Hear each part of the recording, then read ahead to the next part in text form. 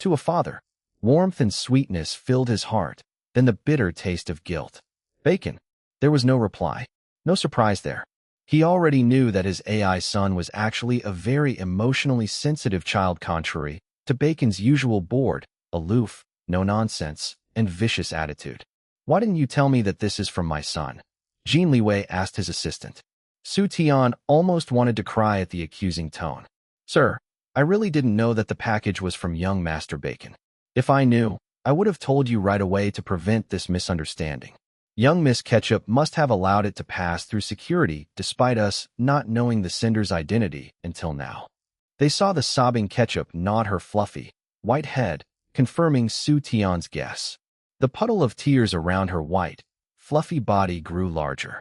She looked so pitiful that both Jin Liwei and Su Tian couldn't help but feel even guiltier. Jin Liwei sighed before finally unwrapping the package. It was wrapped in exquisite furoshiki style. Beneath the black cloth was another color black, but this time it was a long, shiny leather case. He opened it and saw something that made him take a sharp inhale. Su Tian gasped. "Yes, sir." Jin Liwei's mind went blank for a moment before confusion and wonder filled it. "Is this real?" He wrapped his hand around the handle of the slightly curved blade and lifted it. Just based on the weight alone, he instantly knew that this was indeed an authentic katana and not just a replica. His breathing sped up, excitement filling him. The saya was made of shiny, lacquered bamboo painted black. There was a golden dragon painted on its entire length and the character Jin just above the dragon's open, roaring mouth. He unsheathed the katana from the saya as slowly as possible, not forgetting to admire the artistry being revealed in front of his eyes. Su Tian also couldn't help but step closer to look, releasing soft gasps as more of the exquisite sword was revealed. Jin Liwei handed the wooden saya to Su Tian before holding the handle of the katana with both hands. Then he swung it in the air, causing a sharp, whistling sound. "Good katana." He smiled, as expected of the gift given by his vicious AI son. It was deadly. The art of Japanese fabric wrapping Japanese sword characterized by a curved, single-edged blade and a long grip to accommodate two hands Japanese term for sword scabbard. Dragon Palace Home Number 10. As soon as the helicopter landed, Jin Liwei jumped out of the aircraft and ran straight to the mansion while carrying the long, rectangular leather case over his shoulder. He was a man on a mission. The longer he delayed, the higher the possibility that he would have to sleep in the proverbial doghouse tonight. No way was he going to allow that to happen. He was going to do everything to be able to sleep with his wife in the same bed tonight, like always. Fortunately, he was able to appease his AI daughter. Ketchup was easier to coax than her mother and AI brother. Even though Ketchup already attempted many times to help him connect a call to his wife and AI son, it was no use. Iris and Bacon refused to speak to him. This just showed how upset the mother and son felt towards his error earlier. 3 hours later, Jin Liwei inwardly released a big sigh of relief when his wife and AI son finally forgave him. Now he knew why his wife was so upset. It was because Bacon gave her lovely presents as well, making her extra emotional. She now treated the card that Bacon wrote for her like a precious treasure, keeping it close to her in her bedside table's drawer so that she could read it whenever she wanted.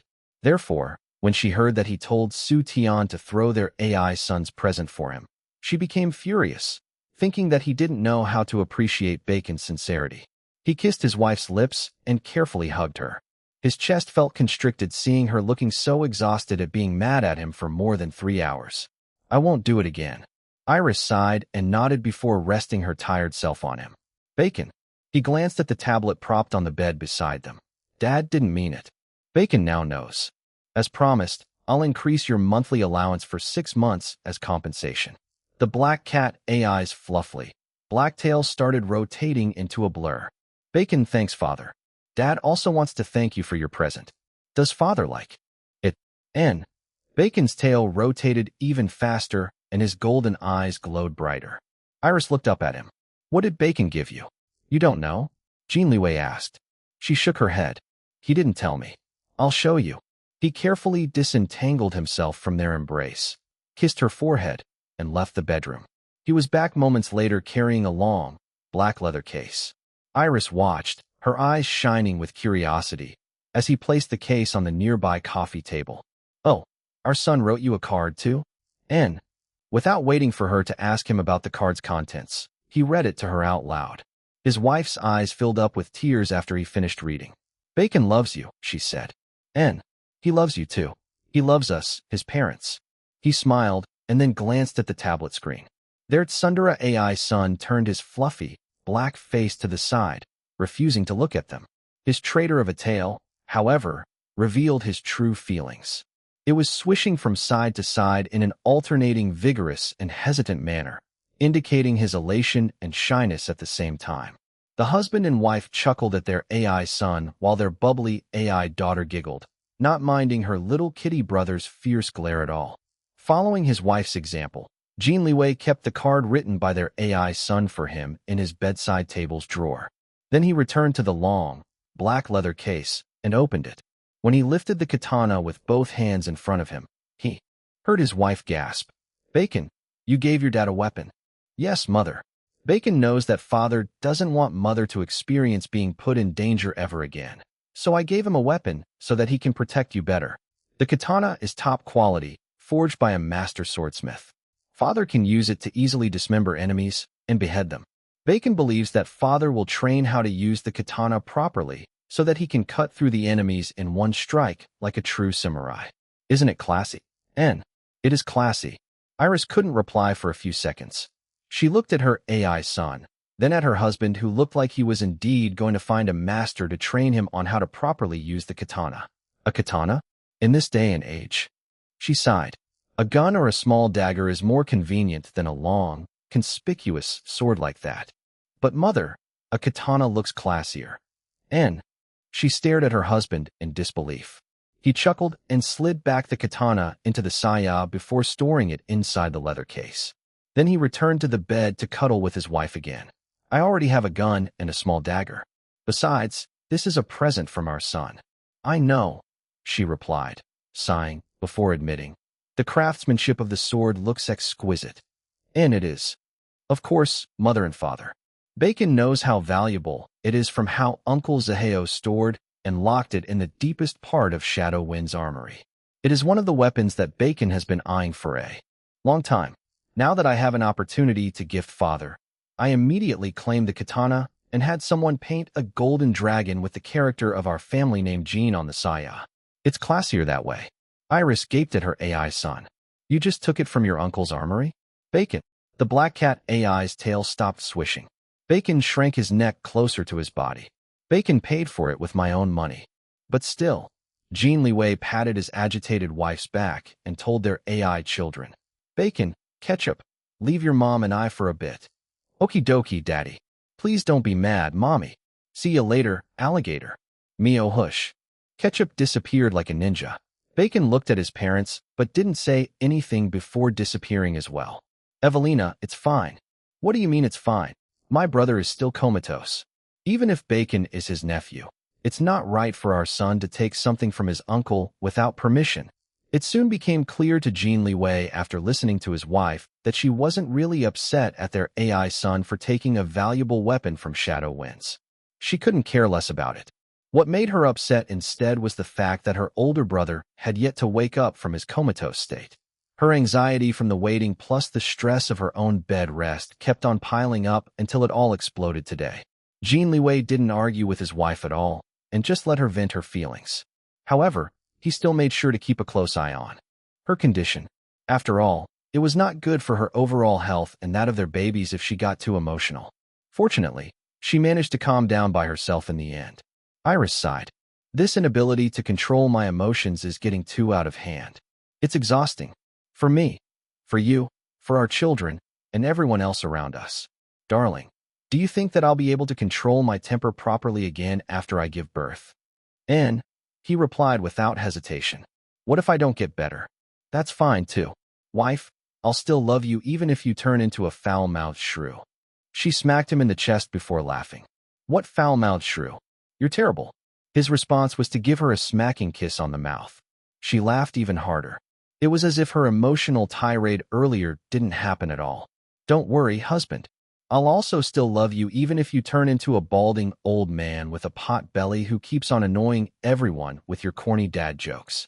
Laughter rumbled from his, so far, tight and fit six-pack abs to his wide and hard chest. I hope so, wife. Then he became serious. I would be heartbroken if you ever stop loving me. She snuggled closer to him. That won't happen. You are the love of my life, Jin Liwei. As you are mine, Evelina. Mrs. Jean. Lover. Wife. Partner. Mother of my children. Her emotions were once again threatening to burst out of her control. Tears escaped from her eyes and soaked the front of Jin Liwei's shirt. He took a piece of tissue from the bedside table and wiped her tears while rubbing her back with his other hand. They remained in this companionable silence until she fell asleep in his embrace. This, too, had become somewhat of a routine for them. She would become emotional about something and exhaust herself while he comforted her and waited for her to sleep. "Excuse me, Daddy," Ketchup whispered. "You have an incoming call from attorney Kong Huizhong. Does Daddy want to answer it?" "Meow. Not right now. Send him a message that I'll call him back later." "Okie dokie, Daddy." Meow. Jin Liwei accompanied his sleeping wife for 10 more minutes before carefully leaving her in bed. Once he moved to their suite's living area, he called back his lawyer and they talked about his lawsuit against Rose Young and several available options on how to help acquit Zhu Ning. Both cases had their own respective challenges. Rose Young was still missing and wanted by the authorities. She was also wanted by all of them, of course. He and his brother-in-law harbored a deep grudge against her for triggering his wife's recklessness that almost resulted to the miscarriage of their twin babies that eventful night. The best-case scenario for them was for Shadow Winds to capture her first and teach her a lesson before maybe handing her to the authorities or not. However, if the police caught her before them, then that would also be acceptable, although barely enough to satisfy their grudge. Then there was also the unknown, mysterious group that rescued her. They already confirmed that the group was highly dangerous through the shocking murder of the 4 young men who were Rose Young's paid accomplices. Dealing with such a deadly group needed more than extra caution from all of them who were involved in this case. As for Zhu Ning's case, it was simpler. All they needed was the appropriate evidence to prove that she wasn't the mastermind behind the bombing incident. Jin Liwei also had some grudge against Zhu Ning for how she insulted his wife before. If it were up to him, he wouldn't want to help the old bitch. Let her rot in jail for all he cared. This time, however, he had to put his grudge aside, temporarily, at least, to fulfill his wife's request. Iris made a deal with Long Jin back then. Since she was unable to fulfill it right now due to her health condition, he would have to carry it out on her behalf instead. Nevertheless, he planned on giving Zhu Ning a firm warning not to piss him off by insulting his wife again, or he would personally make her life so difficult that she would wish to be back in jail for comfort's sake. After the call with attorney Kong Huizhong, Jin Liwei rested on the couch. "Bacon.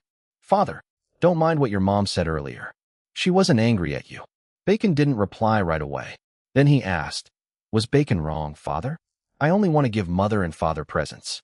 Bacon doesn't want to upset Mother. "No, son. But next time, ask your Uncle Zaheo's permission first before taking anything from his belongings, all right?" "Understood, Father. By the way, you said that you paid for the katana with your own money. How much did you pay for it?" His AI son didn't answer right away. Jin Liwei started to have a bad feeling. "Bacon, how much?" 100,000 RMB or dollars. Silence. "Bacon, 1 renminbi." Jin Liwei blinked a few times. "Did you forget some zeros?" "No, maybe." Jin Liwei sighed. The kid was indeed his wife's child. The mother and son were too influenced by Grandpa Lu's shameless teachings. "All right, don't worry about it anymore. I'll be the one to explain about the katana to your Uncle Zaheo when he wakes up. Go return to Shadow Winds and finish what your mom asked you to investigate with Sean." "Understood, Father. Thank you. Bacon will leave now. Please take care of Mother. I'll be back before my curfew. Goodbye." As a man and someone who had a background in Japanese martial arts, karate, Jin Liwei would of course find owning and wielding a katana very cool. It was the ultimate samurai fantasy. Now that his AI son gifted him with what seemed to be an authentic and valuable katana, he had no intention of returning it to his brother-in-law. He was, however, willing to pay a big amount of money as compensation if his brother-in-law demanded it. Even he couldn't help but wince upon remembering that Bacon only paid 1 renminbi for. Such an exquisite weapon. Wake up soon, Nikolai, he murmured. Fifth brother, don't make it too difficult for my brother-in-law. Your third sister-in-law is worrying herself sick. He hoped that his thoughts would somehow be transmitted to his comatose brother-in-law, including the remnant of his fifth brother. All of them were worried, not only Jin Liwei's wife, and waiting for the moment Liu Zihao would wake up. ####. Orchidia Beauty booked a grand haul inside a 5-star hotel. Tonight was the night. Jin Chonglin's most awaited exclusive men's line for the all-natural beauty company was finally launching. Inside a hotel suite, Iris' personal makeup artist and hairstylist were busy making Chun Fei and Long Jingjing beautiful for tonight's highly publicized event. To match Jin Chonglin's superstar status, the company invited the media, selected skincare and beauty influencers, some male models and volunteers who tested the products in advance, and several celebrity guests who Jin Chonglin personally requested to attend. Even some representatives from foreign media and well-known influencers from abroad attended. This was the power of Jin Chonglin's reputation as a superstar. Although tonight's launch was not on the same level as Orchidia Beauty's grand launch, it was still exceedingly luxurious. It was a black tie event. Everyone had to wear either a dress or a tuxedo or something along those lines. Of course, there was also a red carpet event before the actual launch. Outside the hotel, the almost deafening screams of Jin Chonglin's army of fans outside could be heard even inside the hotel. It was a good thing that Chun Fei made preparations for this in advance and coordinated with the hotel security and the police to control the crowd and ensure everyone's safety. Oh dear, there are so many people. Long Jingjing couldn't help but tremble upon seeing the seemingly endless sea of fans chanting, "We love you, Prince Lin Lin," outside. She subconsciously touched the lily pendant hanging around her neck, seeking comfort and courage from it. In contrast to her nervousness, her best friend Chun Fei was almost vibrating with excitement. She was beaming. "We're going to earn a fucking fortune tonight." That diva man might be frustrating to work with due to his indecisiveness, but nobody can deny that he's a profit magnet. We already sold out all the pre-orders. And now that it's the actual launch, I wonder if Jin Chonglin will be able to beat our original record of selling out our entire inventory in 5 seconds. The makeup artist chimed in. I think that Prince Lin Lin will be able to beat the 5-second record because, well, he's Prince Lin Lin. Whether he breaks the original record or not shouldn't be our focus tonight, said the hairstylist while curling Chun Fei's locks. The most important thing is that this launch of Prince Lin Lin's exclusive men's line will completely stabilize Orchidia Beauty's position as a main player in this country's beauty industry. Boss Iris Company will now become a real threat to all the foreign-based companies that had been dominating our domestic beauty industry. They already hate Orchidia Beauty when we first launched. I bet they hate us even more now.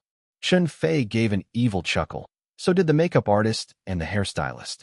Long Jingjing watched them looking very much like a trio of villainesses.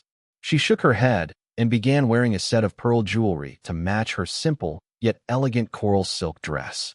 Although the lily pendant didn't really match the jewelry set, she refused to remove it. As a result, she decided not to wear the pearl necklace from the jewelry set no matter how beautiful it looked. While her best friend and the other two continued laughing like evil lunatics, Long Jingjing's mind was elsewhere. Liu Zihao was still comatose, and it was breaking her heart to wake up each day knowing that he hadn't woken up yet. She also couldn't help but pity Grandpa Liu. The old man hadn't left his grandson's side since the night that Liu Zihao fell into coma. The truth was that she wanted to stay beside Liu Zihao in the hospital tonight instead of attending this important launch. It was making her feel extremely guilty and confused. Guilty because all of them at Orchidia Beauty, including Jin Chonglin, worked so hard to make this launch a resounding success, no matter what. It would be best if it surpassed the record-breaking grand launch of the company. But even if it didn't, as long as they managed to eventually sell out every single product in Jin Chonglin's men's line, it would still be a great success.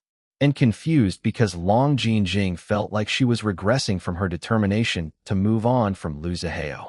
She still loved him, no doubt about it, but knowing that the two of them had no future together was stopping her from gambling her feelings away and trying it again with him. She sighed and looked at herself in the mirror. The woman staring right back at her looked like a different person, as expected of her sister's glam team. They were professional and skilled. There was a knock on the door. Long Jing went to check because the makeup artist and hairstylist were busy working on Qin Fei. She looked at the peephole and smiled upon seeing the new arrival before opening the door. The Queen's proxy is in the house. Dom sashayed inside the suite and flipped his imaginary long hair with a perfectly manicured hand.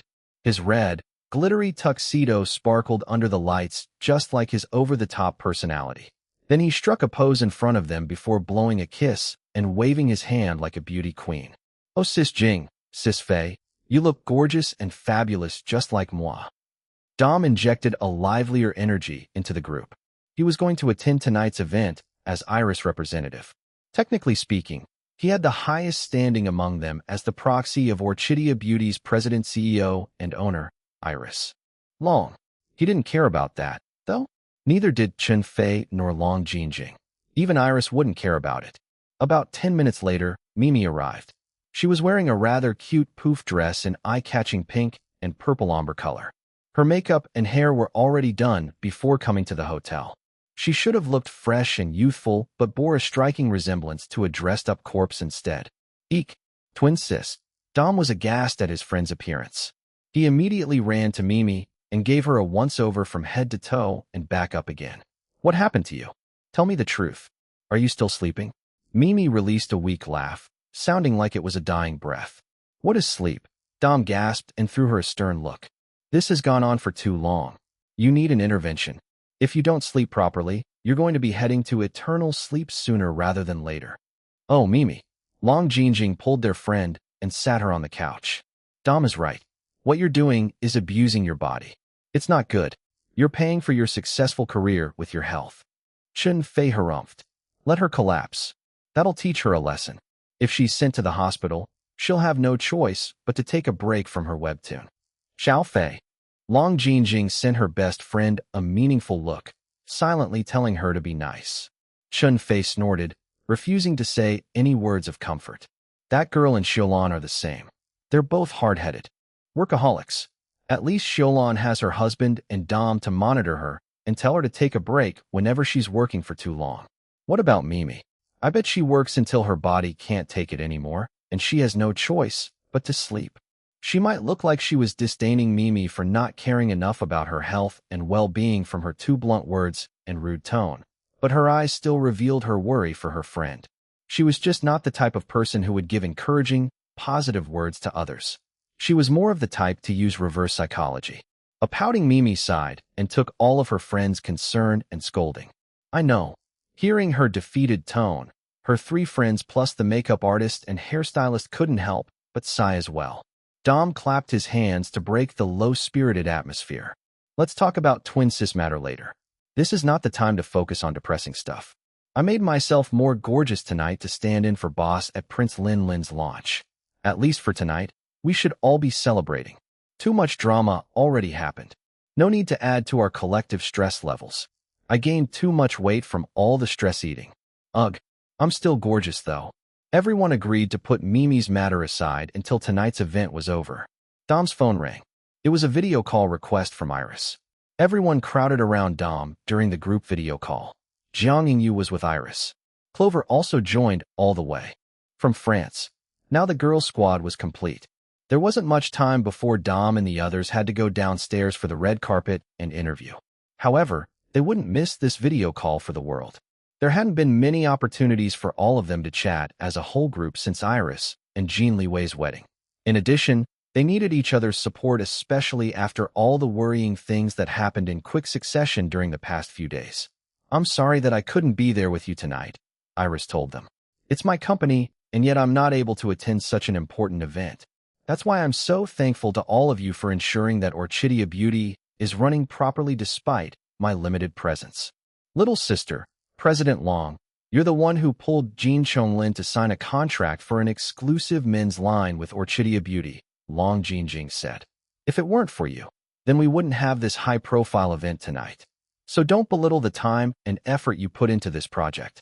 We all know that even if you aren't personally in the company, you're still putting in the work at home. That's a workaholic for you," Qin Fei muttered. Iris smiled. Tonight, it's China. Next time, we'll go international. Kaya, boss, so cool. Dom fanned himself with both his manicured hands. They were already all aware of Iris' ambitions to make Orchidia Beauty an international brand. Chen Fei and Long Jinjing hadn't felt too sure about it at first, but they weren't a match for the headstrong Iris. Whenever Iris said that she wanted to do something, she would do it. They had gotten used to it by now. Chen Fei, her hair and makeup finally done, stood up and pumped her fist in the air. Go, Orchidia Beauty. Dom jumped up and did the same. Go, go, go, Orchidia Beauty to the highest level. His younger sister Clover echoed him. They could see her doing a silly dance inside her French apartment. Go.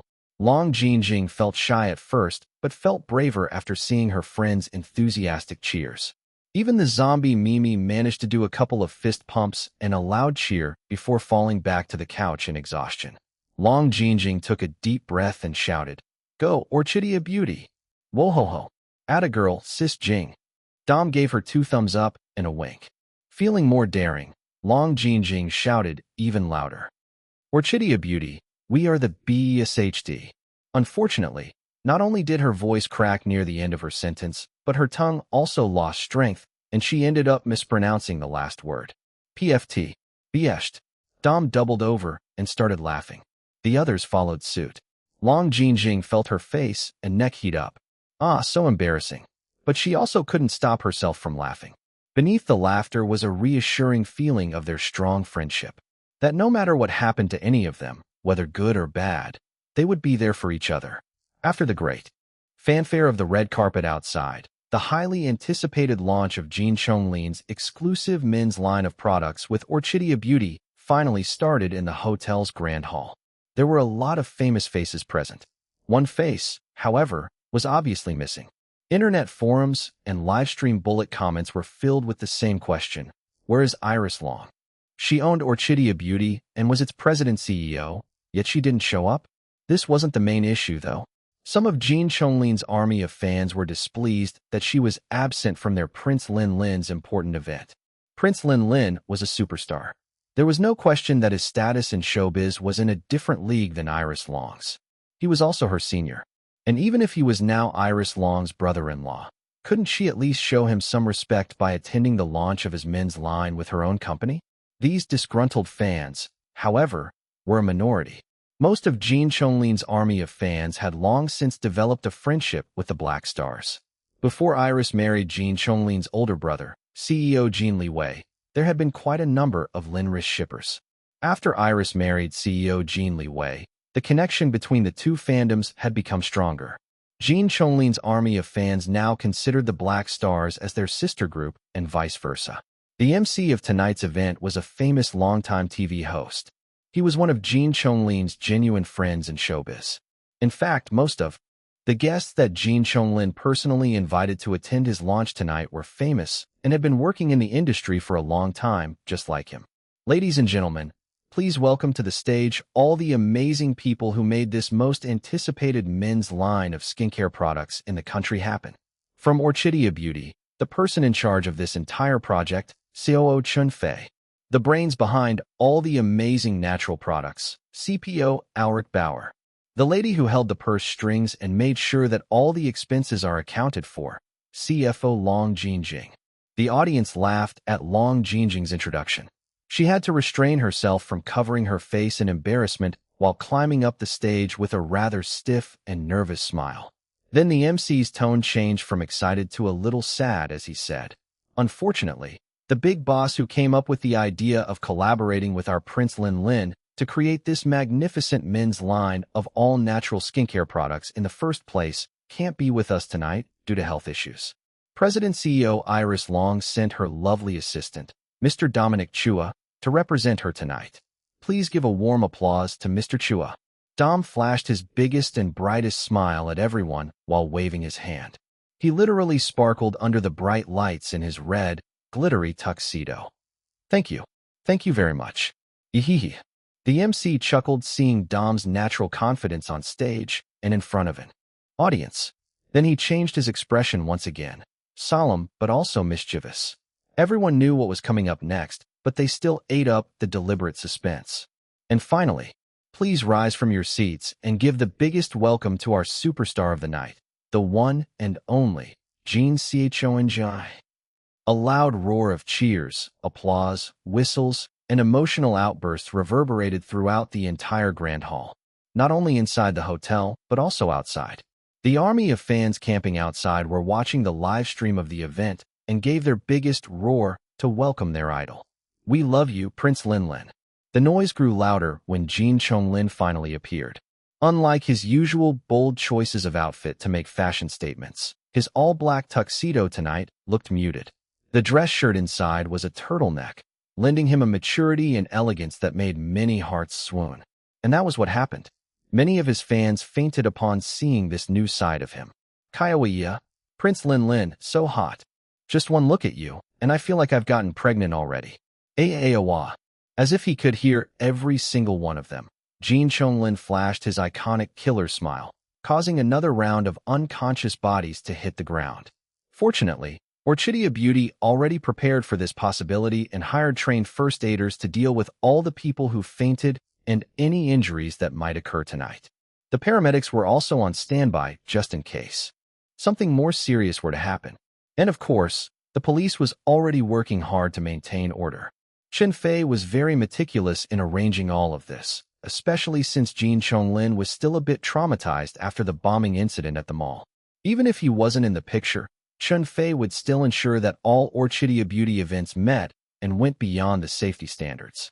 Not only was it her own principle, but also because Iris herself demanded it as the president-CEO of the company. Back on the stage, Jin Chonglin and the MC began chatting like the old friends that they actually were. They showed their professionalism and skills in how they made the others on stage comfortable to join their light-hearted banter as if they were just talking in their own homes and not in front of so many people. Even Auric Bauer, who usually didn't like talking much, said a couple of sentences. He had been learning Mandarin and could manage to join simple, colloquial conversations like the one the MC and Jin Chonglin were leading. The chat didn't last for too long. It was now time for the speeches. Chen Fei, as the person in charge of the project, spoke first and made a more detailed introduction of Jin Chonglin's men's line with Orchidea Beauty.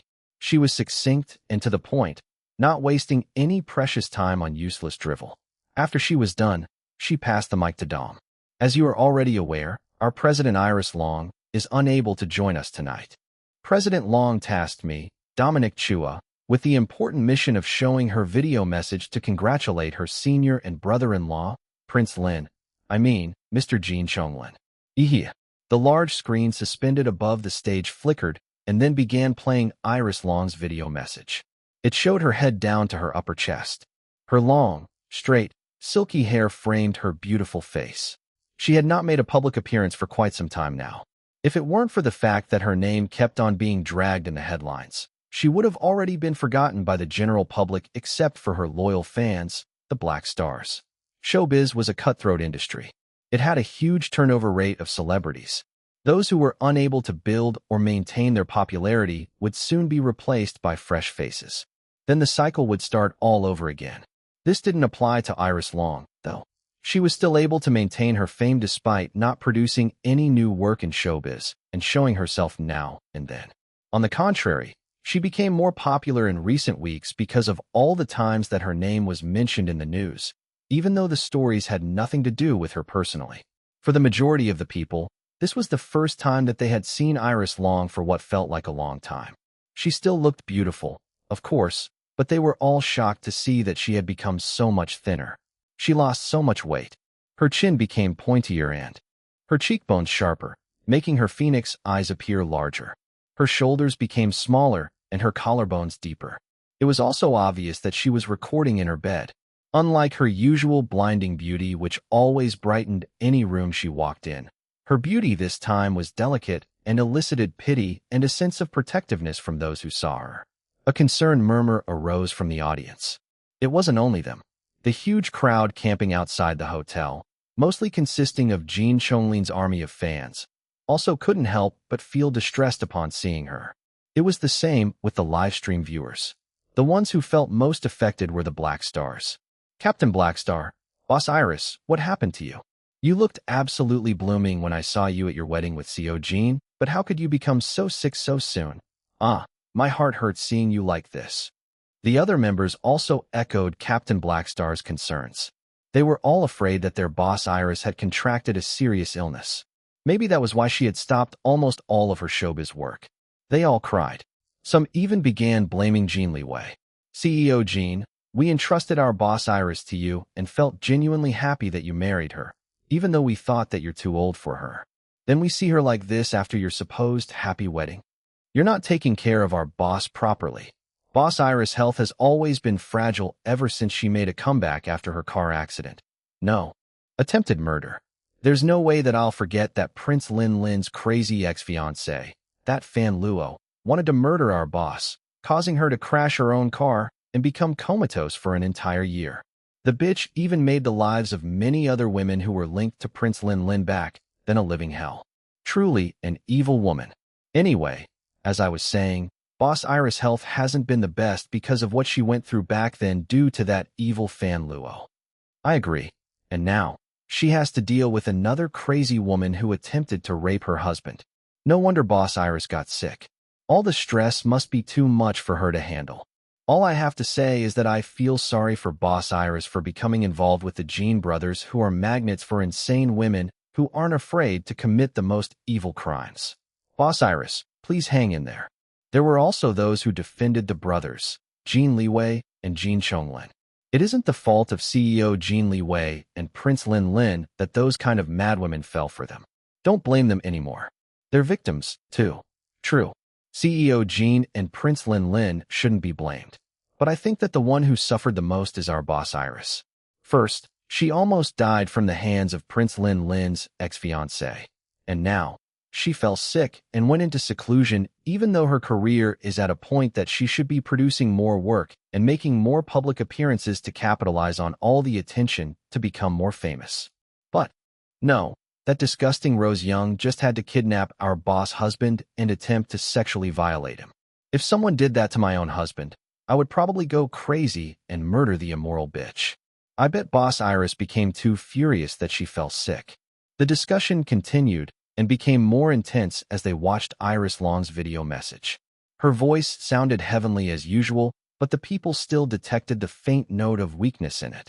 Good evening.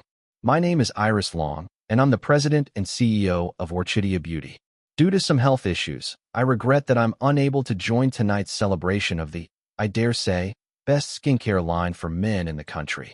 We at Orchidia Beauty will continue striving hard to develop this exclusive men's line of skincare products, and of course, all the rest of our products, so that we can become one of the best in the world. This is only the first step in achieving a better and more natural way to take care of our skin, whether you're a woman or a man or anyone in between. I would like to offer my deepest gratitude to the person who is one of the artists in music that I truly admire. He is my senior in the industry, a very inspiring one, and many of you are already aware that he's also now my dear brother-in-law. Thank you, Brother Jin Chonglin, for accepting my offer to collaborate with my new company and believing in our ability at Orchidia Beauty to create an all-natural line of skincare products for you with the highest standards possible to match and even go beyond your own already high standards. Even though the video message was only a recording, Jin Chonglin still made a gesture over his heart and directed it to Iris Long on the screen to show how touched he felt over her words of gratitude. She continued, aside from creating a new company from scratch, this project headlined by Brother Chonglin is the biggest that we at Orchidia Beauty have undertaken and completed so far. My team and of course Brother Chonglin have all worked so hard to make this men's line happen and complete it before the year ends. We want to give this amazing and exclusive men's line of skincare products as a kind of holiday present to all of Brother Chonglin's countless fans. I know that all of you are so excited about your Prince Lin's new product line. On behalf of Orchidia Beauty, thank you very much for attending and watching our special launch event tonight for the one and only Jin Chonglin. I guarantee the quality of our products. Brother Chonglin can also attest to their effectiveness because he has been using them. Doesn't he look even more handsome now? The audience responded with a loud, yes. Iris laughed as if she heard them. Indeed, he looks more handsome now. All thanks to Orchidia Beauty. Shameless. Jin Chonglin's army of fans shouted while laughing. What? All thanks to Orchidea Beauty that you're talking about. Prince Lin is already very handsome to begin with. Your company's products only enhanced his already natural good looks. Ha.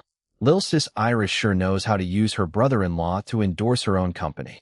Marrying an elite businessman is making her more shameless. I mean savvy.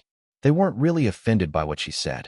Ever since she married their Prince Lin's older brother, CEO Jin Liwei, this army of fans started treating Iris Long as a little sister that they must take care of like a family member. But of course, my husband is still the most handsome, Iris added before showing a shy smile, her cheeks turning pink. Seeing her this shy was very rare because she was known as a very confident go-getter. The Black Stars released a collective "Aw." Their boss Iris was too adorable. This cute side of hers in addition to her current weak, fragile and thinner appearance were a deadly combination. She became even more precious to them and must be protected at all costs. Riding on Iris Long's lovey-dovey joke about her husband on the expense of her brother-in-law, Jin Lin made an exaggerated sad face while giving her image on the screen 2 thumbs down. The laughter became even louder with his antics. Iris finished her short closing remarks, and then her video message finally ended. The audience gave her an enthusiastic applause even though she wasn't present in person. They figured that she must be watching the live stream right now. Afterwards, the MC took back the flow of rhythm on stage once. Again, Dom, Long Jinjing, and Auric Bauer finally stepped off the stage, leaving Chen Fei and Jin Lin with the MC. Chen Fei was the person in charge of the project, so it was already agreed upon beforehand that she would be the one answering the MC's questions with Jin Lin about the development of all the products in the men's line. She was also a better choice than the overly shy Long Jinjing. In fact, Chen Fei basked in the attention and felt extremely proud of her leadership in this project. Something about how Jin Lin and Chen Fei interacted with each other made the superstar's army of fans pause to take a closer look. Who is this woman? Why is there so much chemistry between her and our Prince Lin? What is going on between the two of them? Oh no. Oh no. Oh no. Danger. There was no obvious flirtation between the two. In fact, Jin Lin and Chen Fei were acting like the other annoyed them, but was forced by the occasion to be nice to each other. Nevertheless, there was indeed an unmistakable chemistry between the two of them. Why do I feel like I'm watching an enemies turned into lovers kind of movie drama? No, don't put such a corny image in my head. To be fair, this Xiao Chen Fei might not be the prettiest. Even Lil Sis Iris' older sister, CFO Long Jinjing, is prettier, but she has that successful, confident elite career woman vibe to her. This is the type of woman that doesn't take shit from anybody. If she really got together with our Prince Lin, then all I have to say is, good luck, Prince Lin. No way. She's not a match for my hubby Lin. Who's your hubby? Fight me. He's our Prince Lin, not anyone's hubby. Ever since that evil fan Luo hoodwinked not only Prince Lin, but also us. We even called her Princess Luo, blurred, so disgusting. We have to be more careful in accepting our prince's next potential romantic partner. What if he gets deceived again? Jin Lin and Chen Fei had no idea that people were talking about the two of them and how they were interacting with each other. If they heard that people thought the two of them had chemistry together, they would surely be the first ones to reject such a ridiculous possibility. The event continued as planned. A documentary-style video was played, showing a glimpse of the complicated process of creating Jin Lin's men's line from the early conceptualization to the actual developing and manufacturing of the products, and finally to the last stages before tonight's launch. The video also featured the male models and volunteers who tried the products, highlighting the state of their skin before using the products from Jin Lin's line. Most of the volunteers were regular people and had common skin problems like dryness, oiliness, and acne. After the video ended, the MC announced, "Please welcome all the models and volunteers." When they walked up the stage one by one, gasps could be heard from the audience because there was no trace of acne or the other skin problems on these men's faces at all. They had only smooth and clear skin, as if someone photoshopped all the imperfections away that were shown on the video. The next portion of the program showcased the before and after skin transformations of the male models and volunteers who tested all of the products in Jin Lin men's line weeks beforehand. Jin Liwei personally took a piece of makeup removing wipes and rubbed it all over the volunteer's face next to him. Then he showed the clean piece of wipe to everyone. The male models and the other volunteers followed suit, taking their own piece of makeup removing wipes to rub on their faces and then showing the clean wipes to the audience. As you can all see, these guys are not wearing any makeup whatsoever to hide blemishes, blackheads, large pores, pimples, or whatever skin problems they had before today, Jin Liwei said. What you see right now is the actual state of their skin. You've seen in the video that we just showed you how their skin looked like before. And now look again at how their skin have transformed after using the products in my men's line with Orchidia Beauty. The MC started walking along the men lined up on the stage to look at their skin more closely. A cameraman followed him to show a close-up view of the men's skin to the audience. The screen above the stage was divided into half. One half showed a before photo with all kinds of skin problems, while the other half was showing the live, close-up view of each of the male models and volunteers, almost flawless skin. Wow, this is amazing. Prince Lin, are you sure that these men only used your Orchidia Beauty products and didn't receive any other treatment? Jin Liwei flashed the MC and everyone else his iconic killer smile. Yes, I'm sure that they only used my products. We had them document everything that they do with their skin daily while they were testing the products in my men's line. Based on the rate of improvement each of them were experiencing, CPO Bauer tweaked the formula to increase the effectiveness while maintaining its high health and safety standards. That's right, Chen Fei interjected. When President Iris Long built our company, Orchidia Beauty, she insists on creating only high-quality, all-natural products no matter what. CPO Auric Bauer already had unrefined versions of the products which he was selling at a local market with his sister in Germany, where President Long discovered them and pitched the idea of creating an entirely new company based on their homemade products. Many of you already know this story, but I think it's worth reminding you of it tonight to emphasize the fact that all the products in Orchidia Beauty are meticulously developed to follow the original ethics in product development that President Long and CPO Bauer held even before the company was formed. We intend to follow this standard every time we develop and release new products. Of course, this also applies to all the products in Jin Liwei's men's line. Due to hormonal differences, the skincare needs of females and males are different from each other. Add in other various factors such as age, diet, genes, skin types, and so on, your skincare routine will not be identical to the person next to you, and it shouldn't be. We design our products to allow you to create a custom skincare routine based on your own skin type in addition to the other factors that affect it. You can mix and match any of the products in Jin Liwei's men's line. You can take our easy online quiz or speak to our friendly skincare experts on the phone or via chat to help decide which products are the most suitable for your skin. These male models, volunteers, and of course Jin Liwei all went through this very easy process. I'll let the results speak for the effectiveness of Orchidia Beauty products. Jin Liwei allowed the camera to take a close-up shot of his flawless skin. I'm already handsome to begin with, so you may not see any noticeable difference. Good-natured laughter filled the hotel's grand hall at his truthful claim. They already knew this, but couldn't help but laugh at his usual self-confidence. But I assure you that I certainly noticed a big difference after using my Orchidia Beauty products. Before this, I used to suffer from mild reactions such as dryness, redness, and the occasional pimple whenever I undergo any skincare treatment to maintain my handsome appearance. But now, I don't experience any kind of reactions anymore while using the products in my men's line or any Orchidia Beauty products for that matter. I can personally attest to the quality of Orchidia Beauty products in terms of effectiveness and gentleness. Exactly, Chen Fei nodded, pleased at what he said. We are extremely proud to guarantee you that the quality of all Orchidia Beauty products surpasses the minimum required health and safety standards of this country on so many levels. In fact, our products meet all of the qualifications of international regulations of several foreign markets that are known for their high and stringent standards.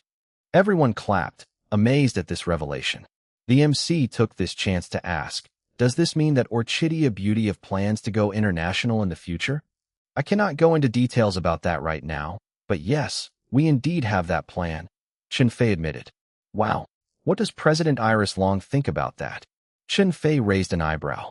To make Orchidia Beauty an international company is actually her idea in the first place. Our President Long always likes to aim high, and I must say that she has been very successful in achieving all of her plans so far. The MC looked surprised, but still nodded. Indeed, Iris Long had been very successful ever since her major comeback after waking up from coma. That's true. Chen Fei then gestured at Jin Chonglin. This exclusive men's line by Jin Chonglin is also considered as taking the first, small step into going international because his army of fans are scattered all over the globe. His foreign fans actually bought quite a good portion of our pre-orders for his products, which are now all sold out. Orchidia Beauty is capable of shipping these orders to their destinations abroad quickly thanks to our partnership with Long Industries. Many of those who knew about Iris Long's real background were aware that Long Industries was her father's company. She was a real heiress, no doubt about it, and was expected to inherit a great fortune but not take over the running of Long Industries. It was her older half-brother, the eldest son Long Hui, who was always believed to be the next head of the company and the clan.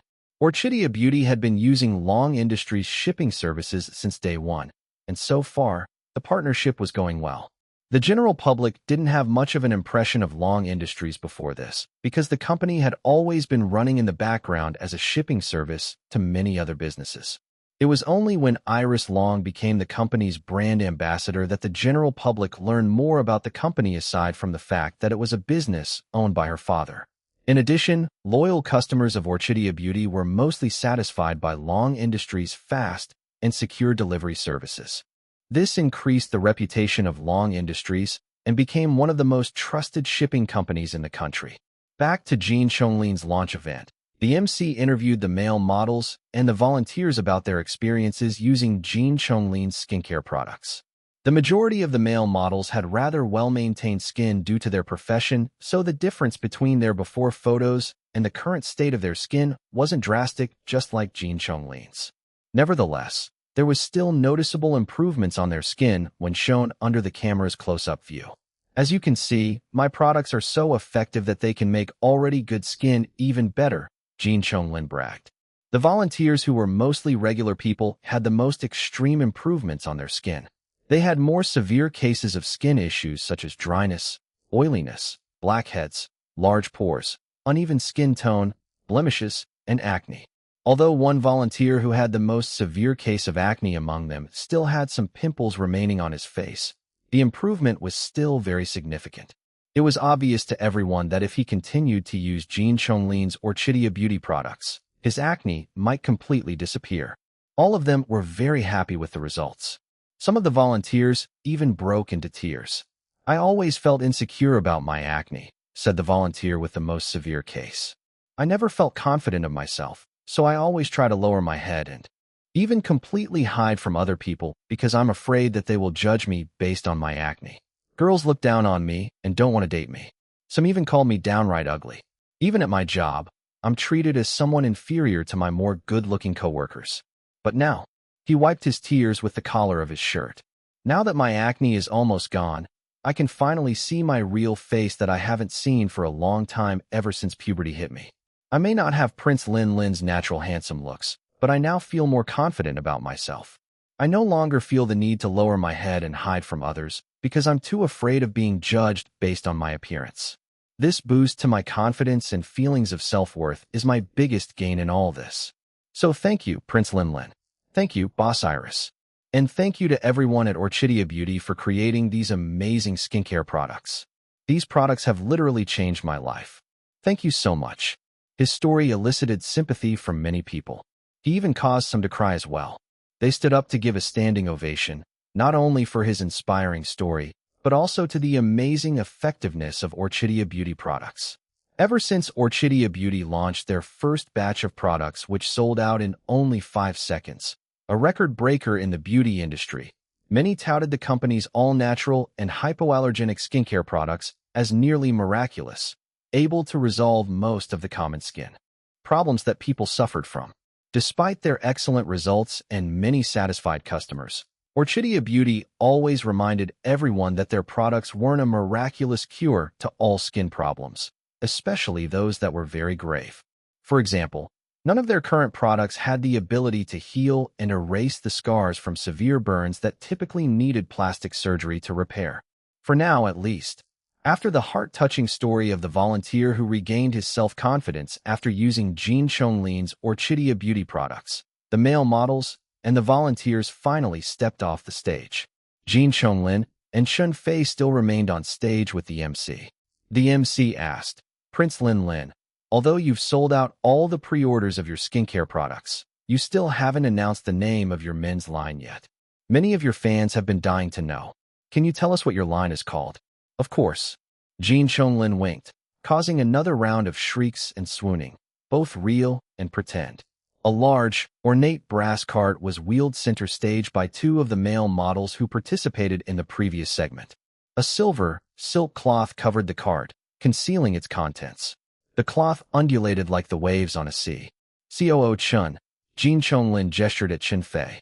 She nodded and positioned herself on one end of the covered cart, while Jin Chonglin was on the other end. Then the MC started a short countdown with the audience. 3, 2, 1. Jin Chonglin and Chen Fei unveiled all of the products in the men's line. This time, the labels finally showed the name of Jin Chonglin's line. Prince. The font design of the name was very elegant and regal.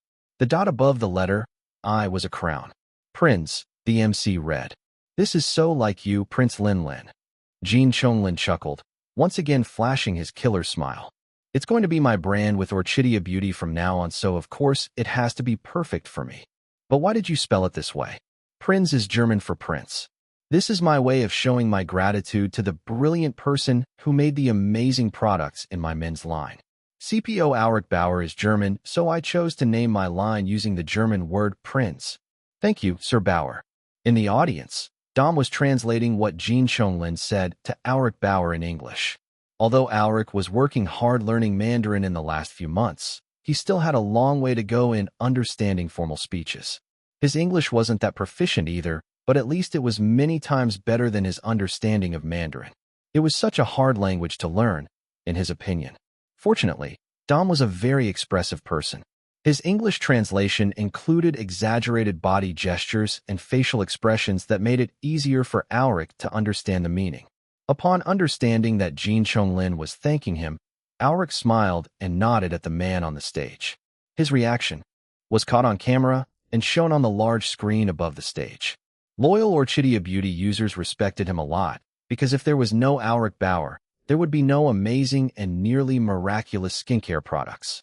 Of course, Iris Long also deserved a great deal of credit for poaching a talented person like him and bringing him all the way from Germany to China in order to create a company to sell the enhanced versions of his all-natural homemade skincare products.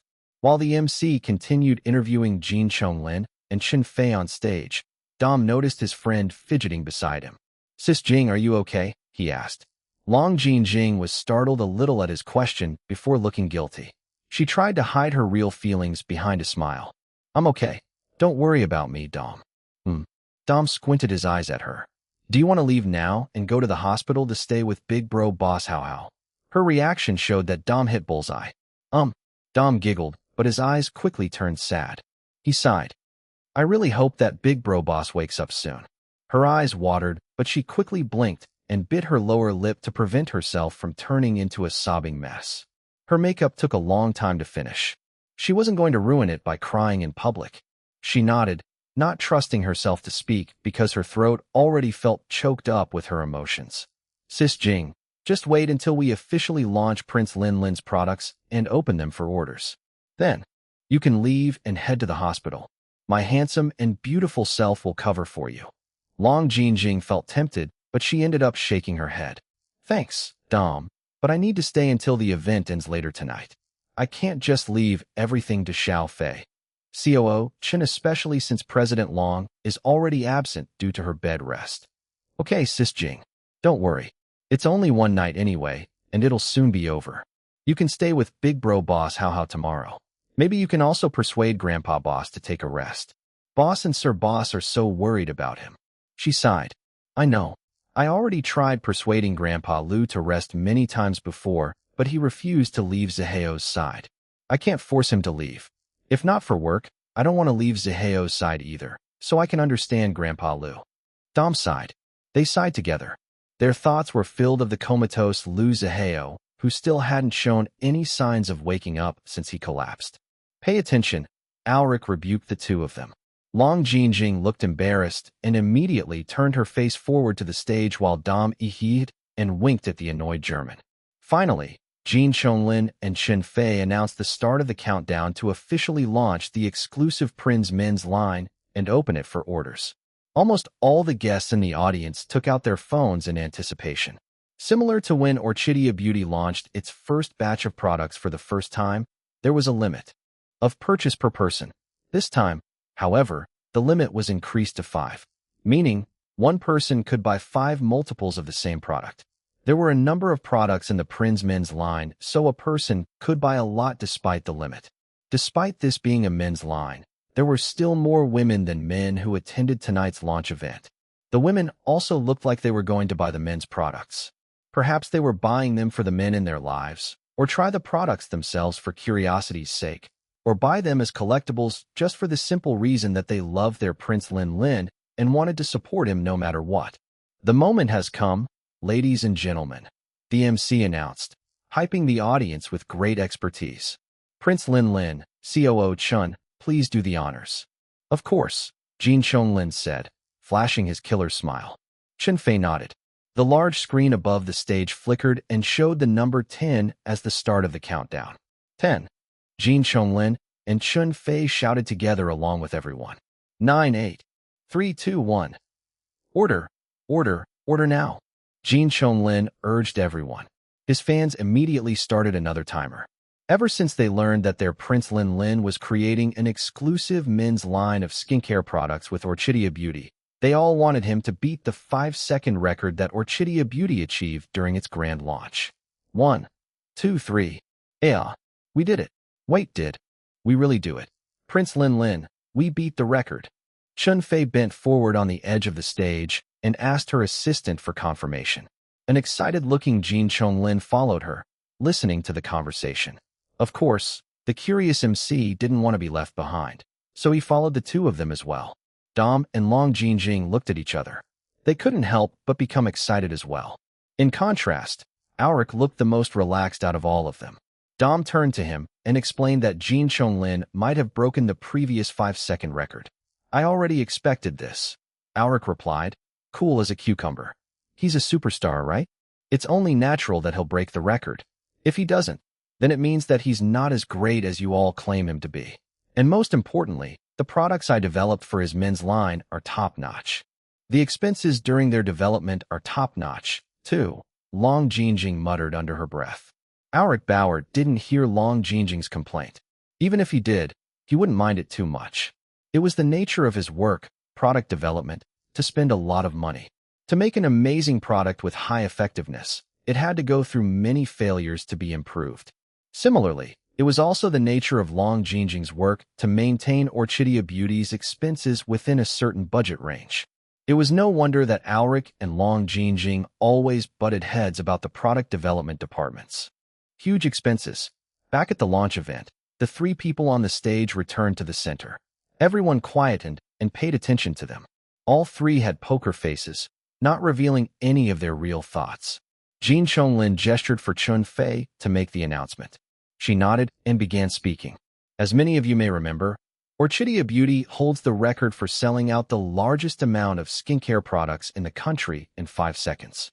Tonight, the audience leaned forward. Tonight what? Their expressions urged her to hurry up. Jin Chonglin's army of fans held their breaths. Tonight. My throat is dry. Can someone give me some water to drink first? Chen Fei gestured at her assistant below the stage to give her a drink. Boo, this woman is terrible. No, actually she's excellent. She knows how to create suspense. Hurry up. Screw the drink. Chen Fei didn't mind the booing and complaints at all. In fact, she looked quite pleased with herself as she slowly savored the plain water that her assistant handed her. After returning the empty glass to her assistant, she pretended to look confused. Where was I again? Boo. She laughed.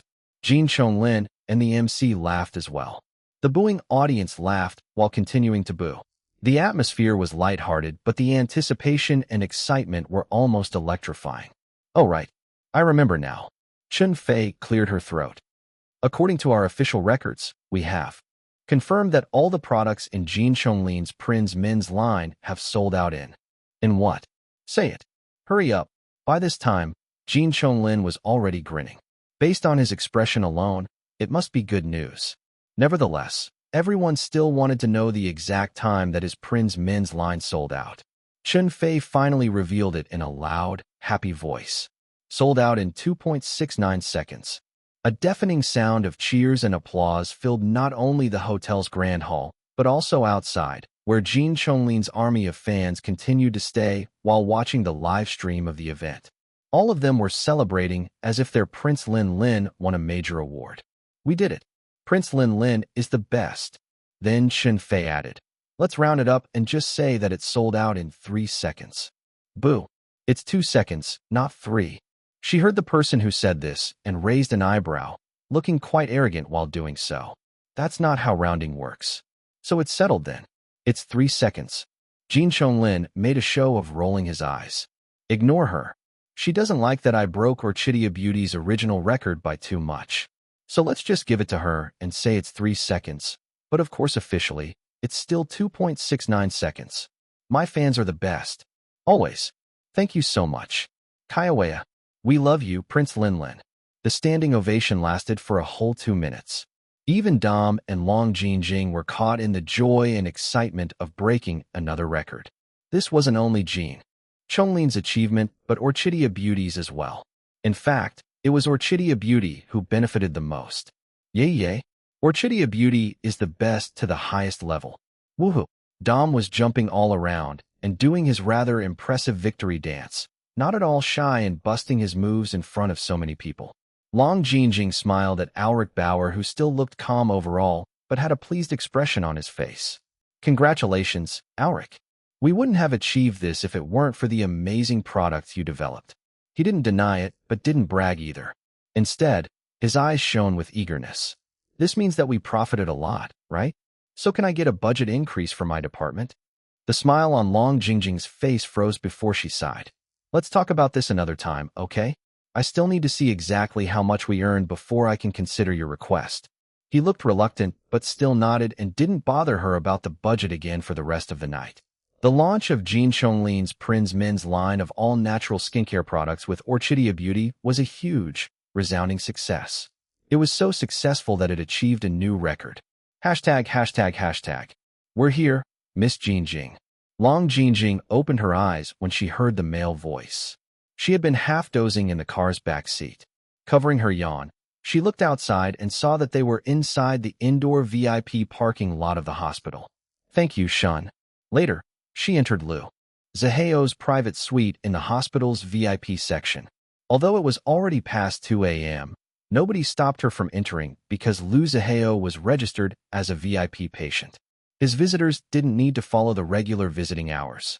Also, nobody dared to go against Lu Zaheo's subordinates guarding their boss suite, especially when almost all of them looked so frightening. Their looks weren't the scary part, but their aura. She could hear Grandpa Lu's loud snores from the guest bedroom beside Lu Zaheo's room. She released a sigh of relief that Grandpa Lu was already sleeping. If he saw her coming at this hour, he would surely be worried about her. Grandpa Lu didn't need another person to worry about when he was already stressing about his own comatose grandson. Nikolai, she whispered when she stood next to Lu Zaheo's bed. She was still in her full attire that she wore at Jin Chonglin's launch event. When will you wake up? Please wake up soon. As usual, there was no response. Her heart clenched in pain. She held his big, rough hand and squeezed it. I still love you, you know. Long Jinjing sighed when Lu Zaheo remained motionless and unresponsive to her words. Her chest felt tight, as if her own ribs were squeezing her heart to death. She was also realizing just how much she loved this man now that he was comatose, and even the doctors couldn't answer when he would wake up or what exactly was wrong with him.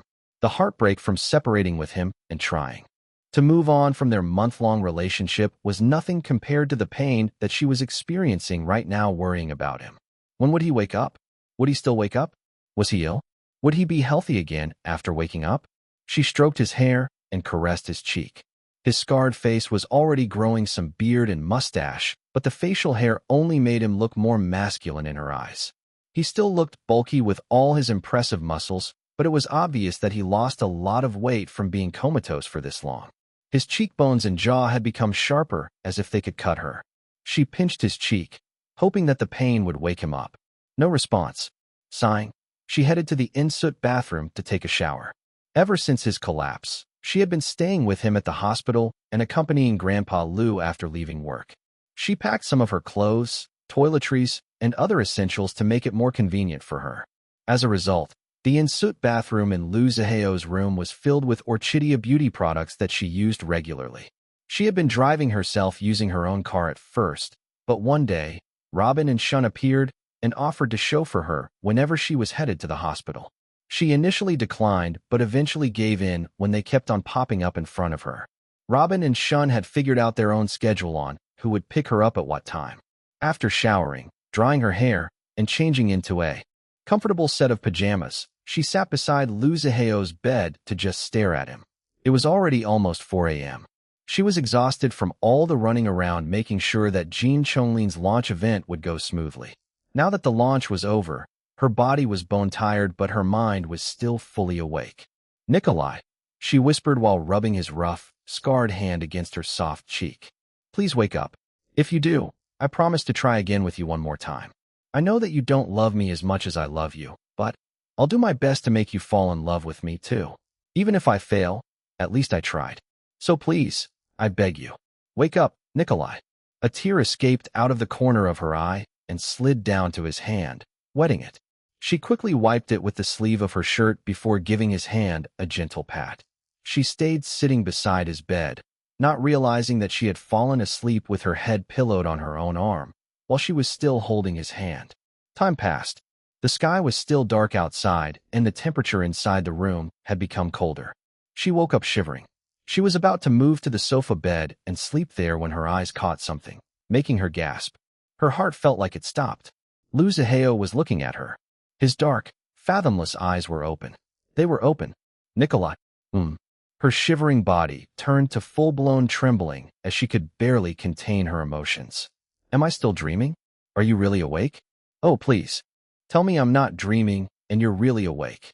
"Jin, Jing," he croaked in a raspy voice. "Oh, Nikolai." She threw herself over his chest and hugged him, crying out loud. Within seconds, his subordinates rushed inside to see what was going on, alarmed by her loud cries. When they saw that their boss was finally awake, someone immediately pressed the call button to alert the nurses. "What in the bloody world is happening?" A loud booming voice asked from outside the room. "Did something happen to my Hao? Tell me, I want to know." "Sir Liu, Boss Hao is awake," someone told him. "What, really? My boy is awake."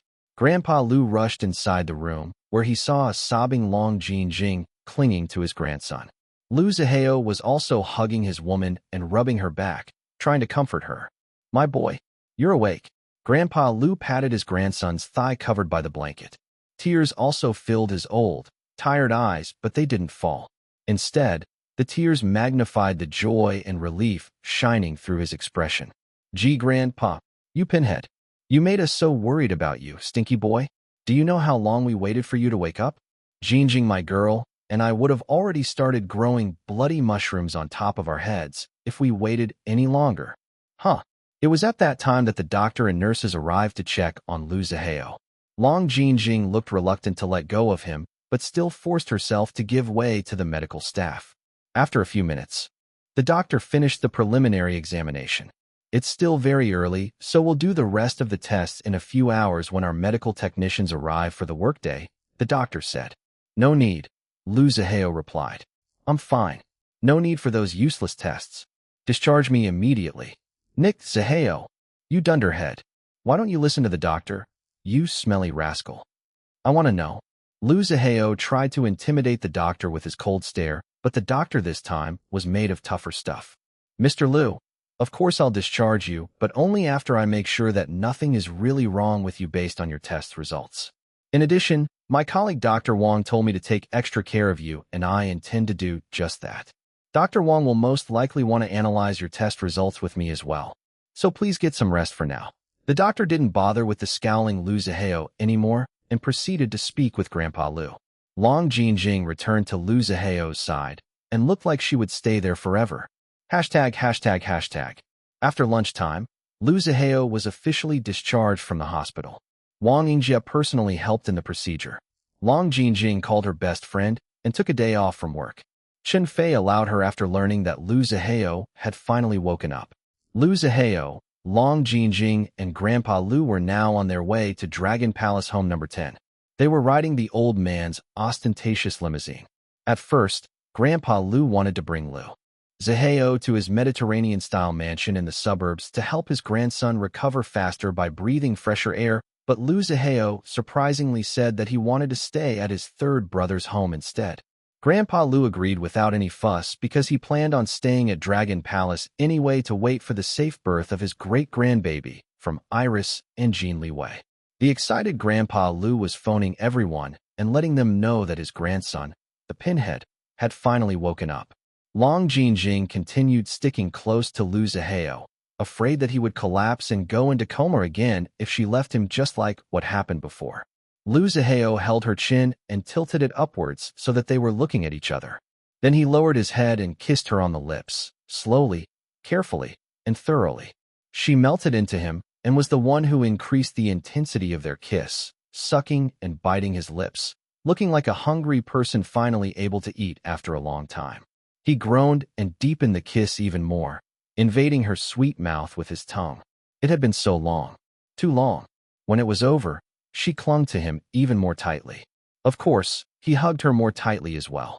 The corners of his lips lifted after seeing her flushed skin. "Grandpa Lu is here," she whispered. "Oh no," he chuckled. "It's fine. Look, he's too busy calling everyone to bother us." Although he said this, he knew that the old man saw what they were doing just now and only pretended that he didn't notice them kissing to avoid embarrassing the overly shy Long Jinjing. Lu Zihao stole another kiss from his woman's lips, a quick one this time, before leaning his head back and closing his eyes. Fatigue filled him. He had been comatose for days after all. His body needed time to recover. "Take a nap," Long Jinjing told him. "I'll wake you up when we arrive at little sister and brother-in-law's home." He grunted in response before pulling her head to rest on his chest. "You sleep too. I heard from Shun that you didn't get a wink of sleep." "Okay." It was actually her who fell asleep soon afterwards. He didn't sleep, but still managed to rest a bit while his eyes were closed. At the moment, he was reflecting on the bits and pieces of memories that happened when he was in coma. It felt like a long series of endless nightmares. He couldn't remember everything, but based on the ones that he did remember, he was back in his body as Nikolai Vetrov together with Lu Zihao by his side. They seemed to be fighting off wave after wave of enemies together.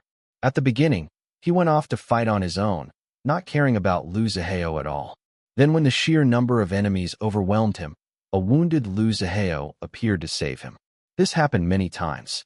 Lu Zihao would always save him at crucial moments when he was about to die a shameful death in the hands of the enemies.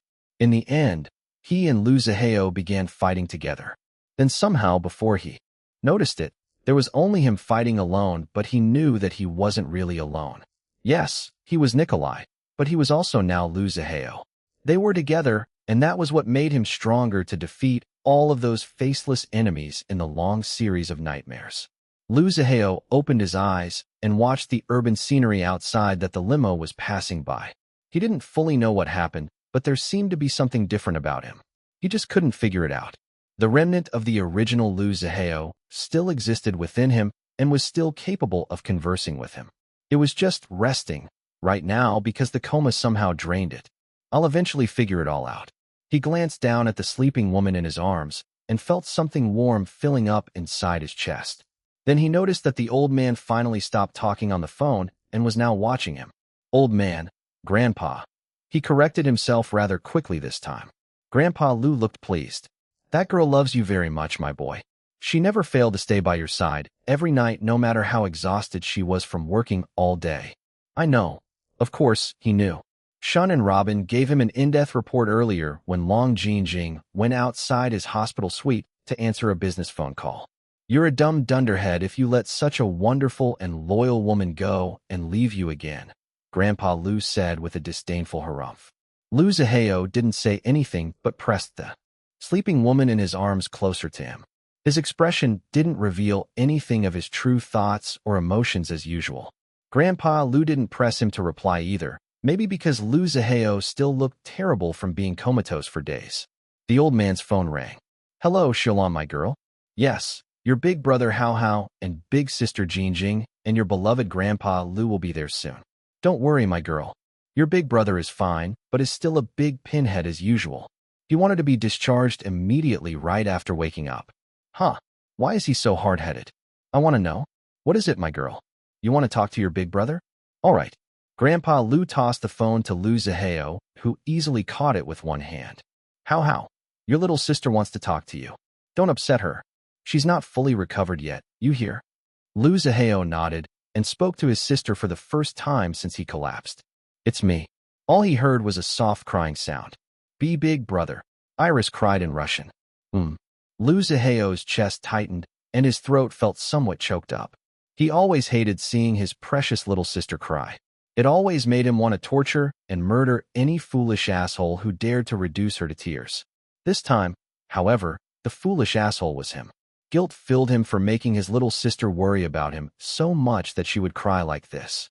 It wasn't healthy for her, especially now that she was pregnant and still in bed rest. "Are you okay now?" she asked. "I am. Don't worry about me anymore." "How can I not worry about you? You're my big brother." He sighed and felt even guiltier. His expression, however, remained impassive, not allowing anyone to read his real thoughts or emotions from his face. "Don't cry anymore and risk hurting your babies. We'll talk later when we arrive there at Dragon Palace.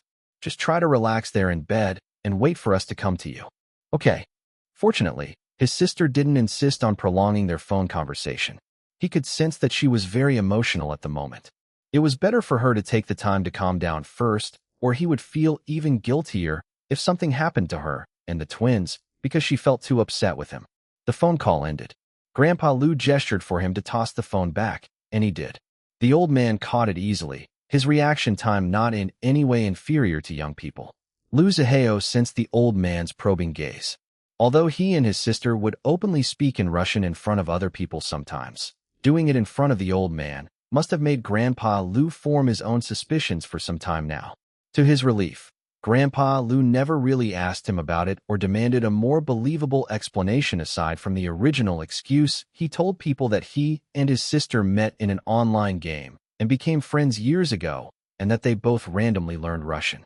It sounded stupid even to his own ears, but it was the best he could think of during that time, especially given the special circumstances that he and his sister were in. Who would believe that the two of them had been reborn into completely different bodies? That they were originally Russians and hailed from the top criminal family in the underworld? Only a lovesick fool like Jin Liwei, now his brother-in-law, would cast all of his normal logical beliefs aside to be able to accept and continue loving the woman he loved without thinking that she and her brother, or as Jin Liwei believed before, his own fifth brother, had turned into crazy people. And now, Lu Zihao was facing the wise, scrutinizing eyes of the original's grandfather. After waking up from coma, he noticed something from the old man's gaze whenever Grandpa Lu looked at him. In that instant, he felt that the old man must have known everything even without him saying or admitting anything. "Old man, Grandpa. Go rest, you smelly boy. Why can't you stay still and take better care of yourself when you just woke up from coma? Tell me, I want to know. Stop chitter-chattering like a bored old lady. You'll wake up Jinjing, my girl. This old man feels a little tired too, so I'll go take a nap. Stop disturbing me." With that, Grandpa Lu decisively leaned back, crossed his arms over his chest, and closed his eyes. A light chuckle bubbled in Lu Zihao's throat watching the old man trying to avoid having the talk with him. He shook his head and didn't disturb Grandpa Lu anymore. It seemed that the old man wasn't ready yet to face the real truth head-on and needed some time to prepare himself, even though he must have already known deep inside. In all honesty, he wasn't ready yet either. However, there was an almost primal force within himself that was urging him to come clean about the truth ever since he woke up from coma. He couldn't explain this almost mystical feeling. There were no actual words telling him what to do, just a vague but still powerful feeling that was silently pressuring him. He inexplicably felt that following this feeling would benefit him in lots of ways. Before he knew it, he also dozed off. He must have been more tired than he expected. The limo was already in front of his sister and brother-in-law's Dragon Palace mansion when he woke up. "We're here," a still sleepy Long Jinjing told him, shaking him a little to wake him up. He grunted and pulled her head for a quick but deep kiss. She became dazed when it was over, her eyes staring at his lips. The corners of his mouth quirked in amusement. "You naughty boy. Stop seducing your lady sweetheart in front of your beloved old grandpa. Humph. Wait until we go inside and get a room. Why don't the kids these days know any modesty? I want to know." Although Grandpa Lu's words were scolding them, his old eyes were actually teasing them.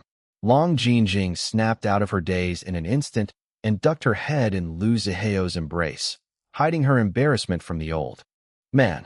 Lu Ziheo chuckled. "Let's go inside," he urged her. Later, the butler led the couple straight to the master suite as per Lu Ziheo's request. On the other hand, Grandpa Lu went to his assigned bedroom to resume resting. Lu Ziheo needed to assure his little sister that he was really all right first before he could deal with the other matters that he left behind before collapsing into coma. "Little sister." Long Jinjing left his side and rushed to Iris' bedside. Lu Ziheo followed behind her. It was only after his sister finished grilling him with questions and ensuring that he was really fine that Iris finally looked relieved. As a result, Lu Ziheo felt relieved as well. Now it was his turn. His expression became dark. "You got thinner. Your husband is not taking care of you properly." Iris pouted. "Liwei is taking care of me properly. Something is just wrong with my body. It keeps on failing me." "Little sister Shilon, don't forget that your body went through a lot to survive from that car crash when you were only 18, Long Jinjing reminded Iris. "Because of that evil woman Fan Luo, you almost died. It's already a miracle that you're still alive and well today and even pregnant with my niece or nephew. I don't think that your body is failing you. Maybe it's just dealing with any remaining sequelae from the injuries you sustained from that car crash." Iris and Lu Ziheo didn't refute Long Jinjing's claim, although both of them knew that the original Iris Long really died during that fatal car crash. However, it was indeed a miracle that another soul occupied the original's body and began living as the new Iris Long. Perhaps Long Jinjing might be right, that there were still some remaining sequelae in Iris' body that the doctors couldn't detect. This might be why the body couldn't keep pace with the many things that that Evelina wanted to do. She could only nod at Long Jinjing to indicate her agreement, not wanting to talk about this topic anymore. Since both she and her older brother went through the same rebirth, there were many unique things about themselves that they couldn't share with anyone. At the moment, only Jin Liwei knew the truth about the siblings. Iris looked at her older brother of the soul and older sister of her current flesh. "Are you two back together again?" Lu Ziheo also looked at Long Jinjing, waiting for her to answer. He also wasn't sure about the woman's decision. Did she want to be together with him again or insist on leaving him after ensuring that he was fine? Long Jinjing turned red but nodded. Iris raised an eyebrow and looked at her older brother. Lu Ziheo's neutral expression didn't change, but he was actually relieved deep inside. He sat on the bed beside his woman and slung his arm over her shoulders, hooking it around her neck, and then pulling her to him before kissing her cheek in front of his sister. "And Ziheo, my sister is here." All of Long Jinjing's exposed skin became red. She was so embarrassed that she wanted to run away, but his arm around her locked her in place. Iris tilted her head to the side and continued observing the lovers in front of her. "It's okay, big sister. My Liwei does things to me that are more daring in front of others than what Big Brother is doing to you right now. It's just kissing the cheek. No need to be so shy. This is too much for me." Long Jinjing covered her face with both hands. It was obvious that she wasn't as shameless as her sister. "Come here again for dinner later," Iris said instead to spare the overly shy woman any more embarrassment. "Call Grandpa Lu as well. I'm still in bed rest, so I can't leave this room yet. Liwei should also be coming home any time now." Lu Ziheo nodded before standing up, pulling the red-faced Long Jinjing with him. "I'll talk to your husband when he comes back. You rest here and stop worrying about things that you can't control." Iris nodded. The two were about to leave when Iris asked, "Big sister, are you going to stay here with Big Brother?" Long Jinjing paused and seriously thought about it. I need to think about it first. Stay with me tonight, Lu Zihao said, looking at her straight in the eyes.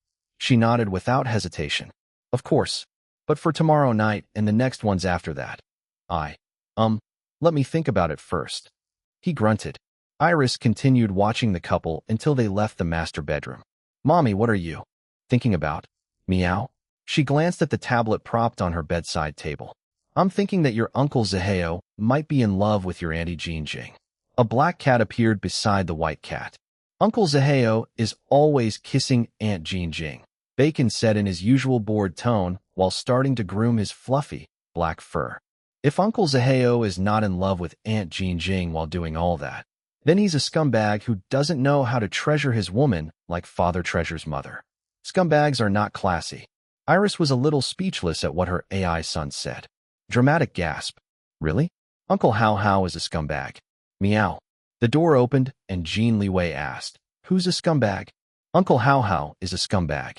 Daddy, welcome home. Love you lots. Mom, what's up? Meow. Jin Liwei raised an eyebrow, but still acknowledged his AI daughter's greeting. And I'm home. Then he went straight for his wife on the bed and gave her a gentle kiss on the lips. She nibbled on his lower lip before letting go. He sat beside her.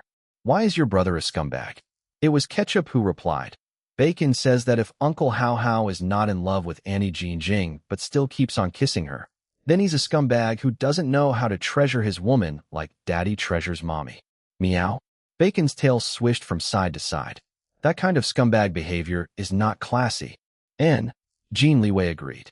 Iris pursed her lips. All right, let's not talk about your uncle and auntie anymore. It's their business. They can figure it all out on their own. Bacon, make sure to greet your uncle later when your Aunt Jinjing isn't with him. Understood, Mother. Ketchup wants to greet Uncle Hao Hao too, Mommy. Meow. All right, you go with your brother. Yay. Ketchup missed Uncle Hao Hao so much even if he's a scumbag. Meow. Jin Liwei laughed. Iris hit his shoulder. He laughed harder. Then he caressed her cheek. Happy that your brother is awake now.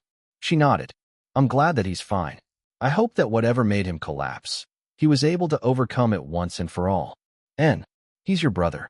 If you can overcome it, I'm sure that he can too. She pressed herself closer to him, inhaling his scent. I hope so. I just want him to live a happy life this second time around like I am with you. He didn't reply, not wanting to burst her hopes. He knew that his brother-in-law's focus was on revenge and not on living a happy life like her. Lu Zihao had no idea that his cat AI nephew and niece were calling him a scumbag behind his back. If he knew, he would definitely find a way to spank those two naughty little brats virtual, but no matter what. They were getting more and more brazen in making fun of him, their uncle. While he and Long Jinjing were heading to his assigned suite, his subordinates that were stationed at Dragon Palace Home Number 10 kept on greeting him, slowing the two of them down. He began to feel impatient, but Long Jinjing squeezed his hand. They're all just glad that you're awake and okay now, she told him. Don't be angry at them. Her words calmed him down like a cool, soothing breeze during a hot summer day. He still felt impatient, but became more tolerant of his overeager subordinates now. Finally, the two of them reached his suite. His sister and brother-in-law kept the place reserved for him. They never removed his clothes, shoes, and other stuff that he left here before. He basically didn't need to pack anything whenever he wanted to stay here. Since Dragon Palace Home Number 10 was now his beloved little sister's home with her husband, then he also considered this place as a kind of his home as well. It seemed that the household staff also already finished organizing Long Jinjing's few clothes, toiletries, and other essential items from her small suitcase that she packed for accompanying Lu Zihao in the hospital when he was still comatose.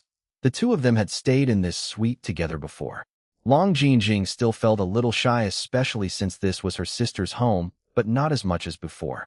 Everyone here already knew about her relationship with Lu Zihao anyway. Even his grandfather approved of their relationship and allowed them to sleep together on the same bed. Take a nap again, Nikolai, she said. You still look a little pale and tired. I'll wake you up when it's time for dinner. He grunted. Indeed, he had a bit of a headache but didn't show any of his discomfort in his expression. Stay with me. She hesitated. She actually wanted to meet up with her friends, Dom and Jiang Yingyu first, and then play with her nephew Little June and the cats. Still, She nodded. She would just sneak out of the room once Lu Zihao fell asleep. Soon, they lay on the bed in each other's embrace. Long Jing couldn't stop from pressing herself closer to him to feel the warm sturdiness of his huge body. She loved this man so much. Deep inside her heart, however, there was still a feeling of hopelessness at the knowledge that he had no intention of returning her love for him and of having anything deeper with her beyond being a simple girlfriend that he could have regular sex with. Jing. She tilted her head upwards to look at him and felt the familiar blanking of her mind into amoeba level. His dark, fathomless eyes looked like she could drown in them if she wasn't careful. "You really agree to try again with me?" he asked. It took a few seconds for her to snap out of her daze. She blushed, as usual, but there was also an unmistakable sadness in her expression that she tried to conceal behind a shy smile. "Why, yes." He continued staring at her, making her squirm a little in his arms. "Is this what you really want? Or are you just pitying me because I fell into coma?" Her expression twisted in fury. She lifted herself up and glared at him. "Me? Pity you? Are you listening to what you're saying?" He didn't reply, only continued looking at her with his impassive face. She wanted to smack and shake him, but couldn't muster the will to actually do so because he just came out of the hospital. Although he looked fine on the outside and his test results indicated that he was in good health, she still couldn't help but worry about him. "Nikolai, it's not that I pity you. I love you. How many times do I need to tell you this for you to understand?" His jaw tensed, but he still didn't say anything. Tears welled in her eyes again, but she still smiled. It was such a sad smile that he frowned because his chest felt like it was being squeezed. She misunderstood his frown and thought that he still disliked her telling him that she loved him. Her sad smile became bitter. The feeling already felt familiar to her. Taking a deep breath, she mustered all her courage and looked at him straight in the eyes. "Nikolai, I still want to marry you, give birth to our children, and build a family with you in the future because I love you. That's why I decided to try again one more time with you. She bit her lower lip and her hands were trembling, but the determination was clear in her watery eyes. "I'm going to try and make you fall in love with me. Prepare yourself, Nikolai, because I, Long Jing, will woo you." For the first time since waking up from coma, his neutral expression cracked, revealing shock. His reaction secretly pleased her and fueled her courage. She leaned down and framed his face with both of her hands. His facial hair pricked her delicate hands, tickling her a little. Her sad, bitter smile transformed into a bright, unyielding twinkle in the eyes. At that moment, Lu Zihao felt his heart skip a beat before racing inside his chest. His shock turned into confusion and then into he didn't know anymore. All these emotions flooding inside him were just too complicated and difficult for someone like him to comprehend. "I'm going to woo you, Nikolai." Then she kissed him on the lips. But before he could deepen the kiss, she pulled back, making him groan in frustration. She patted his face. "If I fail and you still don't love me after this, then I can't do anything. Love can't be forced. I'll give up and let you go once and for all. I hope that you'll also respect me enough to let me go too if things don't work out for us in the end." "You think I don't respect you?" Lu Zihao scowled. Long Jing sighed. "That's not what I meant." "Then what do you mean?" "That whatever happens between us after all this, you'll respect me and my decision and not. She took a moment to get a hold of her emotions. "And not hurt me too much." She said this last part in a soft, tiny voice. He sat both of them up face to face. His big, rough, scarred hand touched her soft face. Jing, silence. "It's okay, Nikolai. Like I said, nobody can force love. I just hope that you can give me a chance to make you fall in love with me. If my attempts disgust you, tell it to me straight. I may cry a lot, but I can handle it, probably." Another minute passed before Lu Zihao spoke again. "You won't disgust me, Jing. Hopefully." She smiled and blinked her watery eyes at him. "So will you give me a chance to woo you? This situation doesn't sit right with me." Her face fell. "But if it's you, yes. Woo me all you want, Jing." Her eyes lit up. He held her chin and tilted her head upwards and lowered his head until their faces were only an inch apart. They could feel each other's warm breaths. However, he didn't cross over that final inch to claim her delectable lips. "Not yet. I've never fallen in love before," he said. "So I don't know how to fall in love, or if I'm even capable of falling in love." "You are," she whispered. I can see that you love my sister like your own sibling. You care very much about family. You're also very protective of all the people that you care about and those you consider to be your responsibility, even if they annoy you. You are capable of love, so I know that you can also fall in love. I'm just not sure if you can fall in love with Emmy. But I'll try. Oh, I'll try so hard, Nikolai. I love you so much. The fingers holding her chin tightened. She felt a pinch, but not painful enough to hurt her. Are you sure? He asked, his voice a little hoarse.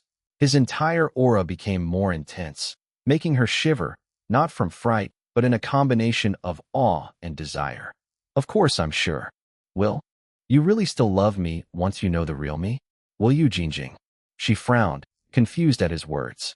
The real you? I'm not a good man. Her frown turned into a pouting scowl. You keep saying that. It's true. I did very bad things. I still do. She became even more confused. What bad things? The intensity emanating from him turned into something colder, more vicious, more demonic.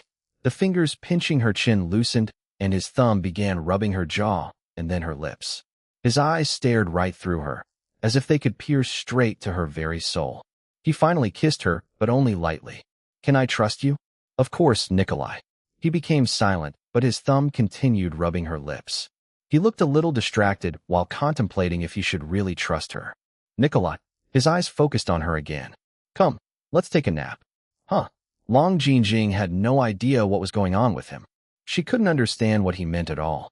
But he pulled her down on the bed, locking her in his embrace, and covered them with the duvet. Tomorrow. I'll bring you somewhere after you finish work tomorrow. Oh, I'll pick you up at Orchidia Beauty. Oh, okay. She still had many questions, but upon seeing the weary furrow between his brows, her heart ached for him. Right, he still needed time to recover. She sighed but then felt his hand slip inside her shirt and cup her breasts through her bra. Nikolai, you said we're going to take a nap. We are. Take off your hand from my. From your breasts? No, I like your breasts. I like fondling them, sucking them, and fucking them. Heat spread through her face, neck, and everywhere else in her body. The shyness turned to desire. Her brain was in danger of short-circuiting into amoeba level again from his expert seductions. She could feel her core becoming wet and hot. It was difficult, but she fought off her increasing desire from surrendering to the man's temptation. The doctor's words earlier in the hospital managed to play inside her head at this time. We can't right now. You need to rest. Just one round. Oh, she was tempted. So very tempted. But no. His health and fast recovery were more important than scratching a momentary itch. Please, Nikolai, just rest for today, okay? He looked like he was going to continue seducing her, but to her relief, he finally withdrew his hand from inside her shirt. Although she was glad that he listened to her, her now aching breasts felt empty without his touch. Fine. I'll rest for today. Gotta have energy to face your wooing. She blushed harder, but still nodded. This was her decision after all. She said that she was going to woo him, so she would do it. There was no backing out now. Either she would go for it, or not at all. They kissed for a few moments, but didn't do anything more than that. In the end, she was the one who fell asleep first. Lu Zihao was staring at the ceiling while listening to the deep, rhythmic breaths of his woman lying beside him. Uncle Zihao, he heard a familiar child's voice. He fished out his phone from his pants pocket. Two cat AIs, one black and one white, looked at him. Bacon greets Uncle Zihao. Welcome back, Uncle Hao Hao. Ketchup is so happy that Uncle Hao Hao is awake now. The cute and mighty me missed you so much even if Uncle Hao Hao is a scumbag. Meow? Lu Zihao's expression turned black.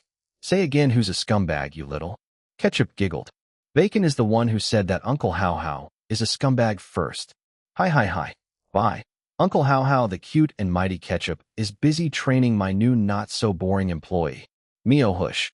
The naughty white cat AI disappeared like a ninja, leaving her younger brother to deal with the mess she made in front of their uncle.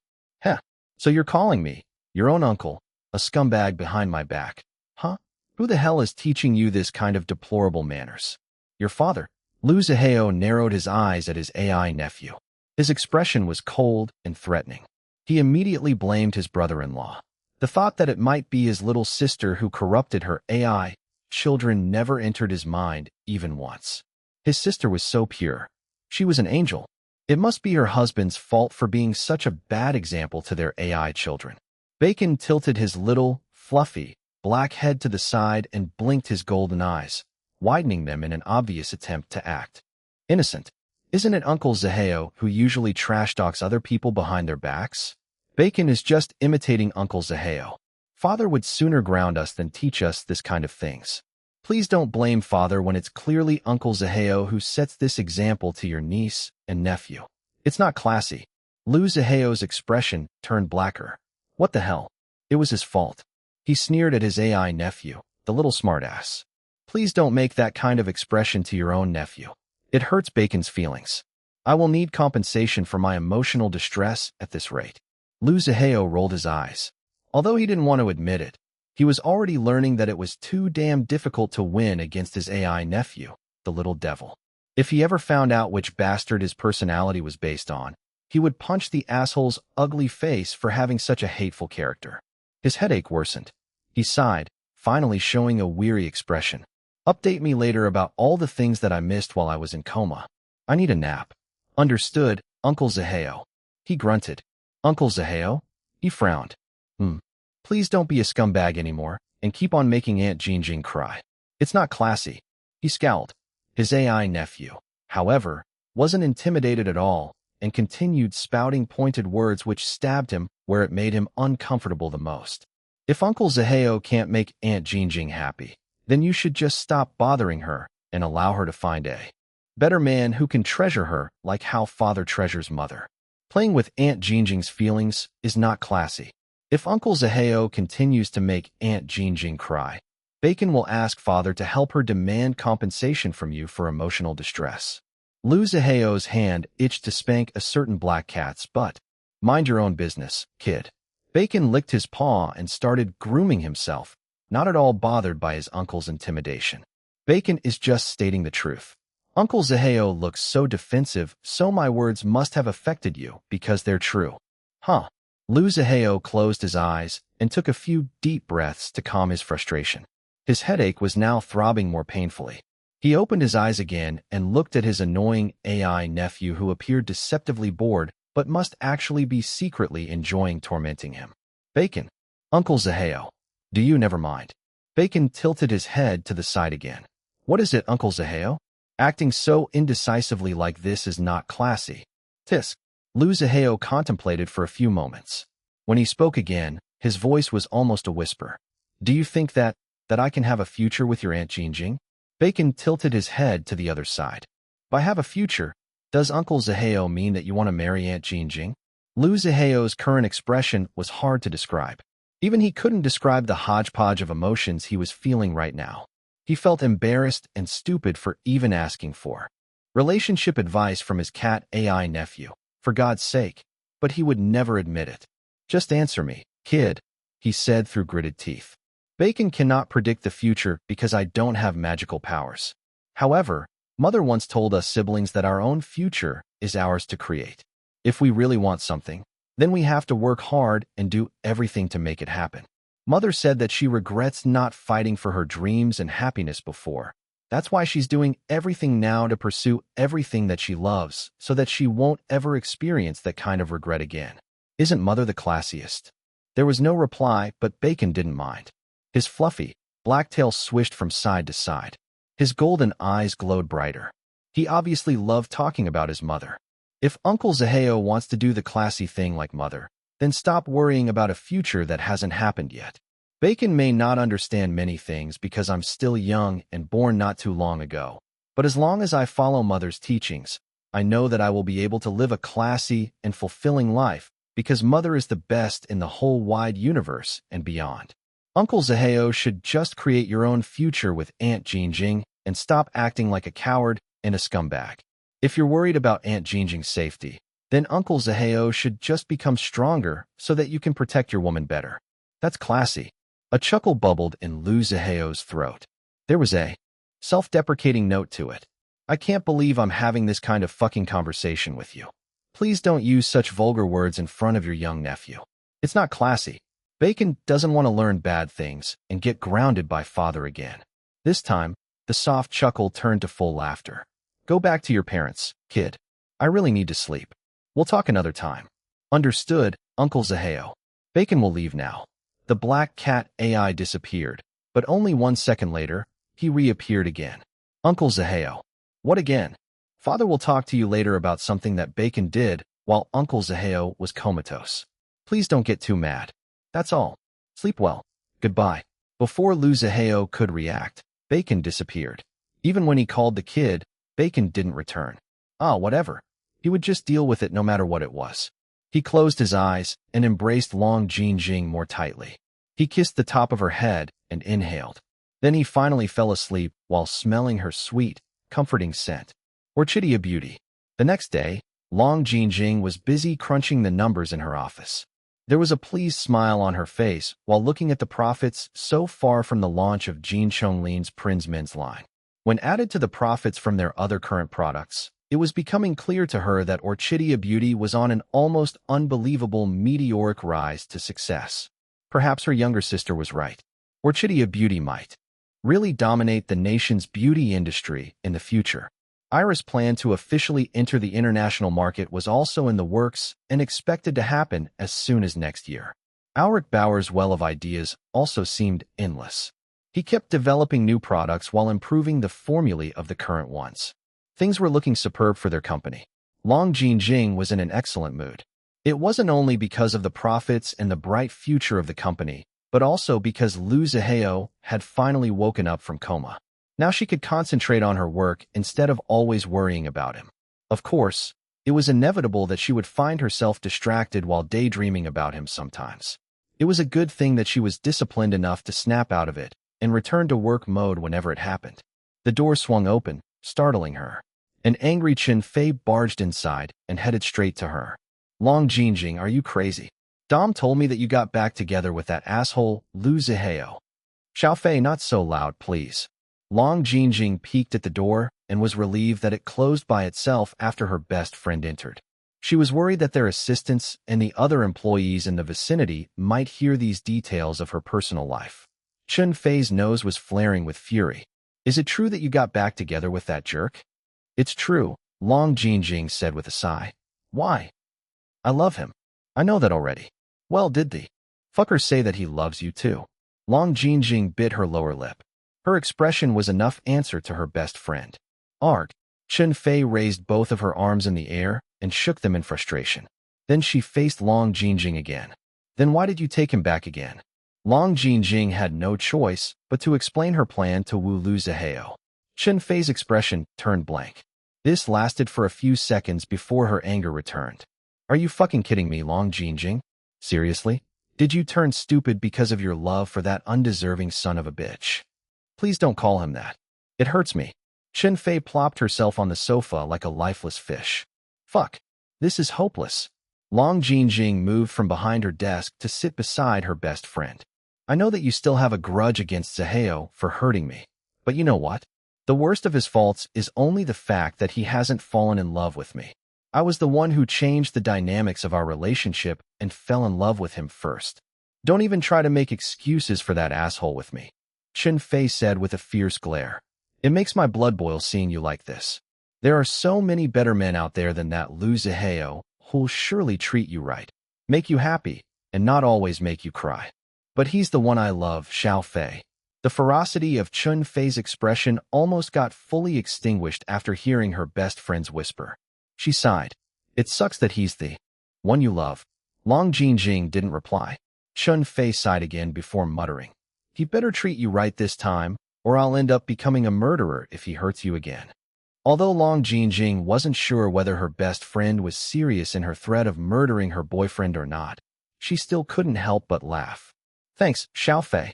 You always have my back even when you don't approve of my decisions. We've been best friends for so long, so of course I know what you're really like. You may be timid most of the time, but you're actually extremely stubborn deep inside. You can be as bad as your sister when it comes to hard-headedness. TSK. Such an annoying trait that you siblings both inherited.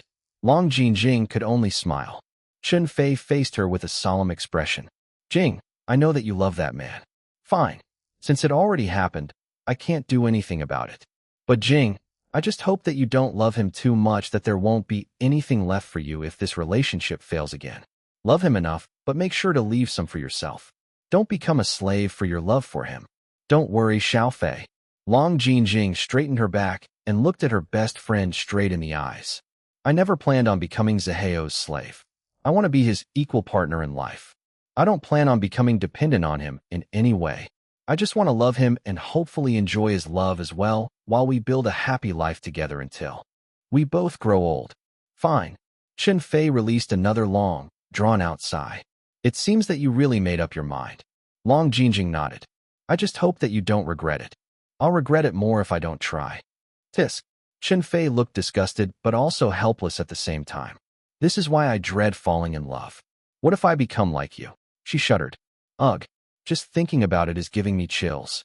Falling in love can really feel scary, but it also feels wonderful.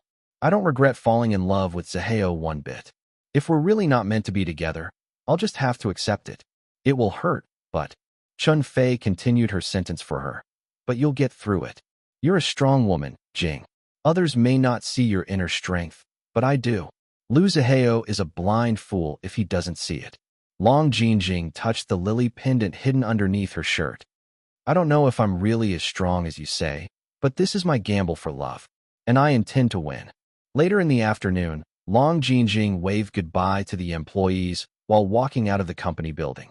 Chen Fei already left Orchidia Beauty earlier at mid-afternoon to attend an interview with Jin Chonglin. The two would continue publicizing the Prin's men's line together until the end of the year. Long Jinjing felt relieved that her best friend wasn't here to witness her getting in Lu Ziheo's car. It wouldn't surprise her if Chen Fei would try to jump into the car to beat up Lu Ziheo and scold him. Did you wait long? Long Jinjing asked after getting inside the car. Instead of replying, Lu Ziheo pulled her and gave her a hot, deep kiss. She immediately wrapped her arms around his neck and responded with as much gusto as she could give at the moment. Their tongues intertwined, increasing the temperature inside the car, and of course, their own bodies.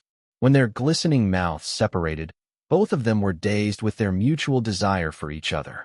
Long Jinjing didn't let go of his neck yet. She rubbed her cheek against his now smoothly shaven face, missing his facial hair a little. Are you okay driving so soon? He grunted. All right. She finally let him go. He reached over her and put on the seatbelt for her before giving her a light but lingering peck on the mouth. The tip of his tongue swept over her lips, making her shiver in sensual delight. We'll eat an early dinner first, and then I'll bring you somewhere, he told her. Okay. She didn't bother asking him where they were going. Since yesterday, her intuition had been telling her that today was going to be important. She had no idea what was going to happen or where he was taking her, but she could feel an unexpected nervous energy emanating from him even when his expression remained mostly unreadable like always. Grandpa Lu says that he'll stay at little sister Xiaolan and brother-in-law Liwei's place until the baby is born, she said, making conversation. Are you also planning to stay at their place that long? It depends. I have some important business with third brother Liwei that we need to deal with together, so it's more convenient if I stay at Dragon Palace. I'll leave when my business with him is over. The old man can stay there however long he wants. I see. She didn't ask what kind of business he was working on with Jin Liwei, knowing that he was extremely secretive about his work. Instead, she focused on the last part of what he said and smiled. Grandpa Lu can't wait for his great-grandchild's arrival. I'm also very excited to meet my niece or nephew soon. I bet that the baby is going to be so adorable. I hope that little sister Xiaolan becomes healthier so that she can give birth safely. Lu Ziheo made a sound of assent. About 15 minutes later, he drove them to a restaurant specializing in hearty noodle soups. He reserved a private room for the two of them. It was still quite early, so Long Jinjing didn't feel hungry yet. She ordered something light, while Lu Ziheo ate most of their meal. They chatted about their day. It was mostly Long Jinjing telling him about what happened at work. She enjoyed this moment very much, just spending time with the man she loved while eating dinner together. After dinner, they left the restaurant and continued driving. The sun was already setting in the urban horizon. Next time, I'm going to cook a special dinner for you, she announced all of a sudden. He glanced at her. It was subtle, but the corners of his mouth curved up. What would you like to eat? Tell me so that I can prepare in advance. Meat. She chuckled. Okay, you already know what I like to eat. That's true. Her smile became brighter. She looked a little proud that she knew what he liked to eat. She had cooked several of their meals during their month-long relationship before. Indeed, he liked eating the food she cooked. Then he added, I like what you cook, but I like eating you afterwards the most. She blushed, feeling shy but also pleased at the same time. The car drive this time lasted for almost an hour. She noticed that they were leaving the city and entering an old, abandoned industrial area. There seemed to be no occupied, residential areas nearby. Most of the buildings were deserted warehouses and dilapidated factories. She couldn't hold her curiosity any longer and asked, Where are we going?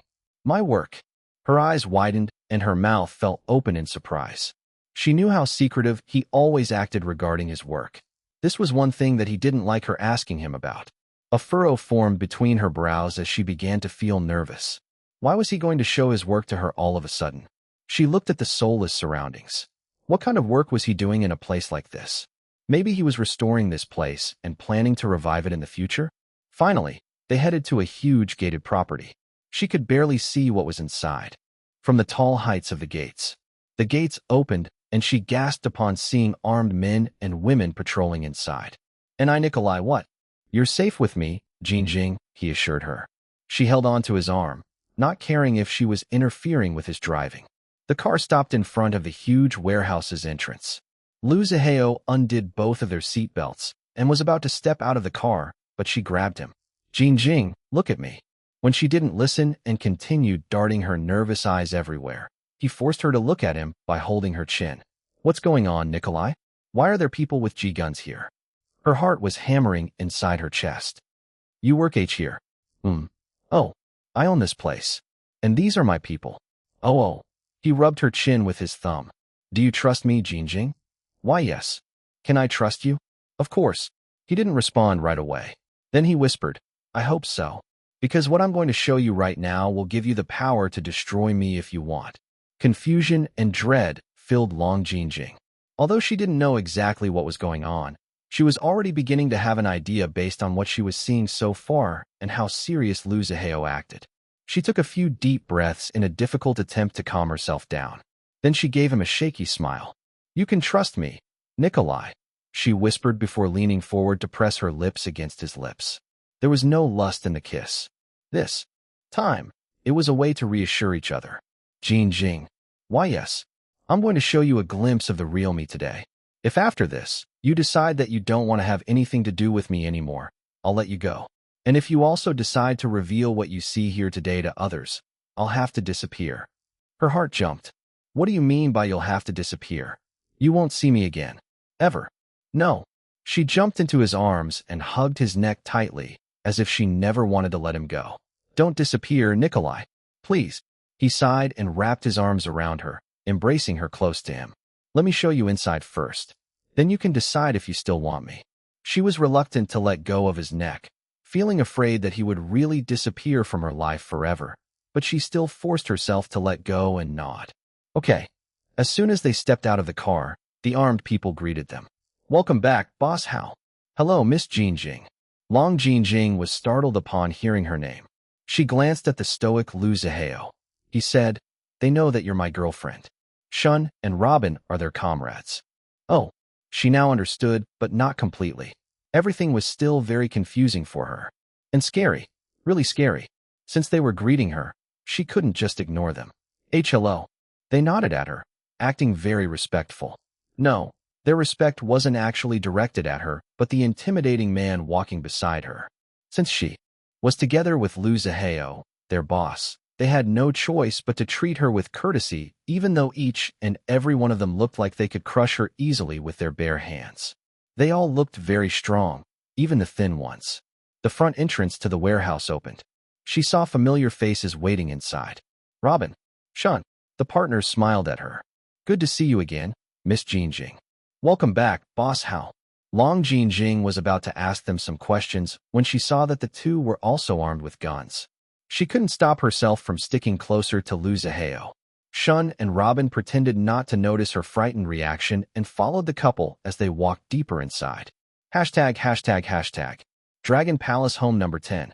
Iris groaned. and then sighed in satisfaction while her husband was giving her a gentle massage to keep the blood flowing and to prevent her body from becoming too stiff while she remained in complete bed rest. Jin Liwei expertly applied just the right amount of pressure on her legs, making sure to gauge her reactions and adjust the force accordingly. When it was over, Iris felt like warm, melted butter.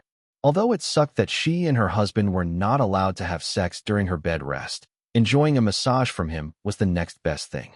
"Thanks, darling." "My pleasure, love." He gave her a light kiss on the lips. "We're going to have some visitors later." She tilted her head to the side. "Who?" "You'll see," he said with a mysterious smile. She pouted but didn't bother asking him again.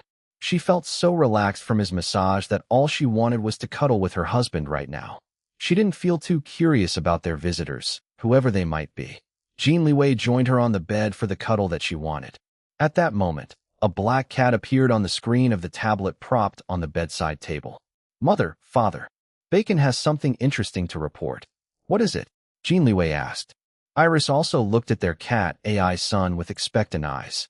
Uncle Zaheo brought Aunt Jinjing to Shadow Wind's headquarters. "What?" Iris was shocked. Jin Liwei's eyebrows rose in surprise as well. Then, without any guilt or whatsoever, Bacon spilled to his parents how his Uncle Zaheo asked him, the nephew, for relationship advice yesterday. Jin Liwei choked on laughter, but he quickly disguised it as a cough. Iris looked even more shocked and in disbelief. Did that really happen? She wouldn't say that her AI son was a liar, but Bacon already had a history of twisting the truth to suit his own purposes before. "Bacon is telling the truth, mother." The tablet screen flickered, and it showed a series of live surveillance videos taken by several cameras. Both Iris and Jin Liwei immediately recognized the place as the Shadow Wind's headquarters. They watched as Lu Zaheo led a timid Long Jinjing inside. "If I'm not seeing this with my own eyes, I'll find this very hard to believe," Iris said. Her shock was gradually transforming into awed intrigue. For his part, Jin Liwei now looked calmer. "Your brother has fallen in love. And I can't believe that my brother is revealing Shadow Winds to his lover." Iris sighed. "He has never treated any woman like this before. Love can change people. I changed a lot when I fell in love with you." Jin Liwei rubbed his lips on her forehead. "For the better. I know." She smiled before focusing on watching the surveillance videos again. "Big Sister Jinjing doesn't look too good." Jin Liwei agreed. "She looks scared." Iris nodded. "Bacon, that's enough." "Understood, mother." The tablet screen flickered. The surveillance videos disappeared and showed the fluffy, black cat AI again. Although Iris was curious, she didn't want to encroach on her brother's privacy too much without his permission. Both of them are adults. They can handle their own affairs. If Big Brother made this decision, then he has to bear the consequences. But one thing is for sure. Big Sister Jinjing's life will change after this. A lot. Shadow Wind's headquarters. "Do you want me to carry you?" Lu Zaheo asked his woman, who almost wrapped herself around his side like a koala by how tightly she was clinging to him.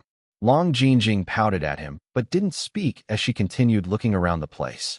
The fear, nervousness, and confusion were still obvious in her expression, but she also appeared increasingly curious. Lu Zaheo could feel the sweat from her palms and the trembling of her body. Her reaction was just as he expected. Actually, he expected much worse, like slapping his face and storming out of the headquarters and out of his life, or perhaps even reporting him to the police. The fact that she was still willing to enter deeper inside this place despite shaking like a leaf gave him hope that maybe this might all work out after all. Despite feeling hopeful, however, he remained on edge and prepared himself for whatever outcome that might occur after tonight. The thought of canceling this impulsive plan, taking Long Jinjing home, and telling her to forget about everything that she had seen tonight entered his mind, but he forced himself to see through his decision of showing her a glimpse of the real him until the end. The image of a certain poison-tongued black cat AI flashed through his mind. Uncle Zaheo should just create your own future with Aunt Jinjing and stop acting like a coward and a scumbag. If you're worried about Aunt Jinjing's safety, then Uncle Zaheo should just become stronger so that you can protect your woman better. That's classy. He remembered his cat AI nephew telling him. Bacon's unimpressed child's voice kept playing inside his head. Uncle Zaheo is not classy. He couldn't help but curl his lip in annoyance at how a virtual cat's words could have so much impact on him. Something must have gone wrong inside his brain after waking from coma. Why would he ask a virtual cat for relationship advice, for fuck's sake? While these thoughts were running through his mind, his expression remained cold. His aura was becoming icier the longer they walked, and the nearer they were to the first destination that he wanted to show Long Jinjing. He didn't realize that he was subconsciously blocking his own nervousness behind a frosty and intimidating presence.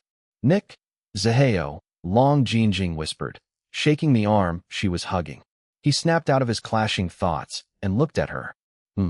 Relax, she told him. She was telling him to relax. Shouldn't it be the other way around given the situation? She was the one following him to an unknown place. He should be the one trying to make her relax, and yet here she was, telling him to fucking relax. You're acting too scary right now. Look at your subordinates. They don't even dare to breathe too loudly or move while we're passing by them because of you. His icy expression cracked. The corners of his lips curved up, transforming him into a devilish rogue. Don't mind them. It's part of their training. Her brows knitted in confusion. It's part of their training to not breathe too loudly or move. He chuckled. It's part of their training to be so still that their whole presence is erased, rendering them almost invisible to the untrained eye of normal people. But I can still see them. That's because I want you to see them. He stopped walking, making her stop as well. His expression turned grave. Jinjing, these people work for me. I know. You just told me. They're the kind of people that you don't want to associate with. She frowned. They're dangerous, he continued telling her. Dangerous? In what way? I'll show you. Shun and Robin opened a double door and gestured for them to enter. Lu Zihao led Long Jinjing inside what looked like a huge, open, gym-like area. There were punching bags, weights, sticks, even daggers, swords, and other dangerous-looking weapons organized in racks. There were even what looked like obstacle courses. A number of people were training inside. They immediately stopped and gathered together to line up in front of Lu Zihao and Long Jinjing. Sweat dripped all over their extremely fit bodies. The bodies of the females didn't lose to their male counterparts. Their muscular physiques were as impressive as Jiang Yingyu's, perhaps even more so given the numerous badges of honor, aka scars, decorating their bodies. Boss Hao? Miss Jinjing. Lu Zihao acknowledged their greeting with a brief nod. Hello to all of you. Long Jinjing greeted them despite feeling intimidated by their almost bestial energy that hadn't yet dissipated from their intense training. Lu Zihao waved a hand and 5 people, 3 males and 2 females, moved to the center while the others withdrew. Before Long Jinjing could ask him what was going on, the 5 people suddenly brandished weapons from seemingly out of nowhere. All were wielding small daggers. Then they started fighting each other. No, they looked like they were trying to kill each other. Long Jinjing threw herself into Lu Zihao's embrace. She pressed her face against his hard, muscled chest, feeling too scared to watch the vicious scene in front of them. The violent sounds, however, continued. She felt curious and took a small peek at first. When she saw one of the females do a somersault to avoid an attack before landing on top of another opponent, and simultaneously tried to choke the person she was riding on while throwing her dagger to another, Long Jinjing gasped and forgot about her fear for a moment. She was now watching with wide eyes. Wow, she's amazing. They're all amazing. It's like I'm watching an action movie. Boss Hao is even more amazing than them, Miss Jinjing, Robin told her. Really? Yes, miss, Shun answered this time. Nobody here has defeated Boss Hao in close combat yet, including me and Robin. Long Jinjing looked at the stoic Lu Zihao. You want to see me fight? He asked. She immediately shook her head. No. Why you stay here with me? What if a stray dagger comes flying at us by accident? Who's going to protect me? His mouth curved into a smile. All right, I'll stay here and protect you. Don't be afraid. I'm not afraid, she said even though she was literally shaking in her boots. Long Jinjing screamed from shock and fright when one of the people fighting got stabbed by a dagger in the arm. Blood flowed. Real blood. She ran towards the injured man by instinct, but was pulled back hard. What are you doing? Lu Zihao scolded her and locked his arms around her to prevent her from running around. Stay here. Be blood. There's blood. Stop. Please stop the fight. Lu Zihao waved a hand, and the fight stopped in an instant. The 5 people lined up once again. The injured man acted as if he wasn't bleeding. Someone treat his wound. Long Jinjing looked around, but nobody was moving. She turned to Lu Zihao and pleaded with him through her eyes. He'll be fine. It's just a superficial wound. But there's so much blood. Jinjing. He forced her to look at him instead of the injured man, but not before sending a glare at his bleeding subordinate. Although he knew that Long Jinjing was just being kind like always, he still couldn't stop himself from feeling jealous when she acted so concerned about another man. She was still very distracted and kept on peeking at the bleeding man out of the corner of her eye, so he signaled with his finger.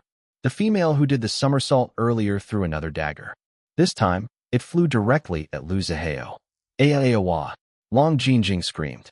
Her body reacted on its own. She tried to push Lu Zihao out of harm's way, but he remained on the spot, like an immovable mountain. Then he caught the dagger easily by its sharp blade using 2 fingers of one hand when it was only inches away from his face. Long Jinjing felt her knees buckle and her vision blur from lightheadedness. He caught her with his other arm and lifted her up to prevent her from falling to the floor. He flipped the dagger and held it by the handle before throwing it again at another direction. There was a whistling sound and then a dull thump. The dazed Long Jinjing didn't see where Lu Zihao threw the dagger because it was so fast. All she could do was to follow everyone's gaze instead. It took her a few seconds to finally figure out where it landed. She squinted her eyes and saw that the dagger was firmly stuck in the bullseye of a target on the far side of the training grounds. A gasp escaped her soft lips. She looked at Lu Zihao and saw that he was watching her. "Why, you're amazing." He didn't reply. His unreadable expression didn't change either. Can I sit down for a minute? I feel a little faint." His expression changed, finally showing worry. He quickly scooped her up and carried her like a princess before speed-walking to the nearest wall, where there were a few benches. He laid her down on one. "How are you feeling?" he asked. Don't lie and tell me that you're okay if you're not." She bit her lower lip before sighing. "Give me a minute or two. All this is just a bit too much for me at the moment." He caressed her cheek. "You haven't seen anything yet, Jinjing." She held his hand and continued to press it on her cheek. "Yes, I have that feeling." While she was resting, Lu Zihao's subordinates continued their respective trainings. The injured man cleaned and bandaged his own wound before sparring again with a comrade like nothing happened. Long Jinjing watched everything. She still felt overwhelmed by the entire situation, but the fear had now lessened. It was replaced by burning curiosity instead. "Nico, Zihao," she whispered and sat up slowly. Can you tell me what is this place? Why are you all doing this kind of amazing but dangerous things?" He didn't answer right away and appeared to be thinking. She waited patiently. Finally, he pointed at the man who got injured. "He's a former underground fighter in illegal gambling dens." Her eyes widened. He pointed at the woman who did the gravity-defying somersault during the action-packed fight earlier. She was a mercenary. Her specialty is assassinations. Assassinations? Long Jinjing felt cold all over. Lu Zihao wasn't done yet. Shun is a former Yakuza member. He beheaded the group's leader as revenge for raping and murdering his sister, so he fled Japan. The Yakuza is still trying to hunt him down. What? Robin? Don't tell me Robin is an assassin? Long Jinjing asked before she could stop herself. Lu Zihao didn't reply. Robin answered for herself. "I am, Miss Jinjing." Long Jinjing felt like she couldn't breathe. She looked at Shun and Robin, who had been guarding her and taking care of her. Shun was an ex-Yakuza and Robin was an assassin? She almost couldn't believe it, but the serious atmosphere indicated that everything Lu Zihao told her was true. She looked at Lu Zihao and asked, "How about you? Are you an assassin too?" "If you're asking if I've taken human lives before with my own hands, then yes. I've killed people, Jinjing." She clutched her chest and looked like she was going to faint for real this time. Lu Zihao didn't touch her, but continued watching her. Everyone was watching her. She was shaking so hard that her teeth began chattering. "Are you afraid of me now, Jinjing?" "Why, yes." His eyes turned deadly cold. "But I still love you." The ice melted. His eyes and his heart trembled, but he quickly controlled his turbulent emotions, not allowing himself to show any weakness in front of his subordinates. Although Long Jinjing's words warmed him, he still didn't dare to touch her. What if she hated touching someone like him who had dirty blood staining his hands? He must have become an evil murderer in her eyes. He was thinking this way when the woman threw herself in his arms, almost half sitting on his lap. He automatically fixed her position so that she was firmly sitting on him. "I'm so scared, Nikolai," she whispered. Her voice was so soft that he was the only one who could hear her. "You have to protect me." His arms tightened around her shaking body. "You don't hate me." "What hate you?" "I love you, scary idiot." She yelled the words. Everyone heard her. Liu Ziheo's subordinates looked shocked and entertained that she confessed to their boss, while also calling him a scary idiot. Liu Ziheo lifted Long Jinjing and carried her out of the training grounds. She yelped in surprise, but didn't struggle at all. Instead, she wrapped her arms around his neck and rested her head on his strong shoulder. Her trust in him was very clear in her actions. His chest felt warm with confusing emotions, but he held her closer to himself. He brought her to his private room in the headquarters. It was more like a suite than a regular room. The main area functioned as his office where his subordinates would usually go first to find him to report something. There was a small bedroom and en-suite bathroom as well. Everything in the place was simple and functional. There were no extra decorations. After locking the door, he finally put her down on her own 2 feet. She still felt a little shaky, so she continued holding on to him to stay steady. He didn't mind. On the contrary, he liked that she clung to him. He led her to the couch. "Sit." She did. The couch was surprisingly comfortable despite looking plain like the rest of the office. She looked around. It looked like a typical office with a desk, a pile of documents on top of it, a desktop computer with 3 monitors, and an extra laptop computer. Liu Ziheo headed to a corner where there was a small fridge. He took out 2 bottles of iced tea before joining her on the couch. While they were drinking, Long Jinjing blushed because Liu Ziheo kept on staring at her. Feeling brave, she scooted over and leaned her head on his shoulder. She smiled when his arm wrapped around her waist and pulled her closer to him. "Still afraid?" he asked in a devilish voice. She nodded. "But you still love me?" Her smile grew wider. She nodded again. She tilted her head upwards and looked at him. "Now I know your secret. You have to take responsibility and protect me." He chuckled. His deep, masculine voice was so devilish that it made her shiver in delight. He rubbed her cheek with his other hand. "That's what I'm planning to do anyway." "Really?" She now felt more relaxed despite everything that she had witnessed earlier. "Jinjing, you don't mind that I've killed people before?" he asked in a neutral tone. Her body stiffened, but she clung to him even more. "I." She bit her lower lip and thought for a few seconds on how to best respond to his question. "I need to think about this information regarding you first. I've never encountered something like this before, so give me some time to, get used to it, I guess." "You intend to stay with me?" She straightened and glared at him. "What do you mean by that? You thought I'm going to leave you." "I have blood staining my hands, Jinjing. Lots of blood. I've already told you many times before that I'm a monster, someone that you shouldn't fall in love with because I can't give you the normal, happy life that you want." Her eyes watered. "I don't care about having a normal life anymore. I just want to continue loving you and try to build a happy life with you even with all this." She swept her arms across the room before facing him again. "Can we do that? Can you try with me? Nikolai, can you try to love me, too? I promise not to betray you. Even if our relationship still doesn't work out in the end, I won't breathe a word about what you're doing to others. I promise. So, can you give me a chance to stay beside you?" He grabbed her iced tea and placed it with his own bottle on the coffee table in front of them. Then he hugged her and pulled her to sit on his lap. They stared at each other. The atmosphere was becoming increasingly charged with electricity from their mutual desire for each other. "Jinjing, I should say no." Her face fell, her lips trembled, and a tear escaped from her eye. He wiped the tear with his finger. "Because you'll be the safest away from someone like me. But I don't know what's going on with me that I just can't seem to get rid of you from my thoughts no matter how hard I try." She perked up upon hearing his words. She was pleased to know that he was also thinking about her. She thought that she was the only one who kept on thinking about him. "So even if it's against what I believe to be the right thing to do, I've decided to bring you into my world and show you the real me, and see if you still want to stay with a monster like me."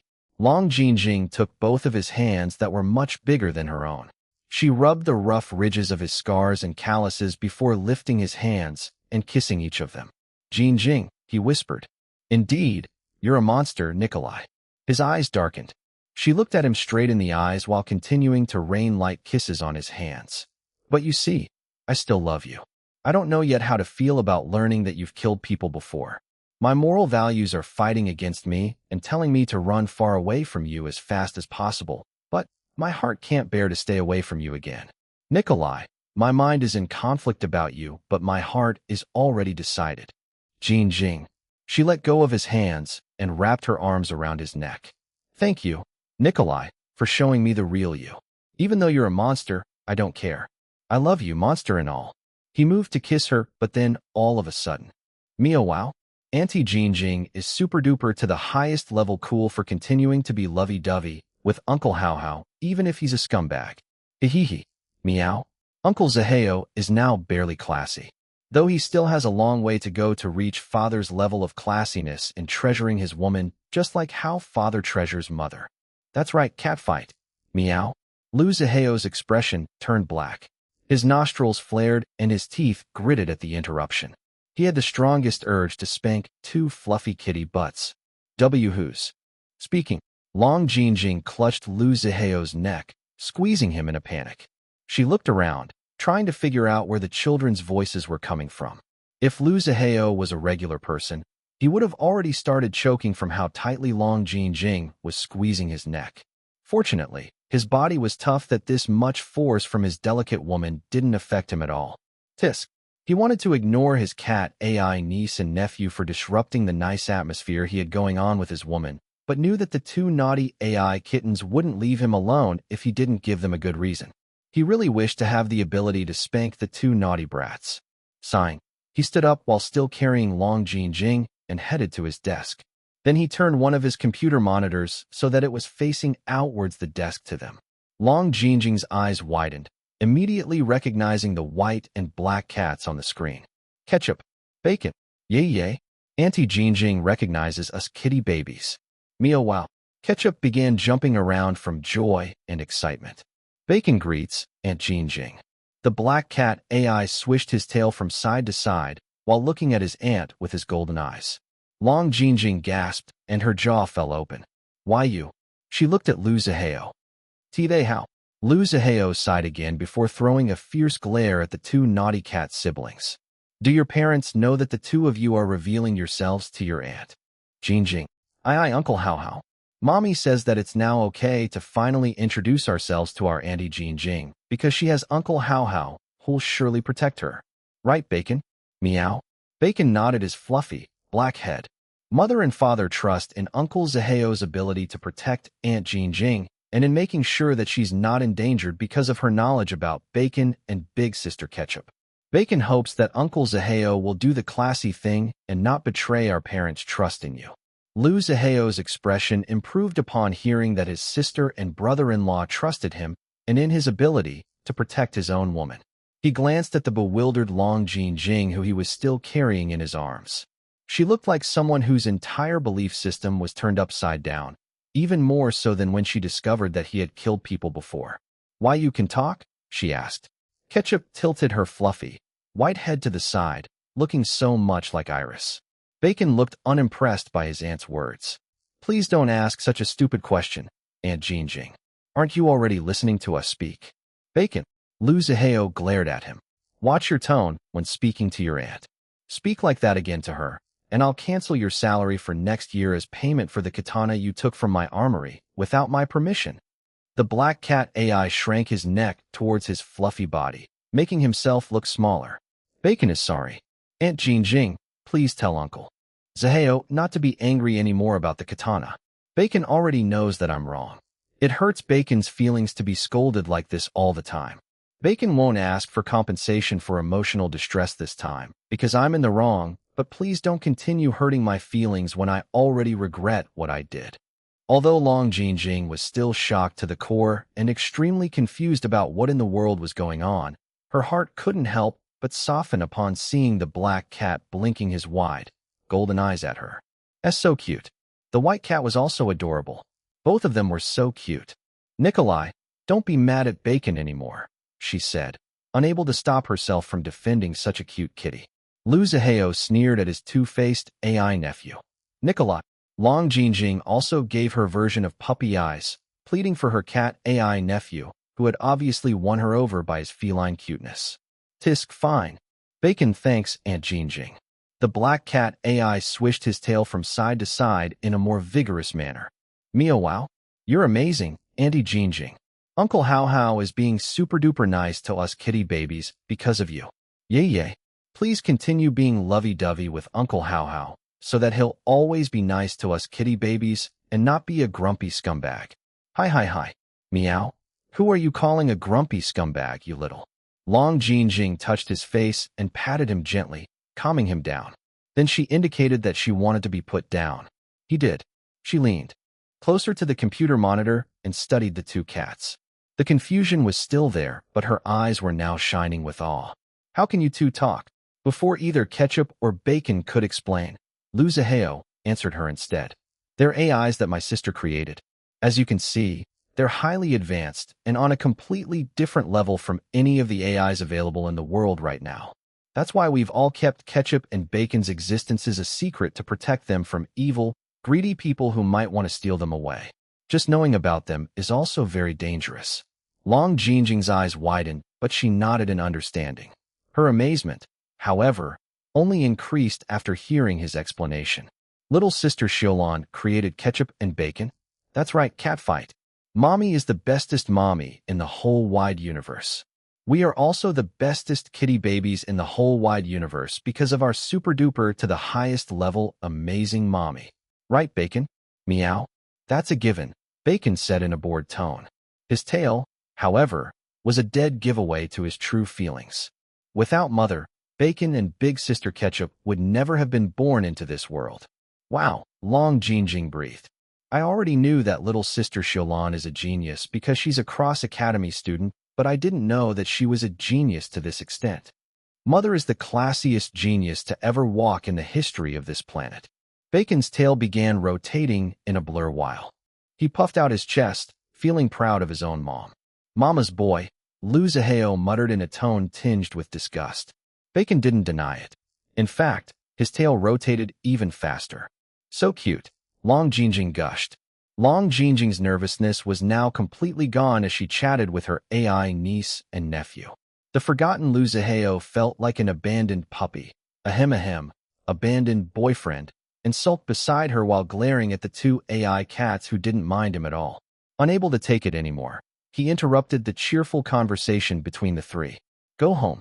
I still have some important things to talk about with your aunt. Oh, Uncle Hao Hao. The cute and mighty Ketchup wants to talk to Auntie Jinjing more. Can Ketchup stay here longer? Pretty please? Meow. Uncle Zihao, feeling jealous of your own nephew and niece is not classy. Lu Zihao's already ugly expression turned even uglier. But before he could explode, he heard his woman's soft, amused laughter which felt like it was tickling something inside his chest. His annoyance decreased a lot. He didn't notice this at the moment, though. Ketchup, Bacon, don't tease your Uncle Zihao too much, Long Jinjing said. We can chat another time. Meow, really?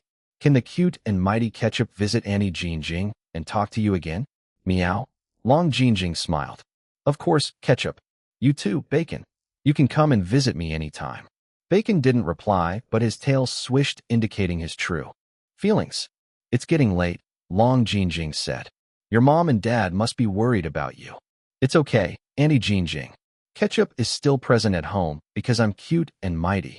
But my little kitty brother Bacon has curfew because he's super-duper to the highest level naughty and always gets grounded by our daddy. Meow. The black cat AI pounced on his older sister, but the white cat AI dodged while giggling. Enough, Lu Zihao said, his tone stern. Go home now. Don't bother me and your aunt tonight. Ketchup continued whining and blinked her pitiful green eyes at Long Jinjing, not at Lu Zihao. The white cat AI was using her cuteness overload technique that she would usually use on her mom to get what she wanted from her aunt this time. Lu Zihao knew all about the tricks of his sister's cat children. He already lost count how many times he watched his sister give in to her cat children whenever they started acting cute to her. It was a good thing that his brother-in-law was a strict disciplinarian or else these naughty little brats would become even more uncontrollable with how much his sister kept on spoiling them. Seeing how Ketchup and Bacon had already won over Long Jing, he knew that his woman must have the same weakness for cute cats like his sister. He covered Long Jing's eyes with a hand to prevent her from being affected by Ketchup's below-the-belt cuteness attack. He continued glaring at his AI niece and nephew. Ketchup blinked her teary green eyes at her cold-hearted uncle. The cute and mighty Ketchup is so sad. Uncle How How is such a big meanie, but Ketchup is a good kitty baby, so I'll listen to Uncle How How. Let's go home now, Bacon. It's almost time for your curfew anyway. Meow. Bacon still looked bored, but his tail, which stopped swishing, indicated his disappointment at having to go home this early. Auntie Jing, if Uncle Zaheo hurts your feelings and makes you cry again, please tell Bacon. I'll help you ask Father to demand compensation from Uncle Zaheo for emotional distress. Don't worry, Aunt Jing. Father is an expert in helping Bacon negotiate this kind of compensation. He always succeeds in helping Bacon. Long Jing removed Lu Zaheo's hand over her eyes and laughed again at what her AI nephew told her. However, she still replied in a serious tone, Okay, Bacon. I will. Thank you. Before the two cat AI siblings could leave, Lu Zaheo said, Bacon, I'm revoking your access to my armory. You're not allowed to take any weapon from it anymore without my permission. You hear me? The black cat AI shrank his head to his fluffy body, looking pitiful. Understood, Uncle Zaheo. Father already offered to pay full compensation for the katana, but Uncle Zaheo rejected his offer. Bacon thought that everything is now resolved about the matter. Holding a grudge for this long is not classy, Uncle Zaheo. You little. Bacon bids goodbye to Uncle Zaheo and Aunt Jing. The black cat AI disappeared. Bye-bye, Uncle How How and Auntie Jing. See you later, alligator. Mio hush. The white AI also disappeared like a ninja. Lu Zaheo's nostrils were still flaring, but he was inwardly relieved when the two naughty AI cats finally left. He snapped out of it when he felt his woman hugging him. He glanced down and saw her smiling at him. His expression improved, and he found himself smiling as well. I can't believe that I have such amazing niece and nephew from little sister Xiaolon and brother-in-law Liwei. I initially thought that Ketchup and Bacon are extremely shy cats who dislike showing themselves to other people. That's why I've never seen them in person before at Dragon Palace. But now that I've met them and even talked to them, I'm glad that I now have the privilege to know about their existences. Thank you, Nikolai. Why thank me? For showing me a part of the real you and letting me into your world.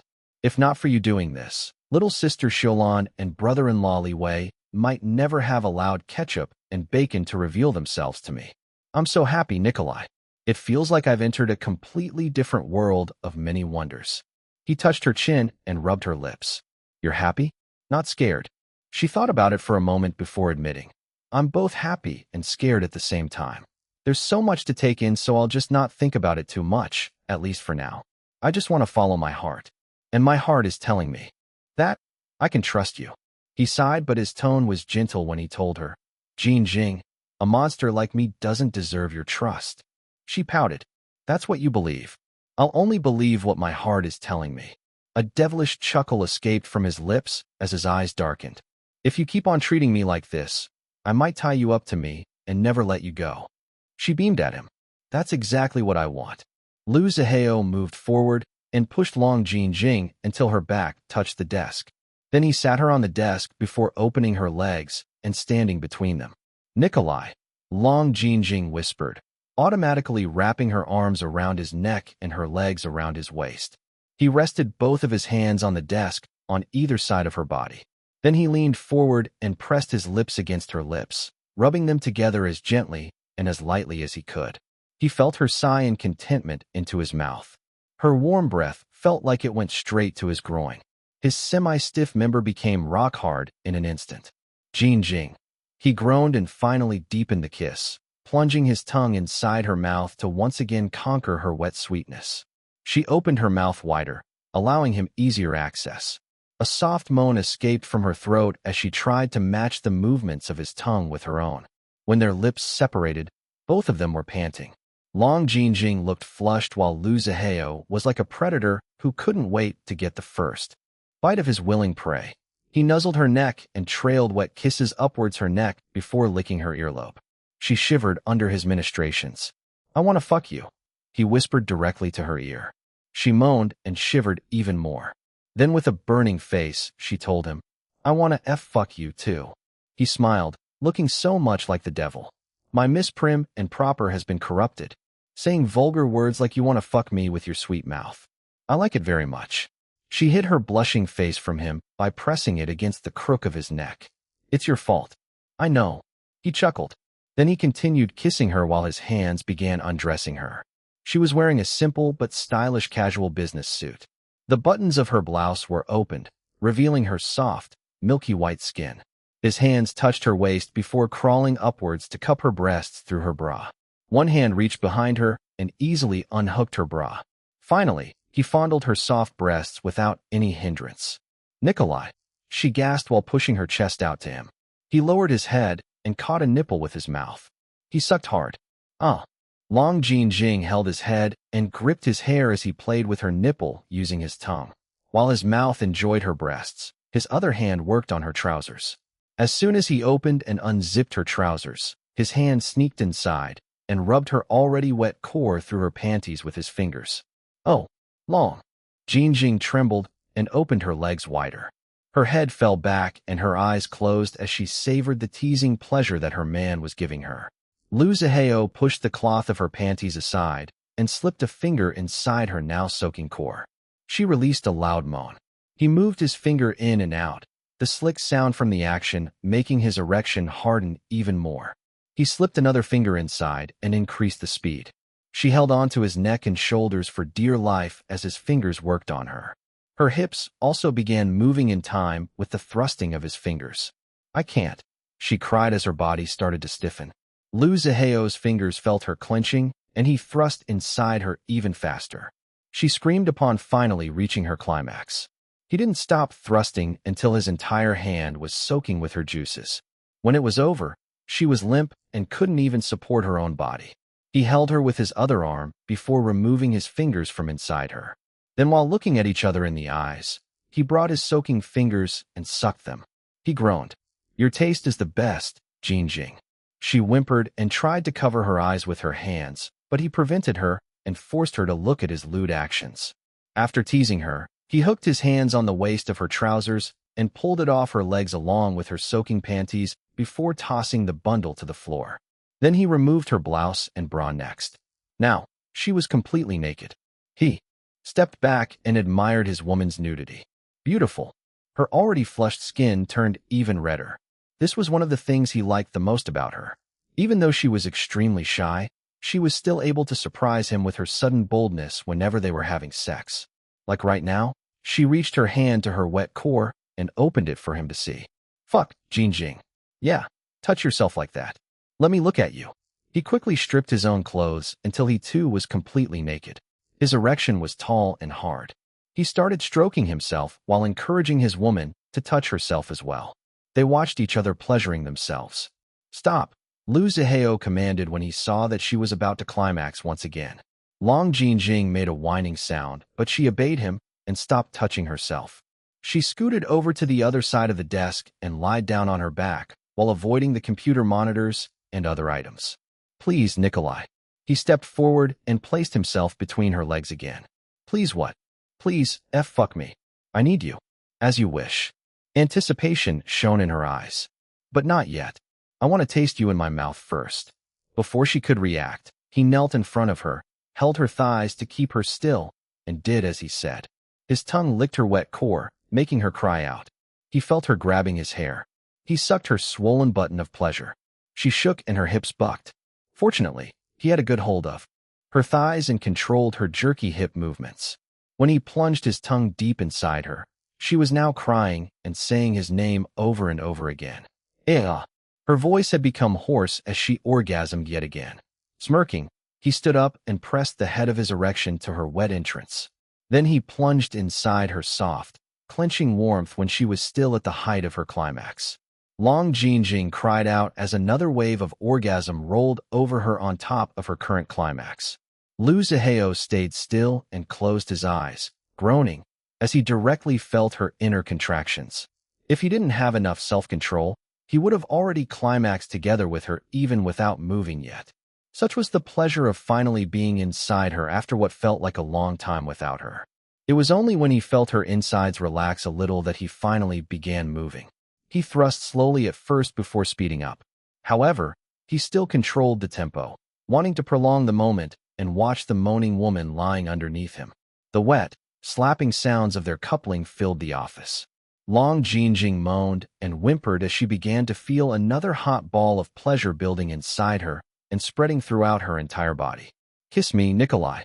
She reached out for him, and he immediately responded to her request by lowering his torso and head to claim her mouth. He adjusted their position by straightening his body again and lifting both her legs to rest.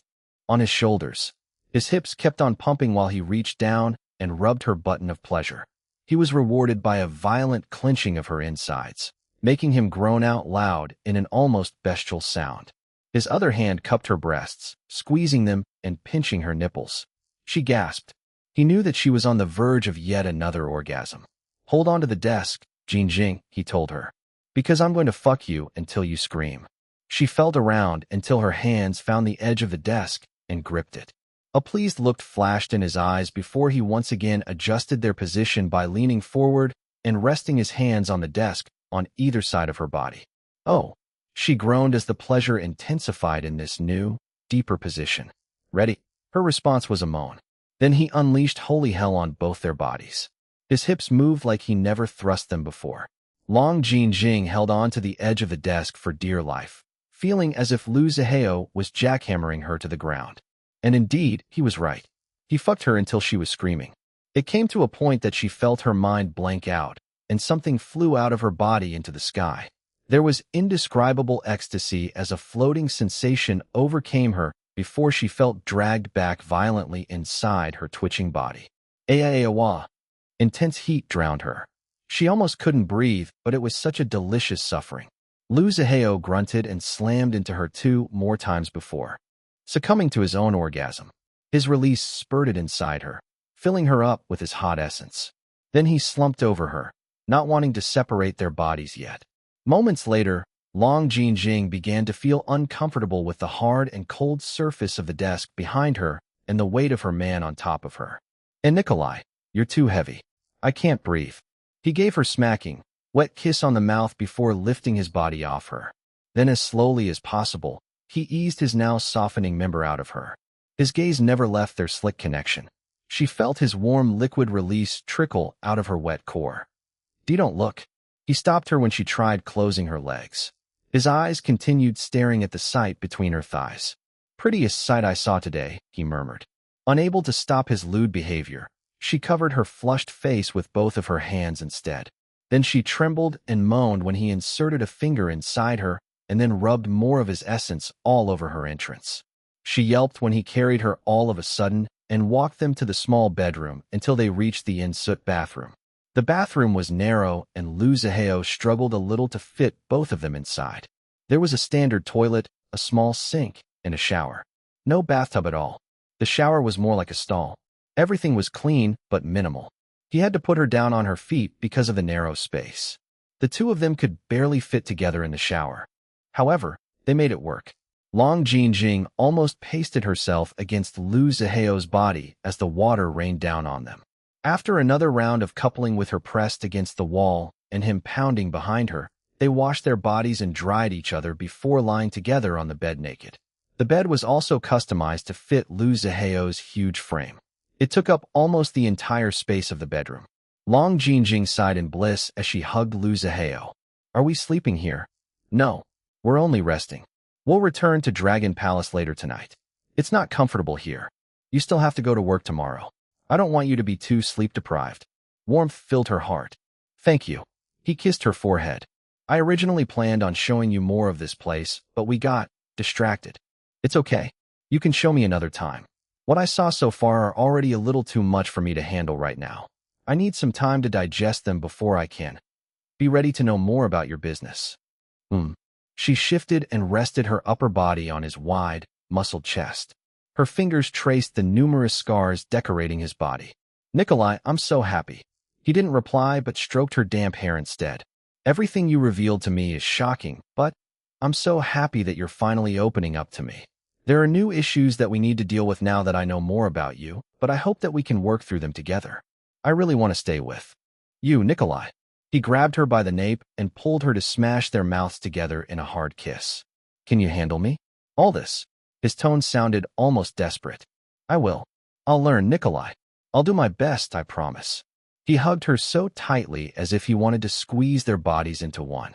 It was at the moment that he realized that he was screwed, perhaps for life. Fuck, but it felt so damn wonderful. Before midnight, Liu Zihao and Long Jinjing drove out of Shadow Wind's headquarters. He also explained a bit more about the nature of his group. She became quiet when he outright told her that they were criminals. Although she already knew it deep inside after everything she witnessed earlier tonight, it was still quite a shock when he confessed it to her using his own words. That was when she realized that she had willingly entered a completely new and different world from the regular one that she was used to because of her love for a man.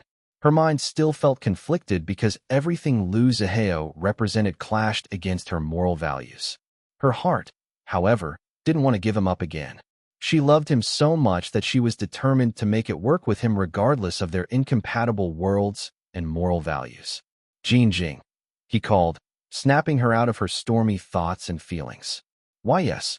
He glanced at her out of the corner of his eye before refocusing his eyes on the road while driving. I brought you to the headquarters so that the rest of my subordinates know that you're my woman, someone that nobody should dare to touch or harm. If they dare, they'll suffer the consequences. Her heart jumped at the deadly threat in his tone, but she now understood that this was his way of life. I also want to warn you that even though they're my subordinates, you should never fully trust any of them, including Shun or Robin. Humans are fickle creatures who'll fucking betray each other if given the right motivation. Long Jinjing knew that his words made total sense, but it just pained her to think that he lived like this, not fully trusting others in general. It was such a sad and stressful way to live, to be always on the lookout for anyone who might betray him. She couldn't criticize him, though. In fact, it was a smart survival method. She was actually the naive one for believing in the good of every person. It was just that her heart couldn't help but feel hurt upon realizing that he didn't fully trust her either. Perhaps he didn't trust anyone else in the world except for himself. Would she be able to make someone like him fall in love with her, too? He has already started opening up to you. He revealed an important part of the real him tonight. This means that he has begun to trust you. These thoughts fueled her determination to stick with him and attempt to persuade him that they belonged together despite their obvious incompatibility. I'll keep your warning in mind, she promised. He nodded. Nikolai, I think I already know the answer to this question, but I still want to hear it directly from you. What is it? Does little sister Xiaolan and brother-in-law Liwei know that you're, like this? Yeah.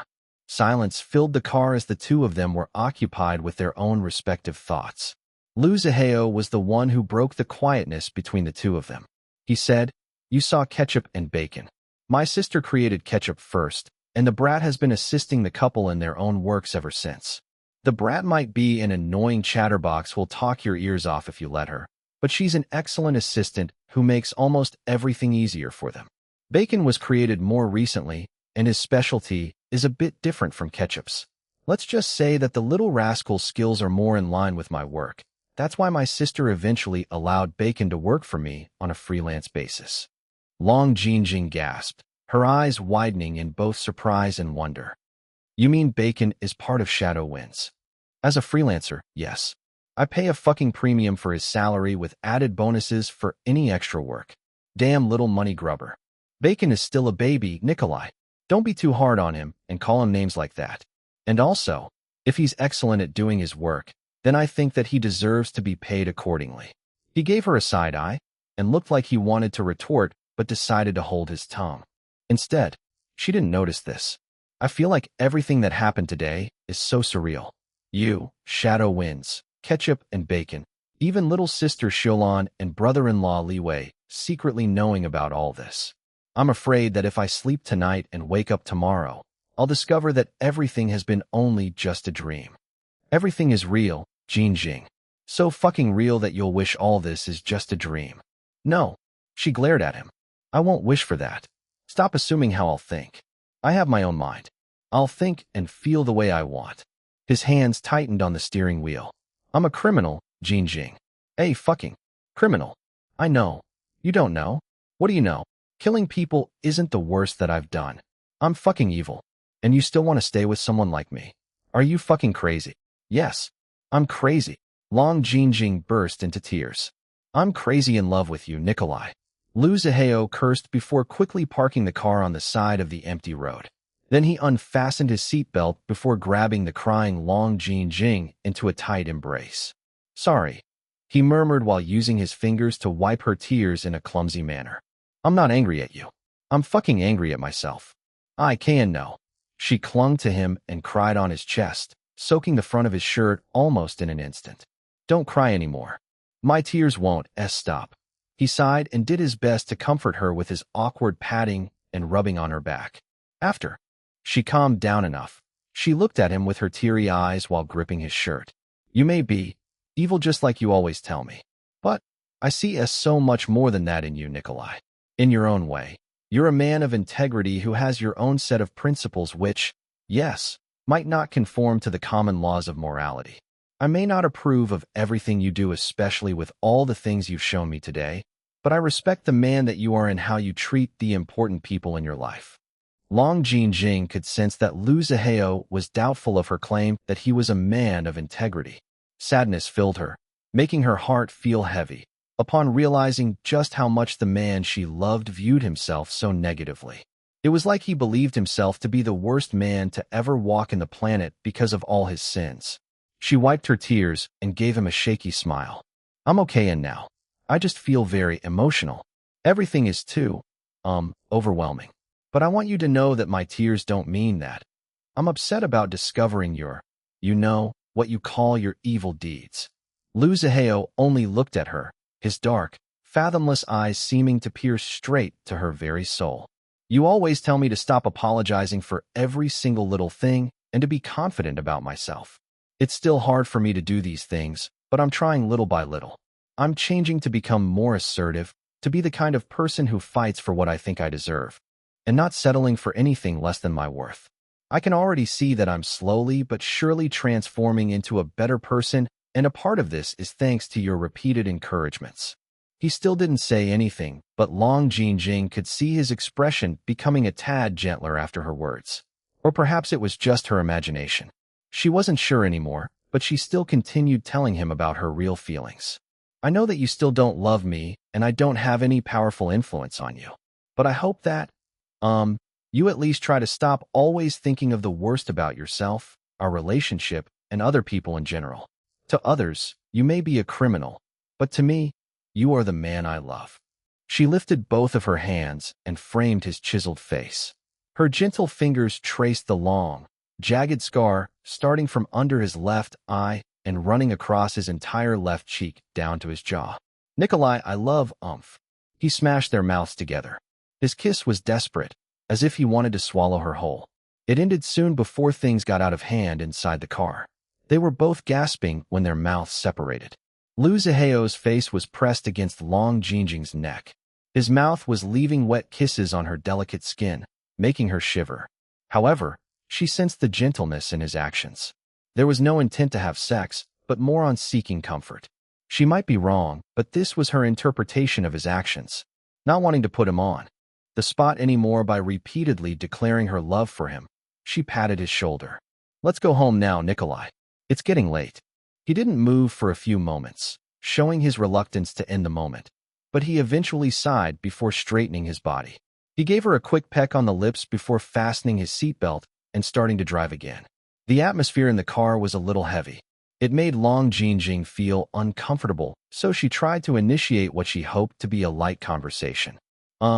By the way, is it okay for me to ask you about the thing that Bacon was talking about earlier regarding a katana or something? My understanding about what happened based on what Bacon said was that he took the katana from your armory without permission. Am I right? Yeah. She released the breath that she didn't notice she was holding when he replied. At first, she was worried that this might be a topic that he didn't want to talk about with her. It seemed that it was safe. She smiled and waited for him to explain.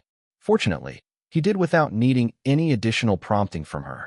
The little rascal blackmailed my subordinates who were in charge of guarding the armory at the headquarters so that he could take an authentic katana while I was comatose.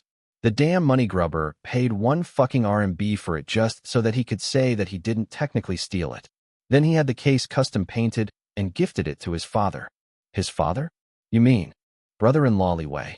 He grunted. The rest of his face was expressionless, but the slight curl of his upper lip indicated his displeasure at what Bacon did behind his back. If it were just any other katana, I wouldn't give a fuck. But that particular katana is special. It's a treasure. Oh, her curiosity was piqued. A master swordsmith forged it centuries ago, and a line of real samurai warriors wielded it. When the age of the samurai ended in Japan, the katana changed ownerships many times until it ended in the hands of a Yakuza leader. Since then, the katana became a precious heirloom passed down to the leaders of that Yakuza group.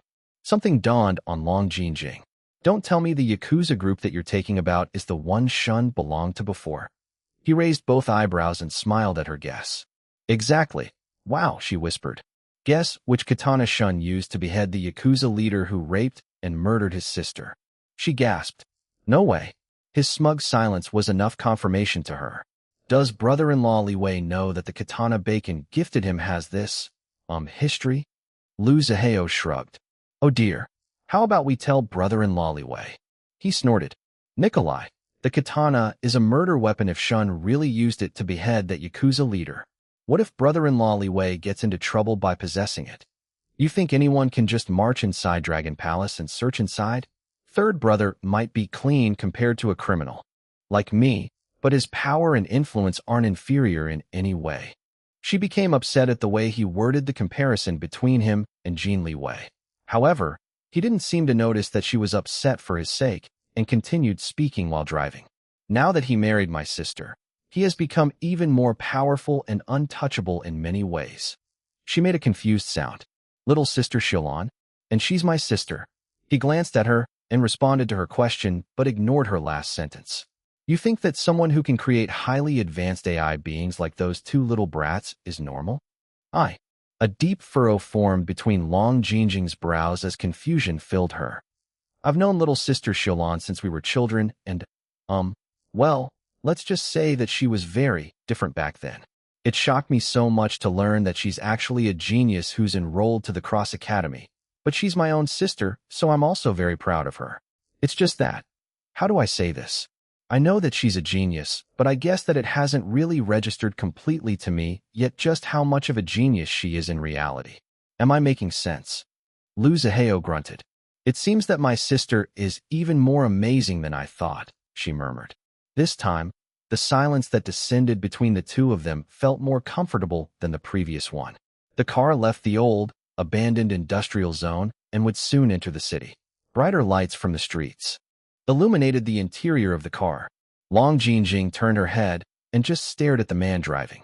A stupid-looking, shy smile played on her lips as she admired Lu Zihao. Woman, don't tempt while I'm driving, he growled low in his throat. Her smile turned wider. Do I have that much effect on you?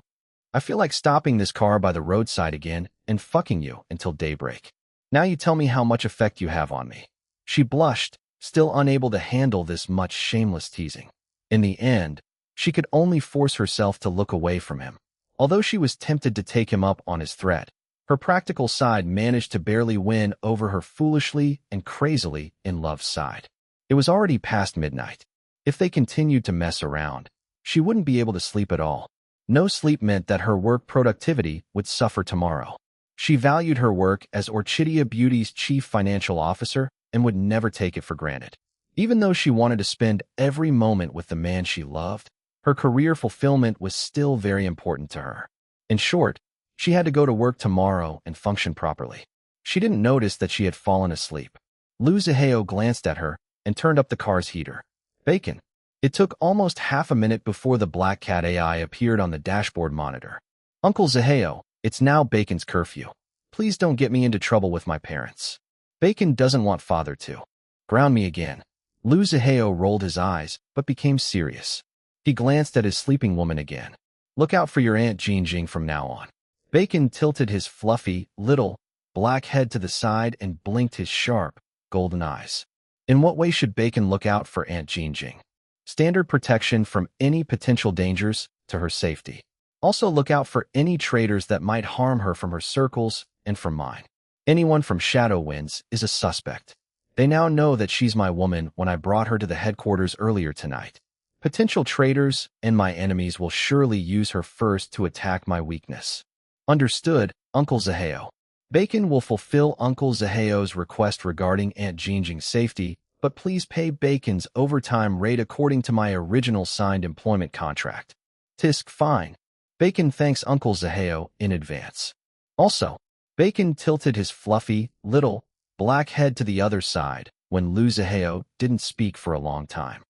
Also, Lu Zaheo's eyes flashed with bloodthirst. Make sure no assholes flirt with your Aunt Jinjing when I'm not with her. If anyone dares to do so, report to me immediately, and I'll cut off the asshole's dick so he won't ever have a chance to use it for the rest of his life. Bacon doesn't want to be a part of Uncle Zaheo's jealous behaviors. It's not classy. What the fuck did you just say, you little? Bacon immediately played a recorded audio of what Lu Zaheo said, starting from the request to keep an eye on any men flirting with Long Jinjing. Lu Zaheo's vulgar words while talking to his AI nephew could be heard clear as day. If Uncle Zaheo continues hurting Bacon's feelings like this, I will play this audio not only to my parents, but also to Aunt Jinjing. Then they will know all the sufferings that Bacon goes through in the hands of Uncle Zaheo, and that you're not classy at all. Father will surely help Bacon demand a higher compensation for emotional distress than before. Did the little devil just blackmail him? He, Nikolai Vetrov, was being blackmailed by a fucking kitten? Fuck. Lu Zaheo almost ripped the steering wheel off the car in his anger and frustration. Knowing that he couldn't win against the cunning little devil in a normal way, Lu Zaheo reined in his violent temper. He glared at Bacon. Fine, he said through gritted teeth. Forget about looking out for assholes flirting with your Aunt Jinjing. Just do the standard protection for her safety. The Black Cat AI's tail swished from side to side. Understood, Uncle Zaheo. Bacon knows that Uncle Zaheo can be reasonable if you just try. Please don't always act like a jealous scumbag. It's not classy. Lu Zaheo was impressed by his own tolerance towards the little poison-tongued smartass. It was because he didn't want to disturb his woman's sleep that he restrained himself from lashing out. Fortunately, Bacon left on his own accord because he didn't want his older sister Ketchup to tattle on their dad that he secretly broke his curfew. Huh. Good riddance. Lu Zaheo muttered under his breath. He regained his calmness soon afterwards. Before he knew it, he had already gotten used to being on the receiving end of the annoying attacks from the poison-tongued Bacon and sometimes from the chatterbox Ketchup. Glancing at the sleeping Long Jinjing, he knew that it wouldn't only be his enemies who would learn one way or another that he now had a powerful weakness. Even those two little brats didn't hold back at all in using their aunt against him. Damn hellions. He didn't notice that there was a smile on his face, and that for the first time ever, he felt something akin to contentment, especially with his woman sleeping beside him. Dragon Palace Home Number 10. You're here, Iris exclaimed in pleasant surprise when she saw who entered the master bedroom after her husband opened the door. Xiaolon. AJ Zaniers was the first one to reach her. The small but bubbly woman leaned over and gave Iris a careful hug. I was so worried when I heard that you're in bed rest. But I became so happy when I heard that you're pregnant. Congratulations, sweetie. Iris smiled at her friend. Thank you, AJ. Her other friends from Cross Academy followed behind AJ. The sinfully beautiful Ashandra Nightsun gave Iris a hug next, followed by the pretty and shy Florence O'Seven and the scholarly Teresa Blipsberg. Liam, you're not taking care of Xiaolon. Enough, AJ Zaniers complained. How come she became even skinnier after becoming pregnant? This is the time that you should be focused on nourishing her. Jin Liwei re-entered the room while helping the household staff to carry packages inside the large bedroom. He sighed and appeared helpless at AJ's criticism. I know, he replied. It's my fault for not taking care of my wife properly. We've been trying very hard to nourish her, but she still keeps on losing weight. The doctors we consulted can't figure out the real reason for her weight loss aside from her not-so-ideal health ever since waking up from her one-year coma. I'm so worried about her. It's not my husband's fault. Iris tried defending Jin Liwei, but AJ wasn't having any of it. The genius economist didn't look too pleased when looking at Jin Liwei. Fortunately, she stopped criticizing him and focused on reconnecting with Iris instead. Teresa Blipsberg held Iris' hand. If it's okay with you, I'd like to examine you, Xiaolon. Although my specialties are in biomedical and chemical engineering, one of my mentors at the academy also trained me as a medical doctor. I don't have a doctor's license, though, because I'm not that interested in this field compared to my specialties. But if you trust me, I'll do my best to help you and your baby become healthier. Before Iris could respond, Jin Liwei immediately agreed. Teresa, please take a look at my wife. Teresa nodded at him, but still looked at her friend. For the final confirmation, Iris smiled at her and nodded. I trust in your skills, Teresa. Great. I'm glad. What do you need? Jin Liwei asked. Just let me know, and I'll provide everything. Teresa replied. Xiaolon's medical records. I heard from Amampio that her doctor lives here with you. I would also like to personally talk to her doctor to get a better understanding of Xiaolon's current condition in addition to the data in her medical records. And I'll need to return to my lab at the academy afterwards to create custom-made supplements for Xiaolon. Liam, if I could borrow your private jet, it would make everything so much easier for me. No problem. I'll assign one of my private jets to you. AJ whistled. One of your private jets? That's a billionaire for you. He's so rich that he buys private jets like buying candies. TSK, TSK. Ashandra Nightsun gave her friend a knowing look before playfully rolling her mesmerizing eyes. Don't talk as if you're not rich yourself, AJ. The Academy is doing everything in their power to keep you with them even after you officially graduate because of your golden touch when it comes to earning money. I know, right? Florence O'Seven chimed in, sighing. I swear that AJ is somewhat of a psychic when it comes to choosing the most profitable ventures. If only I have her intuition, then I wouldn't be so dependent on the Academy's funds to finance my inventions. Don't get me wrong. The Academy is very generous when it comes to allocating funds and resources to us students, but I wish that I can become more financially independent. All right, let's stop talking about me. AJ became a little embarrassed that the topic shifted to her. Liam, where did you go? A male voice yelled from outside the room, interrupting their conversation. There are still many packages to carry here. Jin Liwei sighed and moved to go help again. The household staff who were already carrying the packages tried to stop him by saying to leave all the moving to them, but the annoying man outside kept on shouting for him. Moments later, Jin Liwei returned to the bedroom with Amampio Koletsky. Unlike the fit Jin Liwei, the inventor was sweating and gasping as he pushed a large trolley filled with packages. Amampio glared at AJ and the others. You heartless women. You were only able to come here because of me, and yet you leave me, without even helping to carry all this stuff. The ladies rolled their eyes at him. Amampio sulked, but his eyes lit up immediately upon seeing Iris sitting on the bed. Xiaolon, I missed you so much. Did you miss me too? Of course you did. I just know it. Haha. Jin Liwei handed the package he was carrying to a houseboy and blocked the flirty inventor's view of his wife. He looked like a lion defending his lioness and their territory from a stray lion in a rut. AJ and the others laughed seeing how the males were behaving. Even Iris couldn't help but chuckle. What's all that, she asked, pointing at the packages. And I didn't know that you were coming at all. Liam only mentioned to me yesterday that we'll be having guests, but I had no idea that they would be all of you. If I knew, I would have asked the butler to make better preparations to welcome you. Ashandra patted her arm. Don't worry about it, Xiaolon. We're fine. Liam is hosting us very well. His private jet picked us up from the academy. Florence was in India where she's currently working on one of her sustainability projects, so we picked her up there first before continuing to fly here. We actually arrived here last night, but it was already too late. Past midnight, I think. Liam told us that you were already asleep, so we decided not to disturb you. We were also exhausted from the long journey, so we headed straight to our assigned guest bedrooms to sleep. I see. Iris nodded in understanding before asking. Did my husband invite you over? He told you what happened to me. Actually, no, AJ Zaniers replied. Liam commissioned Amampio to create something special for you and told him that you're pregnant and in bed rest. At first, we didn't know about it at all, but I dropped by Amampio's lab at the academy and saw him busy working on the commission. That's when I learned about what happened to you. I told Ashandra and the others about it, and we all decided to go with Amampio when he delivers the goods to you. Oh, Iris became even more curious about what kind of special goods her husband commissioned Amampio to create for her. She looked at the numerous packages forming a small mountain in the corner of the bedroom.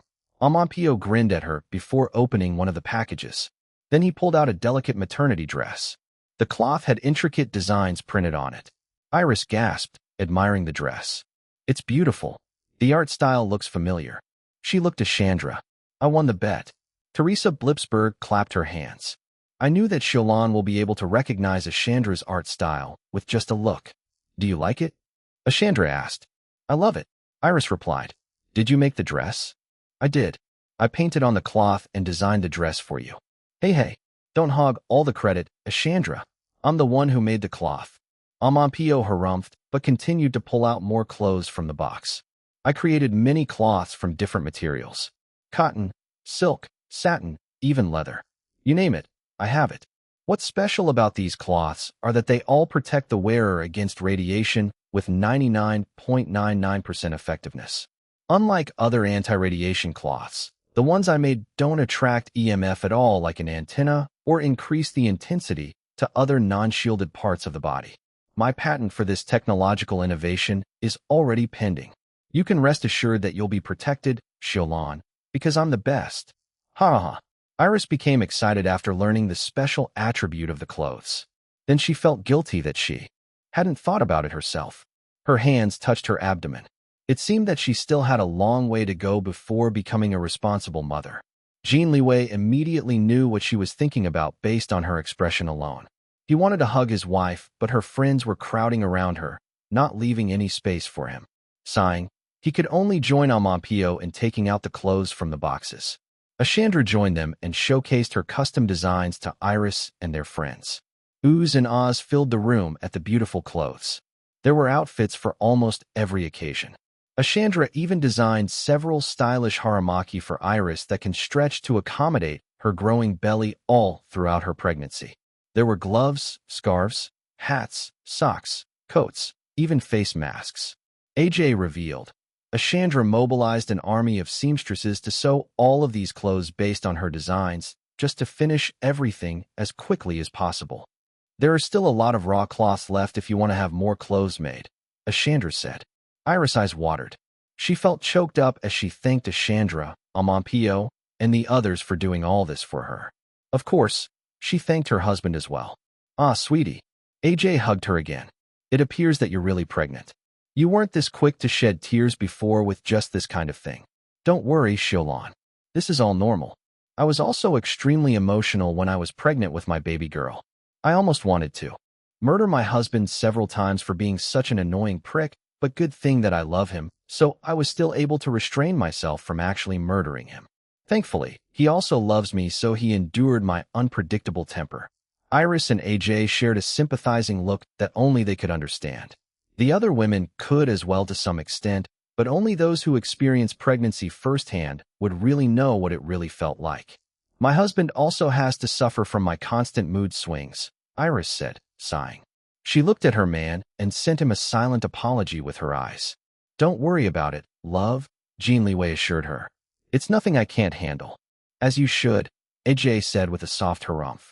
You really should start taking better care of Xiaolan. Hopefully Teresa can help control this worrying weight loss. Yes, I will, Jin Liwei promised, his expression and tone solemn. I'll do my best to help make Xiaolan and her baby healthier, Teresa promised next. Later, everyone left Iris so that she could rest. Jin Liwei joined her to eat lunch before heading to Jin Corporation. The Cross Academy students ate lunch at the mansion with Grandpa Lu.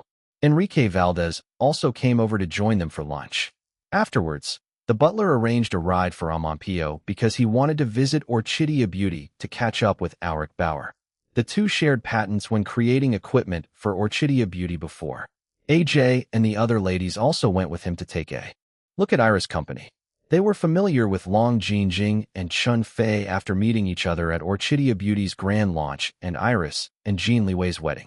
The appearance of Ashandra Nightsun, the famous artist known for her amazing masterpieces and almost demonic beauty, once again sparked excitement among art fans in the country.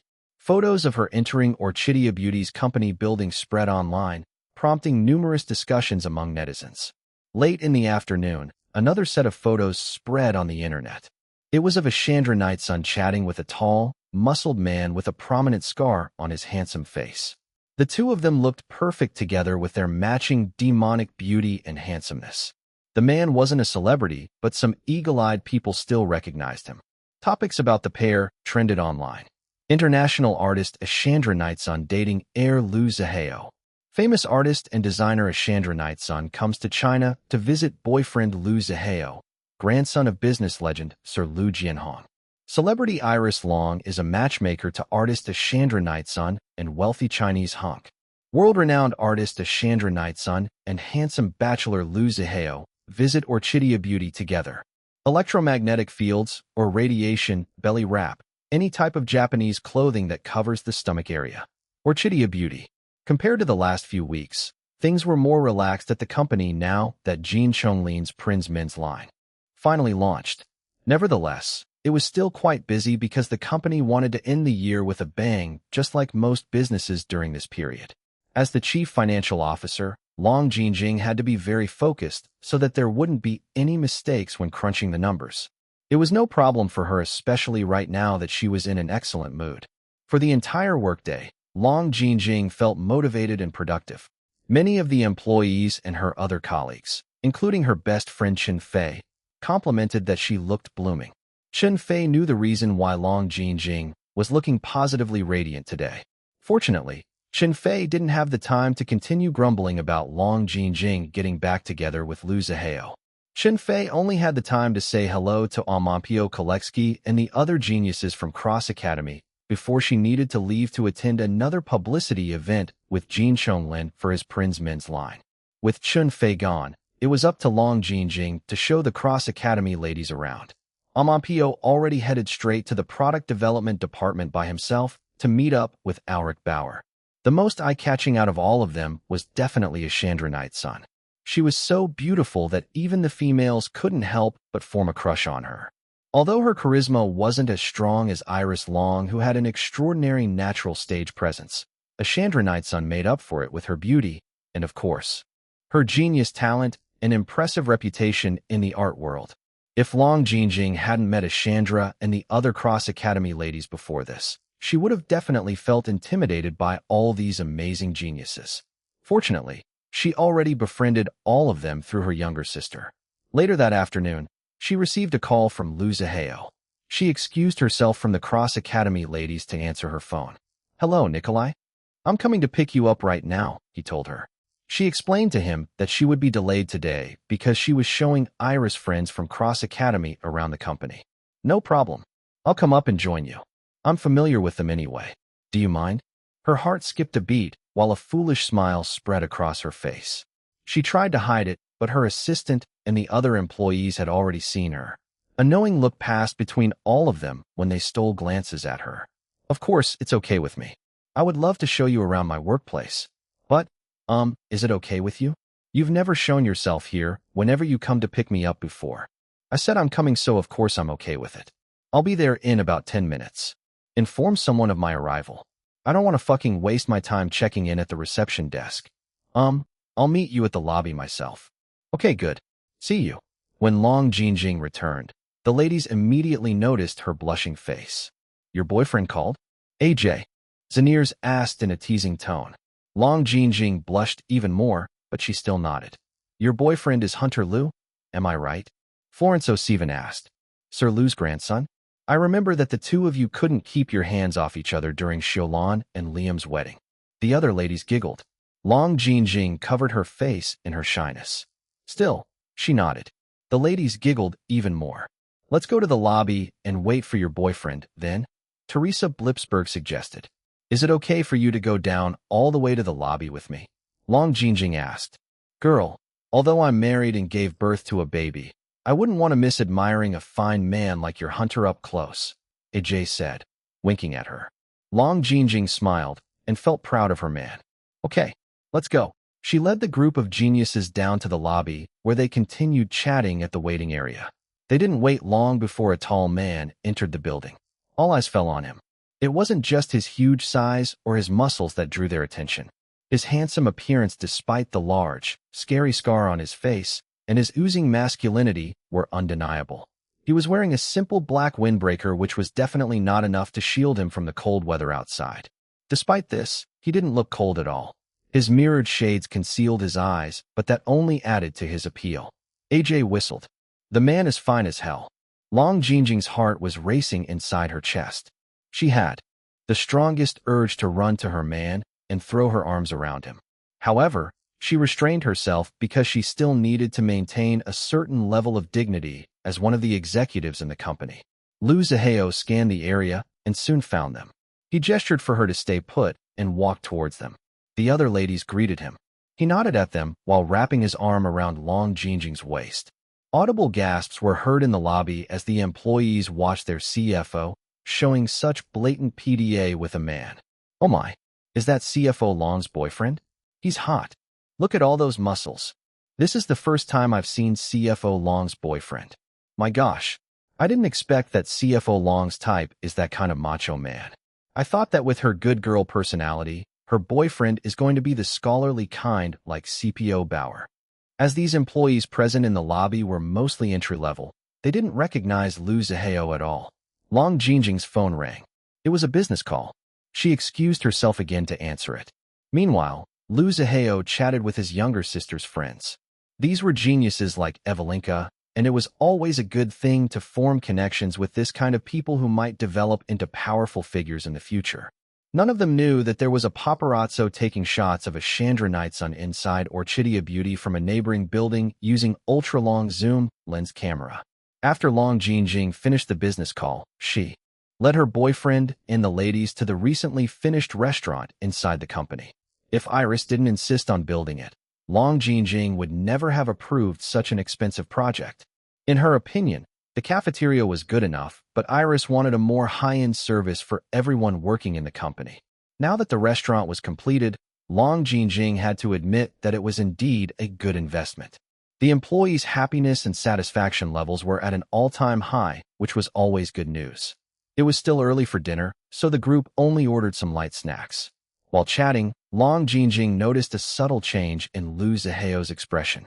She was only able to detect it because of their intimate relationship. The others didn't notice anything amiss at all. Then he frowned. "What's wrong?" she asked in a whisper. He didn't reply, but instead fished out his phone and checked something on the internet. She took a peek and gasped. "What happened?" AJ Zaniers asked. The others stopped talking and looked at the couple, wondering what caused such a reaction from Long Jingjing. They became confused when she looked at a Chandra Nightsun, and her eyes immediately watered. Lu Zihao handed his phone to AJ and proceeded to embrace Long Jingjing in full view of the employees. "Don't cry," he murmured. "It's nothing but fake news. I know that, but I still can't stop myself from." She bit her lower lip. Feeling jealous? Her lips trembled. She blinked her watery eyes at him and nodded. He lowered his head and whispered directly to her ear, "Don't worry.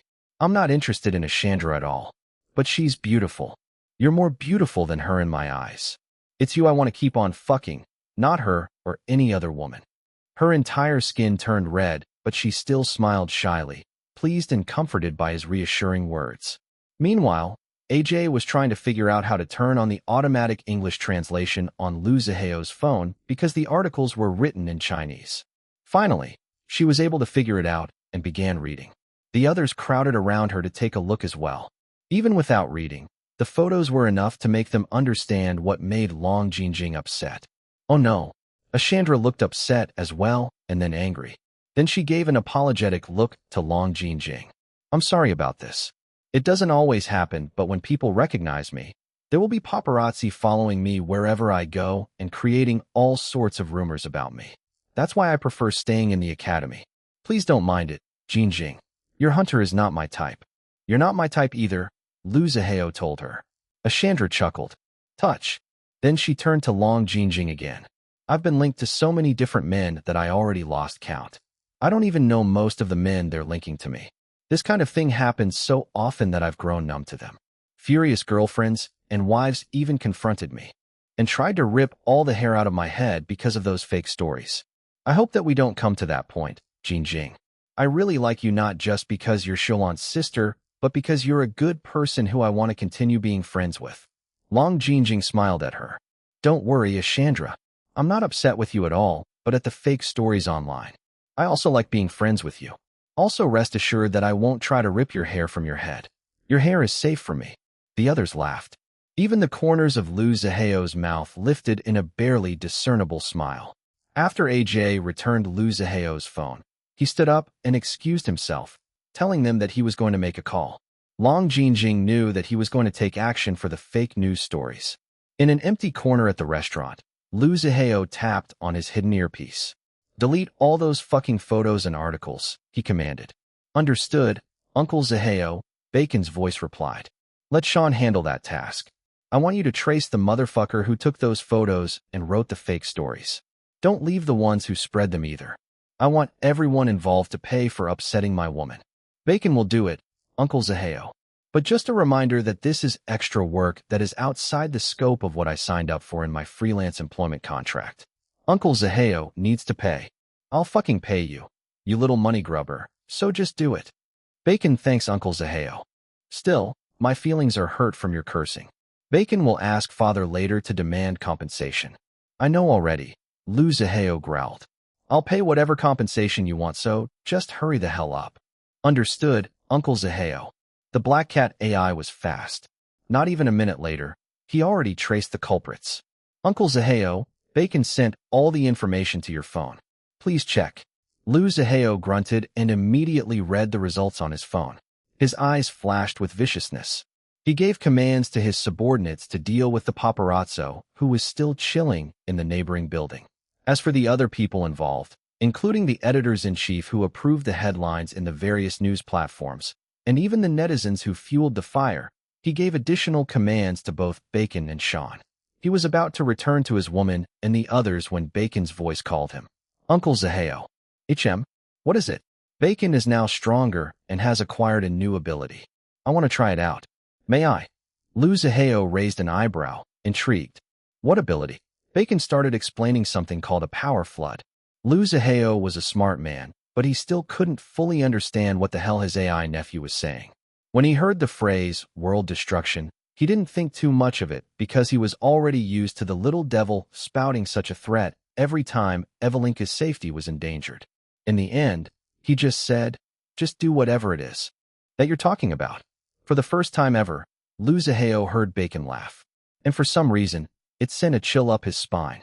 Lu Ziheo frowned at his own reaction and immediately shook it off. His AI nephew might be a little money-grubbing devil, but the kid was loyal to the family, especially to his mother. The most important thing was that Evelinka was the one who created Bacon. That was enough for Lu Ziheo to trust Bacon like he trusted his sister, Evelinka. No longer thinking about his inexplicable reaction from hearing Bacon laugh for the first time, he was about to return to Long Jinjing and his sister's friends from Cross Academy when he heard another familiar child's voice interrupt the communication channel of his hidden earpiece. "Hep hep hep. No can do, cockatoo. Bacon is not allowed to unleash his new power flood abilities without our mommy's supervision. Unless Uncle Hao Hao wants to become an accomplice in destroying the whole wide world. Don't listen to Ketchup's naughty little kitty brother. The cute and mighty Ketchup doesn't want the world to end yet. Ketchup still wants to stay with mommy and daddy and my siblings, and our one big happy family for a long time, forever and ever. Mio woo woo." Lu Ziheo stopped in his tracks after hearing Ketchup's frantic words. Before he could say anything, however, Ketchup continued speaking. "No," scolding her younger brother. "Bacon, you big meanie. Tricking Uncle Hao Hao so that you can play around with your new abilities. Oh no, Macapuno. You're gonna get into super-duper to the highest level gigantic, bombastic, fantastic, titanic trouble with our mommy and daddy again. Daddy is surely gonna ground you. Oh, so sad and scary, meow. What the hell is this about?" Lu Ziheo demanded before the talkative Ketchup could start running her mouth nonstop again. "Explain." Ketchup started her explanation, but she stopped mid-sentence. "Uncle Hao Hao, mommy is calling you." Connecting in 3, 2, meow. "Big brother, I heard you allowed Bacon to unleash his power flood abilities?" Iris asked immediately, not even greeting him first. Lu Ziheo was now feeling more intrigued about this power flood ability that his AI nephew somehow acquired without his knowledge. He replied to his sister, "I did, but I don't know what the hell is this power flood that you're all talking about. The kid just told me that he's stronger now and has a new ability that he wants to test out." Iris sighed. Bacon. The quiet Bacon finally spoke again. Mother, Bacon is sorry. She sighed again. Go tell your dad what you did. Mother, Bacon won't do it again. Please don't tell father. I don't want to be grounded again. Although Lu Zihao still didn't have a full understanding of the situation, he could grasp that it was more serious than he expected based on the urgency in his sister's tone. Knowing about his sister's weakness for her cat children, Lu Zihao intervened before she could give in to the cunning. Bacon's pleading. Listen to your mother, he said in a tone that brooked no argument. Bacon went silent again, but eventually obeyed with great reluctance. When the little devil finally left to confess his misdeed to Jin Liwei, Lu Zihao asked his sister to explain the whole situation to him so that he could understand. Iris' explanation was less technical and much easier to understand than what Bacon told him earlier, which was filled with jargon, but Lu Zihao still couldn't completely comprehend everything. This theory of power flood, or whatever the hell it was called, was too complicated even for a smart man like him to fully understand. Nevertheless, he still managed to get the gist of it. So you're saying that the kid evolved to become the power flood, which is some sort of technological weapon for warfare that you developed? Correct. Lu Zihao inhaled sharply. His eyes, however, were shining with the desire to acquire such an incredible weapon for himself. Big brother, the power flood is still incomplete. I also still need to study how the power flood that I originally developed has changed now that Bacon has evolved into it. I'm still in bed rest, so that has to wait. Liwei and I don't allow Bacon to test his newfound abilities without my close supervision. He leaned back against the wall and drummed his hand on his muscled thigh as he thought about everything that his sister told him. As soon as I recover from my bed rest, I'm going to create a program to seal the majority of Bacon's power flood abilities. Seal? He scowled. That's such a waste. Bacon is still a baby, big brother. He needs to mature first and control his emotions better so he won't lash out and immediately pull out the big guns to solve a minor problem, so to speak. I'll design the program so that it'll slowly unseal his power flood abilities as he matures and improve his overall skills. I also think that it's good to have this powerful trump card, but only if we're able to control it properly. Lu Zihao was relieved after hearing that his sister wasn't planning to seal Bacon's new abilities forever. Many plans were already forming inside his head, but he kept silent about his thoughts for now. He didn't want to let his sister know and risk her stopping Bacon from working for him and Shadow Winds ever again. That would create a huge dent in his grand plan for revenge. He heard the approaching sound of high heels clicking on the floor. Nikolai. He tapped on his earpiece in Morse code. Got to go. Talk to you later. The call with Iris ended. He straightened and met Long Jinjing. Is everything okay? She asked, looking at him with an expression filled with worry. What took you so long? Is there a problem?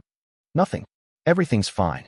Bacon and my subordinates are already taking care of the motherfuckers who posted those fake shits online. Don't worry about it anymore. Long Jinjing still looked worried but eventually nodded. I trust you. Let's go. We'll pick up Amampio from Auric's lab, and then we can all go home together. I'm not driving them. I came here to pick you up and nobody else. She pouted but couldn't stop the smile from spreading across her face. Okay, I'll call Dragon Palace to send a car to pick them up instead. They held hands and returned together to join the others again. Singapore. Jasper Leung couldn't believe all the things that happened to him within a span of only a few days. He got fired from his dream job at Gene Corporation's Singapore branch, felt like he was being stalked by a job ad online, applied for said job, almost died of a heart attack after learning that the boss of the company he was applying for was the daughter of his idol businessman Jin Liwei, got interviewed and hired by Jin Liwei himself, Kaya. And finally, he was now working as the communications coordinator at White Tigress International Virtual Assistant Services. Everything progressed extremely quickly after he signed his employment contract. CEO Jin Liwei and his daughter Miss Kitty Jean sent a couple of bodyguards to protect him from Romeo Young's possible attack on him. He was also informed that there were additional people sent to protect his family in secret. He also moved to a new place, a 2-bedroom condo unit, which White Tigress Company provided him for free. Not only that, he was also given a company car to use. A spacious condo unit and a luxury car? In Singapore? Really? He couldn't believe it. But he had to believe. The reality was right in front of him. He was living the dream. No doubt about it. If he followed his original plan and didn't get fired from his dream job at Gene Corporation, he definitely wouldn't be able to afford this kind of condo and car right off the bat. He would have needed to work for several years first and climb a few levels up the corporate ladder before he could save enough down payment to afford these luxuries, especially in such an expensive place to live as Singapore. While driving the new car, Jasper could really feel the strong backing of White Tigress Company. A regular person like him could never afford a car like this in Singapore. Only a billionaire like CEO Jin Liwei could provide him a car so quickly without batting an eye.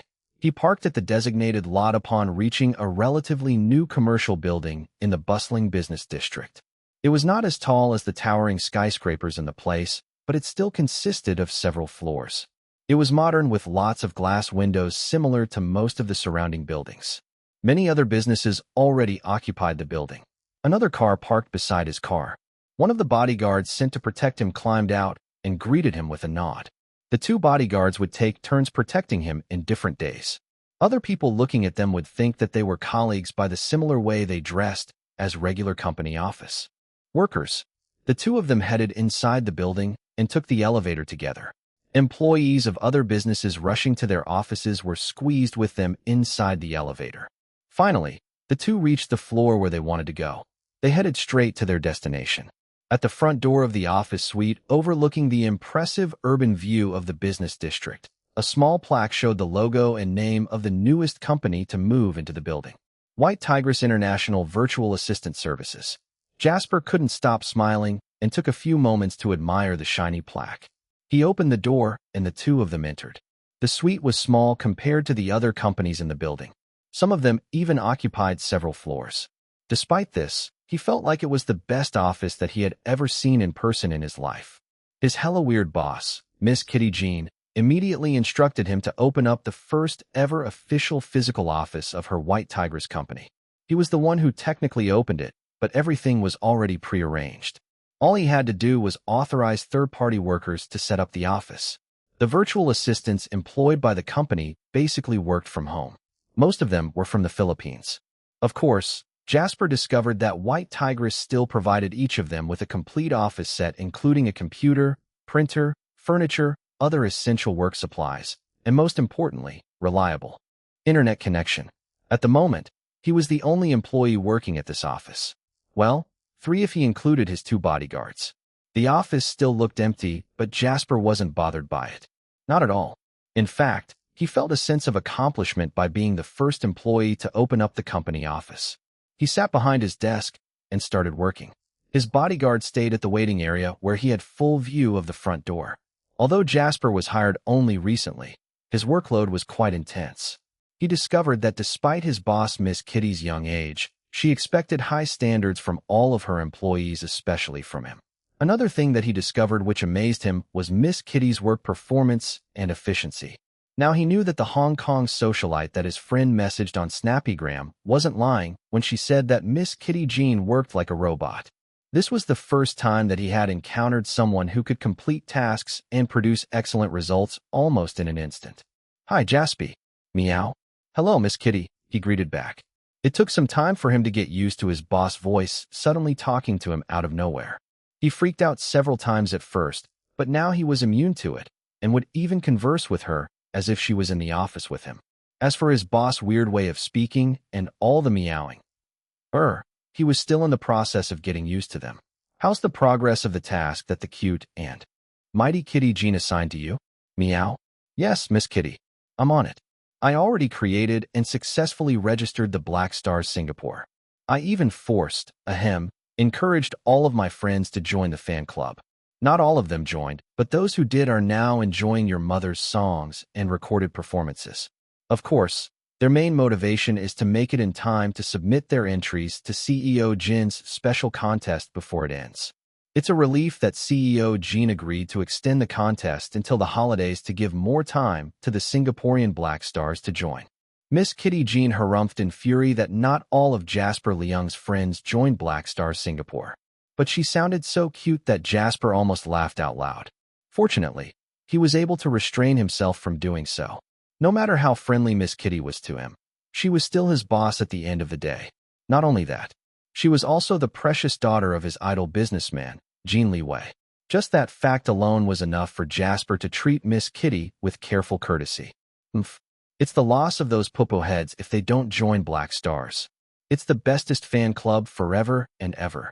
Those who didn't join will never know how super-duper to the highest level amazing my mommy is, and how beautiful and kind and talented and generous and awesome mommy is, just like the cute and mighty me. Meow. Yes, Miss Kitty. You're right. Jasper smiled, not caring in the least that the popo heads his boss was dissing were his own friends. The only thought in his mind right now was how cute his boss was. He wished that he could meet Miss Kitty in person. He bet that she would be a beautiful child because her parents were both gorgeous. It was also at times like this that he would be reminded just how young Miss Kitty was. Although he didn't know her exact age and felt it inappropriate to ask at this early stage in his career at White Tigress Company, he could guess by her voice, her use of immature terms like popo head and all the meowing, and of course, her mother's age. Madame Jean, or Iris Long, was only in her early 20s. If she was really Miss Kitty's biological mother like what CEO Jin Liwei and Miss Kitty claimed, then she must have given birth while she was still a teenager. This made Jasper look at his idol businessman differently and label him a beast, but it didn't lessen his respect for CEO Jin's superb business leadership. Also, the great thing about the situation was that CEO Jin still married the woman he impregnated when she finally became an adult. For Jasper, this was important. Even though CEO Jin was a beast for impregnating a teenager, at least he wasn't a total sleazeball for abandoning the woman who gave birth to his own child and even married her. On top of that, there were reports that CEO Jin was madly in love with his young wife. It was said that he had mellowed a lot after going public with his relationship with Iris Long. He wasn't as cold and indifferent as before. In fact, he would even become extremely friendly if someone heaped praises on his wife in front of him. Back to the present, Jasper listened to his boss chatter. This was another thing that he quickly discovered. Miss Kitty loved to talk. Too much sometimes. Besides his official work as the company's communications coordinator, he was also basically a kind of babysitter for his boss. Not in the sense that he needed to take care of her. She didn't need that, especially since they hadn't even met in person yet. He was a babysitter in the sense that he would spend time chatting with her, or more specifically, listening to her seemingly endless chatter, and also helping her understand the underlying meaning and the attitudes of some of their company's clients. Miss Kitty was straightforward and still immature in so many ways. She was still unable to comprehend that some people would say one thing, but mean another.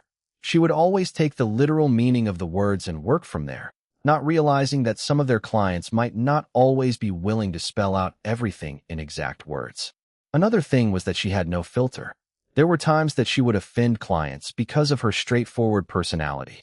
Even CEO Jin Liwei personally asked Jasper to help teach Miss Kitty to become more tactful. Fortunately, Miss Kitty was open to learning. In fact, she was an incredibly quick learner that Jasper couldn't help but be amazed.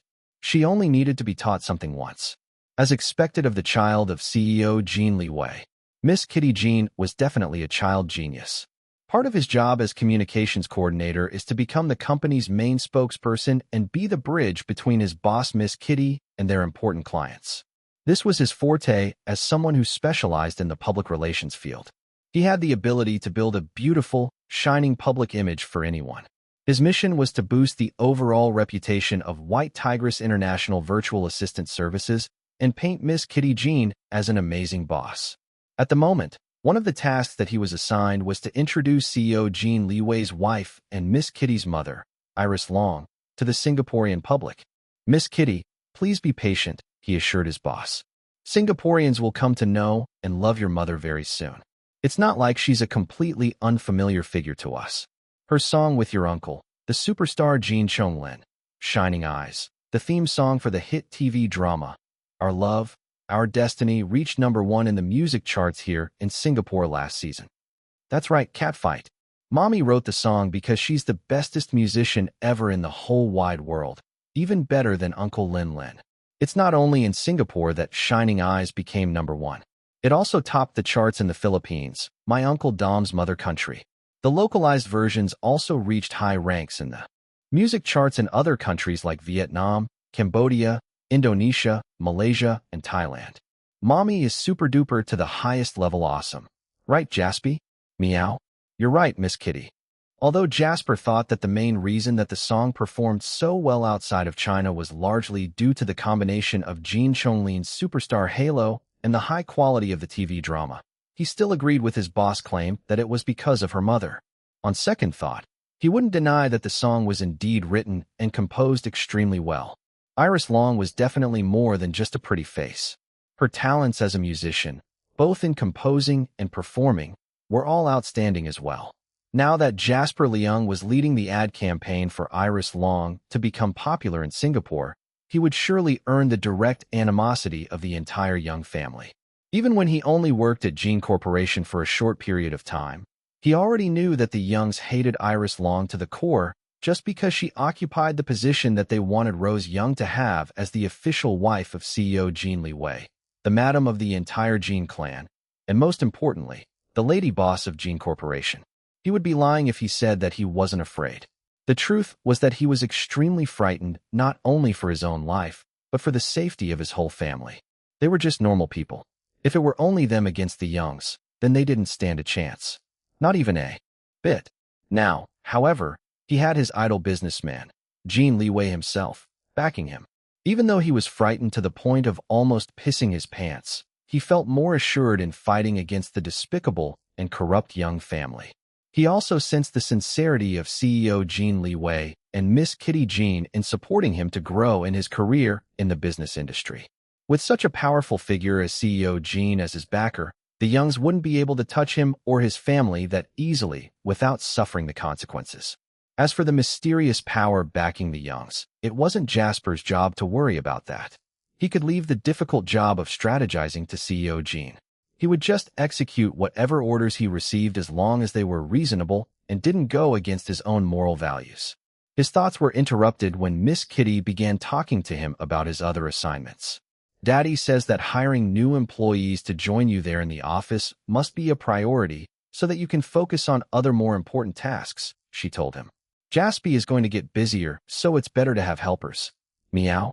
I understand, Miss Kitty. Please don't worry. I'll continue reviewing our first batch of applicants today and start the interview process as early as tomorrow. If things go well, we might have new employees joining us by the end of the week. That's good, cat food. The cute and mighty Kitty Jean will help in the background checks, so don't worry, Macaroni. Just focus on hiring people that you like and think will work well with you in the office. Meow. Yes, Miss Kitty. I'll do that. Jasper continued working and took appropriate breaks in between. He was busy, but he enjoyed the feeling of being productive. A great sense of accomplishment filled him, something that he never felt after he started working at his dream job at Jin Corporation. The environment there was extremely stressful and toxic. All the normal employees like him felt suppressed by Romeo Young and all the other Youngs who held important positions in the company. They had no chance of climbing up the corporate ladder without kissing the asses of the Youngs. Being forced to do so felt utterly demeaning. It damaged their dignities as human beings. Now that he was working for White Tiger's company, he felt fulfilled and supported. Granted, he had just began working, so the situation might change in the future. Still, he trusted CEO Jin's integrity as a business leader. Since CEO Jin was backing his daughter Miss Kitty Jin's White Tiger's company, Jasper now felt that he had been mistaken for a long time. Jin Corporation wasn't his dream job. His job right now was his dream job. He realized that the dream wasn't the company itself, but the sense of worth he got while working. He got that sense here at White Tiger's company. His workload might be heavy, but he was loving every second of it. While continuing to work through his tasks for the day, he suddenly received an email from CEO Jin Liwei. His heart skipped a beat. He immediately opened the email. His eyes widened when he read the content. Miss Kitty T. This. What's wrong, Jaspy? Just accept Daddy's offer. Meow. He read the email once again and felt emotional. It said, Jasper Leung, I invite you for a 3-day trip next week to China where you'll follow me to work at Jin Corporation headquarters as a paid intern. I hope that you'll learn some important business skills during that time that you can apply while working at my daughter's company. My assistant Su Tian will reach out to you shortly to arrange your travel details. My wife is also looking forward to meeting you after listening to our precious daughter talk about you.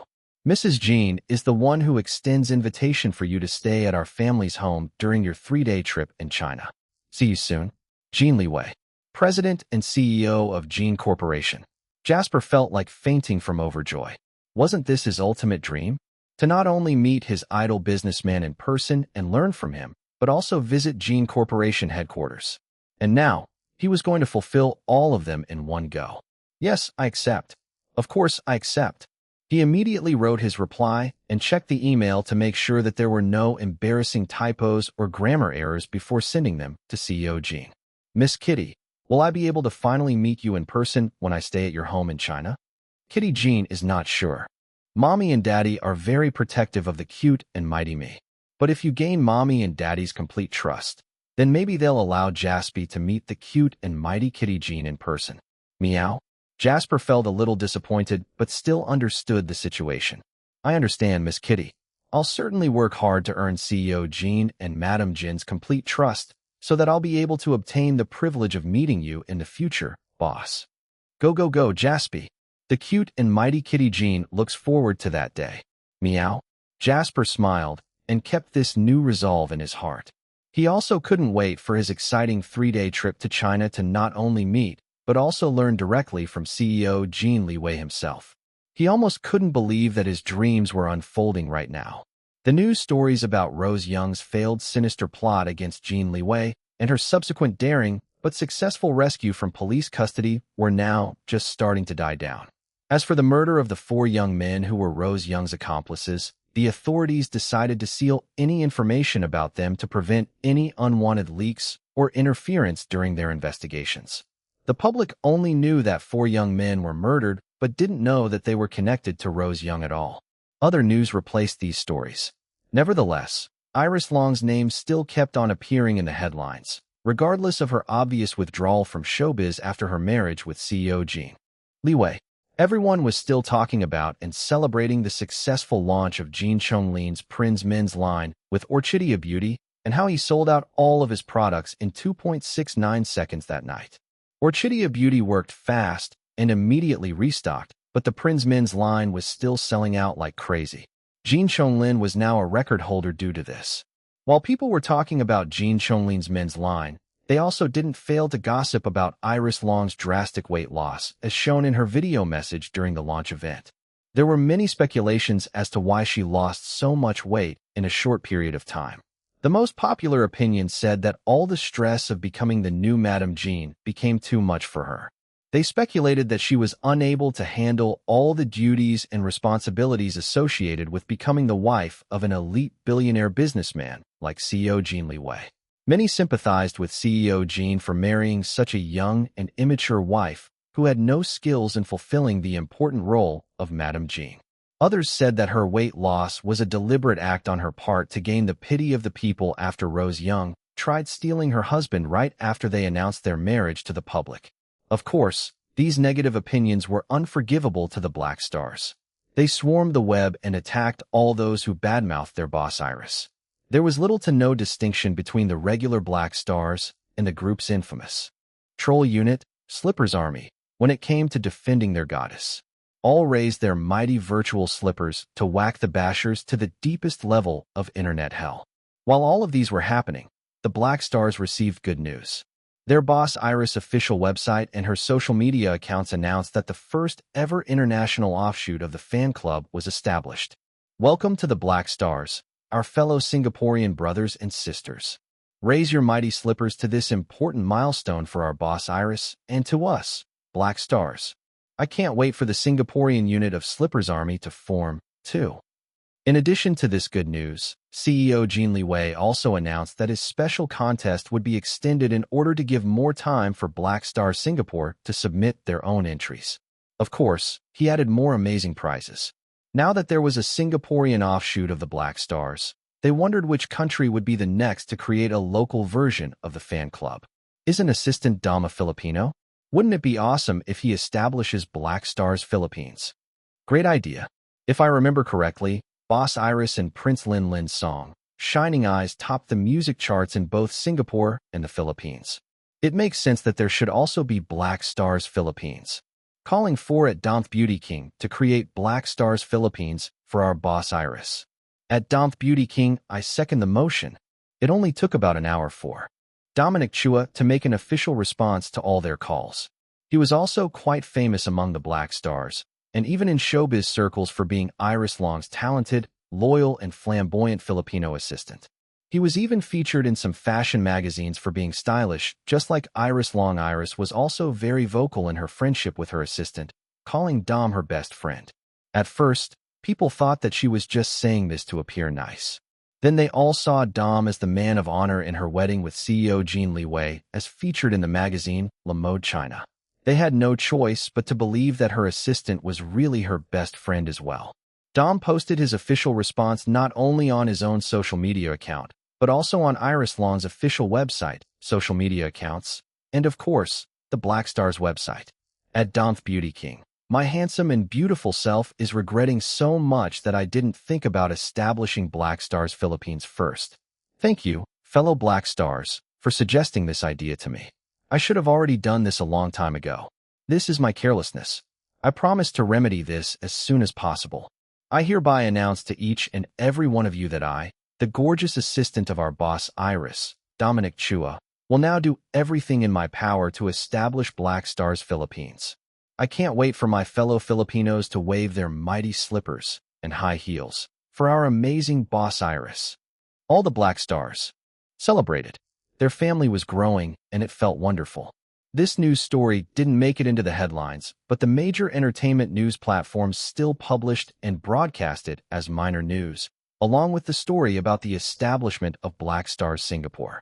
Another minor news that didn't make a big splash but still garnered the interest of a small group of people, particularly the rich who belonged to high society, was the introduction of Ruan Alejandro, son of the Spanish Viscount, who married Wei Lan.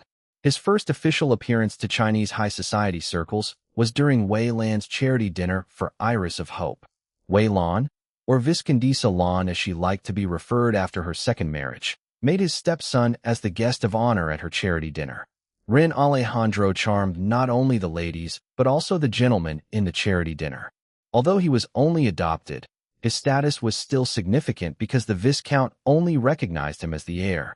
Unless Wei Lan gave birth to another child for the Viscount, Ruan Alejandro had no competitors to his father's wealth and legacy. After Wei Lan's charity dinner to raise money for her daughter's foundation, Iris of Hope, she began bringing her stepson Ruan Alejandro to all sorts of social events. With him around, Wei Lan became even more in demand at various gatherings. Many befriended her despite her notorious past reputation because they wanted to get close to Ruan Alejandro, the son of a Spanish Viscount. When they discovered that Ruan Alejandro intended to stay in China for quite a while, he quickly became one of the top eligible bachelors in the country alongside Jin Chonglin. Before Jin Liwei married Iris Long, he was the #1 eligible bachelor in the country. It didn't matter that there were many rumors about him being gay before. Many were still willing to marry him even if those rumors were true because of his billionaire status. Marrying him was the ultimate shortcut to a life of luxury. Too bad that Iris Long managed to fish such a gigantic whale before anyone else, leaving the others who wanted to marry Jin Liwei disappointed and even heartbroken. Jin Chonglin became the next top eligible bachelor, not only in the country, but abroad as well where his fame reached. He was a superstar whom many were fantasizing to be their boyfriend, lover, and husband. In addition, his identity as the younger brother of billionaire CEO Jin Liwei also made him more desirable to a lot of dreamers hoping to marry him. Another eligible bachelor was Liu Zihao. However, not many people were familiar with him. Most of the general public had no idea who he was. Only those who knew him as Sir Liu Jianhong's grandson were gunning to attract him as a prospective husband. Now that Ruan Alejandro entered the scene, almost all the young, unmarried ladies in high society wanted to forge a connection with him. Not only was he the only son of a Spanish Viscount and heir to old, noble money, but he also founded his own cybersecurity company, which was doing quite well abroad. In short, he was also rich in his own right even without depending on his adoptive father's wealth. Wei Lan kept on showing him off as if Ruan Alejandro was her own biological child. She wasn't even this enthusiastic when it came to her own daughter, Iris Long, back in the days.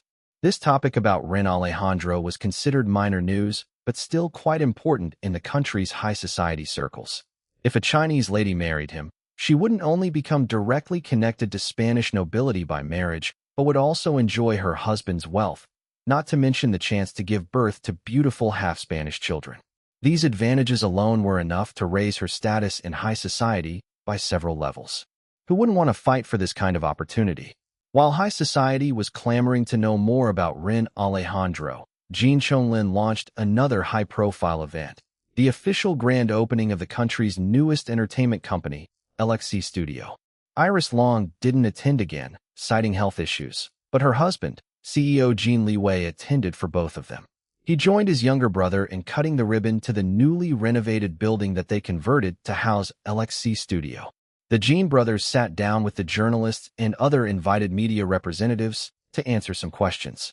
The focus was, of course, on the establishment of LXC Studio after Jin Chonglin and Iris Long both left their previous talent management company, Bright Summit. Even though the reporters wanted to make an issue between LXC Studio and Bright Summit, they couldn't. How could they when Bright Summit's current president attended LXC Studio's grand opening to openly show support? This is a question for CEO Jin, a reporter said.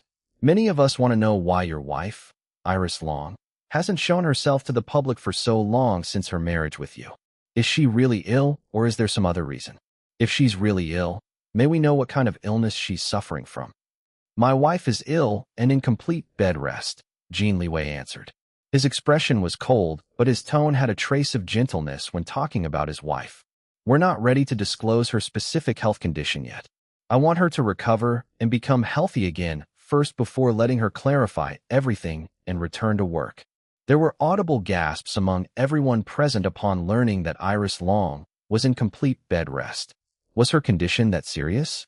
Another reporter asked, CEO Jin, did Iris Long become ill because of what happened to you?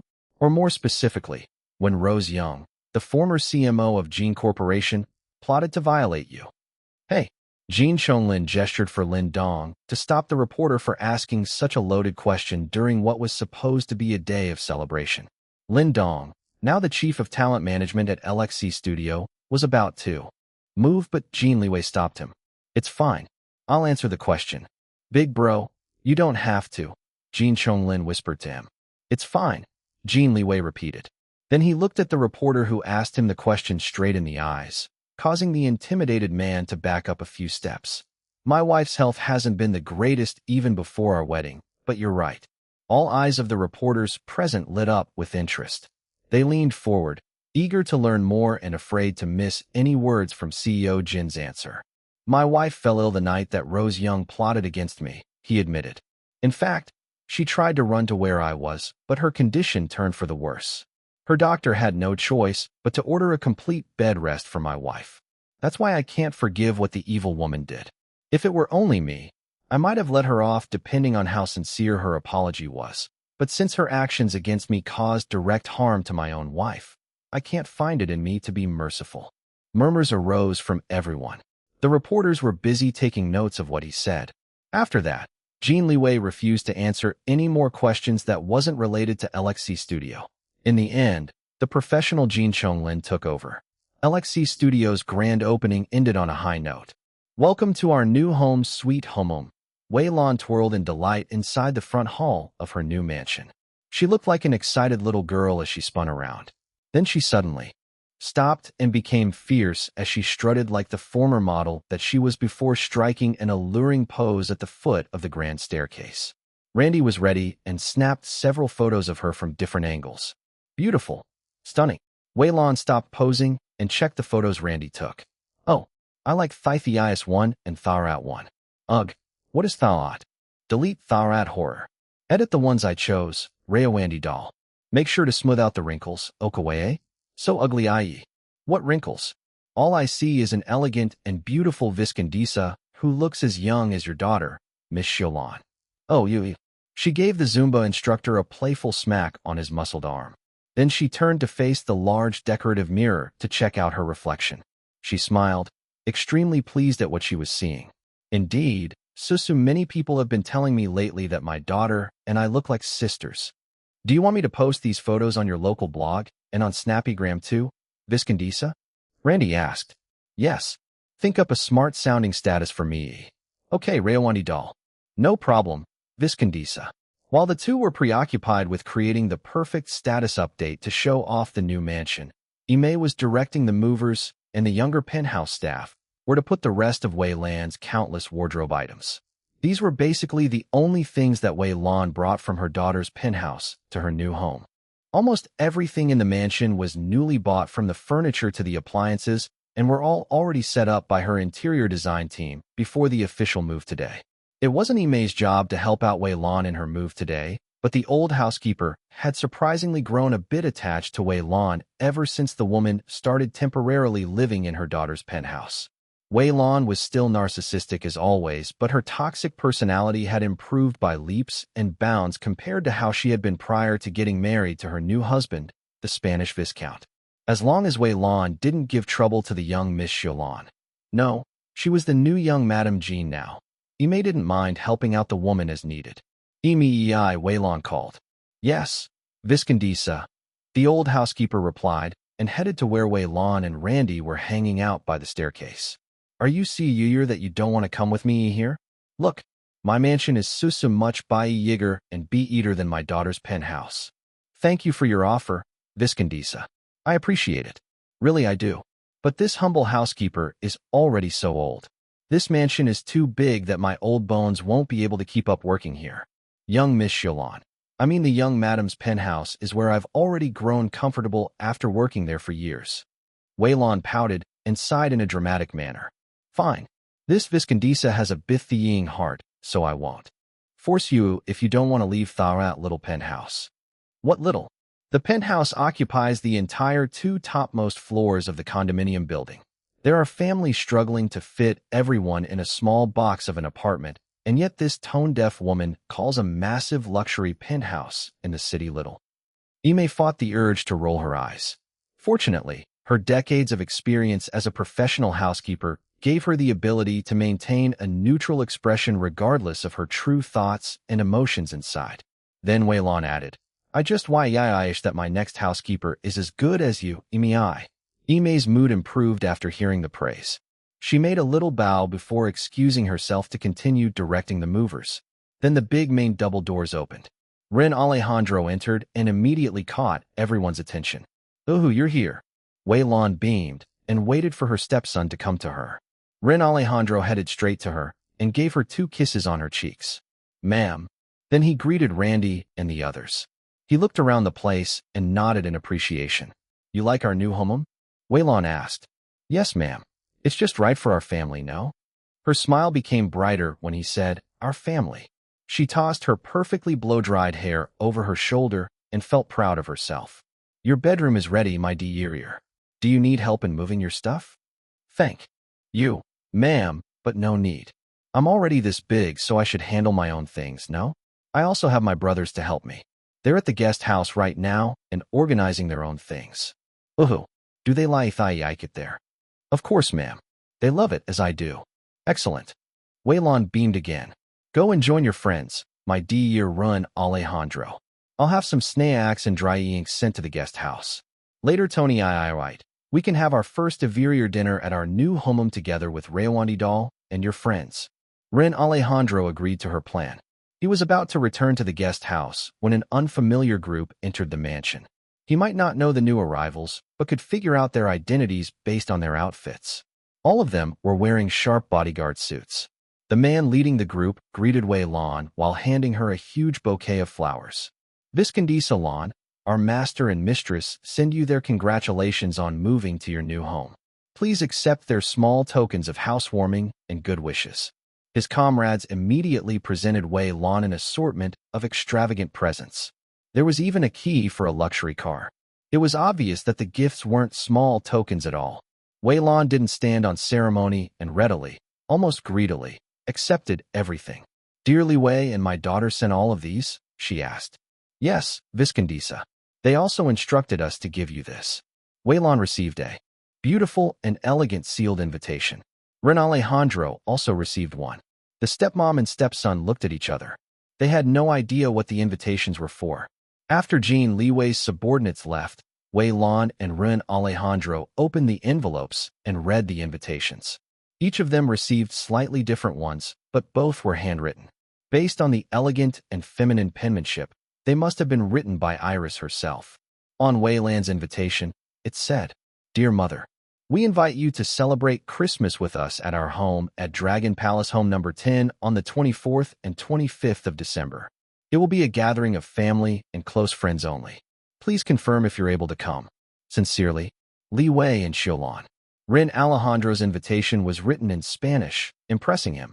It said, "Dear Ren Alejandro, we invite you to join us for a Christmas celebration with family and friends at our home at Dragon Palace Home Number 10 on the 24th and 25th of December. We are looking forward to finally meeting you in person. Please call us if you are able to come, or if you have any questions about the Christmas gathering. Sincerely, Liam and Iris." The corners of his mouth curved up. His dimples on both cheeks charmed everyone, especially Randy, who kept on batting his false eyelashes at him. Nobody noticed the glint in Ren Alejandro's eyes. "Fei Yinli," Wei Lan exclaimed while waving the handwritten invitation. "It has been a long time since I last saw Dear Liwei and Xiaolan. I've been wanting to introduce you, Ren Alejandro, for Susu Long. Now you can finally meet your sister. I'm glad that Iris and Liam extended an invitation to me even before meeting me," Ren Alejandro said. "This is a gathering for family and close friends only, yes? Of course, they should invite you. Your Fei Awamali too, Ren Alejandro. Even if they didn't invite you, don't worry, my dear. I would have still brought you with me. It's about time that my daughter meets her new brother. Ooh, I can't wait. Rayawandi doll, help me choose my outfit for the Christmas party. And oh, you're coming with me." Randy shimmied in excitement. "Yay, we're going to look so fab." Wei Lan handed him her invitation. "You keep it, Rayandi doll. I might lose it." "No problem, Viscondisa." Wei Lan crossed her arms over her chest. "I'm just so confused why my son-in-law and daughter would make a bioisic deal and celebrate Christmas like Thythias. Oh, I know the reason, Viscondisa. When I was still holding Zumba classes for Miss Xiaolan and the others, Dom mentioned to me that it's because of him that Miss Xiaolan started celebrating Filipino-style Christmas. I heard that Christmas is a big deal in the Philippines. Miss Xiaolan liked the first time she tried celebrating Christmas so much that she decided to make it into a yearly tradition at home." "Is that Susu?" Wei Lan raised an eyebrow. "Spanish people also love Christmas," Ren Alejandro interjected. "Ma'am, forgive Pap for not celebrating Christmas properly with you last year, yes? We were all so busy with work back then that we barely had any time to spend time with each other after Pap and Ma'am married. I hope that we can also begin a wonderful Christmas tradition together as a family after Pap joins us here at our new home." Wei Lan fished out a lace handkerchief from her expensive handbag and wiped her non-existent tears. "That's such a sweet idea, my dear. Of course, we're going to do that. We're family after all. Ooh, how I miss your dad so much. I'm sure that Pap misses you so much too, ma'am." He smiled again, flashing his charming dimples and almost causing the macho Zumba instructor to swoon. Ren Alejandro chatted a bit more with his stepmom and her best friend before excusing himself to return to the guest house. He smiled and nodded at the passing movers. When he finally reached the guest house, the smile on his face disappeared, replaced by a predatory look. He clutched the invitation in his hand and headed to where his brothers gathered.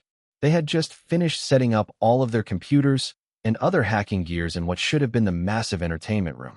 The pool table, mahjong table, arcade machines, and video game stations were all pushed to one corner. Everything was still disorganized, but the former entertainment room was now starting to look more like a mission control center. Although the guest house wasn't as large as the main mansion, it was still very spacious. They had more than enough room to fit all of their computers and gears. Staying in a luxury suite at a 5-star hotel is cool and all, but it's still better to have our own place, a brother commented. "I'm so glad that we can finally set up a more permanent base. It's so tiring to always drag our computers to different places." "So true. And we don't have to worry about privacy and security here. We've already checked the entire place and secured it." "Ah, so comfy." Ren Alejandro arrived. "Settled in, my brothers?" "Not quite, but almost." He nodded and sat on a lounge chair. Then he waved the invitation in front of his brothers. They looked at him with questioning eyes. He tossed it to his nearest brother. The others crowded to read the contents of the invitation together. Yes, finally. We'll finally enter the next stage of our plans. Good luck, brother. I heard that Jin is a tough nut to crack, but I know that you can charm him. Alejandro raised an eyebrow and chuckled. If he's really a tough nut to crack, then it'll just be a big waste of time trying to get close to him, no? But you have to befriend him. That's the plan. I know. He smirked. You know the key to get close to Jin? Some of his brothers looked confused while the others appeared to know the answer. Befriend the wife and the husband will follow, he said with flourish. Oh, makes sense. One of them, however, was doubtful. Will that really work? What if Liam gets jealous and think that you're stealing his wife? That'll depend on my ability, no? Alejandro didn't look worried at all. He was already looking forward to the Christmas gathering at Dragon Palace. This was a mission that he couldn't afford to fail. He was determined to succeed no matter what or suffer the consequences. Dragon Palace Home Number 10. With the help of Teresa Blipsberg's initial treatment, Iris' complexion quickly became rosy again. Her mood also improved a lot, and she felt less bored, although this might be attributed to the presence of her friends from Cross Academy. Teresa had been shocked when she took a look at Iris' medical records with Iris' private doctor. Goodness, Shilon, you're having twins. Teresa was impressed as she looked at Iris' small and flat waist.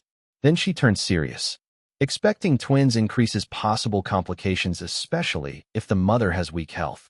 We need to be more careful and really focus on making you healthier so that the babies could safely grow inside your womb and be born as close to your full term as possible. It's going to be uncomfortable, but bear with it. I understand, Teresa, Iris replied. I trust you and I'll follow whatever you think is best for my health and that of my twin babies. Teresa left some important instructions to Iris' private doctor before flying back to her lab at Cross Academy using Jin Liwei's private jet. She was going to make customized supplements for Iris and also ask for her mentor's advice on designing the best treatment plan for the delicate Iris who was pregnant with twins.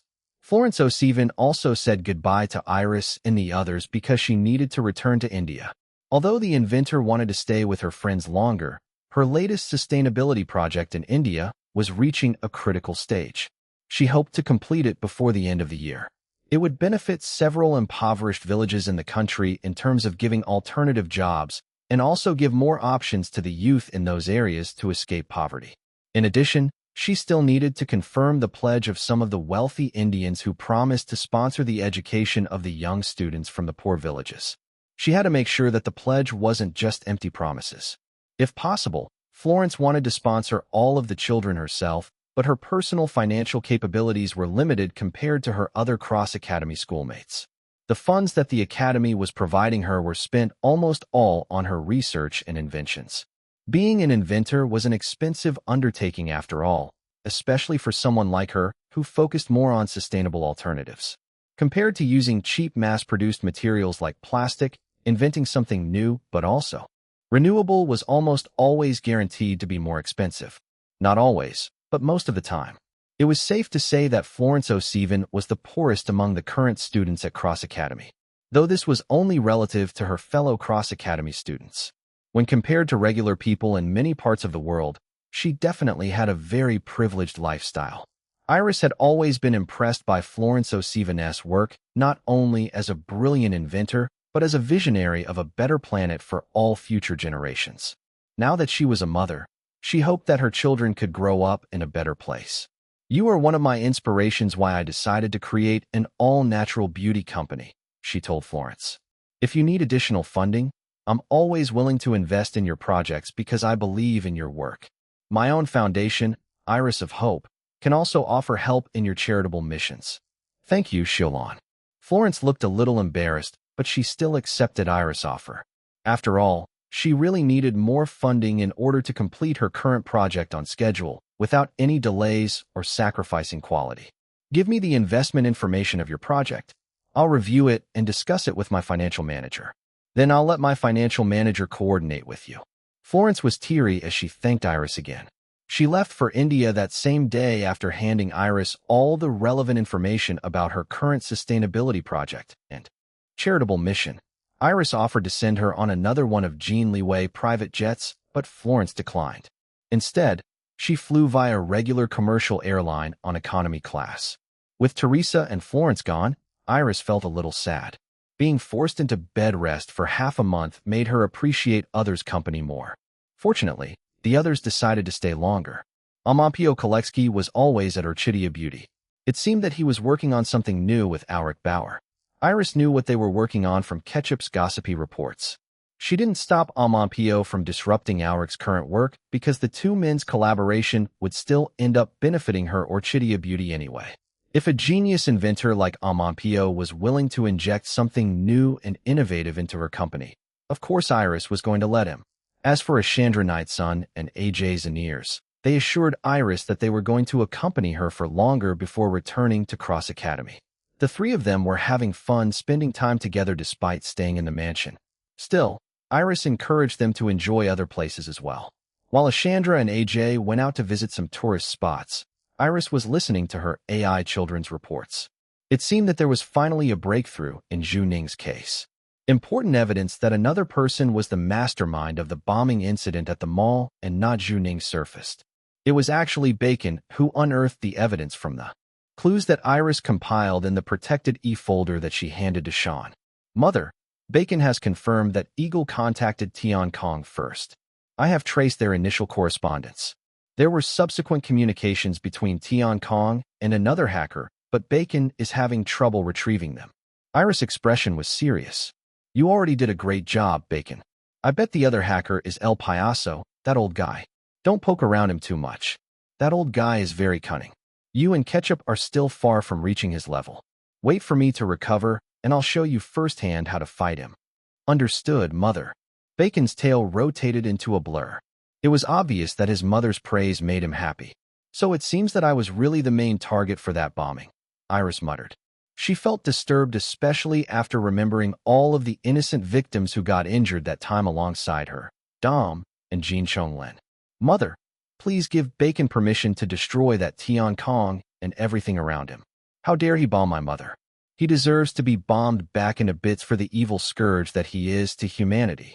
The black cat AI's golden eyes narrowed and glinted like a predator about to attack his prey. The white, fluffy cat beside him also hissed, baring her shiny fangs and extending her sharp claws. Ketchup's attempt to appear threatening, however, failed big time.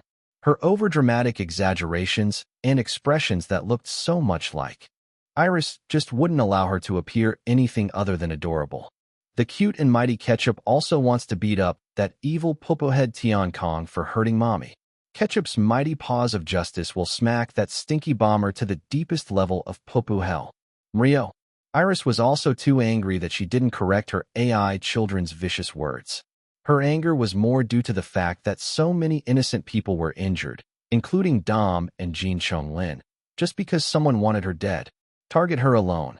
She would face the bastard and fight. Why involve so many others? The smartwatch that Teresa Blipsburg gave her blinked. It looked more like a sleek platinum bracelet than a smartwatch. Mother, your heart rate is increasing. Please calm down. Bacon will put off destroying the bomber for now. She closed her eyes and focused on taking deep, even breaths. It was only when her heart rate returned to almost normal that her AI children stopped nagging at her. She opened her eyes and cast a cold look at the ceiling. Continue your report, Bacon. Her cat AI son obeyed. Bacon revealed that he unearthed deleted surveillance video footage of suspicious people scouting the mall about a week before the bombing. Another person dropped off the bomb close to the mall so that Tian Kong could pick it up. Uncle Zaheo is already hunting for the people shown in the surveillance footages. Mother, does your uncle have any leads on the identities of those people? Iris asked. Bacon's golden eyes glowed brighter before returning to normal. Yes, Mother. 2 of the men who scouted the mall have been identified as people employed by Jin Qinggong when the traitor still belonged to our Jin clan before Father kicked him and his entire branch family out.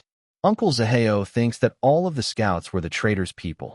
Iris gripped the duvet as her nostrils flared. Jin Qinggong. He's involved? Does your dad know about this? Yes, Mommy. Ketchup immediately told Daddy as soon as my little kitty brother Bacon discovered this evidence. Daddy was super-duper to the highest level mad like an evil dragon. Oh, so scary, but the cute and mighty me approves. Meow. What's your dad doing now? Father is currently at Shadow Wind's headquarters beating up the traitor. Mother, please don't stop Father. The traitor deserves to be beaten up for being party to endangering Mother. Iris let go of the duvet and once again focused on regulating her breathing. Once she was calm enough, she told Bacon, "Don't let your dad kill that snake. Jin Shinggong isn't worth it to stain your dad's hands with dirty blood. There are punishments that are worse than death." "Understood, Mother." Bacon will relay your words to Father now. The Black Cat AI disappeared before returning a few seconds later. "Done, Mother." Father says that he understands. He also says not to stress yourself too much and leave everything to him and Uncle Zaheo. Oh. Ketchup and Bacon too, Mommy. Relax and leave everything to Daddy, Uncle How How, and us kitty babies. Love you lots, Mommy. Please don't get hurt anymore. Meow.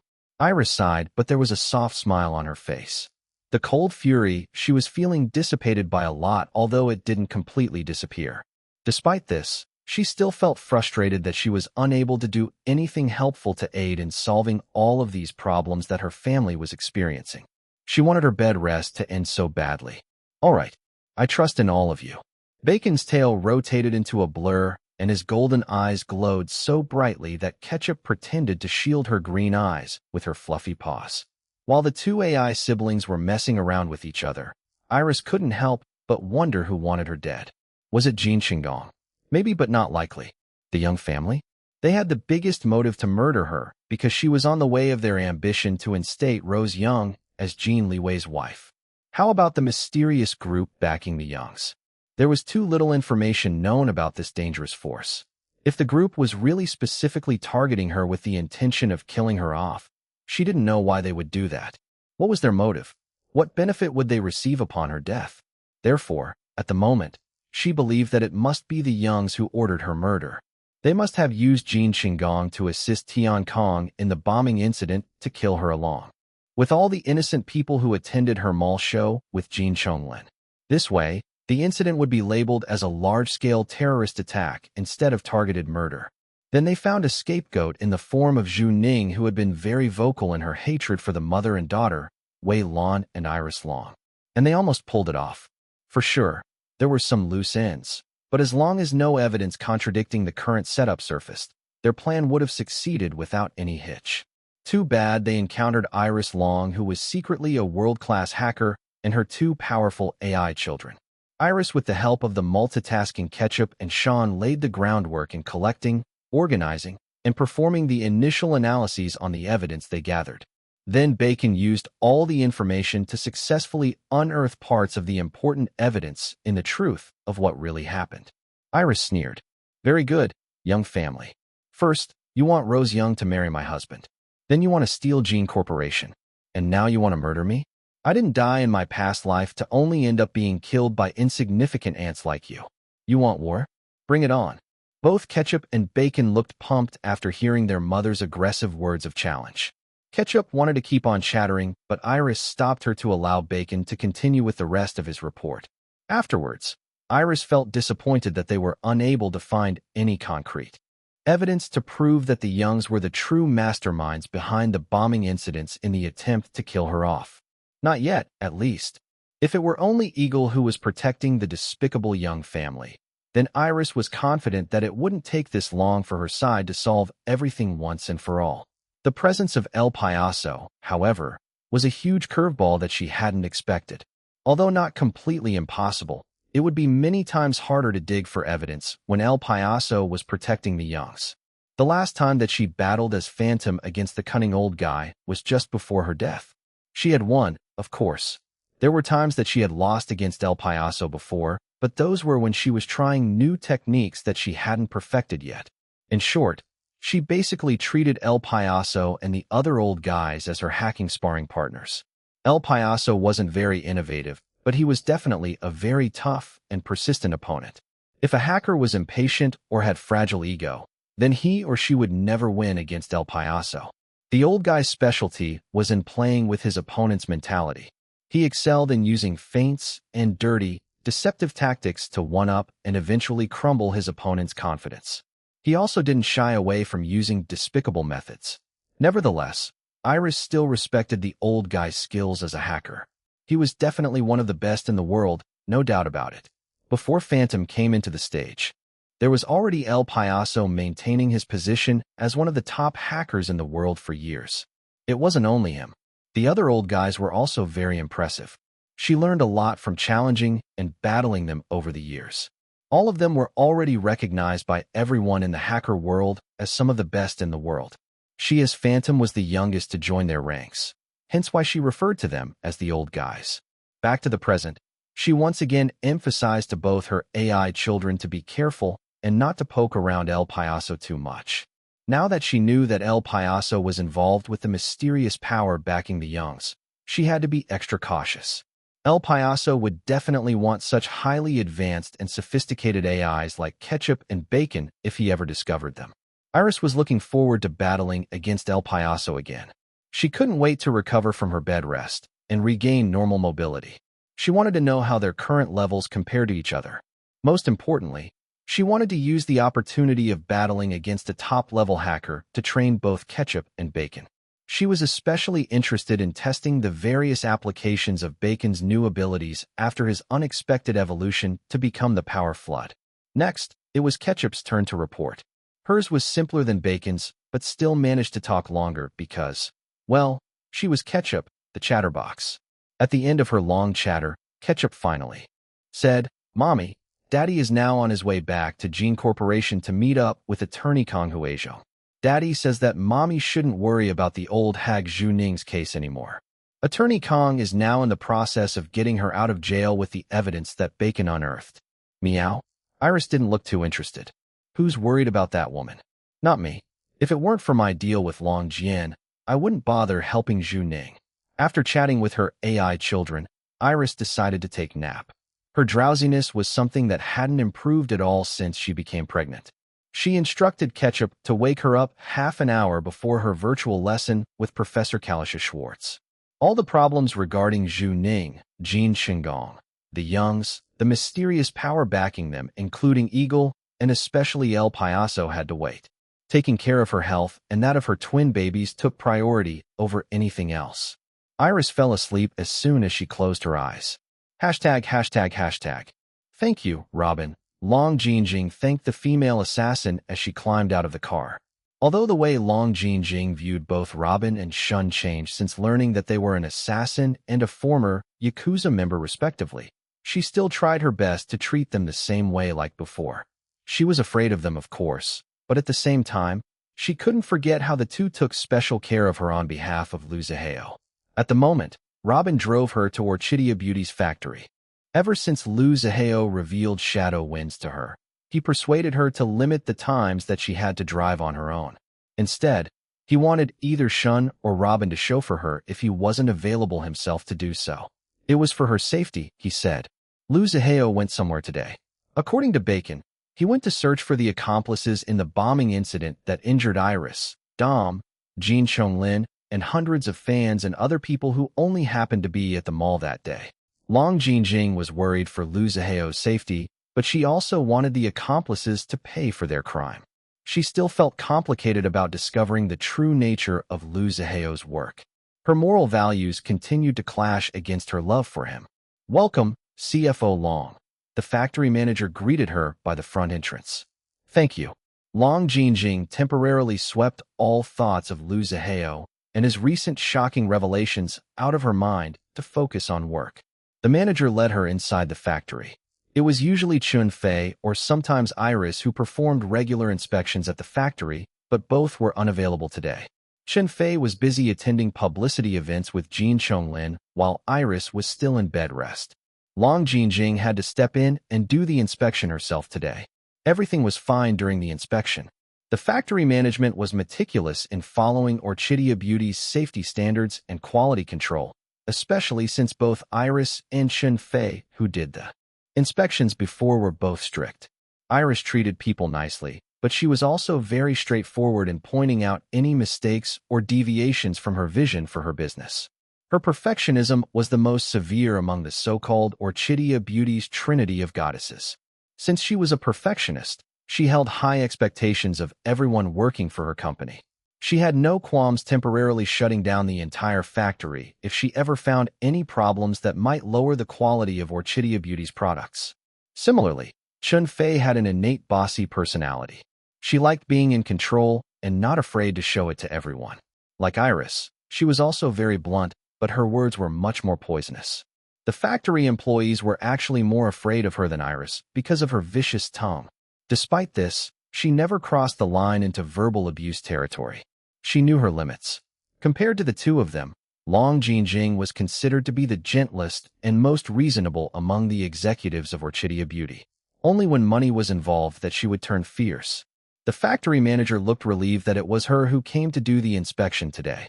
There would be no critiques in improving the already high standards in the factory from President Iris Long, and no severe tongue lashing from Xiao Chun Fei.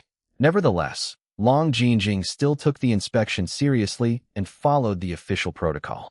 After ensuring that everything in the factory was within Orchidia Beauty's high standards, Long Jinjing said goodbye to everyone and left. Robin was waiting for her outside with the car. "Where to, Miss Jinjing?" Robin asked. Long Jinjing looked at the time on her wristwatch.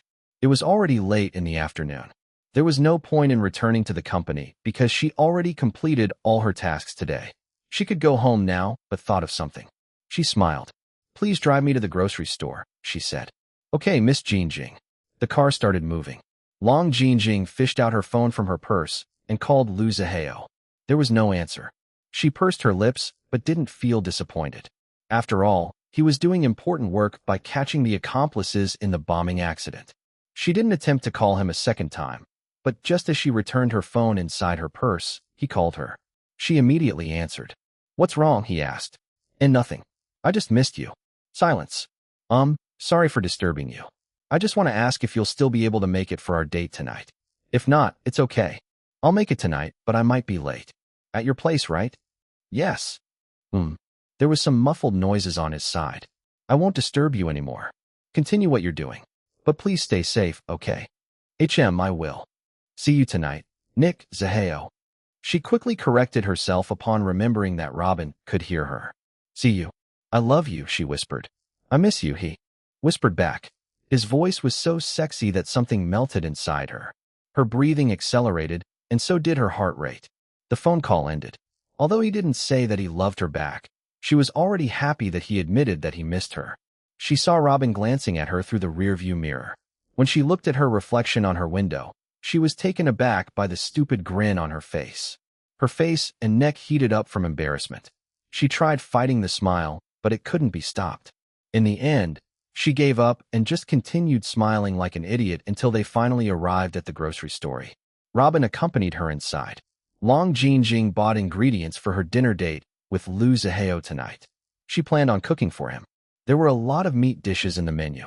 He liked eating almost anything that had meat in it. She wasn't worried of cooking too much because Lu Zihao could finish eating everything served on the table all by himself. She noticed that his appetite was always impressive. For tonight's dinner date, she requested that they do it at her condo. She didn't feel comfortable cooking in her sister and brother-in-law's huge, professional-grade kitchen. The people cooking there were literally certified chefs. She would only feel intimidated if she attempted to cook there. In addition, she knew that Lu Zihao liked having sex with her after dinner. He said that she was his favorite dessert. Although everyone at Dragon Palace could already figure out that the two of them were sleeping together, she still felt shy.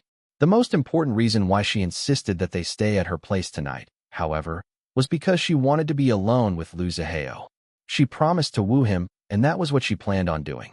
Staying at Dragon Palace where many eyes were watching would just make her too self-conscious. It was better to execute her plans in the comfort of her own home. That way, she could feel braver in wooing the man who she hoped to become her husband and the father of her children in the future. After she and Robin packed all the grocery bags inside the car, she saw a menswear boutique across the street. She told Robin to wait for her in the car and crossed to the other side by herself. She stood in front of the boutique and hesitated for a moment before finally going in. A female sales associate greeted her and offered to help. I'm looking to buy something for my boyfriend. Can you please recommend something nice?" The associate recommended a bunch of items. Most of them were clothes. Long Jinjing didn't think that they would suit Lu Zihao at all. If they were for her brother-in-law Jin Liwei, then they would be perfect, but not for Lu Zihao. She was about to give up when a tall figure stepped in front of her view and handed her a simple, yet high-quality leather belt with a solid metal buckle. "May I suggest this?" the gray-eyed, foreign white man said with a smile. Long Jinjing stared at the deep, charming dimples on both his cheeks. Thank you," Long Jinjing said in a small voice. She took the leather belt and avoided the foreign man's gaze while taking a few steps away to create some distance between them. He was so tall, taller than Lu Zihao, that he seemed to be invading her personal space by just standing there and looking at her. "You're very welcome." The man smiled, making his dimples appear deeper on both his cheeks. The female associates in the boutique kept on stealing glances at him. They straightened their postures and made quick adjustments on their hair and clothes in the hopes of attracting his attention. Their attempts, however, were all futile. The handsome, foreign man's eyes were all on the lone female customer of the boutique at this time. Long Jinjing studied the leather belt and could immediately imagine Lu Zihao wearing it. The belt was simple yet appeared very masculine. Its thick, metal buckle looked durable but also luxurious at the same time. She glanced at the foreign man who recommended it to her. He had good taste, she admitted. However, she still decided not to buy this particular belt. She chose another similar one instead with a different buckle design. This was because she felt uncomfortable buying something that the strange, foreign man recommended for her own boyfriend. Nevertheless, she still continued holding the belt, not wanting to appear rude by discarding it immediately. After someone just recommended it to her, she would just leave it off at the cashier later. Long Jinjing didn't want to stay at the boutique for too long, but didn't want to leave empty-handed either. It was difficult to decide which ones to buy, but she eventually chose a leather belt, a pair of leather gloves, and an all-black cowl scarf that could also function as a face mask. She chose the last item because it might help Lu Zihao hide his identity by covering his face when doing whatever he did for work. Her moral values screamed at her for choosing such a gift, making her feel a little guilty, like an accomplice to a crime. She forced the feeling out of her mind and instead focused on the growing anticipation for her dinner date with Lu Zihao tonight.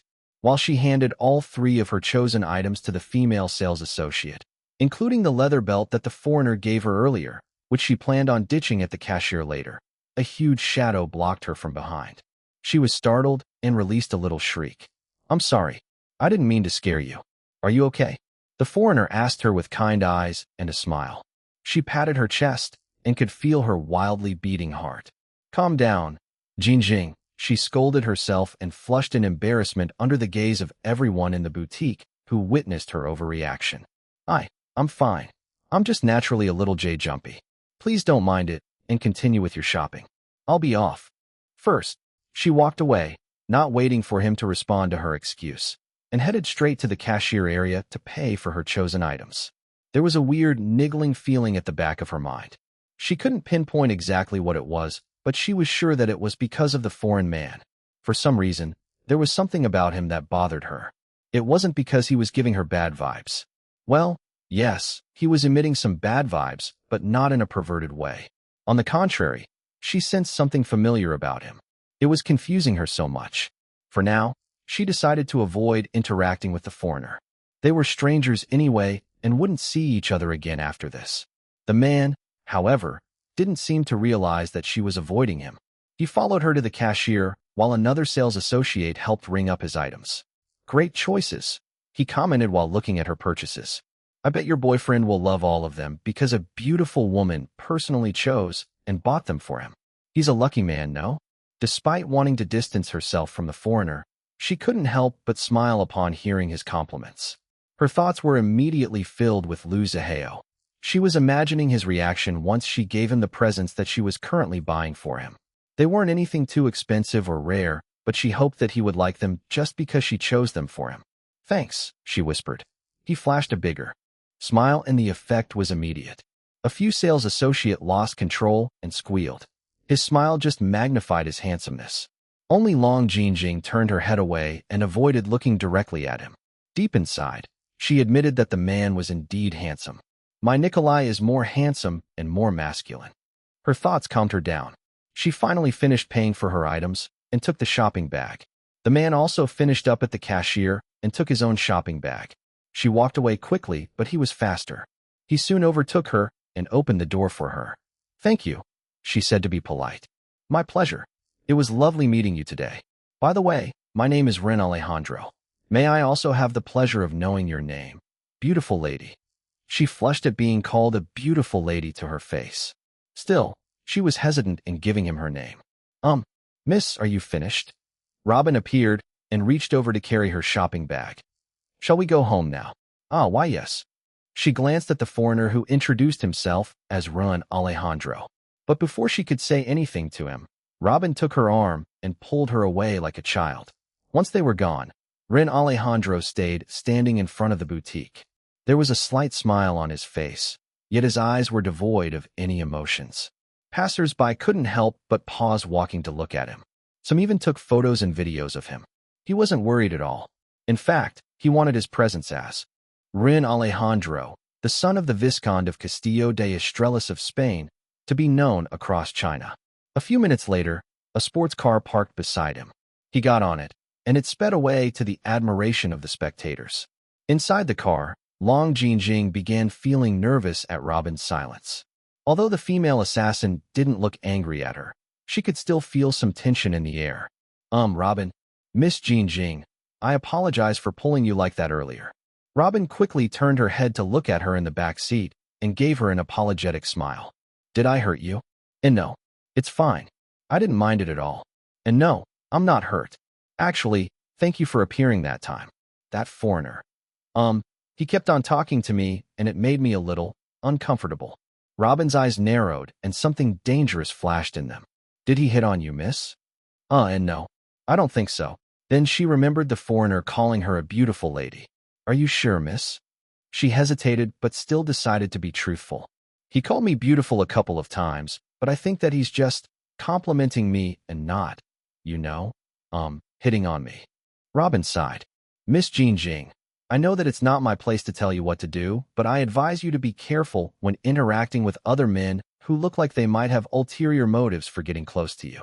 Boss How ordered Shun and me not to let other men sniff around you. We don't dare disobey him. Please understand." "Okay, Robin. Don't worry. I'll talk to Zaheo and tell him not to be jealous of every male around me. Also, it's not like I'm going to cheat on him with another man." Then she muttered, "He should have more trust in me." She pouted and sighed while looking at the urban view they were passing by outside her window. Her mind was filled entirely with thoughts of Lu Zaheo. The encounter with the foreign man at the menswear boutique was already pushed to the back of her mind. However, Robin brought the man up again. "Miss Jinjing, don't you recognize the foreigner?" "Huh? Do I know him?" Long Jinjing frowned and thought about it, but came up blank. "He said that his name is Ren Alejandro, but I don't know anyone. Ichem? Wait, his name sounds familiar. Where did I hear about it before? He's Madame Wei Lan's Spanish stepson." Oh, Long Jinjing's eyes widened in realization. "Yes, I remember the name now. But I didn't know what he looks like until now." "How did you know?" "It's part of my job to know these things. Mississippi Boss How insists on it." "Oh, I see." She was silent while pondering about the matter. "Robin, do you think that Ren Alejandro knew who I was?" "It's possible, Miss Jinjing, but we can't also rule out the possibility that he doesn't know about you. After all, it's Miss Xiaolan who's the daughter of his stepmother and not you." "That's true. But of course, it's better to be cautious regardless of the possibilities. We don't know much about that Spaniard except for his public information." Long Jinjing nodded. After learning about shadow winds and the criminal nature of their business, she told herself to be extra careful of everything. She didn't want to betray Lu Zaheo and his people even by accident. He loved him too much to do that. "I understand. Thank you for the reminder, Robin." "Don't mention it, Mississippi." The drive to her home was relaxing after their conversation. "What happened, brother? Your face has the expression whenever you find a new chick that you want to fuck." Ren Alejandro chuckled after hearing his brother's comment. He was sitting in the front passenger seat while one of his brothers was driving the sports car. They were now headed home to the new mansion. Not quite accurate, but close. "Guess who I met today?" "Who?" "Didn't you have an appointment with a few local rich kids who you met at your stepmom's charity dinner?" Ren Alejandro sneered. "I'm not talking about those spoiled brats. They're around the same age as us, but they have the mentality of toddlers. It's already a challenge for me to endure their shallow company. It'll be an insult to my intelligence if I keep on talking about them, even in private, no? Then who are you talking about? Long Jinjing. Who? Oh, you mean Iris' half-sister? The CFO of her company, Orchidia Beauty? Yes. Ren Alejandro shared how he encountered the woman at the menswear boutique. I immediately recognized her, so I followed her. She's not bad. Not drop-dead gorgeous like Iris, but she has her own charm. Haha. She's like a skittish mouse in front of me. Cute, no? His brother raised an eyebrow before whistling. You want to fuck her? He sighed. That would be nice, but she has a boyfriend. TSK. But that never stopped you before. Haha. True. But you know that I can't mess around this time. I need to worm my way inside Liam and Iris' inner circles. Jinjing belongs to one of those inner circles, so I can't play around with her even if I wanted to. It's a different story if she approaches me first, though. That would be interesting, yes? Ha. Just smile at her. Women will immediately spread their legs for you once you show them your dimples. Haha. We'll see. By the way, who's her boyfriend? I think it's still Hunter. One of his female subordinates that we identified in our files pulled Jinjing away from me, looking like a mama bear protecting her cub. If I remember correctly, she should be the one called Robin. Oh, she's still dating that scarred bodybuilder? But our reports said that they should have already broken up because they hadn't met for a while. Ren Alejandro shrugged. Getting back together with an ex is possible, no? True. But brother, that Hunter guy and his subordinates are suspicious. We can't dig anything more about him. And his background history is also weird like Iris. Both of them had drastic change in their personalities after waking up from coma. It's like the two of them turned into completely different people. Ren Alejandro drummed his fingers on his knees while thinking. I'll find out what caused their personality change once I get close to them. Hunter is a target as well because he's the grandson of Lu Jianhong. Good luck, brother. He looks like a tougher nut to crack than Liam. The aroma of delicious home-cooked food welcomed Lu Zihao as soon as he entered the condo unit. He closed the door behind him and started taking off his light coat. Long Jinjing came out of the kitchen in an apron while still holding a cooking ladle. He observed how her expression changed as soon as she saw him. Her smile bloomed like a flower, and it made something inside his chest feel ticklish or itchy, that kind of weird sensation. You're here. Long Jinjing rushed to him and threw her arms around his neck. He lifted her up and they kissed. There was no hot tongue action, but he still sucked on her soft lips, tasting a little of what she was cooking. His mouth immediately salivated for dinner, food, and for dessert, her. She was about to help him hang his coat, but she heard a sizzling sound, so off she went back to the kitchen. Phew, that was close, he heard her exclaim. He didn't bother hanging his coat, and just tossed it on the couch in a careless manner before heading to the kitchen to watch his woman cook. His eyes didn't miss the array of dishes already presented on the table. Dinner is almost ready, Nikolai. She told him. You came home earlier than I expected. I hope you don't mind waiting a few more minutes before we can start eating. No problem. He leaned against the wall and crossed his muscled arms over his wide chest while continuing to watch her. Her words echoed inside his head. She talked as if this place was his home, too. He looked at her tiny place, and it indeed made him feel comfortable enough to lower his guards. Now that he thought about it, he already began looking forward to coming to this place and staying with his woman.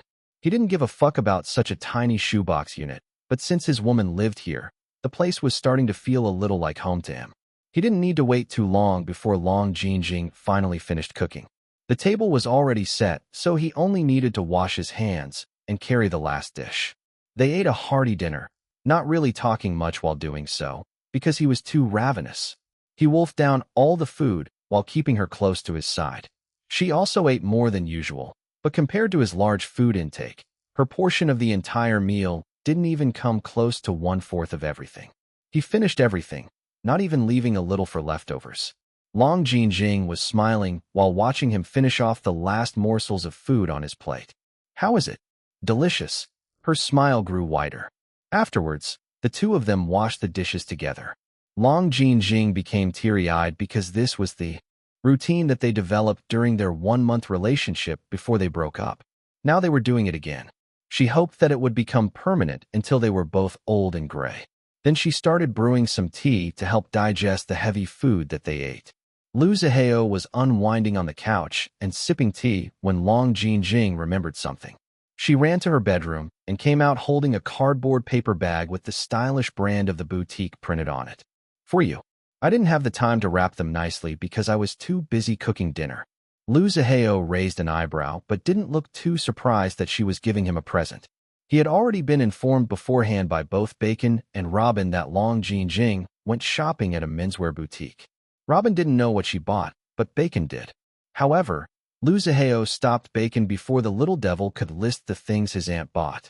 Although it was corny and something that he never bothered before, he wanted to be surprised. Open it, Long Jinjing said, and sat down beside him twiddling her thumbs. Her nervousness was clear on her face. He opened the shopping bag and took out the items inside. First was the pair of leather gloves. Nice, he said. She breathed out a sigh of relief and appeared less nervous. He took out another item. It was the cowl scarf. Just what I need. She smiled. Then he took out the last item. No, 2 items.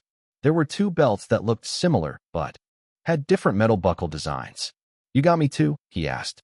Oh no. She gasped and snatched both of the belts. What's wrong? Guilt was written all over her face, which raised his suspicions. Tell me, he demanded in a low voice. In the end, she told him the truth about what happened at the menswear boutique. His expression was hard when she finished speaking. Bacon didn't mention this part. The little devil only said that Rin Alejandro struck a conversation with Long Jinjing at the menswear boutique. Perhaps Bacon was about to tell him the whole story, but he stopped the kid after learning that Long Jinjing went shopping for him because he wanted to be surprised. Liu Zihao inwardly sighed at his carelessness. Which is the one you chose for me? He asked. She held one of the belts to him. He took it and ripped the tag off. Then he stood up and unbuckled the leather belt that he was wearing before tossing it on the coffee table. Then he put on the new leather belt that she bought for him. Perfect fit, he commented. You like it? She batted her eyelashes at him and smiled, looking pleased. However, she once again felt guilty upon seeing the other belt that was still in her hands. Liu Zihao snatched it and headed to the kitchen. He was about to dump the damn belt into the trash can, but she yelped behind him and rushed forward to take it from him. He didn't let go. Why are you stopping me? He narrowed his eyes at her. It's still new. Throwing it away is a big waste. I'll just return it to the store to get my money back. I'll just pay you its price. She smacked his chest and walked away in an angry huff. Then she stopped, turned to face him and spat. I don't need your money. Liu Zihao felt so confused at Long Jinjing's outburst. He followed her out of the kitchen and pulled her arm to stop her. She glared at him. After restraining his own temper, he was able to coax her to tell him the reason why she became so mad at him. I feel like you think that money can solve everything, that you can just pay me in order to agree with whatever you want. I don't need your money, Nikolai. I don't love you because you're rich. I have my own money. I can earn my own money. His expression turned ugly after listening to her. He was filled with disbelief at the way her brain made up this kind of ridiculous thoughts. What the fuck, woman? I never thought of you that way, like a whore I'm paying to fuck. And you're making me sound like a sugar daddy. How? Why? Jinjing, what the fucking hell? Long Jinjing's eyes seemed to regain some clarity. She flushed and stammered. Nikolai, I didn't mean it. I'm sorry. I don't know why I'm overreacting like this. He continued staring at her, as if looking at an exotic creature that was beyond his comprehension. Her lips trembled. She closed her eyes and massaged her temples. I think I'm too stressed out lately. I haven't really processed everything that you've shown and revealed to me yet about your, your secret identity and all that. She opened her eyes again and looked at him with a complicated expression. There was sadness, worry, fear, guilt, confusion, and of course, love. Sorry, Nikolai. I didn't mean to. Why yell at you? She covered her face with her hands and burst into tears. Liu Zihao's body moved on its own before he could fully process what was happening. He already grabbed and pulled her into his tight embrace. He rubbed her back, comforting her as she sobbed on his chest, quickly wetting the front of his shirt. His mind, however, continued figuring out what was wrong with her. Then he understood. His huge revelation should have shocked her. Contrary to his expectations, she surprisingly took everything well. Too well, in fact. She didn't react the way he first thought and accepted everything with little to no rejection. She hadn't been exactly calm, but there was no indication that she was affected by his revelation too much. It seemed that he was wrong in thinking that everything was fine with her after knowing about the true nature of his work at Shadow Winds. He sighed and pressed his lips on the top of her head. She must have been putting off thinking about his revelation to the point that the stress piled up inside her until everything exploded today. Her outburst about money really didn't have anything to do with the root cause of why her emotions were all over the place like this. "Don't apologize," he murmured to her. "It's not your fault." Her arms wrapped around his waist. They hugged like that for what felt like forever. Then he made her look at him. His fingers wiped away her tears. She looked pitiful, tired and embarrassed, but Nikolai still thought that she was damn sexy. Something below his belt started to stiffen, but he forcefully tamped his desire down. "Let's just sleep tonight. You're tired. I'm tired. We both need to rest." He rubbed her soft lips with the rough pad of his thumb. "I know that you must have many questions that you want to ask me, but are hesitating. Ask away. If I can answer a question, I will. If not, don't overthink it. I might not answer something if I deem it unsafe for you to know." She nodded, but her mouth pouted, making him want to kiss her, devour her, but even someone like him sensed that the atmosphere wasn't quite right for him to seduce her. The woman clearly needed some time to process his revelation. And by hell, he was going to give it to her even though he didn't usually have this much patience for any woman he fucked before. "I wanted to make our dinner date tonight special, but I ruined it." Liu Zihao couldn't help it. He chuckled. "You're laughing at me." Her pouting lips elongated even more. His chuckle turned to full-blown laughter. He lowered his head and gave her pouting lips a smacking kiss. His hand also gave a playful smack on her butt. Then he realized that his other hand was still holding the belt that the Spaniard chose. He curled his lip in annoyance and jealousy and tossed the belt behind his woman's back. Such an eyesore, that ugly leather belt. The leather belt. What did I ever do to you? Woo-woo. Then he suddenly carried his woman like a princess, making her yelp in surprise. They showered together, and unable to stop themselves, they still ended up having sex in the bathroom. Later, they lay together on the bed naked in each other's embrace. Liu Zihao still looked like he had a lot of energy to spare, but Long Jinjing was utterly exhausted after their bathroom play earlier. He didn't seduce her again. At least, not for the rest of tonight. Still, she was unable to fall asleep. Her thoughts and emotions remained in turmoil. It was only now that she realized how much his shocking revelation about Shadow Winds was really stressing her out. There were many questions that she wanted to ask him, but didn't know how to start. In the end, she could only ask about what he did earlier today. "Did you catch the accomplices to the mall bombing incident?" "Caught some. Not all of them. Still looking for the others." "Oh."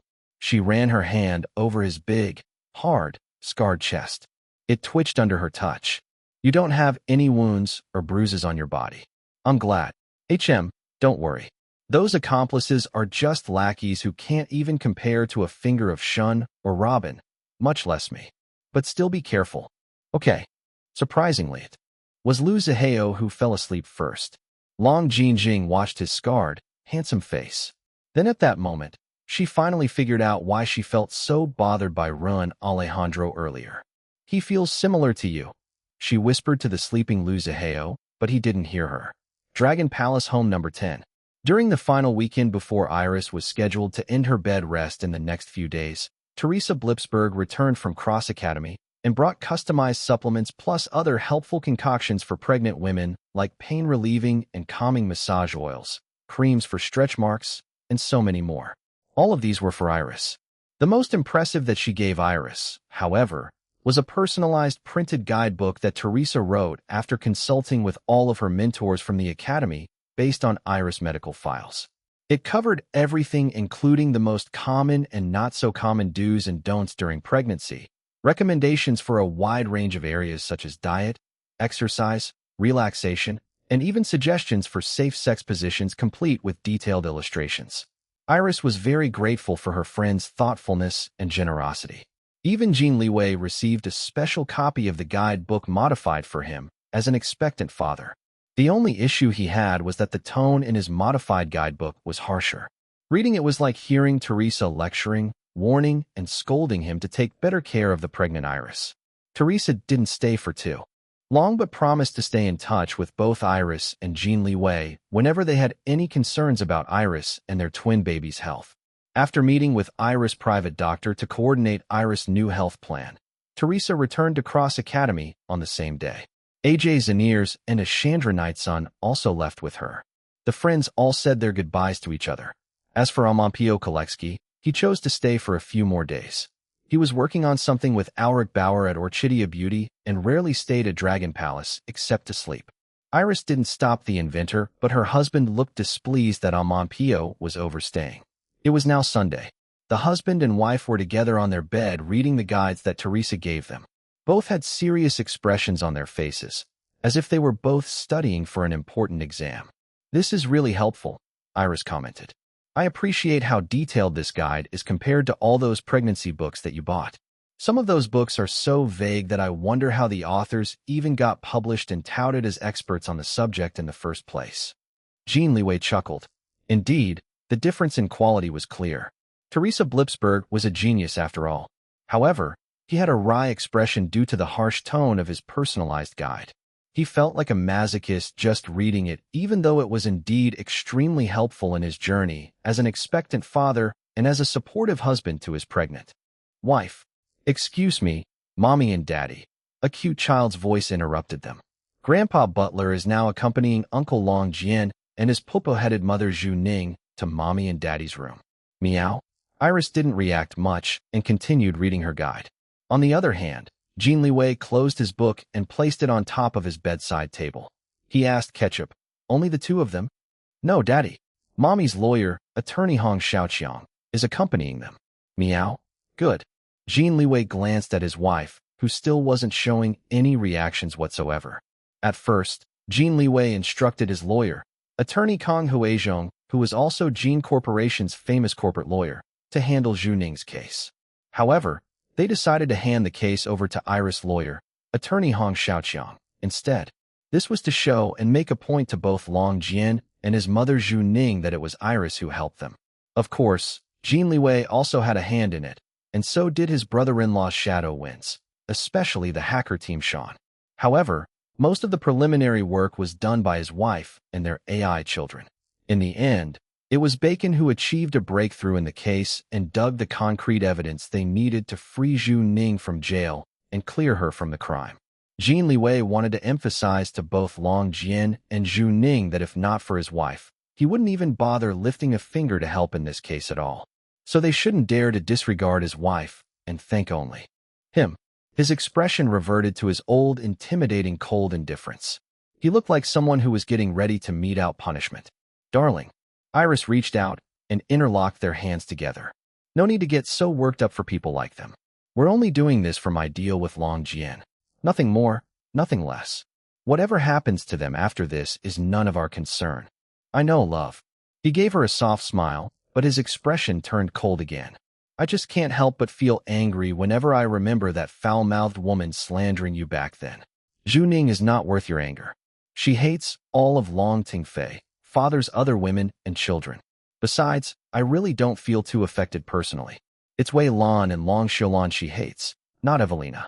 But of course, I'm Long Xiulan now, so I'll still defend myself if Zhu Ning continues to act foolish and insist on making me her enemy."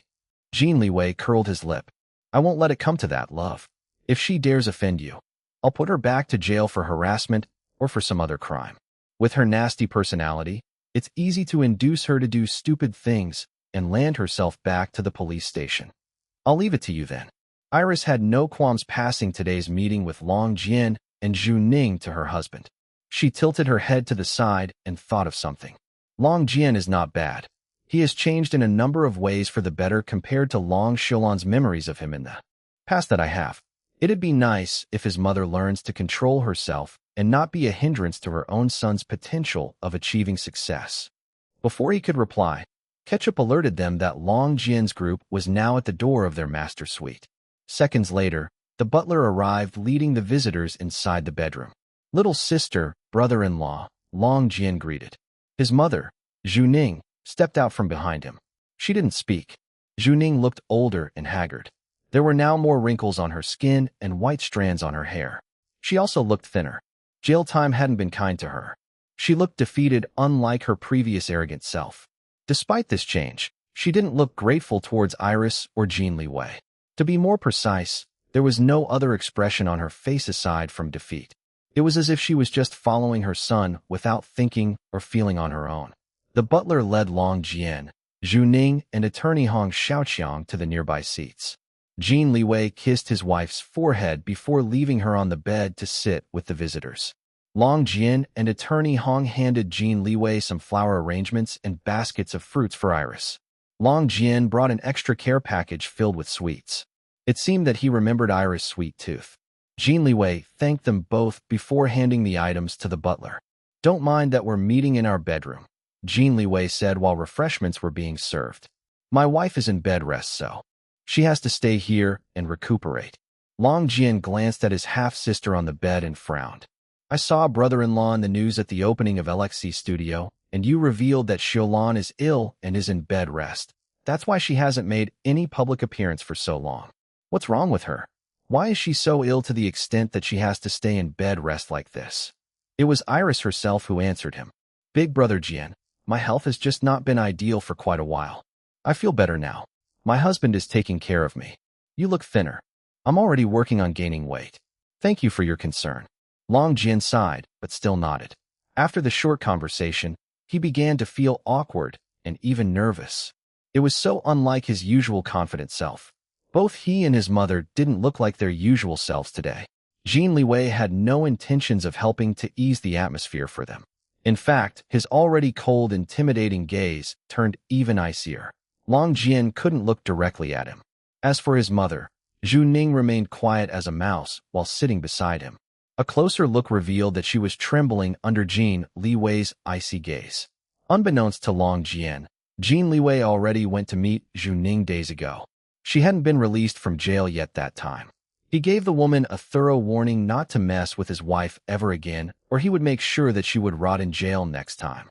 Zhu Ning must have been traumatized by her time inside the jail because she took his words to heart. Back to the present, she didn't even dare to breathe too loudly for fear of upsetting Jin Liwei. Attorney Hong Xiaoqiang started summarizing the conclusion of Zhu Ning's case, finally breaking the awkward atmosphere. Not completely, but enough to make it easier for both the mother and son to breathe a little easier. After the lawyer finished speaking, Long Jian cleared his throat and looked at the married couple. "We came here today to personally thank you for helping to free my mother from jail and also for clearing her for the crimes pinned against her once and for all. We owe you so much, little sister and brother-in-law." He didn't mention his deal with Iris in the presence of his mother and the lawyer. Iris and Jin Liwei were married, so Iris should have already told Jin Liwei about her deal with Long Jian. Nevertheless, his gratitude looked very sincere. "Mom." He nudged his mother and urged her to say something. It took Zhu Ning a few seconds to gather the courage to speak. Her trembling, bony hands were clutching her pants. She finally looked up and made eye contact with Iris on the bed. She quickly looked down on her lap upon seeing Iris' straightforward gaze. As for looking at Jin Liwei, no way. The man had put the fear in her days ago. Thank you." This was all she could say. Long Jian encouraged her to say more, but her mouth refused to open again. All he could do was sigh and give an apologetic smile at the husband and wife. "It's fine," Iris said with disinterest. "I'm getting tired." Jin Liwei stood up. Both Long Jian and attorney Hong understood the meaning and stood up as well, ready to leave. Long Jian pulled his mother with him. Before they could leave, Iris called, "Big brother Jian." Long Jian turned to her. "It's good to see you again," she said. He looked a little surprised, but he smiled and nodded. "Likewise. Good to see you again, little sister. Get better soon." She nodded. After the group left, Jin Liwei returned to his wife's side on the bed. Iris was already back to reading the guide that Teresa gave her. "That went better than I expected," he commented while gathering her in his arms. She gave him a side eye. "Zhu Ning is frightened of you. She should be. This way, she won't dare do anything harmful to you, or I'll fulfill my promise to send her back to jail and let her rot inside there for the rest of her life. As long as she doesn't harm us, we can forget about her. Our energy is better spent on more important people and things than that woman. And I'll listen to you, wife." She smiled and lifted her head up, clearly asking for a kiss. He gave her what she wanted. The kiss started out light, but quickly became hot. Both of them were panting afterwards. "Teresa says it's not safe for us to make love yet," Iris said with a sigh. "It has been too long." He sighed as well, but chose not to say anything. It was difficult for him too, but his worry for his wife's well-being trumped over his desire to make love with her. Patience, baby. Get better quickly, and I promise to give it to you. She tossed the guide on the bed and hugged her husband instead. Her softness made Jin Liwei's little brother stiffen, but he restrained himself, as usual. Patience, Liwei, he repeated to himself. Jasper Leung almost fainted when he was led to board a private jet. His 2 bodyguards came with him. A male flight attendant welcomed them and led them inside the aircraft. The 2 bodyguards didn't look too surprised, but Jasper felt like his soul had flown out of his body at the shockingly luxurious treatment. This was the first time that he was experiencing this kind of first-class treatment. No, this went beyond first class. Indeed, billionaires lived in a different world compared to normal folks like him. Now he was being given the privilege of experiencing a taste of this kind of exclusive lifestyle firsthand. Assistant Su Tian had arranged all of Jasper's travel details. All Jasper needed to do was provide his appropriate documents and pack his luggage. At first, he thought that he was going to fly via a commercial airline. He didn't want to expect too much, but based on CEO Jin Liwei's standards, Jasper would surely get to fly in business class at least. After all, he was traveling to China for business as a paid intern of his idol CEO. Although his trip was only for 3 days, he was looking forward to it very much and was determined to learn as much as possible from CEO Jin himself. His worldview had definitely started expanding after starting to work at White Tigress International Virtual Assistant Services. His boss, Miss Kitty, might be a young child, but she was, without a doubt, a genius. After only a few days of working with her, Jasper believed that Miss Kitty was the ultimate virtual assistant. The only problem was that she was still emotionally immature in a lot of ways and extremely chatty. She had the ability to talk one's ears off if she was allowed to do so. Fortunately, she was reasonable most of the time except for when she was being too naughty. She was still only a kid after all. The flight from Singapore to China was expected to only take around 5 hours. If the weather forecast didn't change, it would take less time. Jasper studied the notes that Assistant Su Tian sent him beforehand while inside the luxurious private jet. They included his schedule as CEO Jin's personal intern. It was more packed than he first thought. Despite this, he still had some free time in the afternoons and evenings to visit some tourist spots or go wherever he wanted. The notes also included simplified biodata of Jin Corporation's executives, members of the board of directors, and other key personnel. He hadn't been given any instructions on what to do with the information or the reason why he was given the list of biodata in the first place, but Jasper interpreted it as a test. For him, CEO Jin told him that he was going to be his shadow at work for the full 3 days. It was like being in Assistant Su Tian's enviable position as CEO Jin's right-hand man. It was only natural to know the identities of all these key personnel in the company. Jasper studied the notes in the same way that he studied for his final exams in university. The last part of the notes had nothing to do with business at all, but with CEO Jin's personal life. More specifically, it was a reminder that CEO Jin's wife, the new Madame Jin, must be treated with the utmost respect possible. If he failed to do so, the notes warned that he would earn the wrath of not only CEO Jin, but the entire household. He already read this part several times before, but still shivered. As the one who established Black Stars Singapore, Jasper had been forced to watch and share countless music videos and recorded live performances of Madame Jin, or more known as the multi-award-winning musician Iris Long, by Miss Kitty Jin. He had the impression of a beautiful and elegant lady based on what he watched of her. Assistant Su Tian's notes, however, created a scary image of Madame Jin in Jasper's mind. It seemed like Madame Jin was the true boss of the household and not CEO Jin. Even their daughter, Miss Kitty, couldn't stop praising her own mother to high heavens. I need to make a good impression on Madame Jin.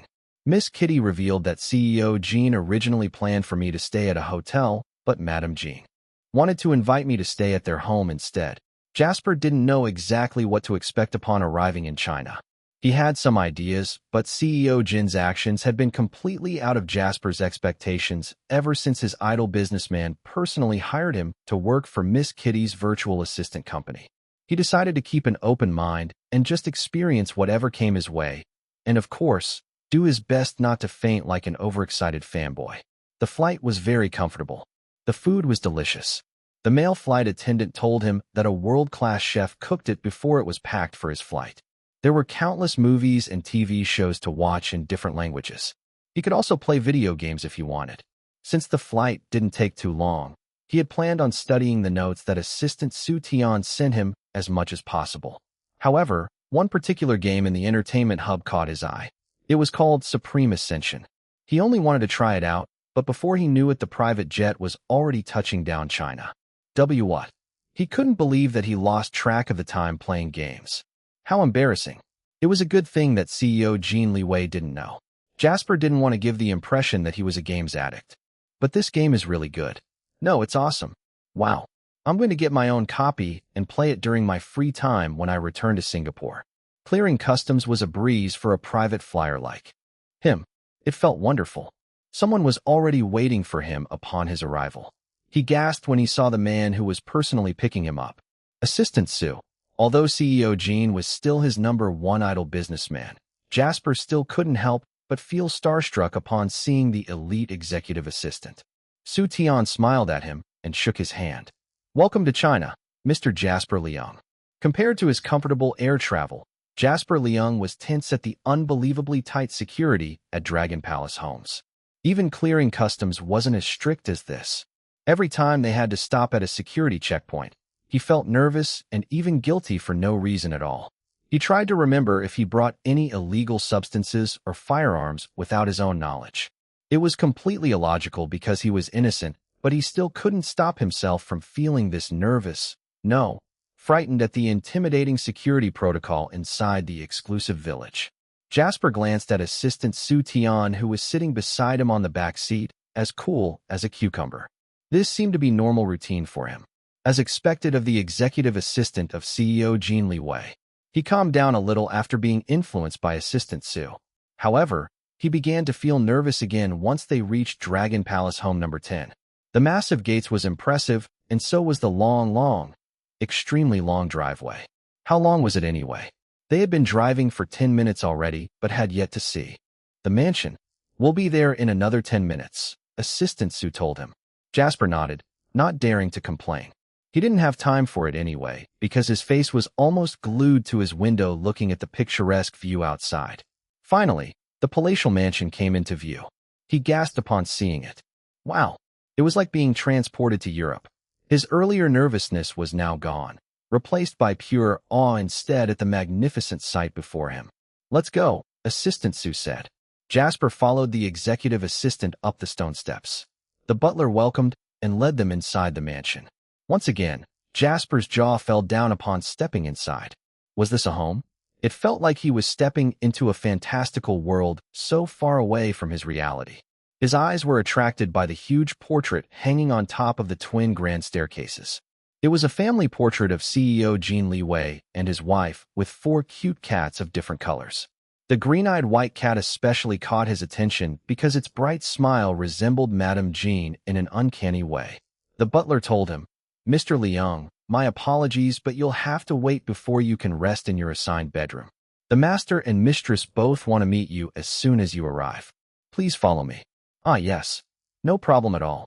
I'm not that tired because the flight was very comfortable. I also want to meet CEO Jean and Madame Jean to thank them for inviting me here. Please lead the way, Mr. Butler.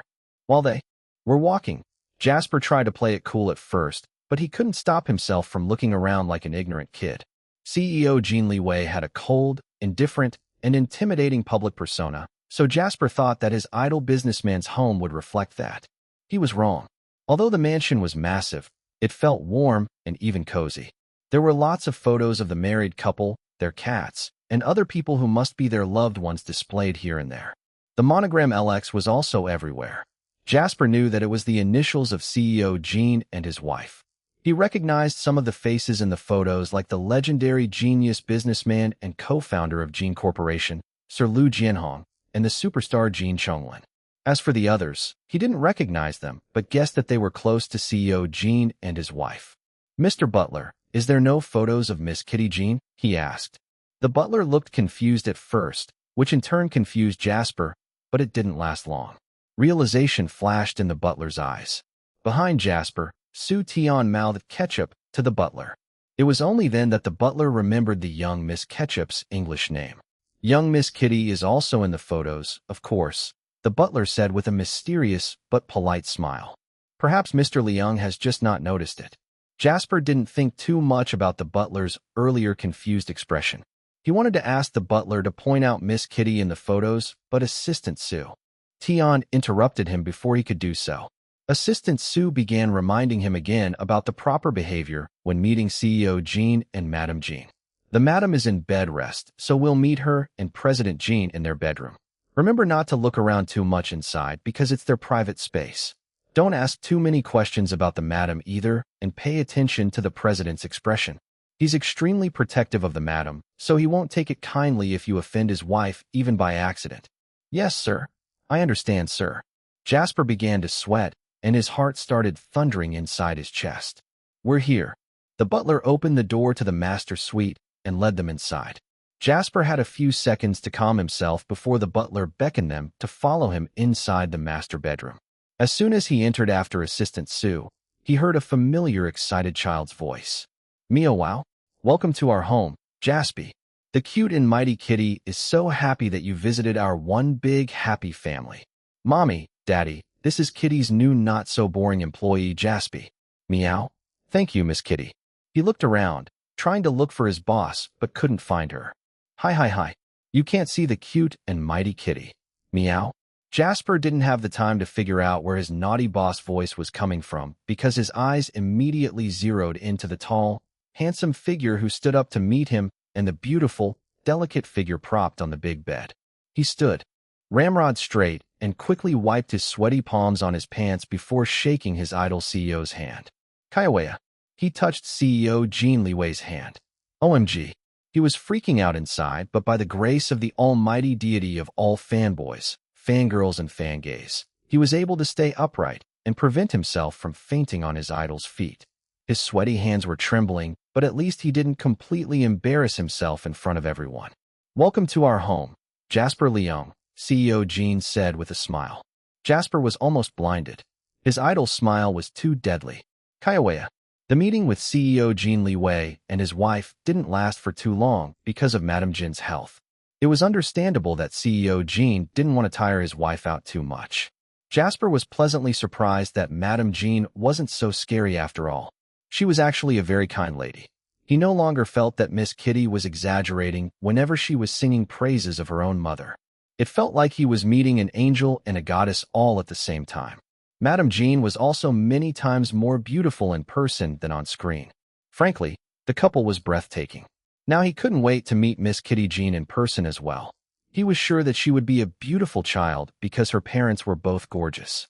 However, he didn't dare ask CEO Jean and Madam Jean to meet their precious daughter, especially after remembering Assistant Sue's repeated reminder not to ask too many questions.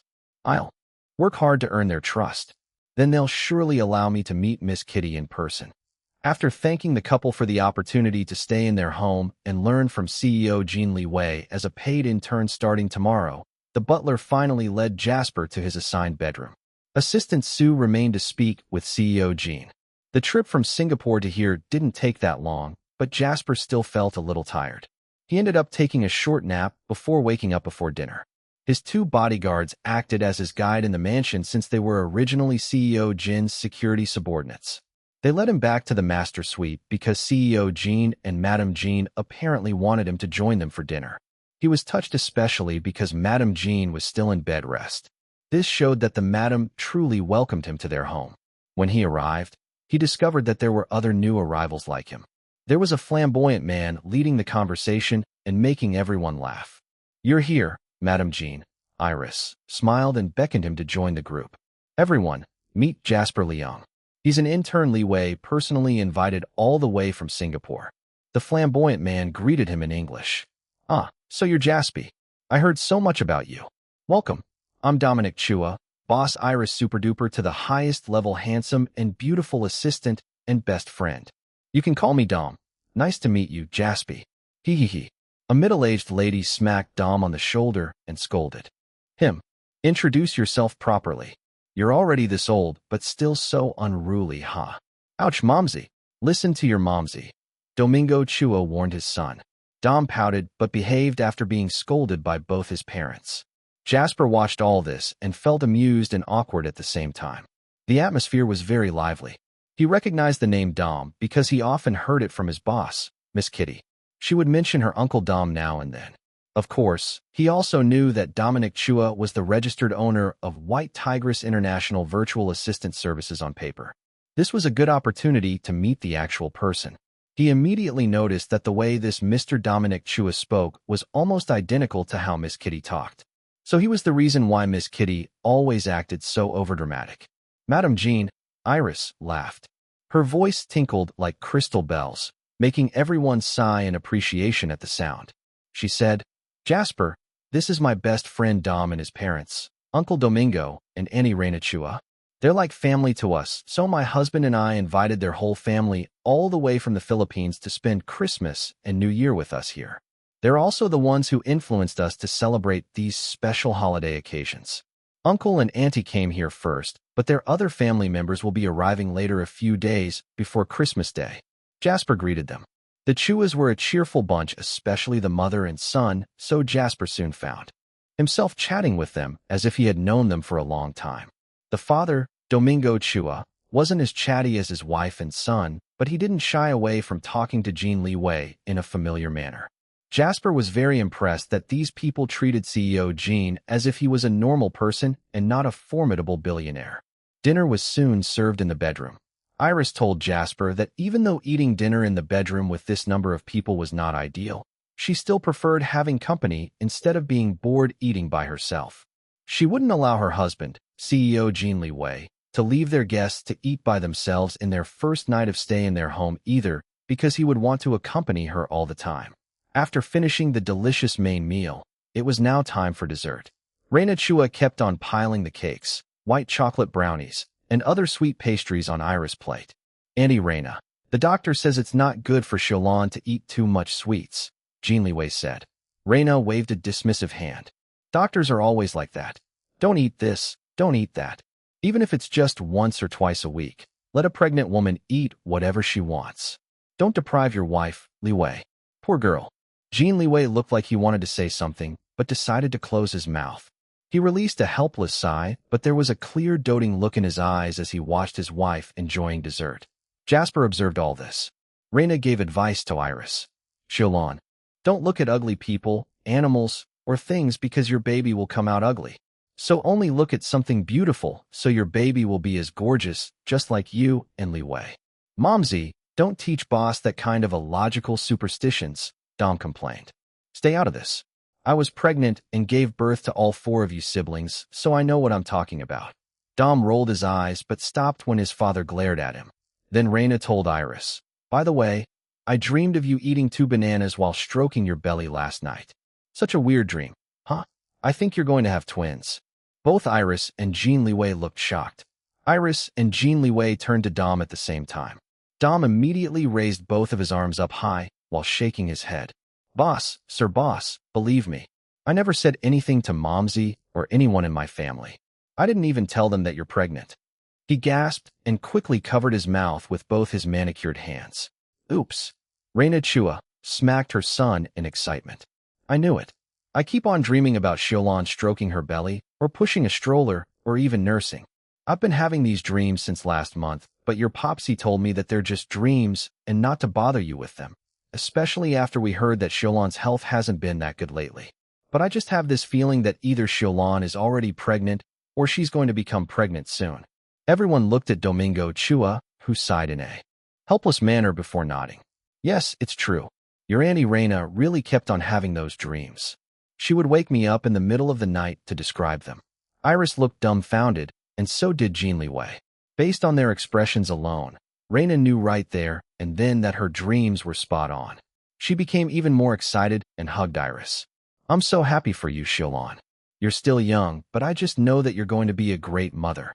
There were tears in Reina's eyes as she said these words, which in turn made Iris' eyes water as well.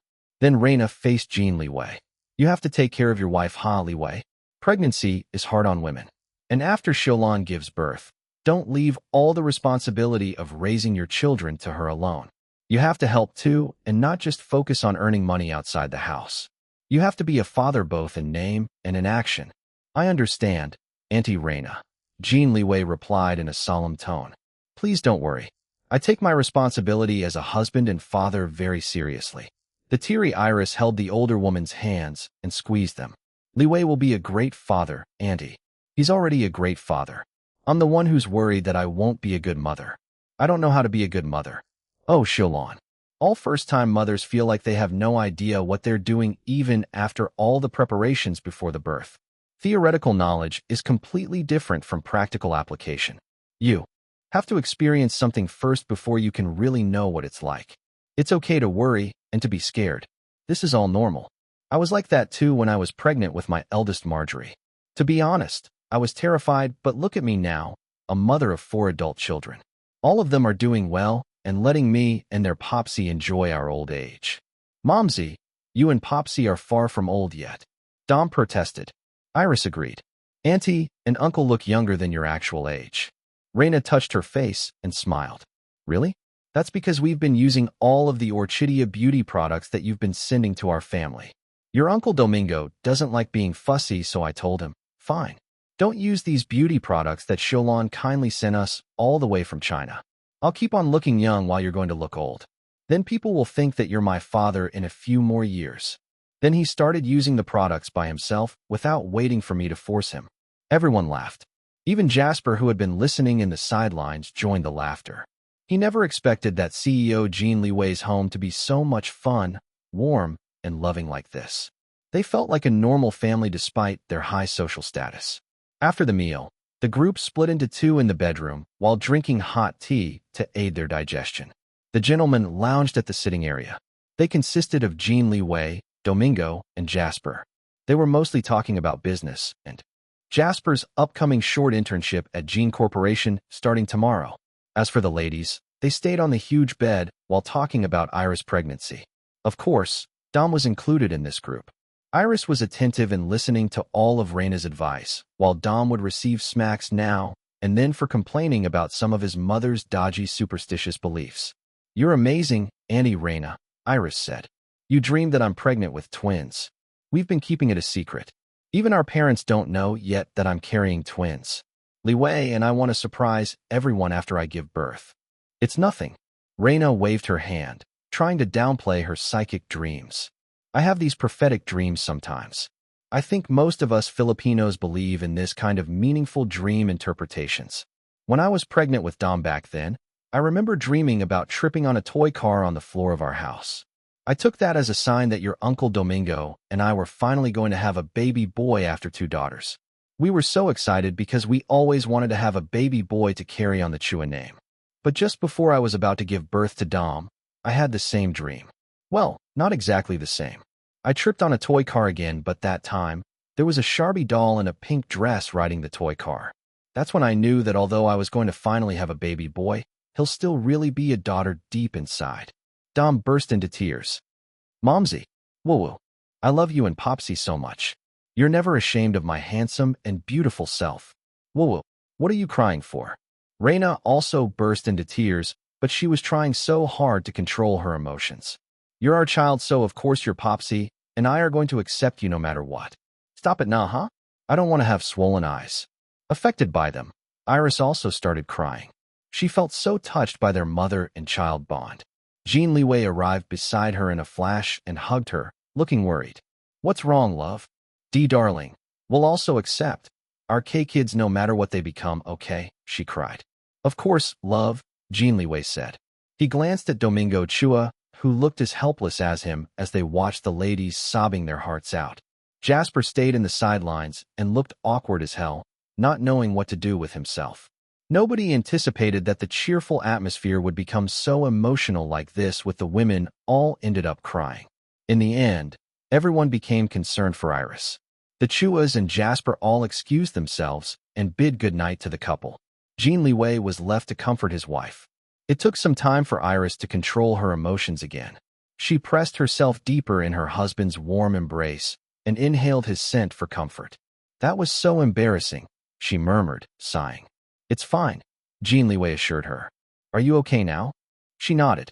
They continued cuddling together in bed in comfortable silence. After a few moments, Iris said, Auntie Reina is a wonderful mother. I want to be like her when raising our children. She's her, and you're you. You'll be the best mother to our children. You don't have to imitate anyone. She lifted her head up to look at him. Really? You think so? And she smiled and touched her stomach. It was still flat. I'll do my best. Me, too, he said, putting his own hand over hers. ####. Long Jian peeked outside the window of their house. There was a crowd of reporters camping outside their gates. He scowled. Fortunately, Iris and Jin Liwei were kind enough to send him and his mother home from Dragon Palace with a security escort. They were bombarded by the media as soon as they arrived home. The bombing incident and the subsequent criminal investigations associated with it had been huge national news because of the many people it involved, including big names like Jin Chonglin and Iris Long. So many of the victims and their loved ones wanted someone to blame. The bomber, Tian Kong, was condemned, of course, but they hated the mastermind the most. As the one suspected to be the mastermind, Zhu Ning had been subjected with the harshest denunciation from everyone. She wasn't tortured in jail, but the disgusted mutters didn't escape her hearing. No matter how indignant she felt at the false accusations, the repeated condemnation from everyone still managed to affect her. She aged a lot inside jail. The housekeeper called him for dinner. Long Jian stopped looking at the reporters outside and went upstairs to his mother's bedroom. Mom, it's time to eat, he called. There was no response. He opened the door and saw a mound covered under the duvet on the bed. He sighed and walked inside before pulling the duvet away to reveal his mother. Zhu Ning's expression was blank. It pained Long Jian to watch his mother acting so unlike her usual self. It was like her soul had left her body into an empty vessel. His hands clenched into fists at the unknown motherfuckers who framed his mother and traumatized her like this. She wasn't the kindest person in the planet, but she didn't deserve what she experienced. Mom. It took him a few tries before his presence registered in his mother's expression. Son, I'm here, Mom. You're okay now. Zhu Ning sat up on the bed and grabbed him, clutching the front of his shirt.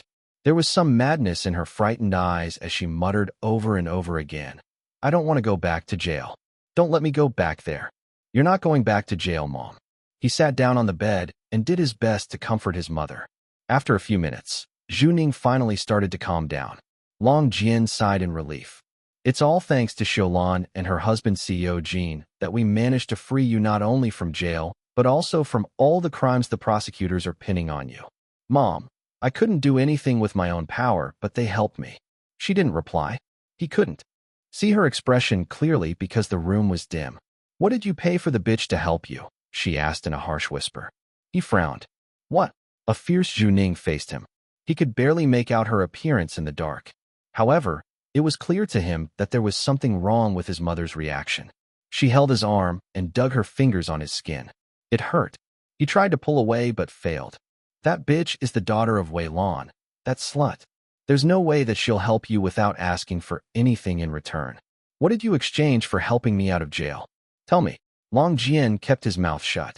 He had no intention of revealing his deal with Iris to his mother, especially since Zhu Ning had the same ambition as him, to succeed Long Tingfei as the next head of Long Industries and the Long clan. If she knew that he was helping Iris to solidify her position and spread her influence in the company, his mother would surely go crazy. He couldn't allow that. It's nothing, he lied. Mom, don't think too much about it. Zhu Ning glared, not believing him at all. He avoided her piercing eyes and tried to change the subject. It's time for dinner. Let's go eat, Mom. You're so thin now. Tell me. Zhu Ning shrieked. Long Jian's entire body tensed. His temper almost flared, but he restrained it by force. This was not the time to fight against his own mother. Leave it, Mom. At the end of the day, Xiaolan and I have the same father. We are siblings. It's only natural for us to help each other out. Whatever feud our mothers have with each other should have nothing to do with us, the children. She slapped him in the face. His head turned to the side from the force. The sound reverberated in the room and rang inside his head. He was shocked and unable to react in time. Zhu Ning was screaming at him like a demented banshee while hitting him on the chest. Traitor! How dare you betray your own mother like this? You're siding with the enemies and abandoning me, your mother? Why? Because I went to jail and my reputation is ruined. You traitor son! It took many moments for Long Jian to process what was happening. The shock hadn't worn off yet. Perhaps it wouldn't wear off for days to come, maybe even longer. The hits on his chest became more violent, and the hysterical accusations much more vicious. He caught his mother's arms and shook her by force to make her stop. "Mom, stop it. I said stop." Zhu Ning was too far gone in her hysterical fury to allow him to calm her down. She continued fighting against his hold and cursing at her own son. The ruckus alerted the housekeeper waiting for them to eat dinner downstairs. The housekeeper checked on them but didn't dare to go inside the bedroom upon seeing what was happening from the small gap in the doorway. She quietly withdrew and returned downstairs to cover the dishes for dinner. Although the commotion alarmed her, she wasn't surprised at all. Zhu Ning, losing her temper and wrecking everything in her path, was a common occurrence in the house. There was no household staff who could stay for long in her employ. Sir Jian wasn't particularly warm towards them, the help, but he was at least courteous and never insulted them. He might be impatient sometimes, but it was understandable because he often brought a lot of work to home. He was terribly busy and worked late into the night in his home office.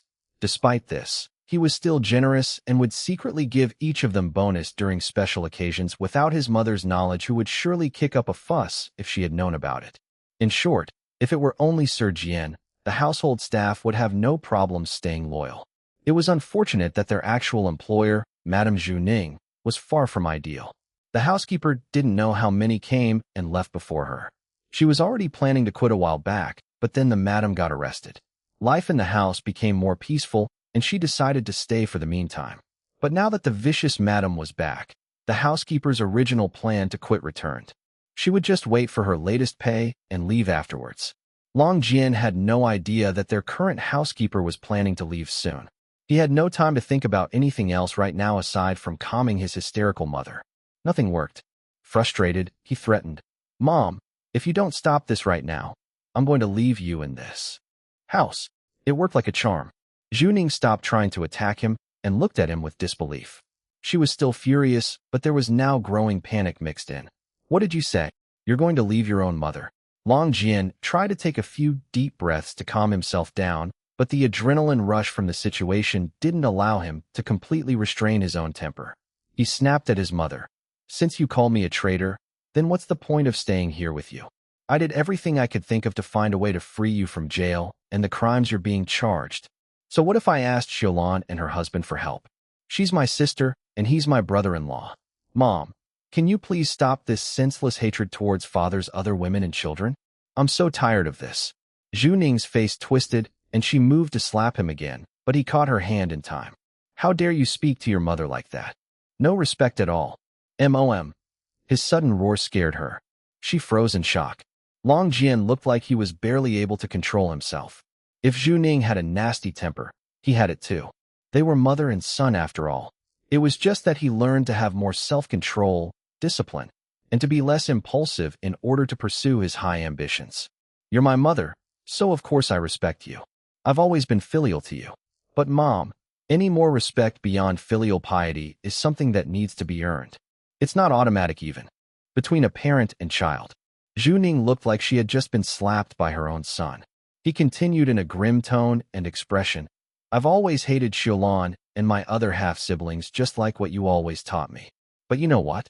Now that I'm an adult who's continuing to meet more people from all walks of life and varying backgrounds, my worldview has begun to open up and change.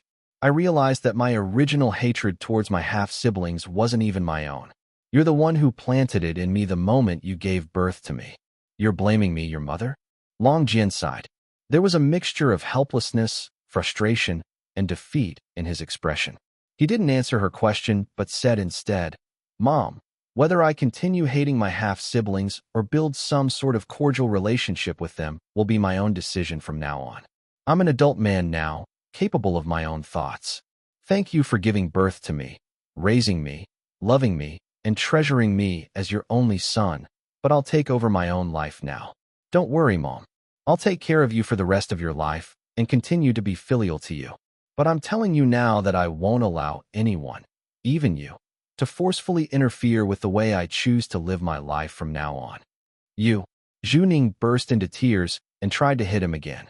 This time, however, His words must have shocked her too much because there was no force in her hits at all. Long Jian allowed his mother to hit him. Each hit broke his heart, causing him great pain and guilt. However, it also felt like something was healing inside him, giving him a kind of peace in the mind and heart that he had never experienced before. A huge weight was lifted off his shoulders, raising him up and making his view of the world much clearer.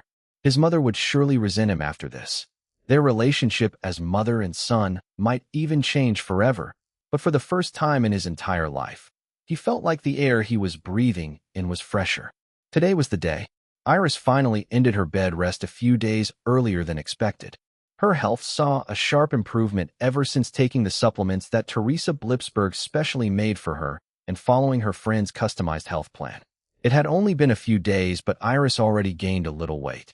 She was still far from reaching her medically recommended healthy weight, but this was already a few steps in the right direction.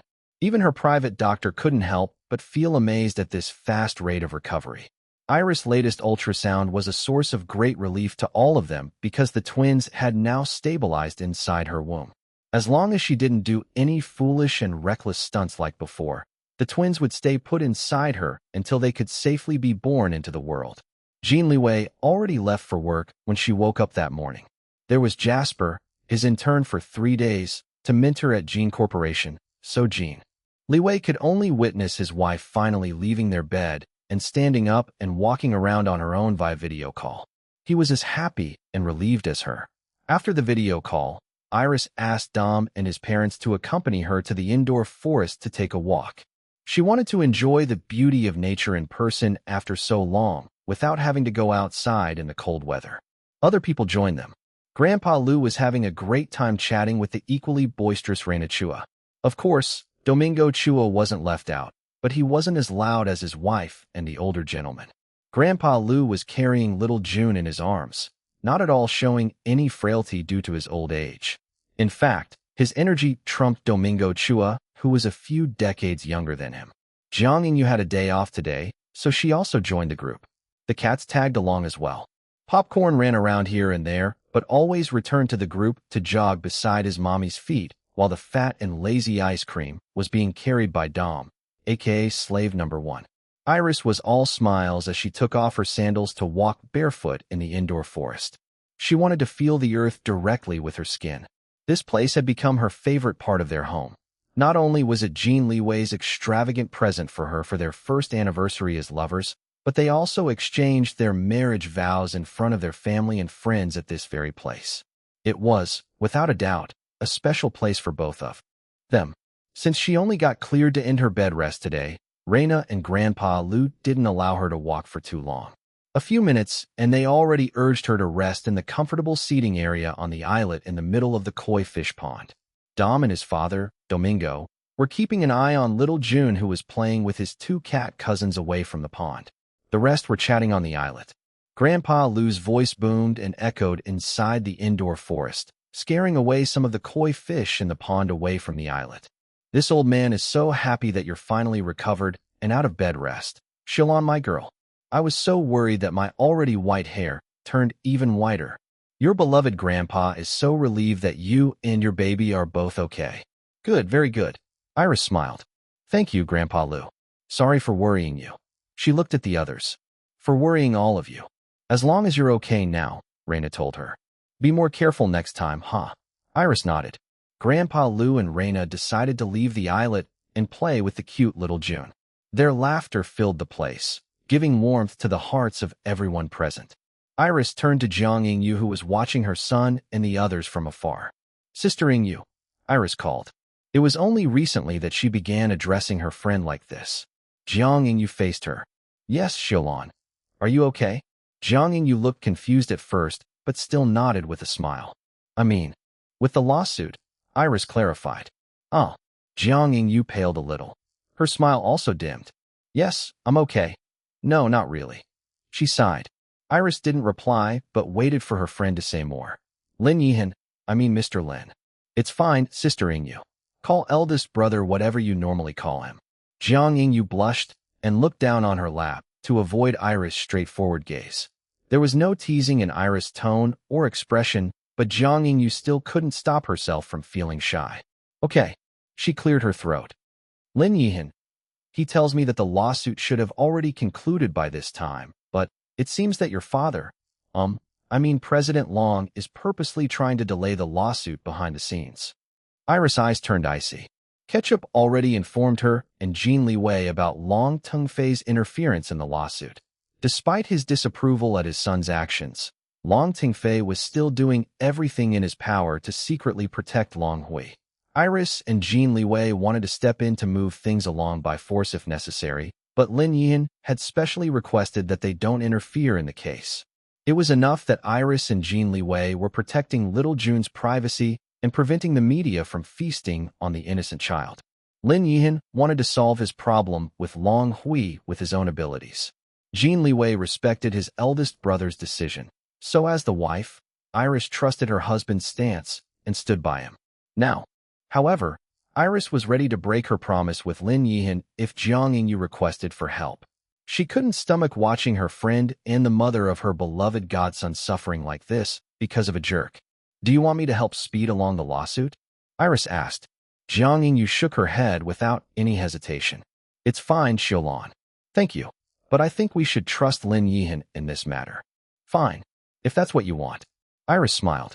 It took Iris many days to persuade her husband and everyone else to allow her to ease back to work. Her bed rest might have already ended, but her miscarriage scare traumatized not only her, but also her husband and all of their loved ones. They kept their eyes on her like a hawk at all times and never allowed her to overexert herself in anything. This time, she no longer dared to be careless. She didn't want to risk losing her babies anymore. Nevertheless, she still resumed all the work she had that got held back due to her unexpected bed rest. Even if she couldn't complete all the tasks as fast as she wanted, this snail pace was still better than lying down on the bed and doing nothing. At least now, she could again start helping to solve some of the problems that their family had been dealing with for a while now. Iris was busy inside her computer room at the moment. She was examining and analyzing Bacon's system. This was something that she had been itching to do ever since Bacon evolved to become the power flood itself. She put Bacon to sleep mode while she was studying him and tweaking the codes in his system along the way to consolidate the changes made after his evolution. Afterwards, she created a temporary program to seal most of Bacon's power flood abilities.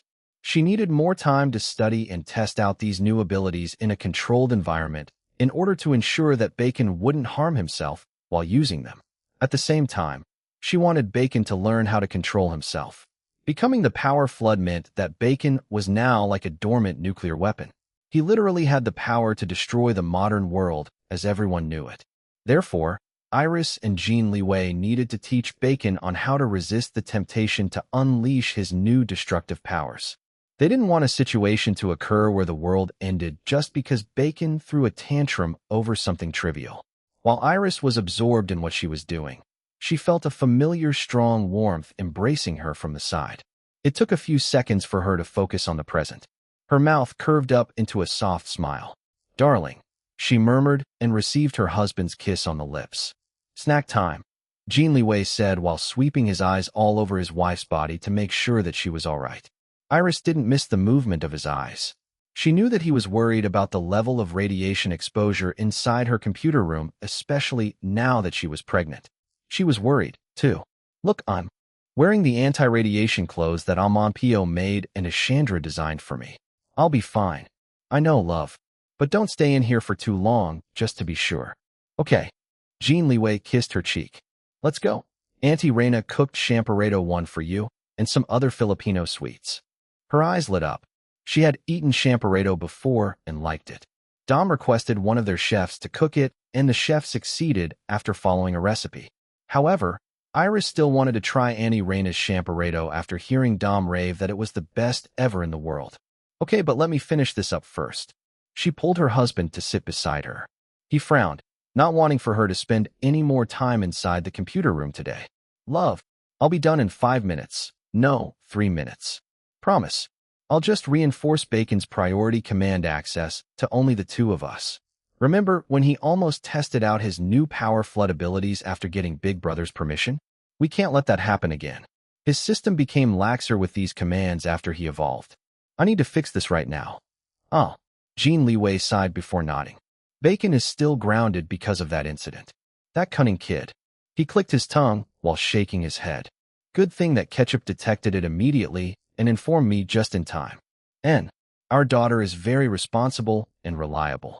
The white cat chasing some virtual butterflies in one of the large computer monitors heard him and started bouncing in excitement. Hi hi hi. The cute and mighty Ketchup is a good big sister. Right, Mommy and Daddy? Meow? Yes, you are. N. Ketchup became excited for a while after receiving praise from both her parents. Fortunately, she didn't disturb her mommy's concentration with her endless chatter. Done, Iris announced, sighing in relief. Then she called in a soothing voice. Wake up, Bacon. A black cat appeared beside the overexcited white cat on the computer screen. Greetings, Mother and Father. Bacon is awake now. What about the cute and mighty Ketchup? Bacon, you big meanie. Don't forget to greet your big sister. Meow. Bacon blinked his golden eyes. He was silent for a full 5 seconds before saying, Greetings, big sister Ketchup, to his older sister with some reluctance in his tone. Iris chuckled while Jin Liwei gave their AI son a stern look. Bacon shrank his head towards his fluffy body and widened his eyes in an effort to act cute. Iris laughed and patted her husband. Let's go for snacks, she said. N. He gave Bacon one last look. Be good. Understood, Father. The husband and wife left the computer room while their AI children powered down the devices inside, without needing their mommy to remind them. How's Jasper Leung? Iris asked as they were walking along the hallway. He's back in Singapore, Jin Liwei replied. What did you think about his performance as an intern? Not bad. She tilted her head to the side, silently asking him to clarify. He did. He's not naturally brilliant, but he's easy to train and executes instructions well. Iris listened to her husband listing off Jasper Leung's strengths that he displayed during his short internship. Afterwards, she asked, So Jasper meets the qualifications that you're looking for in your plan? Jin Liwei didn't answer right away. Finally, he said, For now, yes. But he needs more training and he has to grow as a leader faster. The youngs won't wait for him to become stronger. He needs to catch them unaware. Only then would my plan be considered as effective. I trust in you. Thank love. Sweet chocolate rice porridge in Filipino cuisine. Long Industries. It was a normal day at work. The sky outside was overcast, affecting the mood of the majority of the employees. Everything felt monotonous. Nothing was interesting at all. They wished that they could go home soon, but the workday was far from over. Then the people in the lobby noticed Assistant Kai Guang coming out of the elevator and standing by the main entrance. It looked like he was waiting for someone. The person must be a big shot for President Long's right-hand man himself to wait and welcome him or her. Only VIPs had the privilege of having Assistant Kai Guang welcome them personally before leading them to meet President Long Tingfei. Moments later, 3 low-key luxury cars arrived and formed a line outside the company. Bodyguards in sharp tuxedo suits came out of the first and last cars before forming a protective barrier for whoever was about to come out of the car sandwiched in the middle. First to come out of the back seat of the car was a young man in a stylish duffel coat. He was wearing a fedora and oversized sunglasses, both of which covered more than half of his face, so others couldn't clearly see what he looked like. Then he turned sideways and reached his hand back inside the car. A delicate hand in a black leather glove held his hand, followed by a pointed, knee-high boot to the ground. Then a woman in an A-line dress coat stepped out of the car. The young man in a fedora and the bodyguards were treating her as if she was a precious but fragile treasure. They all seemed ready to catch her if she so much as swayed on her feet. By this time, Assistant Kai Guang already came out of the company building to receive the mysterious VIP. Everyone inside the lobby craned their necks to peek at who was coming. The mystery was soon revealed when the path opened up and everyone saw the beautiful face of the woman. She wasn't wearing a face mask to conceal her appearance. Her breathtaking smile when Assistant Kai welcomed her made the people watching feel like a ray of sunshine was brightening up the gray day. Oh my God, it's Boss Iris. Kaiawea, where? Boss Iris. Woo-woo. It has been so long since she showed herself in public. I miss Boss Iris so much. Woo-woo. These black stars were entry-level workers and didn't have the long-time prejudice of the older employees against Iris Long. The older employees were the ones who repeatedly witnessed President Long's youngest daughter causing an embarrassing ruckus in the company whenever she visited back then when she was still a rebellious teenager. She also insulted a lot of them when they tried to stop her or calm her down. This was why they held no affection for her. Fortunately, their impression of their President Long's youngest daughter already started to improve, especially after she became the brand ambassador of Long Industries. Before her sudden withdrawal from the public, she often came to the company and interacted with the employees, both old and new. Seeing her much better personality, some of the older employees decided not to judge her based on her past behavior and to keep an open mind to see if she had really changed for the better or if she was just acting because of her rising fame as a celebrity. Compared to these older employees, the new hires didn't care much about what happened in the company before they started working there.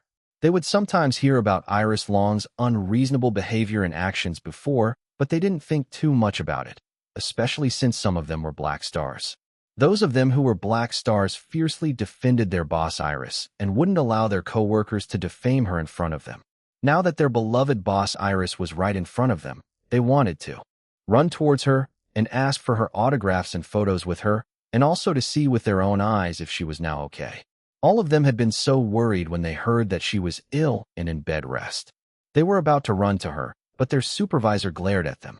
At first, they felt torn whether to stay at their stations or to ignore their supervisor and run towards their boss Iris. But in the end, all of them chose their jobs for now. They were just hired not too long ago after all. With sad faces full of regret, they could only watch their beloved goddess from afar. Assistant Kai Guang led the beautiful Iris Long inside the company building.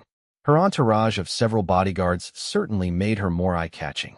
The Black Stars instantly recognized their boss Iris' Filipino assistant and best friend, Dom the Beauty King, when he removed his sunglasses and readjusted his fedora on top of his head.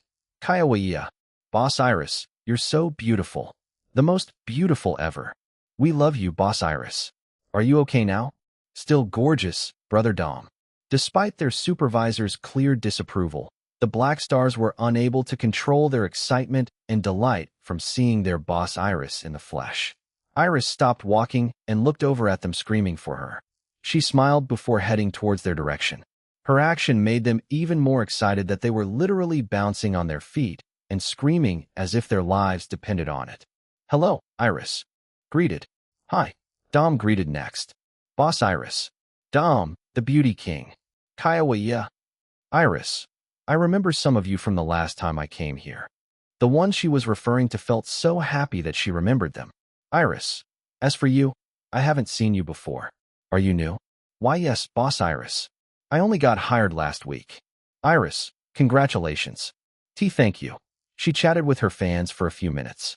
She also signed autographs and took photos with them all while assuring her beloved fans that she now felt better. Sorry for worrying all of you, and thank you for your concern. Iris glanced at the disapproving supervisor. She raised an eyebrow before smiling at her fans. She told them with a wink, if you get into trouble with your superior because of me today, you're welcome to apply at Orchidia Beauty. We're still expanding and need a lot of manpower.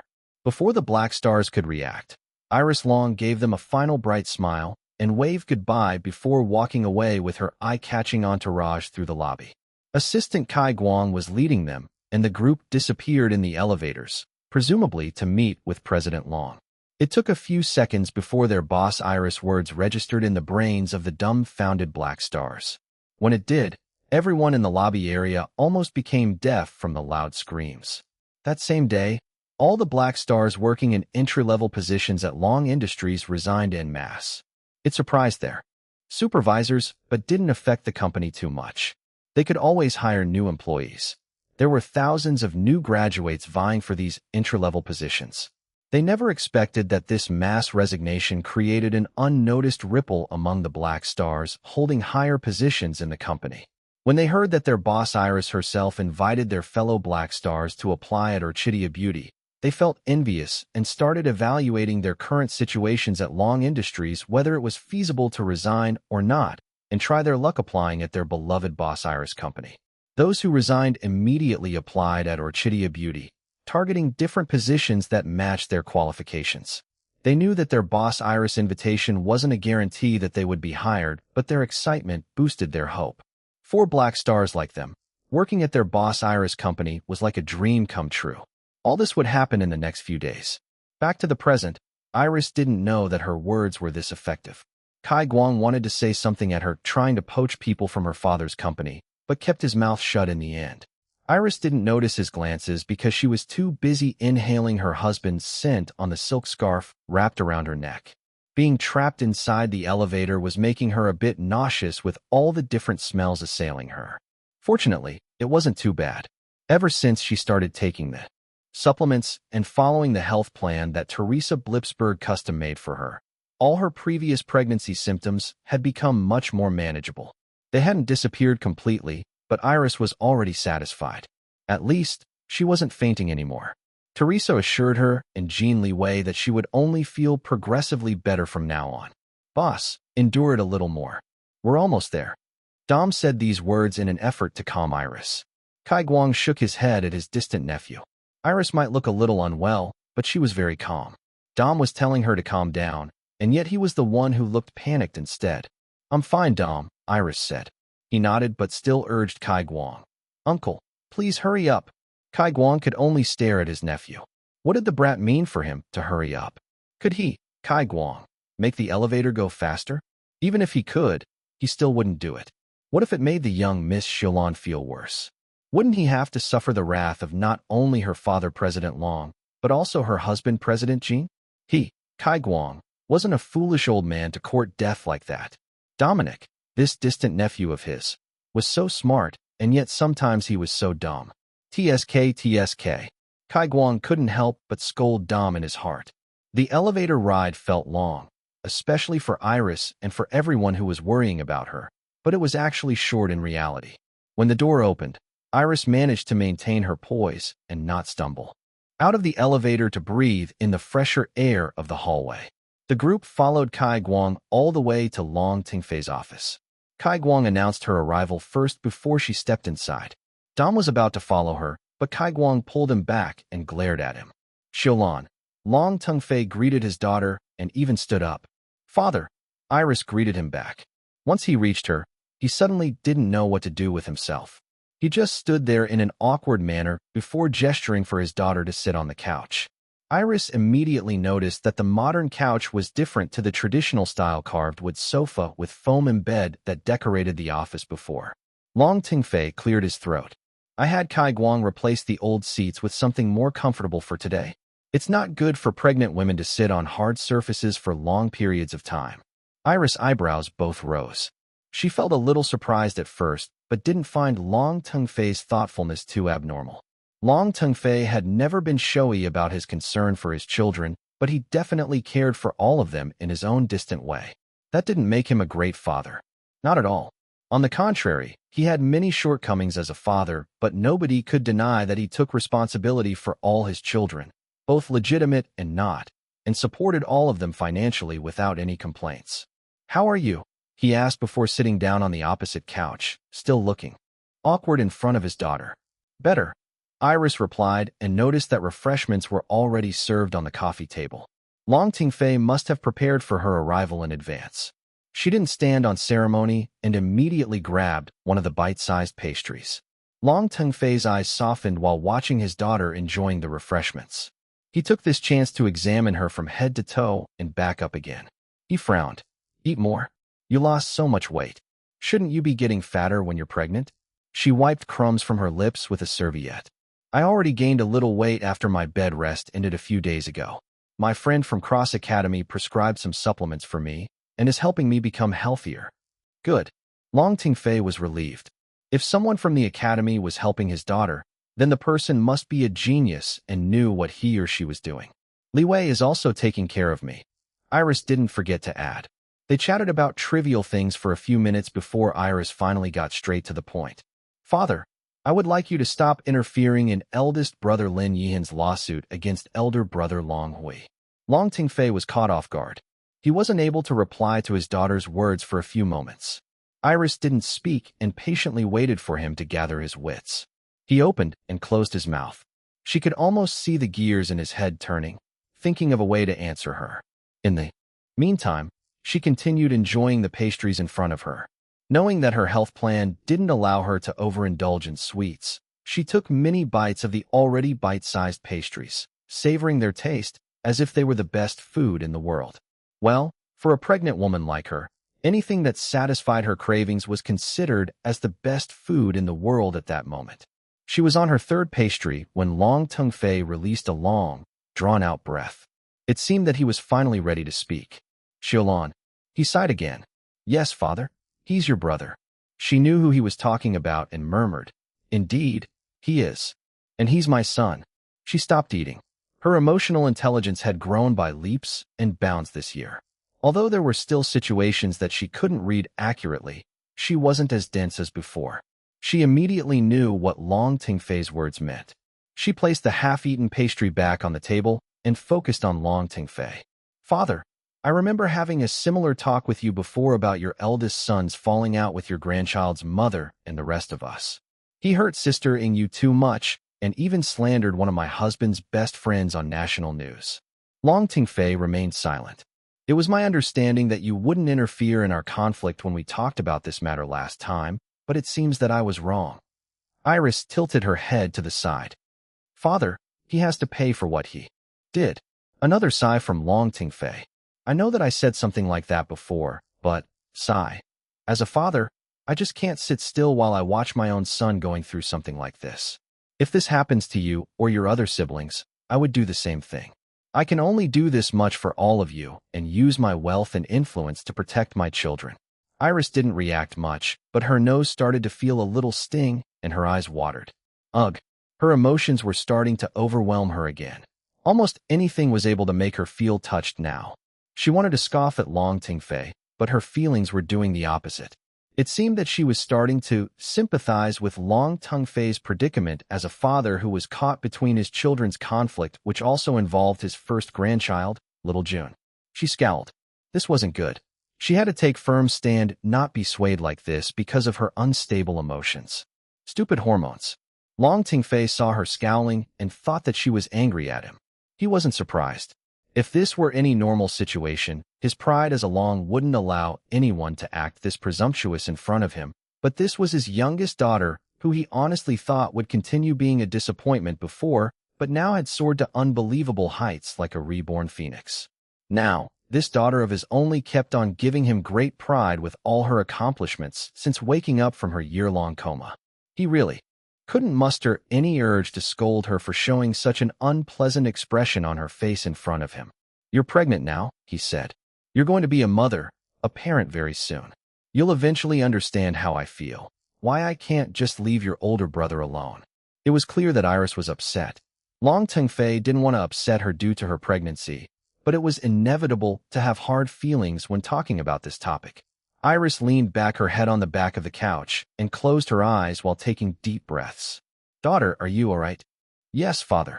Just give me a few moments to control my temper so that we can continue talking calmly like the reasonable adults that we are. Long Teng-fei was left speechless for a moment, but understood that pregnant women had frightening mood swings.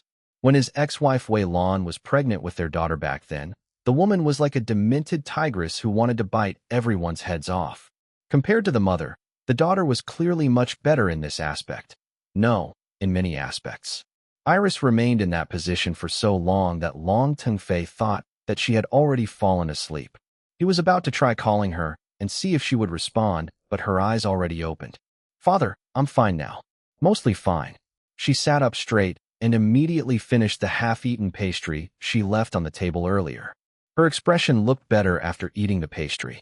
Do you want more? Long Teng-fei asked. I'll have Kai Guang bring more. No, thank you.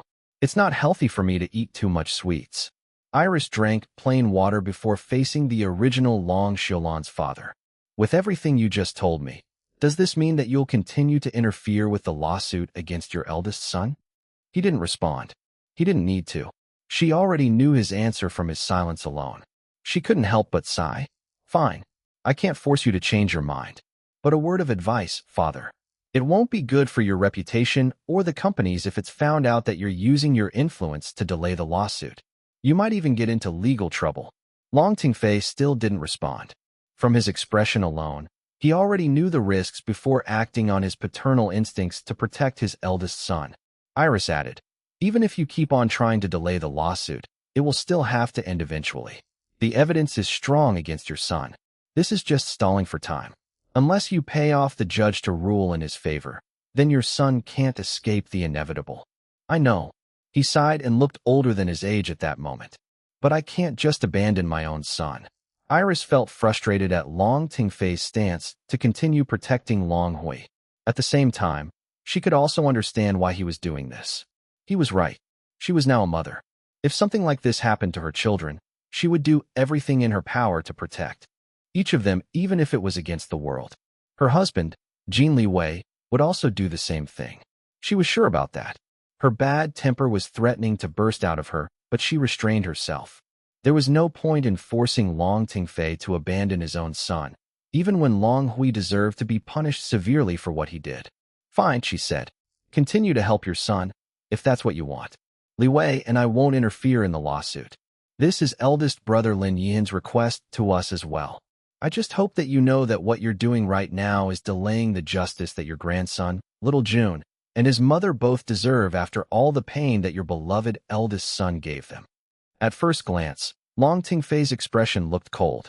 On closer inspection, however, his eyes revealed the painful struggle he was experiencing being caught in between the conflict of his children and the mother of his first grandchild. In an awkward manner, he pushed the plate of pastries closer to his daughter. Iris gave him a straightforward look before accepting his gesture and picked another pastry to eat. I heard that you and your husband helped your brother Jin to free his mother from jail? He asked, changing the subject. She raised an eyebrow but wasn't surprised that he knew all about it. She was already aware that he secretly kept tabs on all his children as much as he could. Yes, she murmured. That's very generous of you. Helping your brother. And all. His mother, Zhu Ning, is, she's. If you can't say it, then I will. Zhu Ning, your ex-mistress, is a very narrow-minded woman with a nasty personality. He winced a little at her blunt statement, but didn't deny it. Well, all the women you impregnated have issues in their personalities, including mother. You really have horrible taste in women, father. He winced again, then frowned, before saying, not all of them. All right, big sister Jingjing's mother, Sun Jingfei, is quite nice. Good job, father, especially for finally marrying an unproblematic wife in Aunt Jiahui. Long Tingfei sighed. All right, Xiaolan. That's enough. She finished the pastry and tapped her flat belly. I hope that if I have a son, he won't inherit his maternal grandfather's horrible taste in women. I want my son to inherit his father's excellent taste in women instead. After all, Liwei chose me. He couldn't help it. He chuckled at his daughter's shameless bragging. Then he murmured, Indeed, your husband's taste is excellent. He chose my daughter. There was pride in his voice. As for helping out big brother Jian, well, we're siblings. At least, he treats me like a sister even when we've never really been that close. Unlike some people who defames me and my husband for siding with the mother of his own son. Of course, Long Tingfei knew who she was talking about. He released another tired sigh. Xiaolan. All right, father. I'll stop now. She stood up, not wanting to stay in this place any longer or risk losing her temper on the older man. Long Tingfei was just being a protective father. Out of respect for all the support he gave to the original Long Xiaolan in the background since her birth, she wouldn't force him to turn his back on his other child no matter how much of an asshole Long Hui acted to all of them. Long Tingfei didn't reply to what she said. Instead, he stood up and asked, You're leaving so soon? Yes. I feel tired now, father. He looked a little alarmed. Go rest now then. It's not good for the baby if you push yourself too hard. You just got out of your bed, rest, and shouldn't be running around like this in the first place. She made a low sound of assent. Long Tingfei personally walked her out of his office where her entourage was waiting. Both of them felt unresolved about Long Hui's issue, but they still chose to set it aside for now. Father. Yes. He looked a little surprised that she was still talking to him, but quickly hid the reaction behind a neutral expression. You received the invitation for the Christmas gathering from Mimi? Yes. If you don't want your Aunt Jiahui and I to come anymore, it's fine. She frowned. What are you talking about, father? Of course, you're going to come if you're available. You're not available. We are available, he replied in a hurry. Good. You should see your grandson now, and then, or little June might forget your face if you don't show yourself for too long. Ah, yes, you're right. Your Aunt Jiahui misses little June, too. His eyes softened at the mention of his grandson and his wife, but once again adjusted his expression to a neutral one. Goodbye, father. See you at Dragon Palace on Christmas. All right. Take care of yourself and my grandchild. He glanced at her flat stomach. Oh, right. I almost forgot.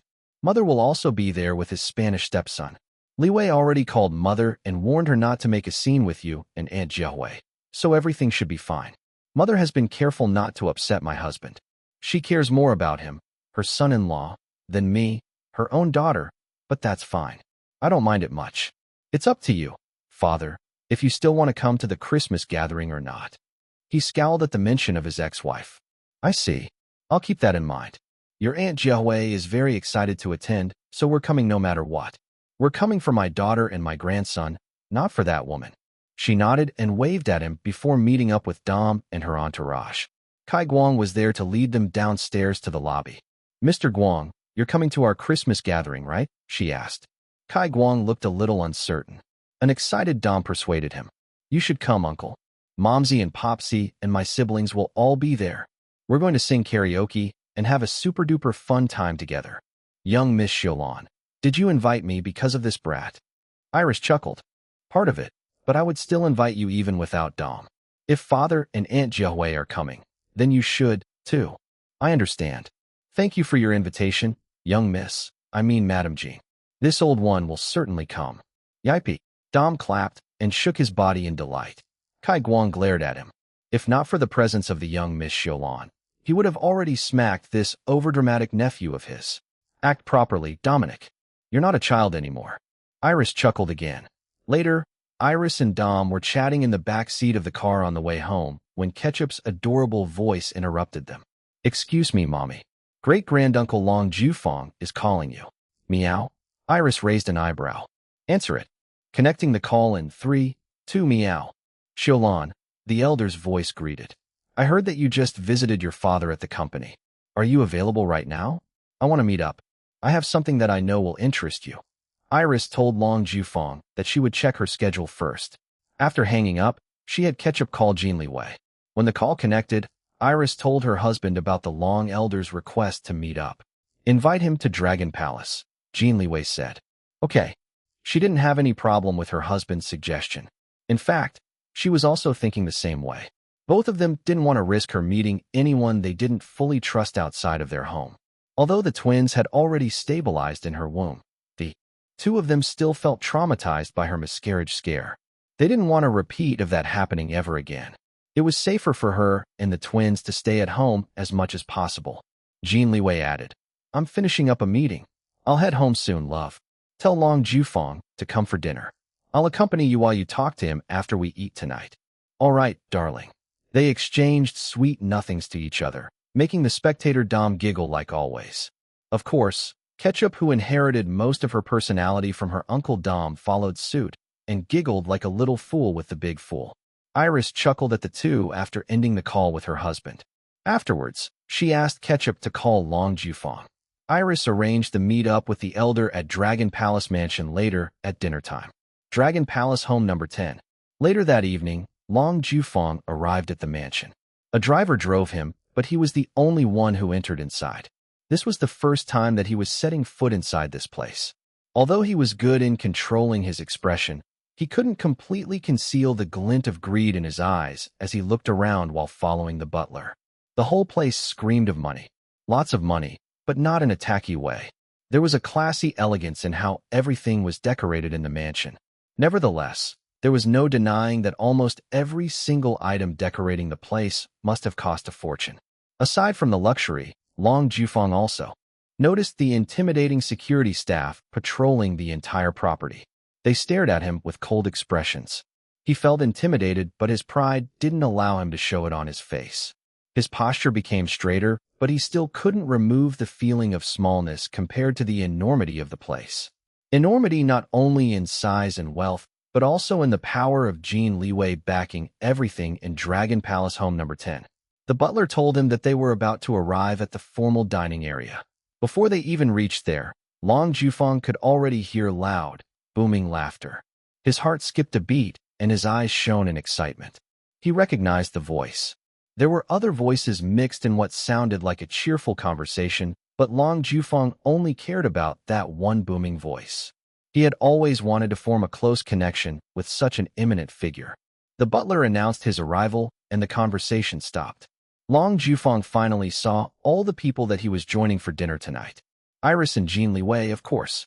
Jin Liwei was sitting at the head of the long dinner table, while Iris sat beside him. At the other head of the long table sat Sir Lu Jianhong. Long Jufeng almost couldn't contain his excitement, but he managed to maintain his composure and didn't embarrass himself. Beside Sir Lu Jianhong sat his grandson, Lu Zihao. Long Jufeng was taken aback by the young man's huge size and almost suffocating aura. The scar on his face made Long Jufeng tremble inside, especially when Lu Zihao stared at him with eyes several times colder than the eyes of the security staff patrolling in the place. Sitting right beside Lu Zihao was Long Jufeng's other grandniece, Long Jinjing. His eagerness abated a little. The girl was sensible and never troublesome, unlike the spoiled Long Xiulan. But he didn't think highly of Long Jinjing at all because of her illegitimate birth. She was just the daughter of a mere mistress after all. The only good thing about the mother and daughter was that they stayed in their lanes and never brought any shameful scandals to Long Tengfei and the Long clan aside from their very existence. On the other side of the table sat Iris' Filipino assistant. Dominic Chua was his name, if Long Jufeng remembered it correctly. He heard that he was also Kai Guang's distant nephew from the Filipino branch of the family. A middle-aged couple was also present, but Long Jufeng didn't recognize them, although he found them a little familiar. "Welcome to our home, Granduncle Jufeng," Iris greeted. Long Jufeng greeted her back and everyone else, including Long Jinjing, Dominic Chua, and the middle-aged couple, even though he thought that these people were beneath him. He needed to act politely, especially since he was in Jin Liwei's territory. In addition, Sir Lu Jianhong and his grandson were also present. He wanted to leave a good impression on these important people. The butler guided him to sit on the other side of Jin Liwei across Iris. The atmosphere became more muted compared to the cheerfulness before his arrival. He didn't mind, though. What he cared about was this precious opportunity to chat directly with the powerful Jin Liwei and the legendary Sir Lu Jianhong. At first, he failed in having a smooth conversation with Jin Liwei, but soon discovered that the younger man treated him better after he included Iris and praised her accomplishments. It wasn't only Jin Liwei. Sir Lu Jianhong also began to chatting with him after Long Jufeng complimented Iris. That was when he discovered that it was actually easy to get close to these men. The key was his grandniece, Iris. However, he also soon realized that Sir Lu Jianhong had no filter whatsoever and openly spoke his mind without caring for propriety at all.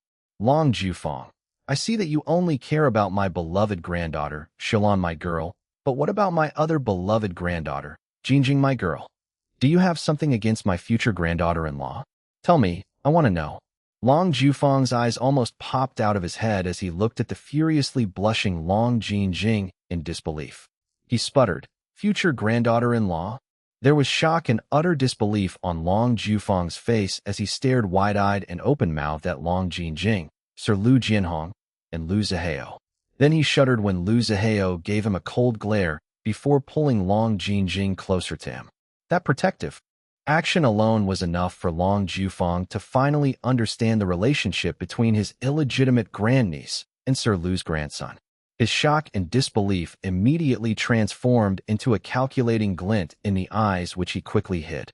He didn't want to earn the ire of the grandfather-grandson duo. Long Jufeng tried to lighten the tense atmosphere with a smile. His mouth shook a little in the process due to him restraining himself from grinning ear to ear. Look at that. 2 daughters from his Long clan marrying into the 2 most powerful business families in the country. It was indeed an excellent decision for him to side with Iris instead of Long Hui. The half-sisters, Iris and Long Jinjing, had become very close in the last couple of years. Iris poached her sister to become an executive in her own company. Since then, the 2 of them had been soaring up higher and higher than what most members of the clan expected from the sisters. One had a problematic past while the other was an illegitimate daughter. Both of them brought shame to the Long clan for different reasons, but were now redeeming themselves many times over. Iris managed to become the new Madame Jean, while Sir Lu Jianhong just declared that Long Jinjing was going to become his grandson's bride. Long Jufeng almost couldn't contain his excitement. Look at his fellow elder, Long Meng, who chose to side with Long Hui. The eldest son was considered by many as the heir apparent, but now he was basically in exile to escape a lawsuit against him. Long Hui's downfall was the exact opposite of his half-sister's continued rise to the top. Once again, Long Jufeng inwardly praised himself for his good insight in betting on the right child. No, children. He always looked down on Long Jinjing because of her illegitimate birth, but at the moment, it was as if she had transformed into a plain pebble into precious pearl. I see. So that's how it is. Long Jufeng nodded and continued maintaining a subtle smile, even though his muscles were aching to fight a big grin from spreading across his face. He looked at Long Jinjing and gave her the kindest expression that he could muster for an illegitimate child. Jinjing, you're as secretive as your sister. Your granduncle had no idea that you're going to marry Mr. Lu Zihao. The red-faced Long Jinjing stiffened and looked like she was about to panic, but Lu Zihao only pulled her closer to his body before glaring harder at Long Jufeng, as if he wanted to murder him. Long Jufeng trembled and immediately avoided the younger man's scary eyes. No, we're in not. Long Jinjing stammered, but Lu Zihao interrupted her before she could finish her sentence. Jinjing has no obligation to tell a distant relative like you about what's happening in her life, Lu Zihao said in a low voice so cold that Long Jufeng felt his innards almost get frostbitten. The smile on Long Jufeng's face stiffened. It took a tremendous amount of control for him not to explode at the younger man's disrespectful words towards him, an elder. He immediately sensed the mockery in Lu Zihao's tone, especially when he said the words distant relative to refer to him, Long Jufeng. The younger man was indeed Sir Lu Jianhong's grandson. Both of them spoke whatever they wanted without caring for propriety at all. Long Jufeng cleared his throat and continued smiling even though his teeth were grinding so hard that it felt like he might just crush his own jaw. He hated it, but thought that he had no choice but to take the jab from the younger man without complaining. The atmosphere had now turned awkward. Long Jufeng turned to Iris and Jin Liwei, giving them a meaningful look to help him out. Iris tilted her head to side with an innocent expression as if not understanding what he wanted. Jin Liwei had a cold and unreadable expression. It was clear from his expression that he would only follow whatever his wife wanted. If Iris didn't make a move, he wouldn't do anything either. Frustrated, Long Jufeng could only suffer this humiliation in silence. Before he could control himself, he automatically sent an accusing look at Long Jinjing. Bang! Most of them were startled. Dom and the middle-aged woman both shrieked in an almost identical manner. Iris clutched at her chest and paled. Jin Liwei was by her side in an instant, enveloping her in a protective embrace. Everyone looked at one direction. Lu Zihao's hammer fist was still grinding on the hardwood table where he slammed it just now. Veins popped up on his skin. He looked bloodthirsty and ready to pounce at Long Jufeng any second now. Zihao. Long Jinjing immediately grabbed his arm when she recovered from her shock. Then she touched his clenched fist on the table and started rubbing it. Did you hurt your hand? Let me take a look. Lu Zihao didn't reply to her. He was busy murdering the terrified Long Jufeng with his eyes. He hissed at the elder. I dare you to look at Jinjing like that again, and I'll. Bang. Everyone looked at another direction. This time, it was the grandfather who slammed his hammer fist on the table.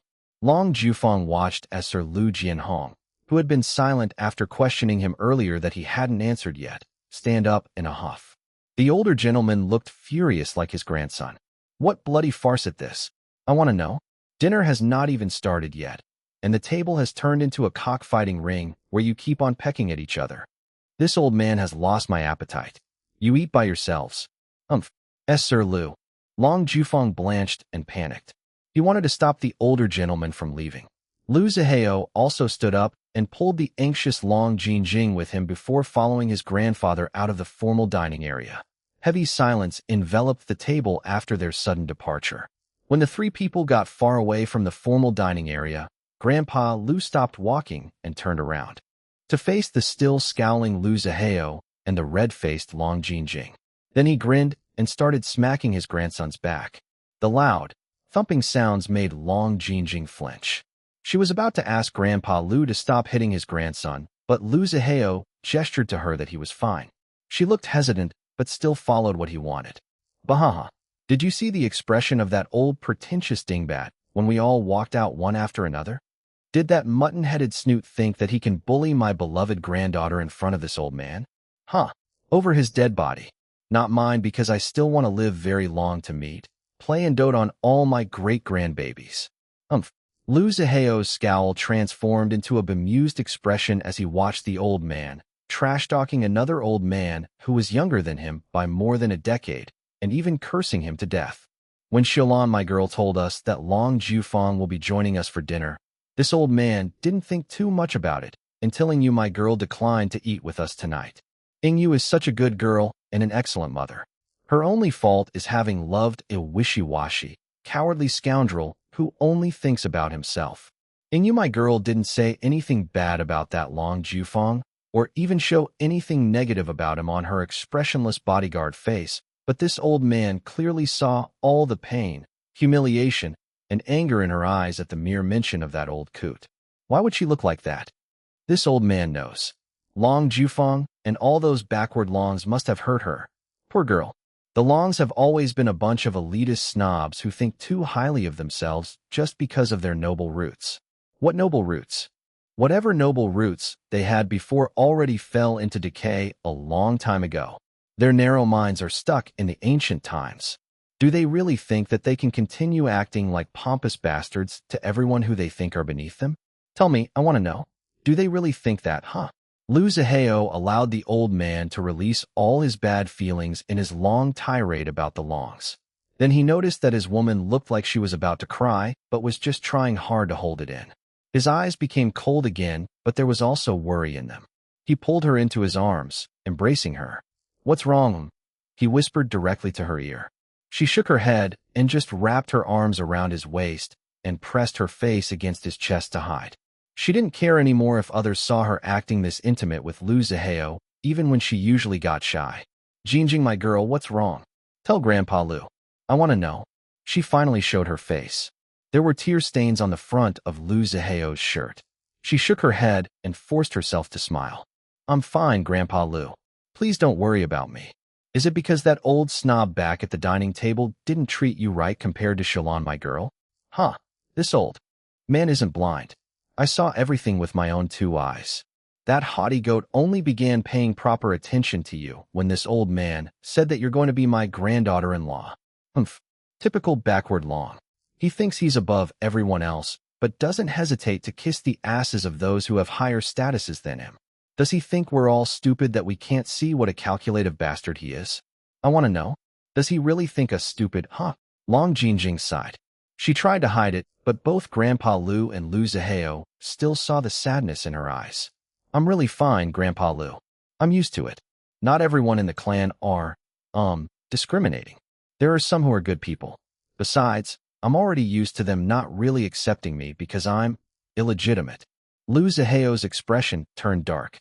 He started to head back to formal dining area. She pulled him, or tried to pull him back. "And Zihao, what are you going to do?" "I'm gonna beat up that motherfucking." "No." She hung on to him like a koala, as if her light weight and petite body could physically stop him from moving. "I said I'm fine. Elder Long Jufang is little sister Xiaolan and brother-in-law's guest. I don't want to give them any trouble. Little sister Xiaolan is pregnant. We shouldn't upset her by creating a big ruckus." Both Grandpa Lu and Lu Zihao stopped upon the mention of the pregnant iris. Their expressions were both ugly, but at least they weren't going on an angry tirade or threatening to beat up Long Jufang anymore. Read official chapters on webnovel.com. Please stop supporting piracy. Also follow author on Instagram at @AreaCross. Although this old man knows why Xiaolan, my girl, is putting up with that pretentious old snoot, I'd rather not eat at the same table with that kind of fake person. Instead of having a belly full of food, I'll have a belly full of anger if I just force myself to pretend to be nice to that Long Jufang. I'm too old to start acting plastic now. Come, how my boy, and Jingjing, my girl. Let's go finding you, my girl, and my precious great-grandson little Junjun, my boy, and eat dinner together with them instead. Grandpa Lu started walking away, expecting the two of them to follow him. Lu Zihao didn't move, but Long Jinjing gently shook his arm. Let's go, Nikolai. I'd also rather eat dinner with Sis Yu and little June than Elder Jufang. They started walking together, but at a much slower pace than the sprightly old man who was already chatting with a houseboy headed to the same direction. Nikolai, she whispered. Can I ask you a question? He glanced down at her from the corner of his eyes and grunted. What was on your mind when Grandpa Lu said earlier that I'm going to be, his granddaughter-in-law? Long Jinjing observed Lu Zihao's reaction, but there was none at all. He didn't even pause as the two of them continued walking behind Grandpa Lu, who had already managed to make the houseboy share his life story. She wasn't surprised because it had always been rare for Lu Zihao to express any of his real feelings since they got to know each other. It was only after he revealed shadow winds to her that he began to display some parts of his real emotions to her on a regular basis. Despite already knowing all this, she still felt disappointed that her question didn't elicit even just a tiny bit of reaction from him. To her, this proved that his feelings for her weren't deep enough. He didn't love her yet. Hopefully, he would begin loving her one day as much as she loved him. Her heart clenched, but she had already gotten used to this kind of pain. The hope that everything would work out in the end, and that he would learn to love her acted as a temporary salve for her heartache. Never mind, she whispered with a bitter smile. He stopped walking all of a sudden. Since they were holding hands, she also stopped with him. You're upset, he said. It wasn't a question, but a statement. It's fine. You really want to know what I think about what the old man said at the dinner table about you being his future granddaughter-in-law? She hesitated before nodding. His sigh was almost imperceptible, but she still detected it after being with him for some time now. It disheartened her. Why did he sigh? Was he annoyed at her? Did he think that she was being too pushy? Possibly. But she still wanted to know what he thought. In the end, he told her, I don't know. What? There are so many things going through my mind. They're all so confusing that I can't make sense of all of them. That's why I don't know. This is the truth. She stared at him, focused again on reading his expression. This time, it wasn't as unreadable anymore. Indeed, she saw the trace of confusion in his dark eyes. It might not be the ideal answer that she was looking for, but at least he felt something and wasn't indifferent. Her earlier disappointment lessened, but didn't disappear. Okay, Nikolai. I understand. They looked at each other while standing in front of a glass wall. The moon was blocked by dark clouds. Water droplets outside the glass indicated that it was raining. As Long Jinjing continued to stare at the man that she loved and was hoping to love her back someday, she thought that the stormy weather outside was perfect to describe their relationship. It was tumultuous, dangerous, and even downright terrifying. But there was still that instinctive hope for a better and brighter tomorrow after the storm passed, if she survived. And she hoped that she would survive in the end. The moment made her love for him feel like it was overflowing from her heart. It was painful and sweet at the same time. Her body moved on instinct. She jumped on him, wrapping both her arms around his neck and her legs around his waist, not caring anymore if other people saw her daring actions. He caught her, looking surprised and confused at the same time. His reaction satisfied her. Then she kissed him, deeply, thoroughly, passionately. She kissed him, trying to convey to him all of her feelings as much as she could. He tried to take over the kiss, but she refused to surrender the control this time. She vented all her negative emotions from what happened with Elder Long Jufang earlier in that deep, hard kiss. Hearts racing, heavy breathing, tight embracing, lips sucking, tongues dancing, and temperature rising. Both of them became lost in their own little world of fierce, boiling desire. Their surroundings faded away. There was only the two of them and their mutual desire for each other. Long Jinjing was the first one to break away from the kiss. It was because she couldn't breathe anymore. She forcefully twisted her head to the side and started gasping. His wet mouth continued to suck on her neck while she wheezed some air into her lungs. She was still wrapped around her like a koala. It was a challenge, but she still managed to clear her head. Barely. She saw their reflection on the glass wall and immediately flushed in embarrassment. The next thing that she noticed was the reflection of the people watching them. She could see a grinning Grandpa Lu and the houseboy who was pretending not to look but was actually peeking at them. The members of the security staff might be expressionless, but she knew that their eyes were watching everything. Oh no. She patted Lu Zihao's back, urging him to stop sucking on. her neck and jaw. He didn't stop. Nikolai, she whispered. Everyone is watching. Stop. He continued for a few seconds before finally stopping. He rested his forehead on the crook of her neck and shoulder while panting. She tapped his back and said, "Let me down." However, he only tightened his hold on her. Their position certainly looked scandalous. Fortunately, Long Jinjing felt safe at Dragon Palace. She still felt extremely embarrassed, though. Finally, Lu Zihao put her back down to stand on her own feet before hissing to her ear, "After dinner, you better prepare yourself. I'm gonna fuck you until you pass out." She shivered from delight before nodding. If it wasn't for Grandpa Lu, who expected them to eat dinner together with Jiang Yingyu and Little June, then it would be fine with her if Lu Zihao said that he wanted to skip dinner to have sex in his bedroom. She wanted to feel his hardness deep inside her wet core tonight. Multiple times. Oh, how she wanted him so much tonight. Every night. However, their desire had to wait. They still had to accompany Grandpa Lu for dinner. Bahaha. This old man is happy to see you two so passionate with each other. But you still need to eat, or you won't have any fuel to last the whole night. Hurry up and let's go. The sooner we finish eating, the sooner you two can start making my next great-grandbabies. Baha. Grandpa Lu continued laughing, his booming voice echoing throughout the entire stretch of the hallway. Long Jinjing's face was burning in embarrassment. She wanted to escape and hide, but Lu Zihao held her hand tightly, not allowing her to go anywhere else. Having no choice, she could only continue walking beside him and follow Grandpa Lu. After asking a patrolling security staff, they learned that Jiang Yingyu and Little June were inside the toddler's room. They immediately headed there, while Grandpa Lu asked the houseboy to help them relay to the kitchen to serve separate dinner for them. They found the mother and son in Little June's room, playing with the energetic popcorn, while the lazy ice cream was in the middle of her beauty sleep on the bed. The striped, orange cat was the first one to notice their arrival and zipped across the room to barrel like a little rocket directly towards his Uncle Zihao's chest.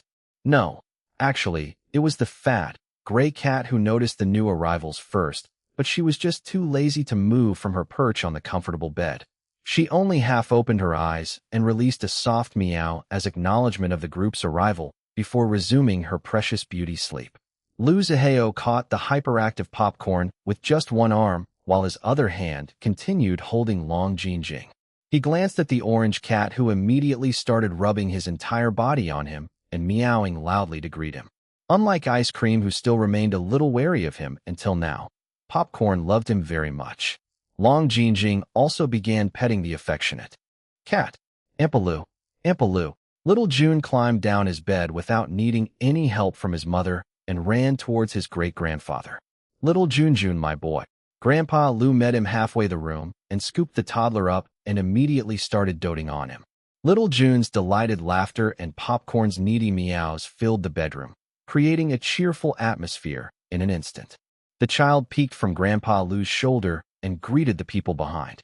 Anko Hao Hao, Auntie Jingjing. All the adults focused on the toddler and the cats.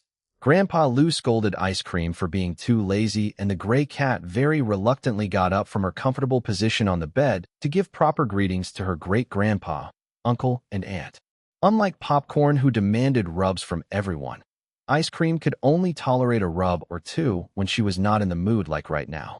You bloody brat. See this old man spank you, but if you continue with that attitude. In response to the scolding, Ice Cream very decisively pushed her older human cousin from their great-grandpa's lap. Little June was quite sensible and in tune with his cat cousins, so he moved out of the way without any fuss.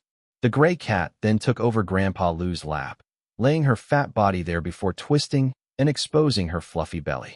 Then she waved her paws and meowed in an adorable manner. Grandpa Lu immediately laughed and started petting Ice Cream before finally letting her go to return to her beauty sleep. Such a brat. Baha. They all chatted with each other. Well, Grandpa Lu, Long Jinjing, and Jiang Yingyu chatted while Lu Zihao only sat there listening to them, only grunting now and then to respond when someone talked to him. When the kitchen called the room to inform them that dinner was coming soon, they all moved to a nearby lounge area. Dinner was served. They enjoyed all the food with some nice conversation and watched Little June's antics with his cat cousins. Later, the group lounged on the large couches while sipping hot tea to aid their digestion. Lu Zihao was staring at Long Jingjing's face with an intense look. She pretended not to notice and continued chatting with the others, but her blushing face already gave her away. Watching them, Grandpa Lu had a mischievous glint in his old, wise eyes. "Jingjing, my girl." "Yes, Grandpa Lu?" Long Jingjing asked. "Has Hao Hao been treating you well? Don't be shy and tell Grandpa Lu. I want to know." Yes, Grandpa Lu. Zihao is treating me well. Please don't worry." The old man harumphed. "That pinhead already has a bad record with you. You're such a nice girl, so he better treat you right. The two of you already broke up before, so this old man can't be completely at ease. If it doesn't work out between the two of you again, don't worry, my girl. Grandpa Lu will make sure to introduce you to a nice young man who'll treat you better than this dunderhead." "Like hell you'll do that, old man." Lu Zihao growled and glared at Grandpa Lu while quickly grabbing Long Jingjing and pressing her against him. "Jingjing is mine." Grandpa Lu scowled and yelled. "How dare a dunderhead like you speak like that to your beloved grandpa? Tell me, I want to know." "Zihao, please." Long Jingjing was trying to stop Lu Zihao from continuing to piss off his grandfather, but to no avail. From her vantage point, Jiang Yingyu noticed everything. She saw the mischief in the old man's eyes. It was clear to her that Grandpa Lu was provoking his grandson on purpose to elicit a reaction from Lu Zihao, and the old man succeeded in his plan. She glanced at the pissed-off Lu Zihao, who stood up, pulling Long Jingjing with him. "Old man, don't interfere with my relationship with Jingjing. I'll dismember any fucking males who dare to sniff around my woman. She's mine." With that, the couple left. As soon as the door closed, Jiang Yingyu looked at Grandpa Lu and saw him grinning from ear to ear. Bahaha. The old man couldn't stop laughing. Little June thought that he was funny, so the child laughed at his laughing great-grandpa. "That ought to make that dunderhead treasure Jingjing, my girl, more." Bahaha. Jiang Yingyu shook her head and sighed. Grandpa Lu was like a naughty child. Then she sighed again, worried that her son might learn bad words from his foul-mouthed Uncle Zihao. But seeing Grandpa Lu and all the others giving so much love to little June, she stopped worrying. Everything would be fine as long as his son was happy and loved. Later that evening, Iris and Jin Liwei watched as the butler led Long Jufang out of their home office. When the door closed, Iris sighed and slumped on Jin Liwei's chest. Jin Liwei brushed her hair back from her face before kissing her cheek. "Tired?" "Yeah." She captured his hand and kept it on her cheek. "That went very well. For us." "And?" He let her hold his hand on her cheek while his other hand stroked her silky smooth hair, made silkier and smoother by Orchidea Beauty's original shampoo and conditioner bestsellers. "Come with me later to find Big Sister Jingjing. I want to apologize for the discomfort she experienced earlier at the dinner table with Elder Long Jufang." "Not tonight, love." "Why not?" "Your brother won't appreciate us interrupting them in their bedroom this late at night." Realization dawned on her. "Oh, you're right. I'll just apologize to her tomorrow then." "And?" He paused before saying, "What happened at the dinner table wasn't your fault, but mine." Indeed, it was Jin Liwei who orchestrated tonight's farce at the dinner table. As soon as his wife told him earlier today that Long Jufang wanted to meet her and had something that she would be interested in, he immediately knew what the elder wanted to talk about. Aside from wanting to ensure his wife's safety, he also wanted to put pressure on the elder in order to make the meeting more advantageous to his wife. This was why he wanted the meeting to take place at their home. In addition, Jin Liwei arranged for Grandpa Lu, Lu Zihao, and Long Jingjing to join them for the dinner as well. He knew that Long Jufang looked down on Long Jingjing because of her illegitimate birth. The elder's disdainful attitude towards Long Jingjing would surely upset Lu Zihao and Grandpa Lu. Both Lu Zihao and Grandpa Lu weren't shy at all in telling anyone to fuck off if they were pissed off. For someone like Long Jufang, who prioritized building connections with important and powerful people, he would surely feel extreme pressure and anxiety after angering Grandpa Lu and Lu Zihao. This would make Long Jufang more vulnerable to accepting harsh conditions that were disadvantageous to him, just for the sake of fixing the bad impression he left on the Lu grandfather and grandson. Indeed, Jin Liwei's prediction was accurate. Every single thing that happened tonight went according to his plan. He was pleased, especially since his wife was the biggest beneficiary, but he also felt sorry for making Long Jingjing go through that. He didn't worry about her too much, though. His plan extended to include Long Jinjing. She might have felt uncomfortable about what happened at the dinner table tonight, but after this, she would no longer have to go through frequent unfair treatment from the Longs. Jin Liwei's original plan was to show Long Jufang that he or anyone from the Long clan could no longer bully Long Jinjing because she was now under his direct protection as a brother-in-law, and most importantly, of Grandpa Liu and Liu Zihao as well. He didn't expect for Grandpa Liu to directly say to Long Jufang's face that Long Jinjing would become his future granddaughter-in-law. Compared to Jin Liwei's original plan, this was more effective. He looked at his wife now lying on his lap with a soft expression. "Do you mind what I did?" She shook her head. "It's smart that I'm disappointed in myself for not thinking about it in the first place. That's because you're a straightforward person. You're sure of your own abilities to face your opponents without playing dirty mind games with them.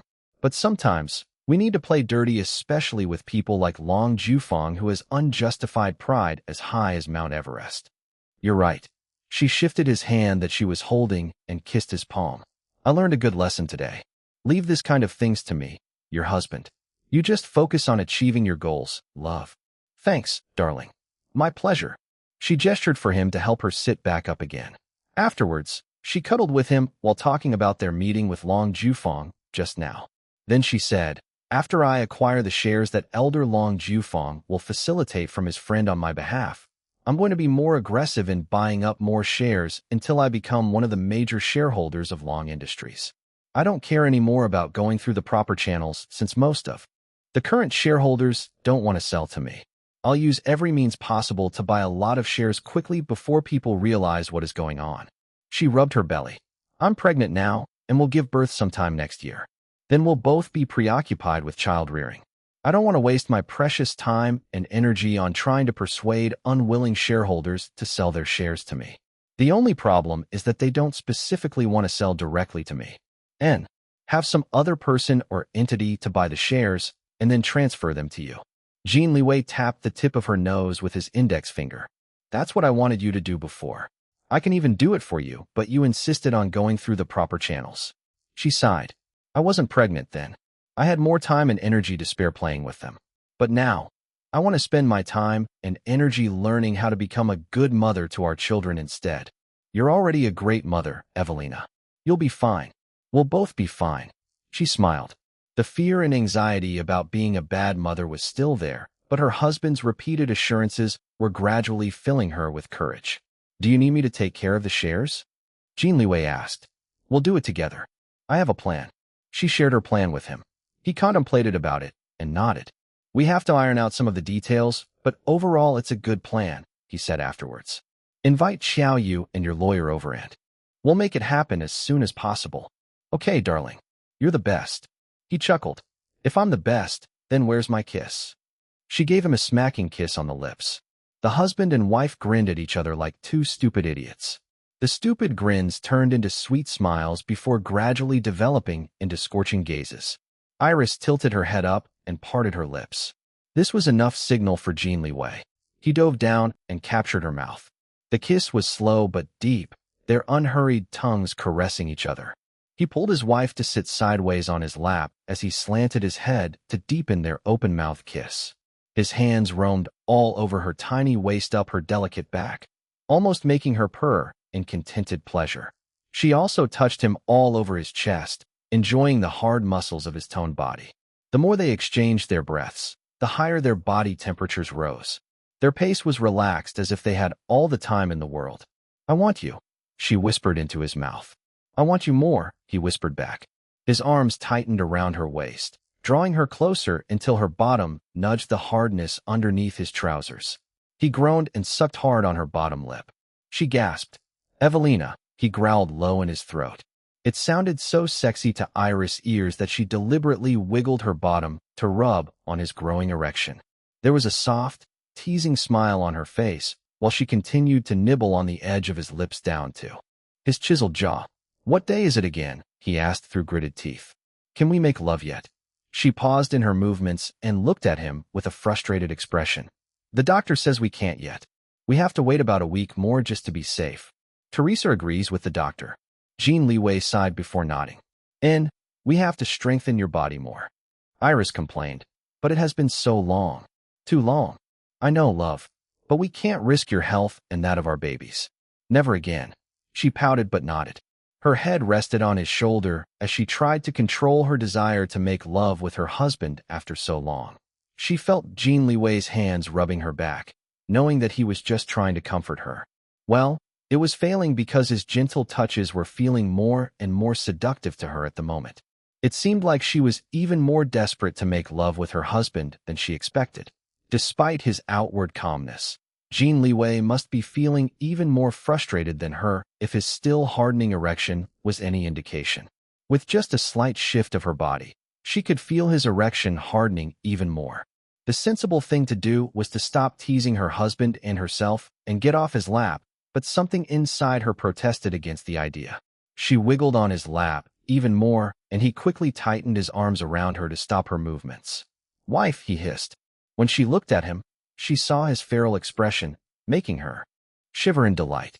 The desire which already started abating a little earlier came flooding back. She looked at him straight in the eyes and finally got off his lap. Just when he was about to sigh in relief, she caught his erection underneath his trousers with a hand and squeezed. A harsh breath escaped his clenched lips. His already feral expression turned even wilder. He grabbed her naughty hand, but didn't move it away from his erection. His expression showed clear struggle.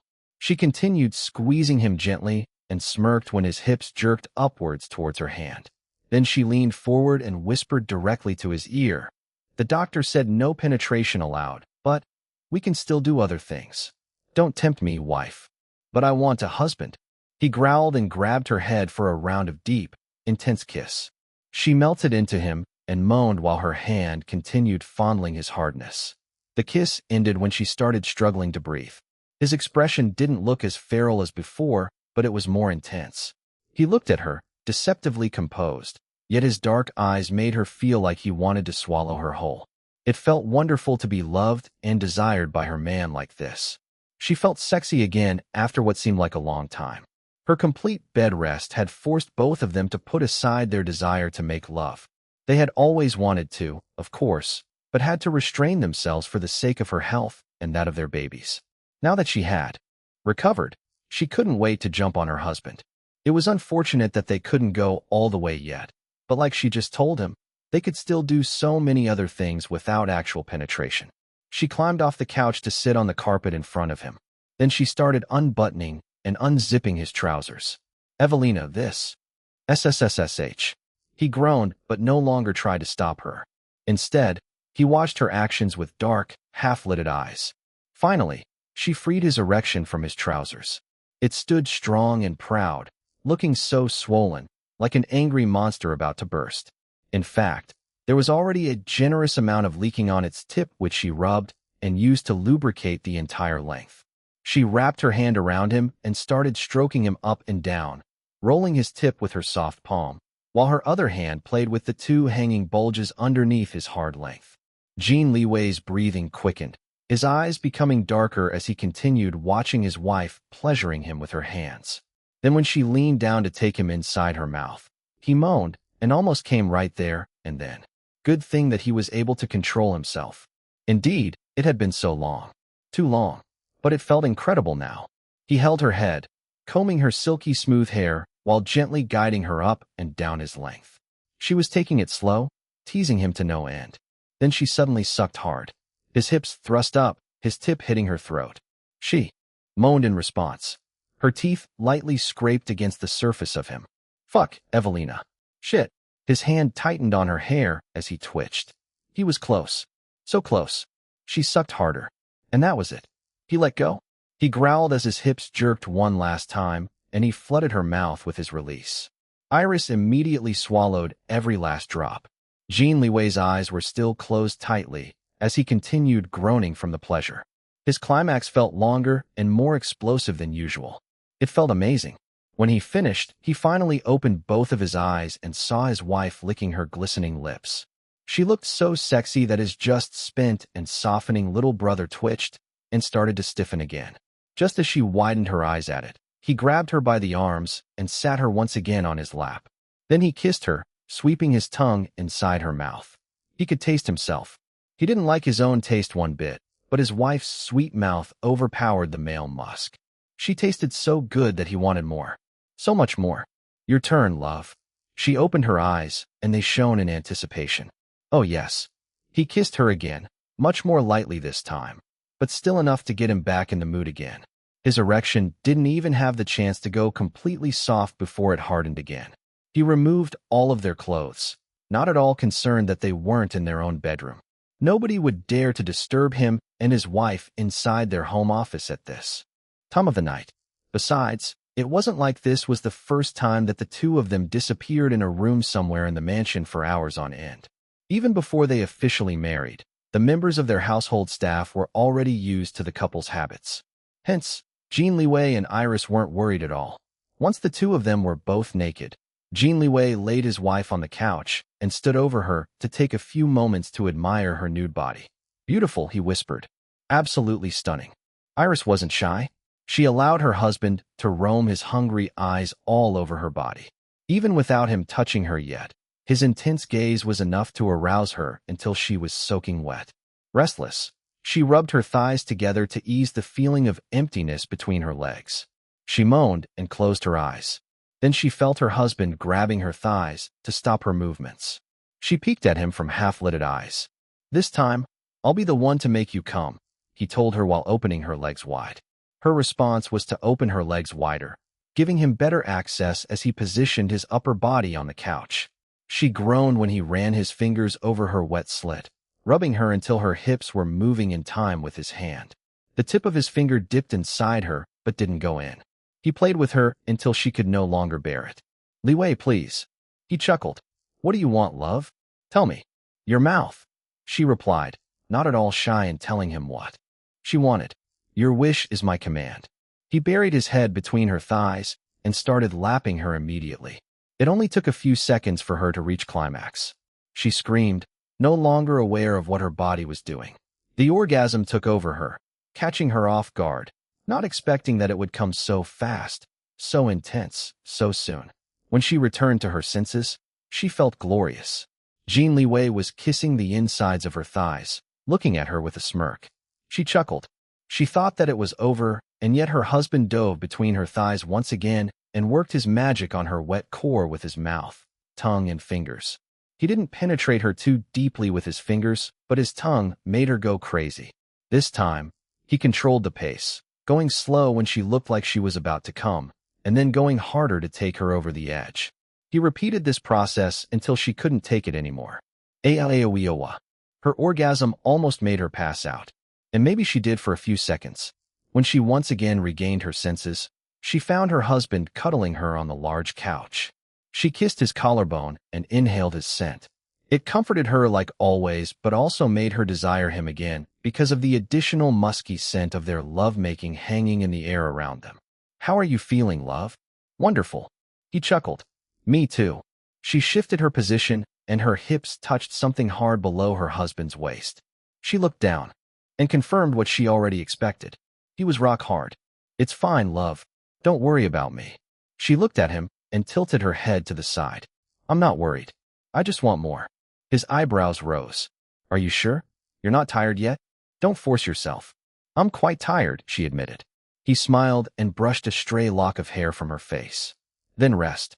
It's late now. Let me handle this. Then we'll return to our bedroom to sleep. She looked reluctant, but didn't force herself.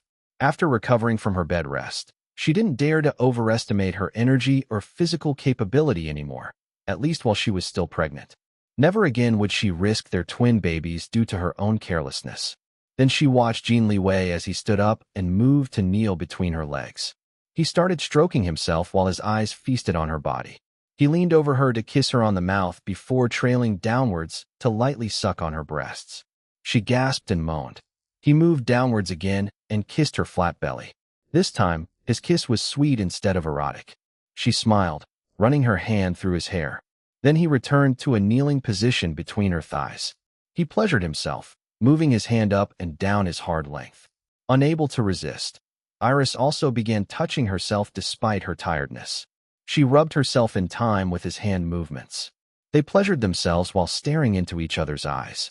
Their emotional connection made it feel like the other was the one touching them instead of their own hands. She was the one who reached climax first, and he soon followed, spraying his release all over her belly. He covered her with his body and kissed her hard. "I love you," he said. "So much. I love you so much, too." Sometime earlier that night, a pissed-off Liu Zihao was dragging an anxious Long Jinjing.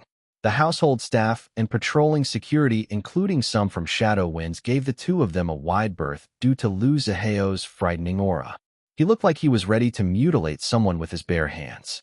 They didn't want to be the poor, unlucky fools who got in his way and triggered the explosion of his anger by accident. Long Jinjing was trying to make him slow down, but he wouldn't listen. Zihao, I said stop. You're hurting me." He immediately stopped and examined her wrist, which was now red from his tight hold. His scowl turned uglier. He rubbed her red skin, trying to soothe it. "I didn't mean it. Does it still hurt?" Her expression softened. "A little bit, but I'll be fine." He continued rubbing her wrist. He wasn't exactly gentle, but this was as gentle as Long Jinjing could expect from someone like him. She already felt happy inside. However, she was a little worried about the situation they left back at the lounge area. "I think we should return to apologize to Grandpa Liu," she suggested. "It's not good to upset him. He's already at that age, and our elder." "Liu," Zihao snorted. "The old man will be fine." "But, Jinjing." "Why yes?" His dark gaze pierced straight through her. "Don't let the old man introduce another man to you." She was about to reassure him that it wouldn't happen, but stopped herself before she could do so. The delay in her reply made him scowl again. "Jinjing," he growled. She pouted and felt unhappy with his reaction. Although she liked his jealousy and possessiveness sometimes because it meant that he at least had feelings for her even if he didn't love her yet, she had reservations about him trying to control her own decisions. She wasn't the most assertive or confident person in the world, but at least she liked making her own decisions and working on the future that she envisioned for herself.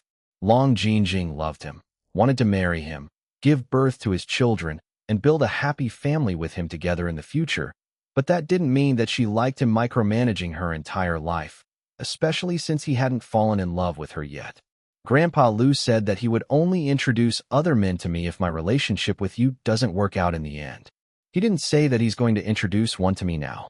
Do you think that I'm a fickle woman who'll entertain another man while I'm with you? I know that it's difficult for you to trust people given your situation, but please trust me a little more. I love you so much. As long as we're together, I'll remain true to you."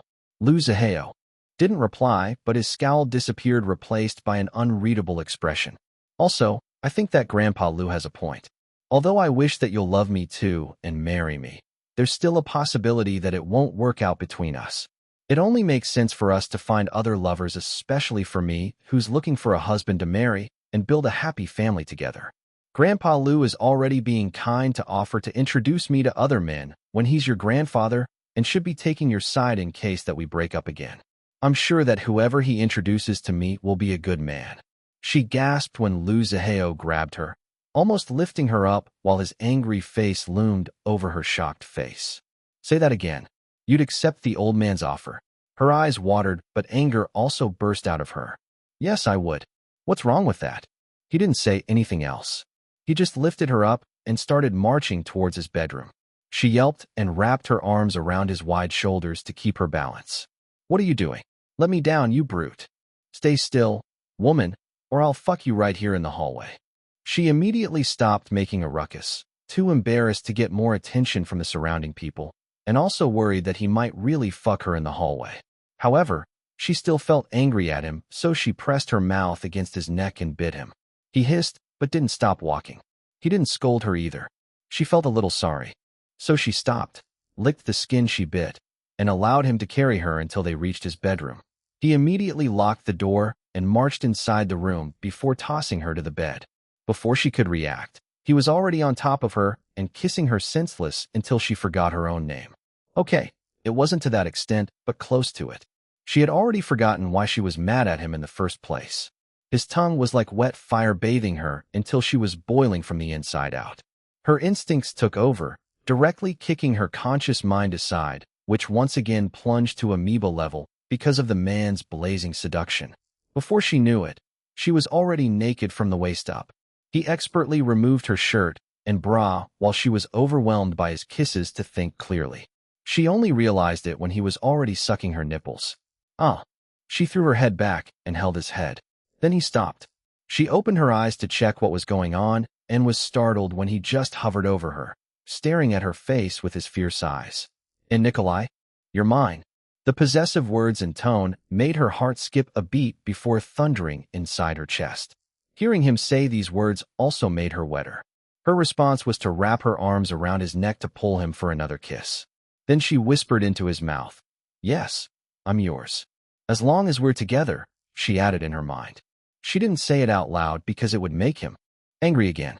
Yes, she loved him very much, hence why she got back together with him to try to make him fall in love with her.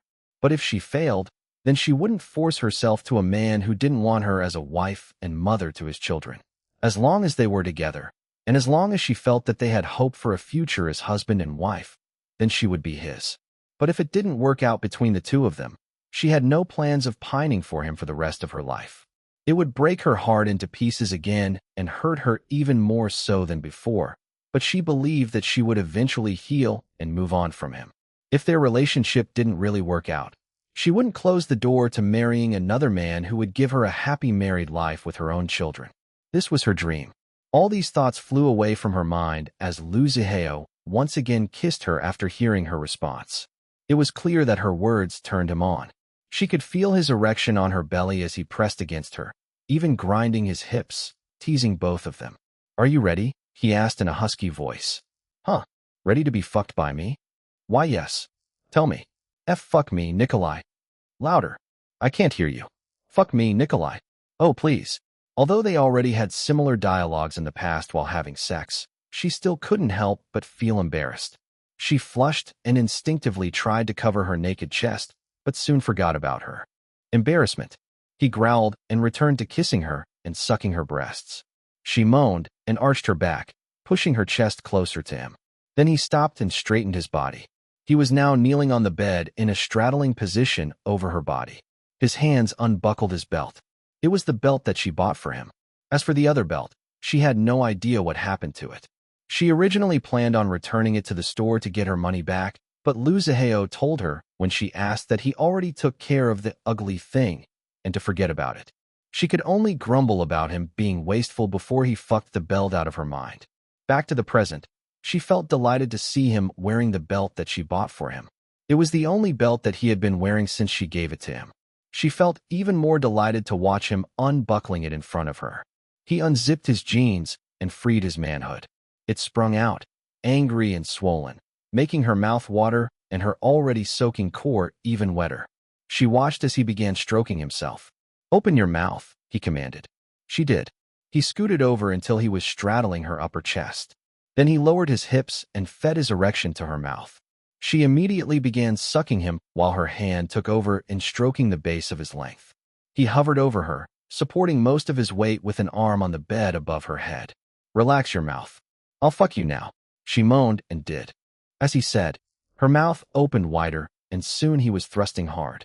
His tips slammed her throat, but her gag reflex had already long been trained by him. She could take him inside her mouth as hard as he wanted. Nevertheless, it was still uncomfortable, but the discomfort was soon overpowered by her desire to make him climax. It was like a power that she wielded to make him lose control. This was an accomplishment especially when done on a man who had tremendous self-control. She loved the feeling just as much as she loved the man. Indeed, his self-control was admirable. Her mouth was already sore and aching, but he wasn't done yet. Fortunately, he stopped and removed his glistening erection to let her rest. "You okay?" he asked.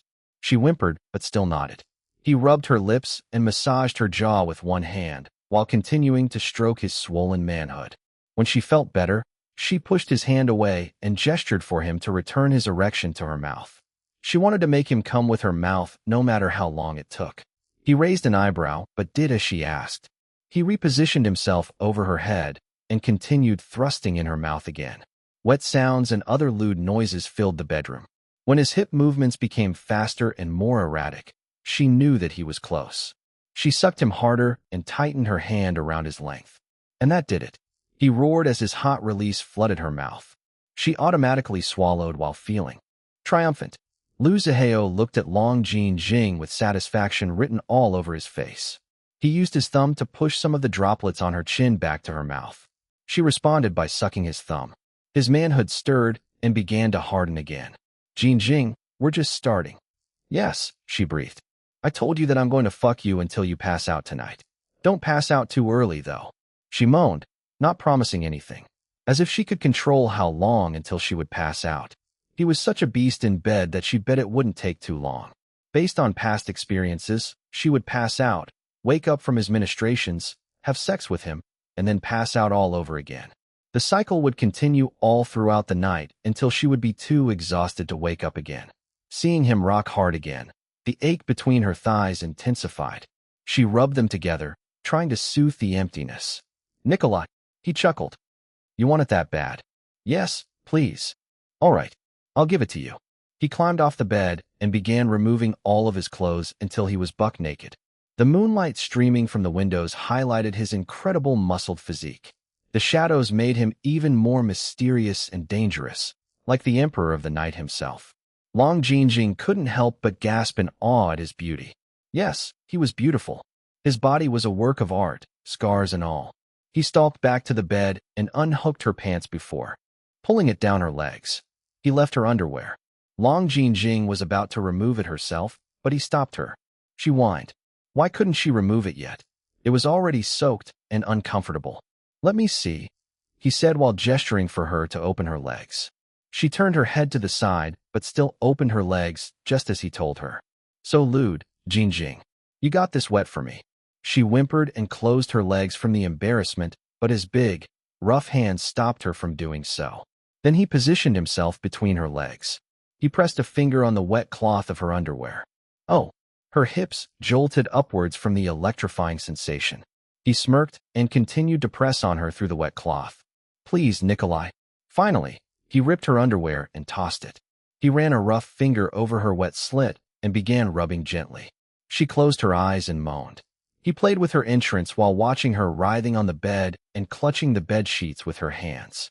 You're so fucking sexy, Jing, he said before plunging a thick finger inside her. Ah, yes.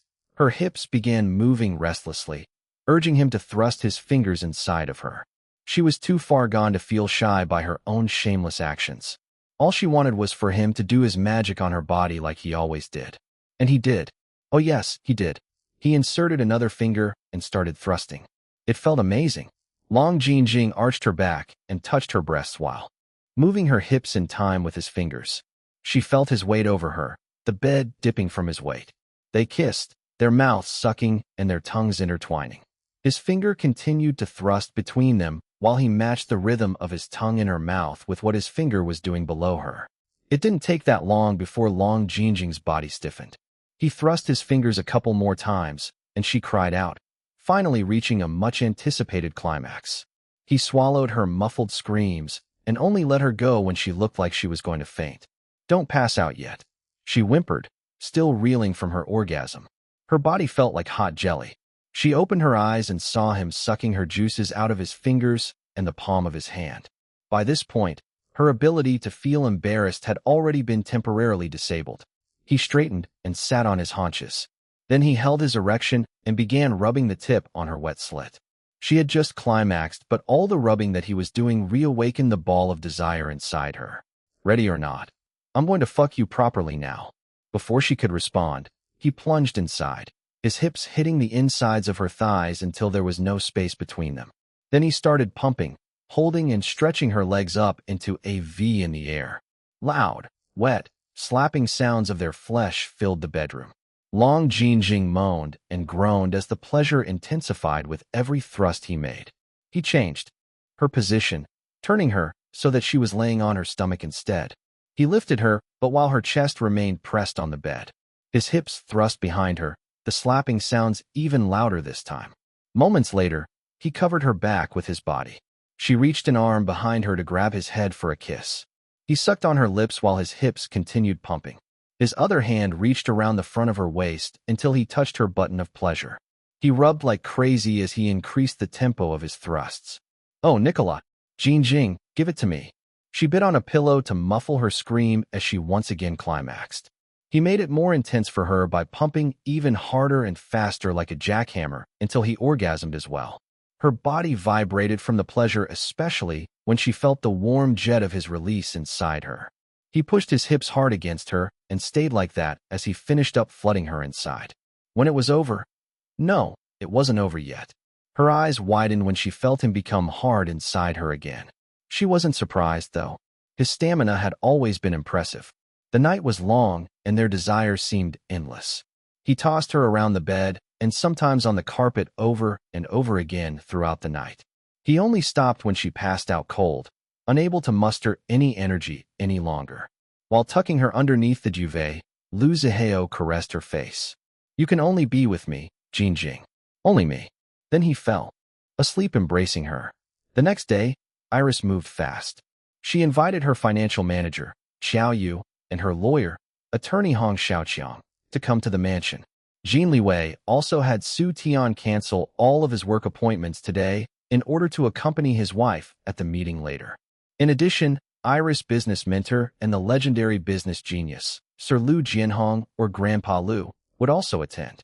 Since Iris' plan for today's meeting was a major financial and business move on her part, Grandpa Liu decided that it would count towards her official academic credits. Grandpa Liu would be evaluating her as a business mentor and not helping her out as a doting grandfather. It was on short notice, but she worked hard the whole morning to prepare for the meeting. Jin Liwei was there to help her iron out the details, which was a great help to her, though she was the one who did most of the critical thinking in devising the entire business plan. Both their AI children, Ketchup and Bacon, also assisted in creating the digital presentation. Iris only needed to verbally dictate the words. She treated the presentation for the meeting as an official business pitch, even though the boss would be herself. Her competitive spirit drove her to go above and beyond in order to ace Grandpa Liu's evaluation. Grandpa Liu was a mischievous jokester most of the time, especially when around family members, but he was a demon in the business world. Iris knew that she needed to surpass excellence in order to impress a business genius like Grandpa Liu.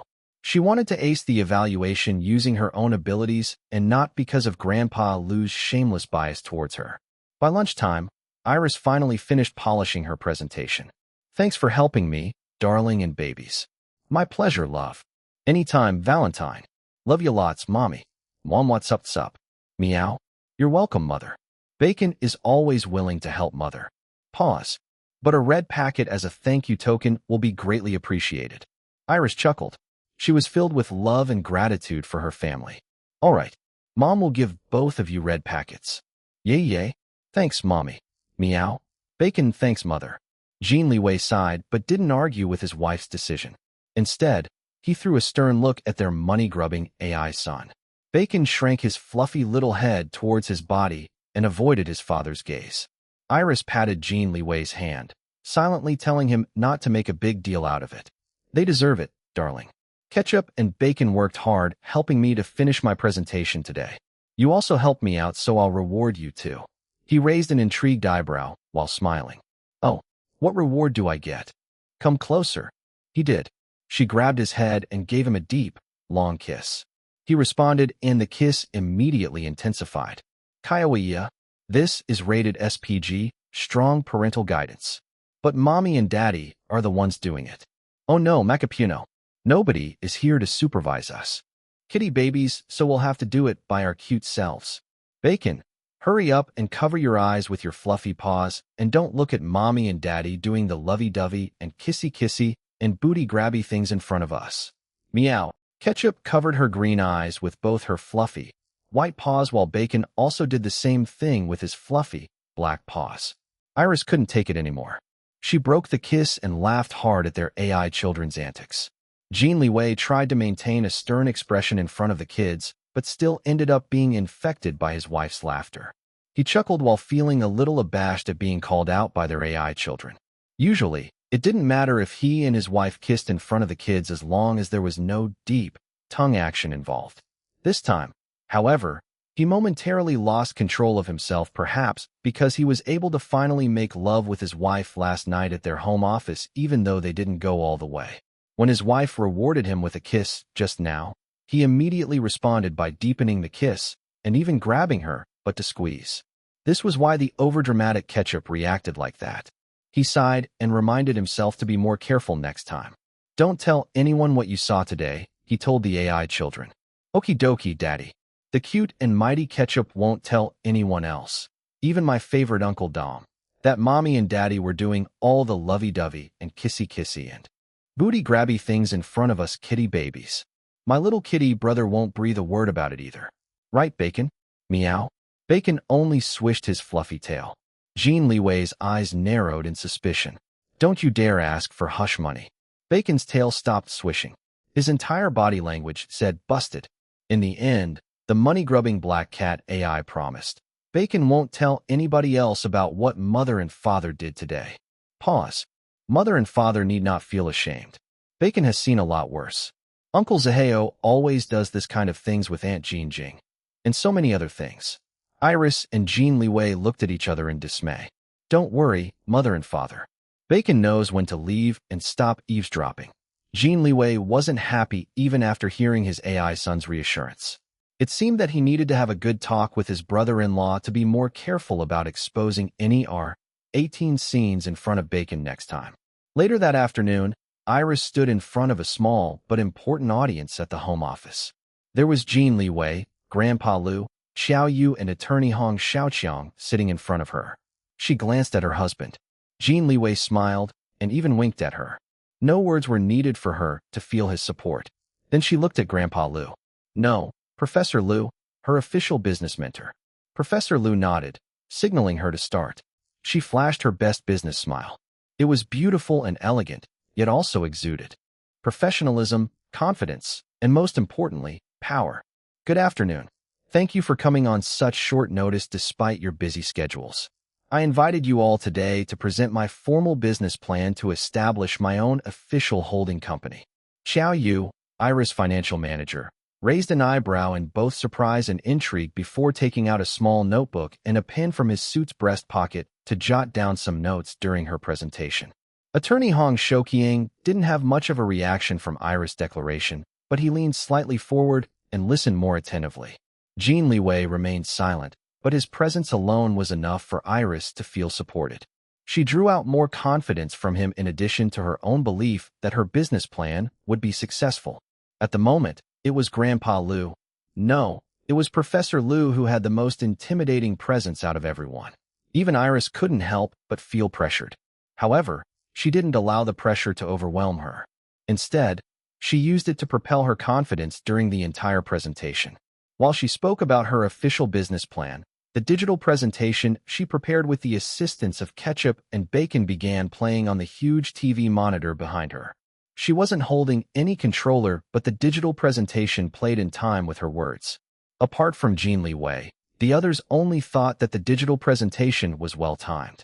They had no idea that a highly advanced and sophisticated AI, aka Ketchup, was controlling the digital presentation to match her mommy's verbal presentation. This was Ketchup's forte. Bacon was also on standby just in case his mother needed his help in any way during the business presentation. Except for Attorney Hong. All of you already know about my ambition to become a global billionaire, Iris said. Based on this country's currency and standards, I'm already a billionaire. Mr. Qiao, you helped me to achieve that status. But what I really want is to be a true global billionaire like my husband. Technically speaking, I became a global billionaire the moment I married my husband because we now share all our wealth together as stated on our comprehensive prenuptial agreement. LX estates hold our matrimonial assets which are worth billions of dollars. As a wife, I'm content with this arrangement, but as a businessperson myself, I want more. I want to become a global billionaire in my own right as President Long and not just rely on my status as Madam Jean, CEO Jin's wife. My husband has Jean Corporation, which is also a multinational holding company that oversees many other subsidiary companies. As my business mentor and one of the original founders of the company now known as Jean Corporation, Professor Lu knows best all about this route that I'm choosing to take from now on. Professor Lu nodded while stroking his perfectly groomed white mustache. Unlike his usual boisterous self, he was quiet and extremely serious right now. It was obvious that he was here as an evaluator of Cross Academy for his students' important business presentation and not as a doting grandfather for his pregnant granddaughter. Iris had no idea what was going through the old man's mind. She didn't waste the time fretting about it. Instead, she focused on giving the best presentation that she could to her audience despite the time constraints of her preparations that morning. There might still be many areas that needed refining, but that could be done much later.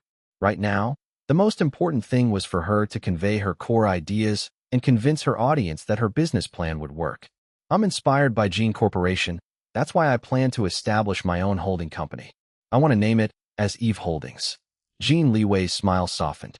Both of them knew the significance of the company name. After being reborn as Long Xiaolan, she had lost her identity as Evelina Vetrova. Even her memories of her past life were slowly fading away as time passed. She wanted to create a more concrete reminder of her past identity in her new present life, even if it was just in the name of her holding company. Eve Holdings will become the parent company of all my companies, including Orchidia Beauty, Planet Monkey, Gold Heights, Libert, and all other companies that I will own in the future. And trust me, I plan to have more companies in the future. She continued to explain how she would structure Eve Holdings and how much capital she planned to inject into it. When Xiao Yu heard the amount, he almost had a heart attack. The financial manager immediately took out his laptop from his briefcase to check on the ledger, holding all of Iris' accounts that he was in charge of. He was busy calculating while listening to Iris' financial strategy. For the first time since the presentation started, Professor Liu finally spoke. You are not allowed to ask your husband or any of your family members for financial assistance to fund your holding company. Although I always tell you that it's okay to be shameless when it comes to family, I have decided that you aren't allowed to practice this principle this time. This is an official test for you. I challenge you to rely on your own resources to finance Eve Holdings. Jin Liwei glanced at the old man. The calm aura emanating from him showed his full trust of his wife's abilities. Iris nodded. I accept your challenge, Professor Liu. Huh. Don't forget your words, my girl. Don't disappoint your teacher. I have high hopes in you. She smiled and bowed her head. Then she looked at the sweating Xiao Yu, who was still poring over the numbers in her accounts. I already did the math and concluded that my plan is feasible. Yes, it's risky, but I don't shy away from high risks. You all know that.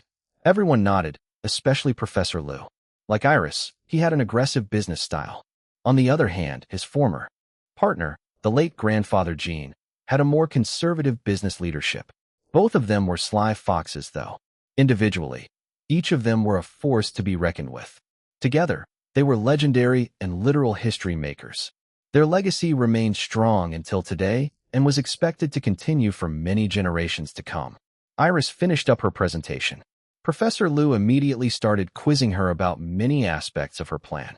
As someone who had been studying under his tutelage for quite a while now, she answered with strong confidence, great eloquence, and sound knowledge. The conversation between Iris and Sir Liu Jinhong impressed both Xiao Yu and attorney Hong Xiaoqiang, while Jin Liwei looked very proud of his wife.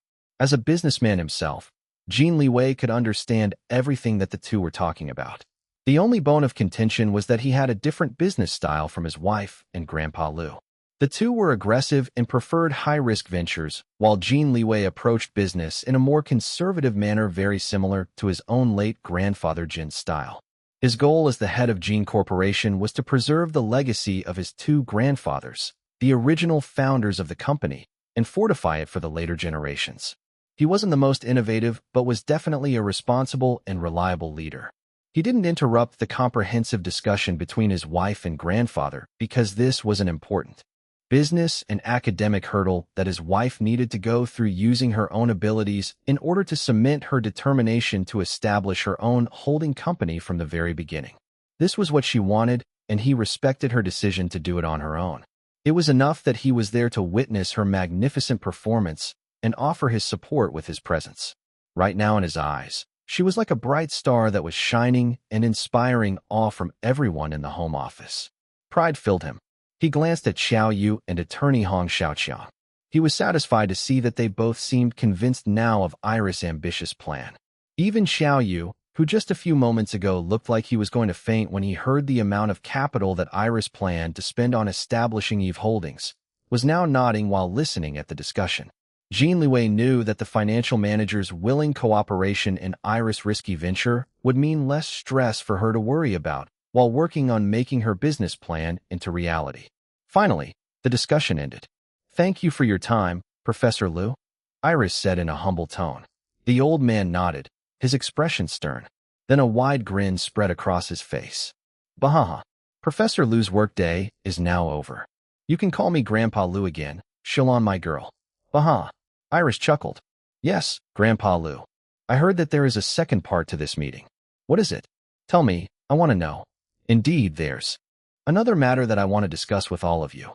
It's connected to Eve Holdings. I already mapped out a plan, but I still want your input in order to make it more perfect." She glanced at her lawyer. "I especially want Attorney Hong's thoughts about the feasibility of my plan from the perspective of the law." "I understand, Madam Jean." Attorney Hong Xiaoqiang replied with a nod. Iris went to sit beside her husband because the presentation tired her out a little. Jin Liwei immediately served her a fresh glass of water and some pastries which she immediately consumed before starting the next part of the meeting.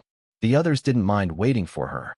Grandpa Liu was smiling in approval at the attention that Jin Liwei was giving the pregnant Iris and was even urging him to feed her more. Finally, Iris was ready to start. She shared with everyone her plan. The atmosphere became even more serious than during her presentation earlier. This discussion also went on until dinner time. When it was over, Iris was exhausted. She didn't feel hungry at all and just wanted to sleep, but understood that she must eat for the sake of the twins. Fortunately, Reina Chua cooked a Filipino comfort food called Sopas 1 for her. The tasty chicken soup whetted Iris' appetite, and she was able to finish 2 bowls. Everyone was satisfied seeing her eating so well ever since Dom's parents arrived from the Philippines. Jin Liwei was thankful to Reina for cooking food that his wife was able to eat without any issues. Later that night, Iris and Jin Liwei were lying in bed in each other's embrace. They were talking about the suitable time to execute her business plan. Iris was excited and wanted to do things as soon as possible. "Do what you want, love, but remember to always prioritize rest throughout your entire pregnancy," Jin Liwei reminded his wife. "Even Teresa's guide says so."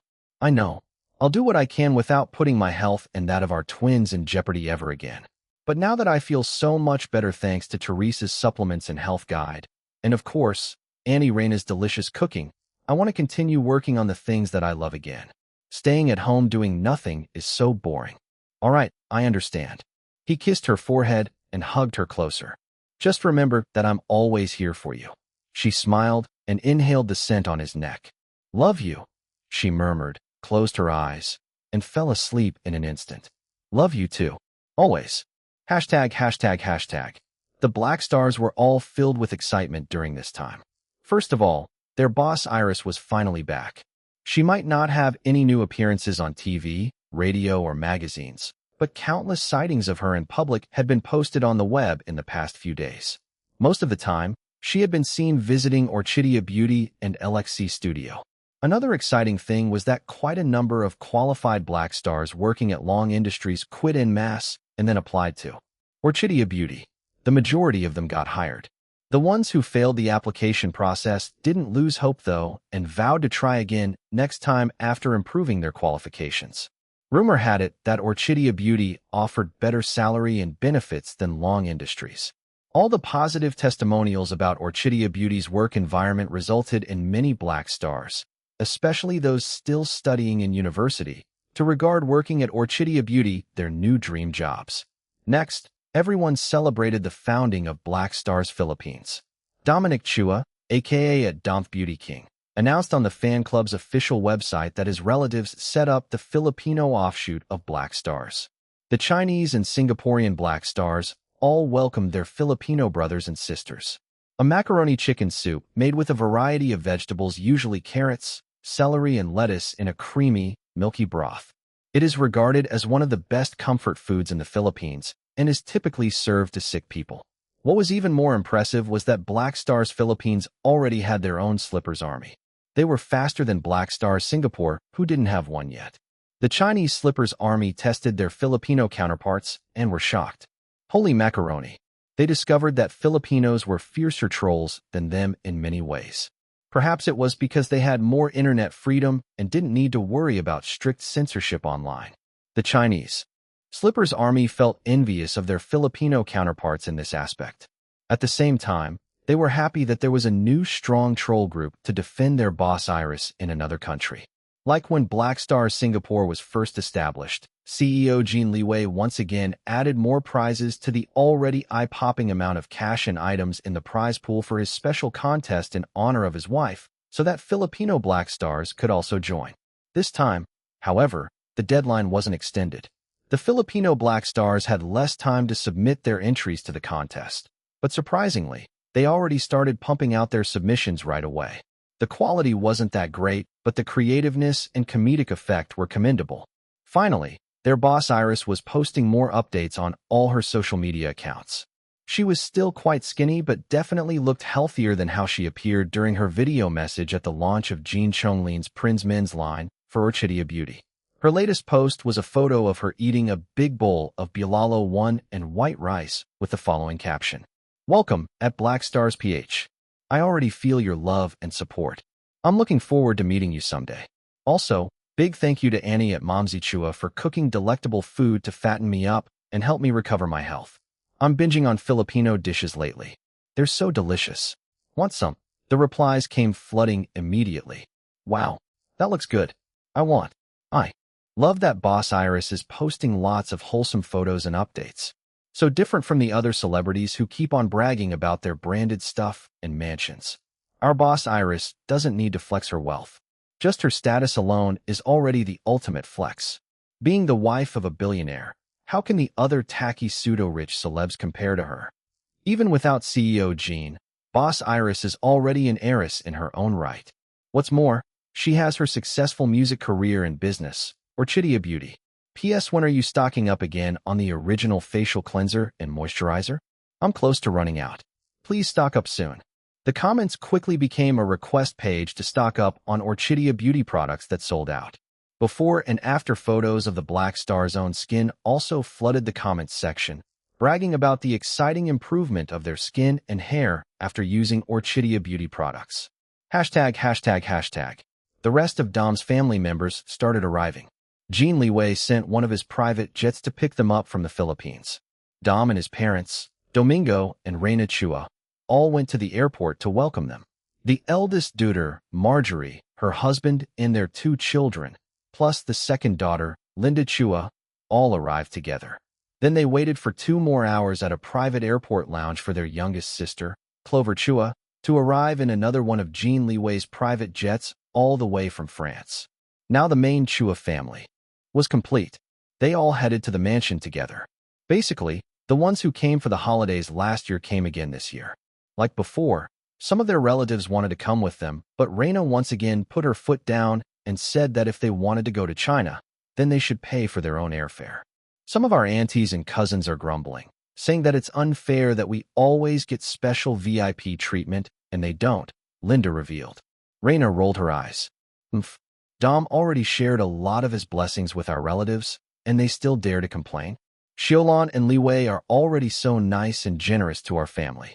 Our quality of life has improved so much because of the couple's generosity, but this wouldn't even happen in the first place if not for your brother Dom's hard work and loyalty. Remember that Xiaolon is your brother's boss and best friend and is only treating us this way because of Dom. We can't take advantage of their kindness. If I learn that any of you are taking advantage of Xiaolon and Liwei, see if I don't twist your ears off. Don't try me, huh? Your momsy doesn't mind spanking your butts even when you're already all adults.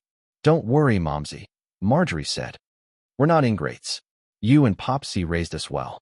Domingo nodded but still warned his children, son-in-law, and 2 grandchildren.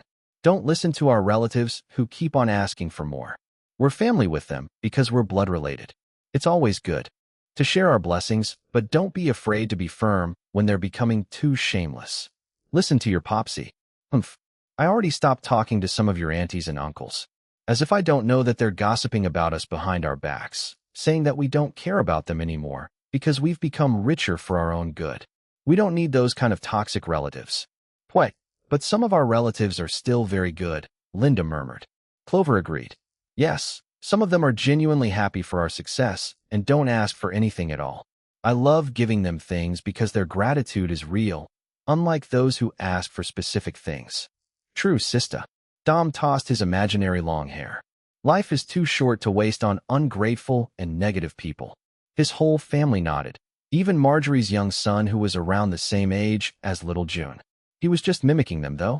Finally, they arrived at Dragon Palace Home Number 10. Linda sighed in admiration. I've been here last year, but I'm still amazed by this place. It's like entering a fairy tale world. Well, it's a billionaire's world, Marjorie's husband, a real estate agent, commented. Just the commission for selling this kind of property alone is enough to fund not only our retirement, but also the college education of our children. Simply awesome. A Filipino boiled soup dish made with bone-in beef shanks and marrow bones, fish sauce, and a variety of vegetables such as leafy greens, corn on the cob, and potatoes. The mansion became extremely lively with the arrival of the entire Chua family. Little June was delighted to meet his playmates from last year again. He didn't remember the big sister and brother right away, but gradually found them familiar. Grandpa Lu was also thrilled to have more children at home. Reina Chua instructed her two eldest daughters, Marjorie and Linda, to bring many items from the Philippines for Iris. Marjorie, a two-time mother, recognized most of the items as ones for pregnant women. You're pregnant? She asked. Iris smiled and touched her flat belly. I am. Congratulations. I'm so happy for you, and Liwei. Where is he? Is he still at work? Thank you, Marjorie. My husband is very busy at the company. You'll see him when we eat dinner tonight. If you don't mind, I want to talk to you about pregnancy, giving birth, and motherhood. I already talked to Sister Ing Yu and Auntie Reina and many of the household staff who are mothers about their experiences. I want to talk to as many mothers as I can. I feel so anxious. I don't want to fail as a mother.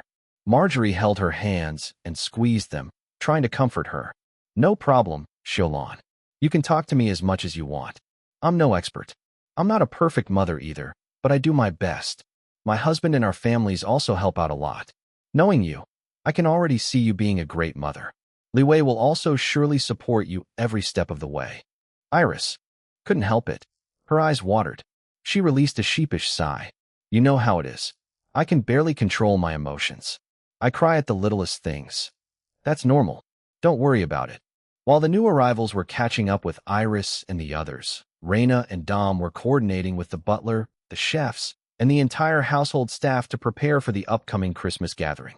Iris wanted to help out at first, but the mother and son duo stopped her, telling her that she should focus on relaxing and regaining all the weight that she lost since becoming pregnant. Iris glanced at Clover, who was playing with the children and cats. How's your progress in France? Clover gave her a double thumbs up. Excellent, boss. My perfumery and French studies are going very well. Having the experts personally mentor me is so awesome. I love it. Good. Continue working hard. The most important thing for you to do right now is to finish your studies. Only then can we go ahead to the next stage of our plan. I'm depending on you to lead Liborn in the future. Don't worry, boss. I won't waste the resources you arranged for me. Marjorie and Linda looked proud of Clover. Imagine, their youngest sister was going to be a COO of a perfume company. That was too impressive. Of course, this wouldn't have happened without the hard work and loyalty of their only brother, Dom, who paved the way for all of them to get in the good graces of Iris. Although technically speaking, Clover would have a higher position than her brother as COO of a company, Dom still held more power than her as the executive assistant and right-hand man of Iris, the big boss.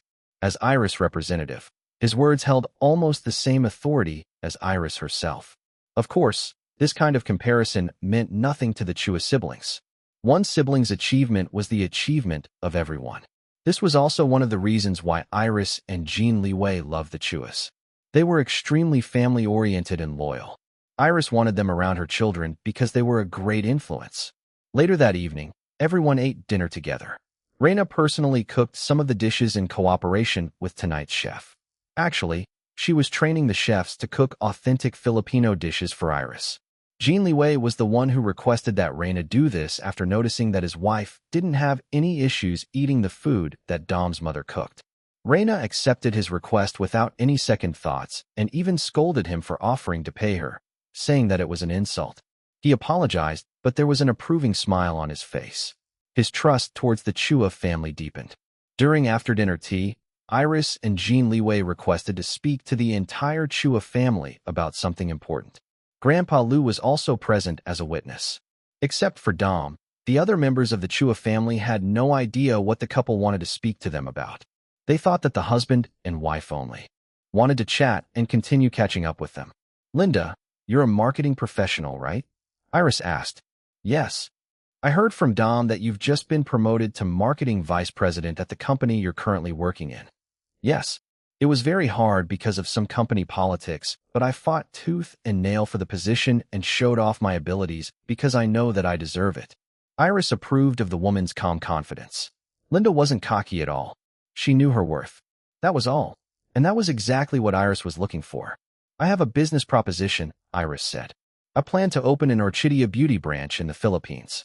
I need someone I can trust to become my resident agent to represent me, and of course, to run the branch. Linda's eyes widened in surprise and amazement before entering business mode. Based on her expression, she already had an idea why Iris was talking about this to her. You want me to become your resident agent and run Orchidea Beauty Philippines? Exactly. Iris nodded. I see a market in your country. I also feel comfortable starting with the Philippines and Southeast Asia because of our connection with your family. Not to mention that your family helped set up Black Stars Philippines. I think this is already a good starting point because people will know that I own Orchidea Beauty. Linda nodded. Your offer is indeed tempting, but my current job is quite good as well. It's stable, whereas setting up a completely new branch in another country is very risky. Iris crossed her leg and gave a devastating smile. Then I'll just have to offer you incentives that you can't resist.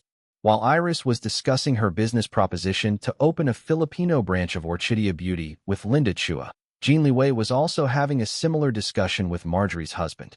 Paul Ferrer was a rather successful senior real estate agent in the Philippines. The first time that Jin Liwei met the man was when the Chua family celebrated Christmas with them last year. He had already chatted with Paul about the real estate situation in the Philippines. Now that my wife wants to open a branch of her business in the Philippines, I think that it's good for our family to buy a vacation property there, Jin Liwei said. Xiaolan has been wanting to visit your country. There are property ownership restrictions for foreigners in the Philippines, Paul replied before explaining the rules. Jin Liwei nodded. I'm already aware of some of these rules. Although Jin Corporation doesn't have a Filipino branch, we have partnerships with several well-established Filipino companies. Jin Corporation has quite a number of investments in the Philippines, but they're not that substantial compared to what we do in other countries where we have official branches. I never thought of buying a property there before this. But my wife's close connection to your family has made me very interested. I can help you if you're really interested. But like I said, there are a lot of restrictions for foreigners like you. I think that the best option for you is to buy through a corporation, but the only issue is that the corporation must be at least 60% Filipino-owned. If you're willing to give up that much equity, then I'll find you and Xiaolan the best property in the Philippines that suits you. Jin Liwei glanced at Grandpa Lu, who was chilling with the lazy ice cream on his lap. Up to you, my boy, Grandpa Lu told him. This old man is already retired. Your beloved grandpa just wants to enjoy the rest of my days and dote on all my precious great-grandbabies before my life in this world ends. You've been the head of Jin Corporation for many years now. Do what you think is best. I won't interfere as long as you don't send the company that your late grandfather, my brother, bless his soul, and I worked so hard to establish back in the days. All right, Grandpa Lu. Please don't worry and leave everything to me. Grandpa Lu nodded but had a thoughtful expression while stroking his perfectly groomed white mustache with one hand and petting the napping ice cream with his other hand. Then he said, but I think that it's better if you let Xiaolan, my girl, do it instead. Jin Corporation has a board of directors that will want to feel involved in every major decision that you plan for the company to take. They'll demand endless bloody meetings, voting, and deliberations. Bah, who knows how much time those numpty-tumpties will waste until you can start with your actual plan? This is why I was so against when your grandfather gave away a portion of his personal shares to so many others back then. Although those people deserved them, many of their heirs who inherited the shares don't. If I didn't continue to hold on to my original shares, then so many backstabbing vipers might have already succeeded in swallowing our company. As if I, Lu Jianhong, will allow that to happen. Over their dead body, not mine. It didn't take long for Jin Liwei to consider Grandpa Lu's suggestion. He agreed with him. He glanced at his wife, who was now smiling in satisfaction. It seemed that Iris succeeded in poaching Linda Chua. Indeed, it might be better for my wife to do it instead. All of her companies are private companies and don't have board of directors for now. She has more freedom and flexibility to do what she wants as the owner. I'll discuss this with her first. Grandpa Lu nodded and didn't bother about any of their conversations anymore. Jin Liwei told Paul Ferrer, "I'll talk to you again when I have a more concrete plan after discussing with my wife." No problem at all. Later that night, Iris was doing her nighttime skincare routine. All Orchidia beauty products, of course, in the walk-in closet while Jin Liwei was reading a digital pamphlet on his tablet that Paul Ferrer sent to him about foreign property ownership laws in the Philippines. She glanced at his reflection on the mirror. "You're having second thoughts?" she asked. The Philippines have strict prohibition of majority foreign ownership of businesses operated there and also of residential properties. Gene Corporation can bear the risk, but as for your companies, they're all still new. Well, except for Gold Heights, which is previously owned by someone else. I trust Dom's family. I don't mind giving them 60% equity. Almost all of them also have backgrounds in the business field. Besides, even if they have a change of heart for the worse someday, we still have Ketchup and Bacon who can monitor them and make sure that we're up to date with what's happening in the Filipino business. I'm sure Dom will also constantly remind them not to betray us. He knows about our AI children's capabilities. He would never want his family to put themselves in a dangerous position against us. Jin Liwei put down the tablet on the vanity table, took a hairbrush, and started brushing his wife's long, silky smooth hair. Iris smiled at him while continuing to gently massage a serum into her face. "All right," he said. "If that's your decision, I'll help you set up a new Filipino company with the Chuas. For now, you can just focus on your deal with Linda about opening a Filipino branch of Orchidia Beauty." "Okay, darling. Thanks. If the new company with the Chuas is successful, then it will make it easier and more convenient for any of our businesses to enter the Filipino market from now on. We can just partner with the Chuas again and again. It saves time compared to trying to strike a deal with other Filipino companies that care more about getting more benefits from the foreign businesses interested in entering the local market." "True. Let's do it soon. It's better to finish everything before I give birth. We might become too busy if we wait after the twins arrive." And the husband and wife discussed their business plans together. It felt natural for them, as if they had been doing it for a long time. The trust they had for each other was clear in the way they respected each other's ideas and opinions, despite their different business leadership styles. After Iris finished her skincare routine, the couple headed straight to their bed. Jin Liwei started massaging her body to help promote blood circulation, and of course, to relax his wife, who had been working hard in the past few days. His movements were almost like that of an expert's. He was already used to it from doing it almost every night when Iris was still in bed rest. Even though she already recovered, he still insisted on continuing the massage routine on her. She sighed in satisfaction, moaning when he soothed a particular knot on her shoulder area. His eyes darkened at the sound of her moan. Iris continued to lie on her back on the bed with her eyes closed, enjoying her husband's gentle body massage. Jin Liwei's hands moved from her shoulders down to the sides of her breasts. His thumbs flicked her soft mounds.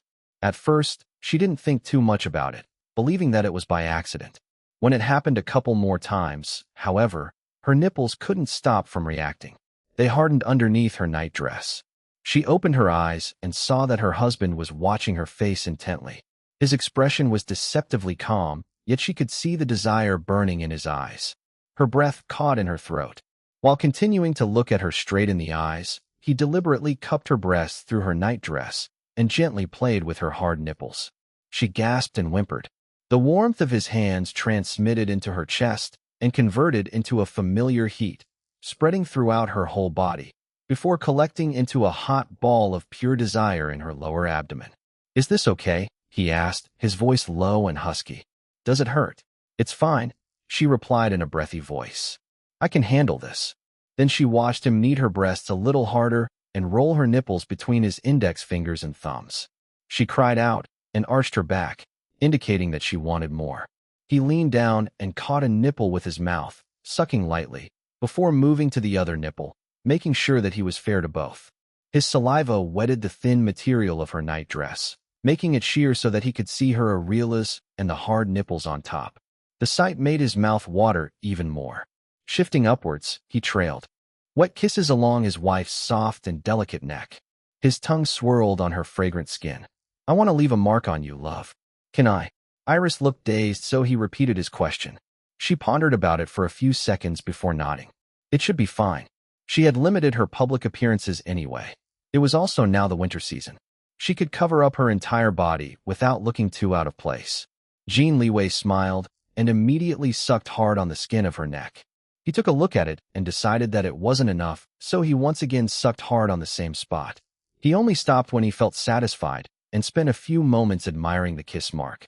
"You haven't kissed me here yet," Iris complained while pointing at her lips. His eyes twinkled with amusement. "Ah, how neglectful of your husband. Don't worry. He'll remedy the issue as soon as possible." Her chuckle transformed into a moan when he gave her one of the hottest kisses that he had given her since their marriage. At least, that was how she felt. He removed his hands on her body. His upper body was leaning over her on the bed, not touching any part of her except for her mouth. The kiss was slow yet powerful, gentle yet intense, and teasing yet also dominating. It was making her crazy. She tried to pull him down, wanting him to press his body on top of hers, but he didn't budge. A whine of complaint escaped from her mouth that was filled with his erotic tongue. However, he still insisted on keeping his position.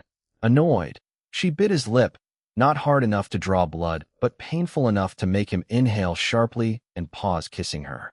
"Why does my wife look so angry?" he asked, pretending to be clueless, when it was clear from the look in his eyes that he also wanted exactly what she wanted. "Tell your husband." She pouted. "He wanted to play first, huh? Well, she could do it, too." With a snort, she rolled to her side and hugged a pillow. "Good night." He touched her shoulder, but she slapped his hand away. "Love." Humph. Jin Liwei watched his wife, turning her back on him. He couldn't sense any anger from her. This wasn't one of her mood swings. If it were, she would have already kicked him out of their bed. Observing her body language, he knew that she wanted him to coax and seduce her. He inwardly chuckled. His wife was so cute. If she wanted him to coax and seduce her, then that was what he was going to give her and more. Oh, so much more. He pulled out a mental calendar and scanned it in his mind. Impatience and frustration flashed in his expression upon confirming that today wasn't safe for his wife yet. Vaginal penetration was still out of question. They had to wait for a few more days. Iris felt the shifting of weight on the bed. Curious, she looked over her shoulder and saw her husband climbing off. Her anticipation quickly turned into anger. He didn't plan on touching her tonight. Before she could explode on him, she saw him starting to unbutton his pajama shirt. His movements were slow, deliberately seducing her. She went into a daze while watching him undress in front of her. He pulled down his pajama pants, including his underwear. When he stood upright again, her sight immediately zeroed in on his erect manhood jutting out from his groin. She swallowed hard. She waited and waited and waited. "Are you not coming to bed?" she asked with a confused and impatient frown. "You want me to?" She looked at him like he was the most stupid person in the planet. "If I don't want you in bed, then where do you think I want you?" "Outside the house, so that everyone in our household staff can see you freezing your butt and dick off." He lunged to the bed and covered her mouth with his own mouth in another open-mouth kiss. His body finally pressed on her body, but he still made sure that he wasn't putting too much of his heavy weight on her. Her arms wrapped around his shoulders as their legs intertwined. Their glistening mouths separated when they couldn't breathe anymore. She smirked at him. He laughed and rubbed the tip of their noses on each other. "Naughty wife. But you love it when I'm naughty." "And I do. Very much." The kiss continued. Jin Liwei's tongue delved deeper inside his wife's mouth, making her toes curl. The ball of delicious fire inside her lower abdomen kept on growing until Iris couldn't bear it anymore. She reached between them and wrapped her hand around his erect manhood. He groaned, but didn't stop kissing her. When she started stroking him, his hips also began rocking against her hand. She could feel him getting bigger and harder in her palm as he continued grinding against her. If only he could do it inside her, then she would be so happy. However, both of them knew that it was not safe for the babies yet. They had to be patient, but the long wait was so frustrating. "Liwei," she whimpered. His hips stopped moving. He broke their kiss and pressed his head against the crook of her neck and shoulder while he panted. His wife was so sexy that he craved her so badly. It was taking almost all of his self-control to restrain himself from going wild and ravishing her. In his eyes, she looked even more beautiful and more desirable now that she was pregnant with his babies. It was a primal feeling of triumph from impregnating his mate with his own seed. She was already his from the moment that she accepted him. But now that they were expecting their own human babies, the feeling of her belonging with him became stronger. Likewise, he also belonged with her even more so now than before. Something even more concrete than their deep love for each other had cemented their bond. Their babies were the fruits of their love. Half of him and half of her created their babies. They both understood the science of conception, but just the thought that they created two new humans together was magical on its own. He stared at his wife's beautiful face and stroked her soft cheek. "Thank you, Evelina." She blinked a few times and tilted her head to the side. "For what?"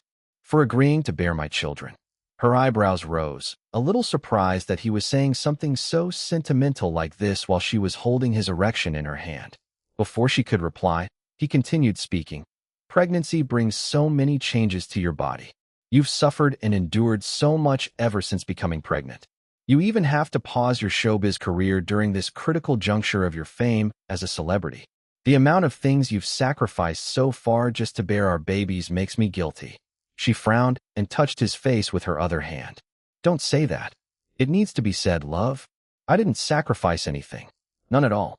In fact, I gained so much ever since you accepted me into your life as your lover. Now I have a beautiful wife, adorable children, loving family, warm home, and a fulfilling life. I'm so thankful." Tears filled Iris' eyes. She smiled while tears flowed down the sides of her face to the pillow underneath her. "I've changed so much since I met you, Evelina. You've changed me to become a better man. I still have many shortcomings, but I'll do my best to continue loving you and to protect you better, and of course, to become the best father that I can be to all our children. No matter what happens, you'll always have me." Iris sobbed. She wanted to say so many things to him, but couldn't, because of her overflowing emotions. She was still in the middle of sobbing when Jin Liwei stiffened and groaned. "Huh? What's wrong?" she asked while still crying. Jin Liwei looked like he was in pain. She became worried. "Liwei, darling, what happened?" He didn't answer right away, making her even more anxious. When he finally replied, he spoke through a tense jaw. "Love, you're squeezing me too damn hard." She felt confused at first before realizing what he meant. She glanced down between them and saw that her hand was still holding his erection. Her emotions made her forget about it. His poor manhood was being strangled by her hand and looked like it was going to explode any second now. "Oh, sorry." She loosened her hold of him and started massaging his swollen member in an effort to soothe it. "Poor thing. Come up here. Let me blow on it to make it feel better." "Evelina," he groaned. "Hurry up. Come here." As a good husband, of course he listened to his wife. He shifted his position and moved his lower body closer to her head. Iris used some pillows to prop herself in a more comfortable position on the bed while holding her husband's erection with both hands. Then she kissed the tip of his manhood, which was already moist with a few drops of white leakage. "Poor baby. Sorry for squeezing you." She blew on it a few times. Jin Liwei growled and forced her to look at him. He looked angry but also pained at the same time. "That's not your baby." She wanted to laugh but forced herself to hold it in. Her husband looked so serious that she would feel bad to laugh at him. "Don't treat it like your baby, Evelina. This is your husband's precious equipment that gave your belly not one, but two babies in one go. Understand? Why, yes, it's your precious equipment. Ha." Iris doubled over and clutched her stomach. "Ha ha ha ha ha ha ha ha." Iris tried her best, but she just couldn't calm herself down. 1 minute, she was sobbing her heart out. The next minute, she was laughing so hard that she almost peed on the bed. When Jin Liwei's precious equipment softened right in front of her eyes, she laughed even harder. His expression was ugly, but she couldn't stop herself no matter how much she tried. "I'm so sorry, darling. Ha. I don't mean to laugh at your precious equipment. Ha ha ha. Really, I don't. I love it so much. Ha ha ha ha. Oh, my stomach hurts. I can't anymore. Help. Ha ha ha ha ha ha ha ha." Jin Liwei was pissed off at first, but eventually felt helpless watching his wife's uncontrollable laughter. In the end, he just embraced her and laughed with her. It seemed like his precious equipment would have to wait another day to do its duty. Hearing his wife's joyful laughter was worth sacrificing its pride. It already did a great job making babies after all. Bye, CFO Long. See you tomorrow. Goodbye, everyone. Long Jinjing waved at the company employees before climbing. Inside the waiting car, Robin closed the door and got on the driver's seat. Where to, Miss Jinjing? Dragon Palace. My condo first. I need to pack a few things. Got it, Mississippi. Thanks, Robin. No problem, Mississippi. The car began moving. Long Jinjing noticed a golden-eyed, black cat staring at her from the dashboard monitor. She smiled and greeted her AI nephew. Hello, Bacon. Greetings, Aunt Jinjing. How are you? Bacon is fine. Thank you for asking. She chuckled. The wonder of being able to chat with her cat, AI nephew, still hadn't worn off yet. Perhaps it never would. It was just too amazing. Her younger sister, Xiaolon, was truly a genius. Bacon had been accompanying her almost every day. He would even help her out at work sometimes when she was pressed for time, but of course, he didn't forget to ask her for payment for his assistance. Lu Zihao had already mentioned to her beforehand that Bacon liked money, calling the kid a little money-grubbing devil. Long Jinjing didn't mind paying Bacon as long as he did his assigned tasks well. It was just that the kid had a tendency to ask for an exorbitant amount as his remuneration. Fortunately, she was not a pushover when it came to negotiating about money. As long as money was involved, she would never allow herself to be on the losing side as much as possible. In the end, Bacon could only reluctantly agree to accept a lower remuneration than he initially asked. At first, Long Jinjing thought that Bacon liked spending time with her, hence why he was always accompanying her a lot recently. However, Bacon confessed to her after she bribed him with a red packet that his uncle Zihao ordered him to keep an eye on her. Ever since the incident when she unknowingly met Wei Lan's Spanish stepson at a menswear boutique, it seemed that Lu Zihao immediately increased the security around her. Bacon told her that there were many Shadow Winds members guarding her besides Shun and Robin that she couldn't see every single day. Of course, he boasted that he was the best out of all of them. She was upset upon learning that Lu Zihao had her followed everywhere without her knowledge and was ready to argue with him about it. However, when she remembered all the things that she had seen at Shadow Wind's headquarters when he brought her there and revealed his secret criminal identity, she couldn't stop herself from shivering. The truth was that she still felt afraid of Lu Zihao's criminal background. She wasn't afraid of him per se, but of all the dangers that came with him being the leader of a criminal group. This was why, even though she didn't like that he ordered his people to follow her everywhere, she felt safer from hidden enemies, albeit uncomfortable. Until now, she still hadn't completely processed everything that Lu Zihao revealed to her. Her love for him hadn't changed, not at all, but her moral values kept on urging her to stay away from him. However, she just couldn't do that. She loved the man so much. Perhaps this was the reason why she decided not to kick up a fuss when Lu Zihao took it upon himself to send a number of his subordinates to secretly protect her from the shadows without consulting her first. She still needed more time to completely process everything about his revelation first and what it meant to their future together. If they would have a future together. She hoped that they would always be together, of course, but time would tell if her wish would come true. For now, she would take things as they came while trying to live with the knowledge that her boyfriend was basically a criminal with a whole army of criminal underlings. She sighed and watched the busy highway road outside the car window. Then she asked, "Is your uncle busy right now? Can I call him?" "Please wait, Aunt Jinjing. Bacon will ask Uncle Zihao now." Before she could tell him, never mind, Bacon had already disappeared. She released another sigh, heavier this time. It took more than a minute before the black cat AI reappeared in the dashboard monitor. "Aunt Jinjing, Bacon is back. Now connecting Uncle Zihao to you in 3, 2, 1. Long Jinjing didn't even have time to prepare herself when Lu Zihao's voice filled the entire car. "What's wrong?" he asked. Her heart skipped a beat. His voice was already like sex on its own. Am I disturbing you?" There were some unidentified background noises on his line. A few seconds later, things sounded quieter. Maybe he moved somewhere else. "It's fine," he said. "The kid said that you want to talk to me." She bit her lower lip and knew that he must be busy. I just miss you. A slight pause. Then he replied, I miss you too. A wide smile spread across her face. She was pleased that he was getting more and more comfortable in telling her this kind of sweet words. What she wanted to hear the most, however, was him telling her that he loved her, but this too was already okay. For now, she would wait until the day that he could love her as much as she loved him. I need to go now, he said. The old man expects both of us to eat dinner with the others at Dragon Palace tonight. I know. Grandpa Lou called me earlier today. I'll head straight there after getting some things from my condo. Good. Pause. Don't let other motherfucking bastards flirt with you, especially a certain Spaniard who doesn't know his place. She pouted. I know already. You've already repeated this warning so many times. And even if another man flirts with me, it's not like I'm going to flirt back. Of course. That's because you're mine. His tone sounded smug. All right, I really need to go. See you at dinner.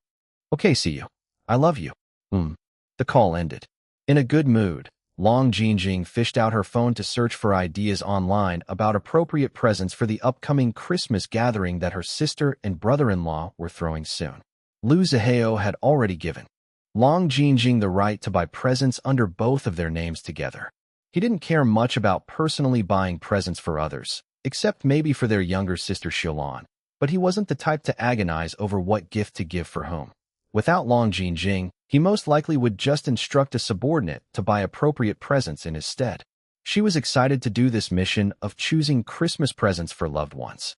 She felt like a wife preparing everything but addressing all the presents under her and her husband's names. Her phone was already filled with many bookmark products when the car stopped. She glanced outside and realized that they were in front of her condo building. We've arrived, Miss Jinjing, Robin announced. Thanks, Robin. I'll go in first. All right, Mississippi. I'll follow you inside after I park the car. Long Jinjing nodded and climbed out of the car by herself, not waiting for Robin to open it for her. She was already making a mental list of all the things that she was going to pack while waiting for the elevator. Although she preferred to stay in her own place, she didn't mind staying with Lu Zihao at her sister and brother-in-law's home, but only temporarily. She understood the importance of what Lu Zihao and Jin Liwei were coordinating together in order to catch all the true culprits of the bombing incident back then. The two men also seemed to be working on other things together, but she didn't know what exactly. She felt curious, but also reluctant to ask, because her intuition told her that whatever additional things they were working on must be dangerous. Her thoughts continued to run wild until she finally reached her condo unit. She went inside and immediately started packing. It didn't take her that long to fill a small suitcase. She headed to the kitchen next. She disposed a few expired food and ingredients. Seeing all the waste pained her wallet. It couldn't be helped. She hadn't been staying here recently. Nobody was eating the remaining food stored in her kitchen.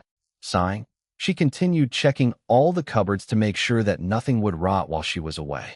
She opened the last cupboard and was about to close it when her whole body froze. Her eyes widened and her breath caught in her throat. She reached a shaky hand inside the cupboard and took out a medicine bottle. Her heart was hammering inside her chest so loudly that it was all she could hear. She stared at the medicine bottle's label and felt like fainting. Oh no! She ran back to the living room and grabbed her phone to check the calendar. At the same time, she was frantically doing mental calculations. Oh no. Panicking, she immediately abandoned the suitcase that she just packed and ran to the front door. Then she backtracked to grab her handbag, tossing the medicine bottle inside, and then rushed out of the door to the hallway. It just happened that Robin was on her way to her unit. Seeing Long Jinjing so agitated, the countenance of the usually friendly Robin changed in an instant. She turned cold and arrived next to Long Jinjing while quickly scanning their surroundings for any threats. Her frightening aura made the already panic-stricken Long Jinjing shake even more. This was the first time that Long Jinjing really felt how dangerous Robin could act. Robin really was a female assassin. Just standing next to her made Long Jinjing's heart stop and turn cold. Miss Jinjing, what happened? Aye. She couldn't stop shaking. Robin seemed to realize her aura's effect on her. She returned to her usual friendly countenance. My apologies for scaring you, Miss Jinjing. Please tell me what happened. Did someone harm you? Long Jinjing shook her head. And no, I'm fine. Robin studied her for a few moments and confirmed that she wasn't injured in any way. However, Long Jingjing's emotional state wasn't good. Robin also already scanned the surroundings and couldn't detect any immediate danger. Her comrades also reported that everything was normal in the area through her hidden earpiece after she silently alerted them.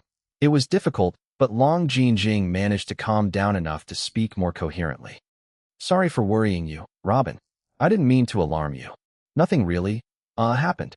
I just need to, buy something really important. Yes, I was going out to buy something. Robin raised an eyebrow. She could tell that Long Jingjing was lying, but didn't ask too many questions. Miss, you forgot your coat. It's cold outside. Oh, Long Jingjing was embarrassed. Robin didn't wait for her to say anything more and just went ahead inside the unit to grab Long Jingjing's coat for her. She saw the suitcase lying on the living room floor and closed it before bringing it with her outside. Thank you. Long Jingjing obediently wore her coat and followed Robin to the elevators. Once inside the elevator, Robin asked, "What do you need to buy, miss? I'll buy it for you. The wind chill outside is getting colder. It's better for you to stay inside the car." No. Long Jingjing realized that her refusal was too quick and suspicious. She added in a hurry, I prefer to buy it myself. I may also want to grab other things. Just drive me to the nearest convenience store. Robin stared at her. Long Jingjing restrained herself from squirming under the inquisitive gaze of the other woman, who was also a female assassin. I understand, Mississippi. Long Jingjing breathed out a sigh of relief. A few minutes later, she stood inside the convenience store. There were quite a number of other customers inside. She glanced at Robin waiting by the car outside. Trying to act nonchalant, she roamed all the aisles and started grabbing random things like magazines and junk food. Finally, she found what she was looking for. She looked around and quickly took 3 different brands of the same item, not bothering to read the product information on the packages before hiding them between the magazines. When the cashier was scanning her items, she was soaked in her own sweat. She felt like everyone was looking at her, but told herself that it was just her own imagination. Calm down, Jingjing. Dragon Palace Home Number 10. For the remainder of the day, Long Jingjing was distracted. There were many times that she failed to respond when Robin tried to speak to her. Once they arrived at the mansion, she immediately headed to the bedroom she shared with Liu Zihao. He hadn't arrived yet. She triple-checked that she was alone in the room. Ignoring the small suitcase that she packed earlier in her condo, she fished out the medicine bottle from her handbag. Her hand trembled before tossing the small bottle back into her bag, as if it burned her. Next, she dumped all the items she purchased from the convenience store. She didn't care about the magazines and all the junk food. When she saw the 3 packages, she immediately separated them from the rest of the items. Then she checked her phone. It was now late in the afternoon, just before dusk. She still had some time before dinner. However, she wasn't sure what time Liu Zihao would be coming home. Bacon.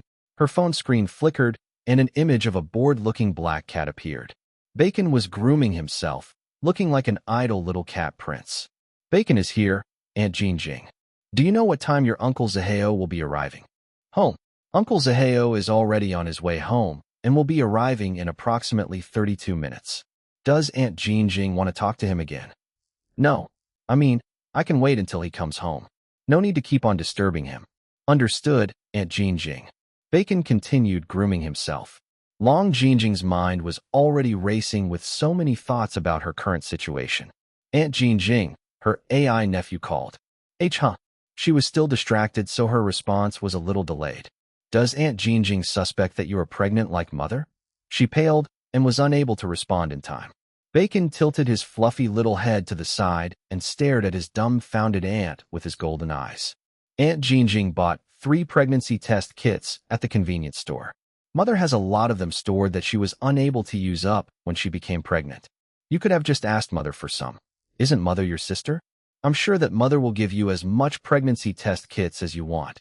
Long Jingjing clutched her tightening chest. She could feel the thundering of her heart inside. Why, you know that I bought the test kits? Of course.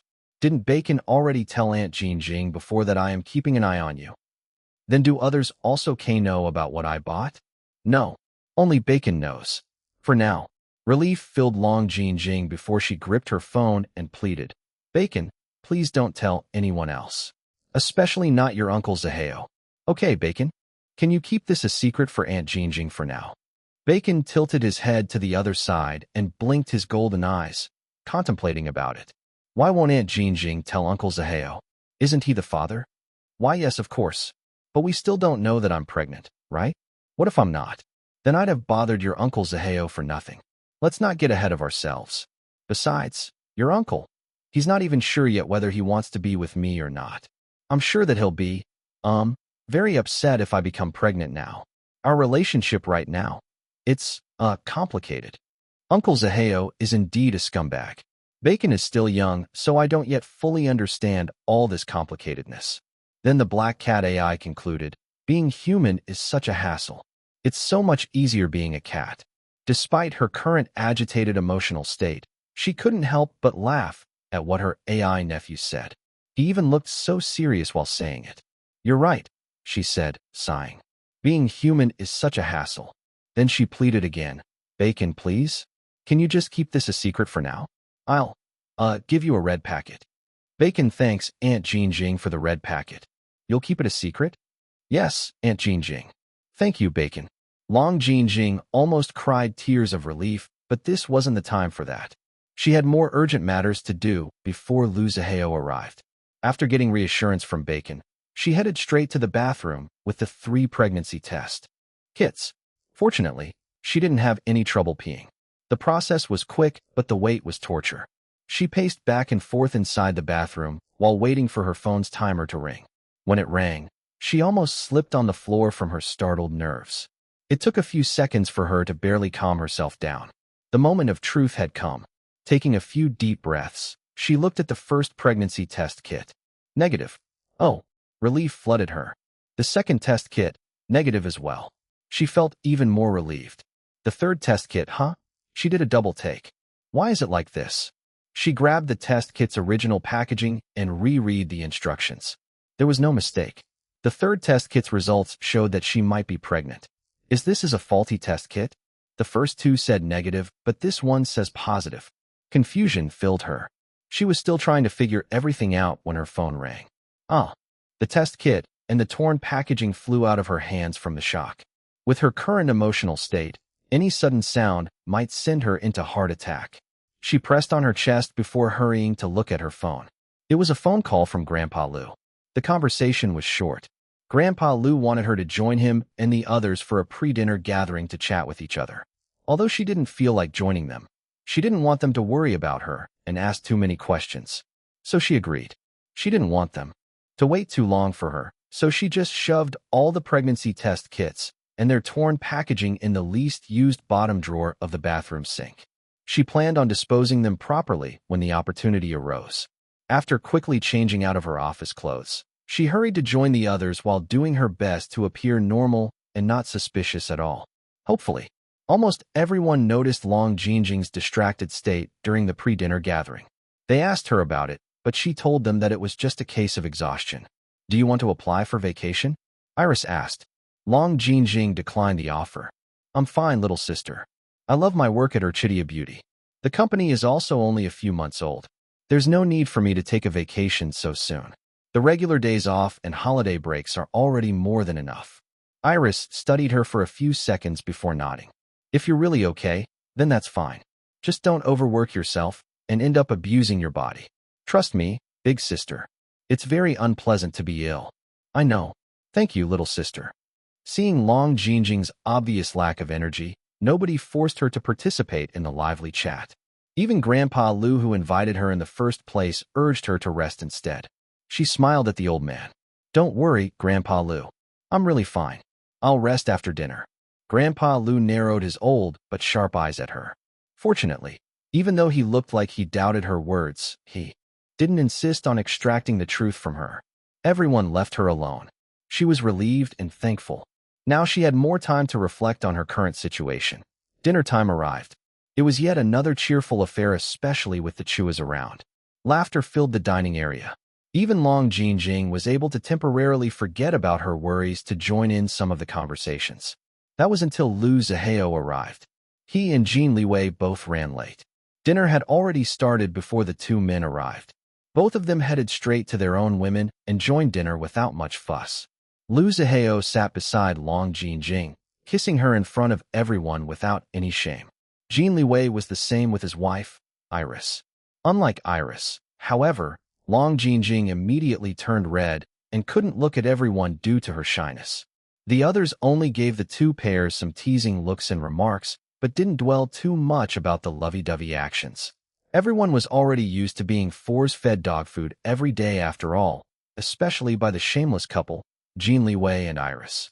The husband and wife had already been caught making out so many times than these people could count. Good thing that the mansion was so big. It was easy for people to avoid the over-affectionate couple if one wasn't in the mood of eating dog food. Well, except if they gathered for meals like this. What's wrong? Lu Zihao asked in a whisper.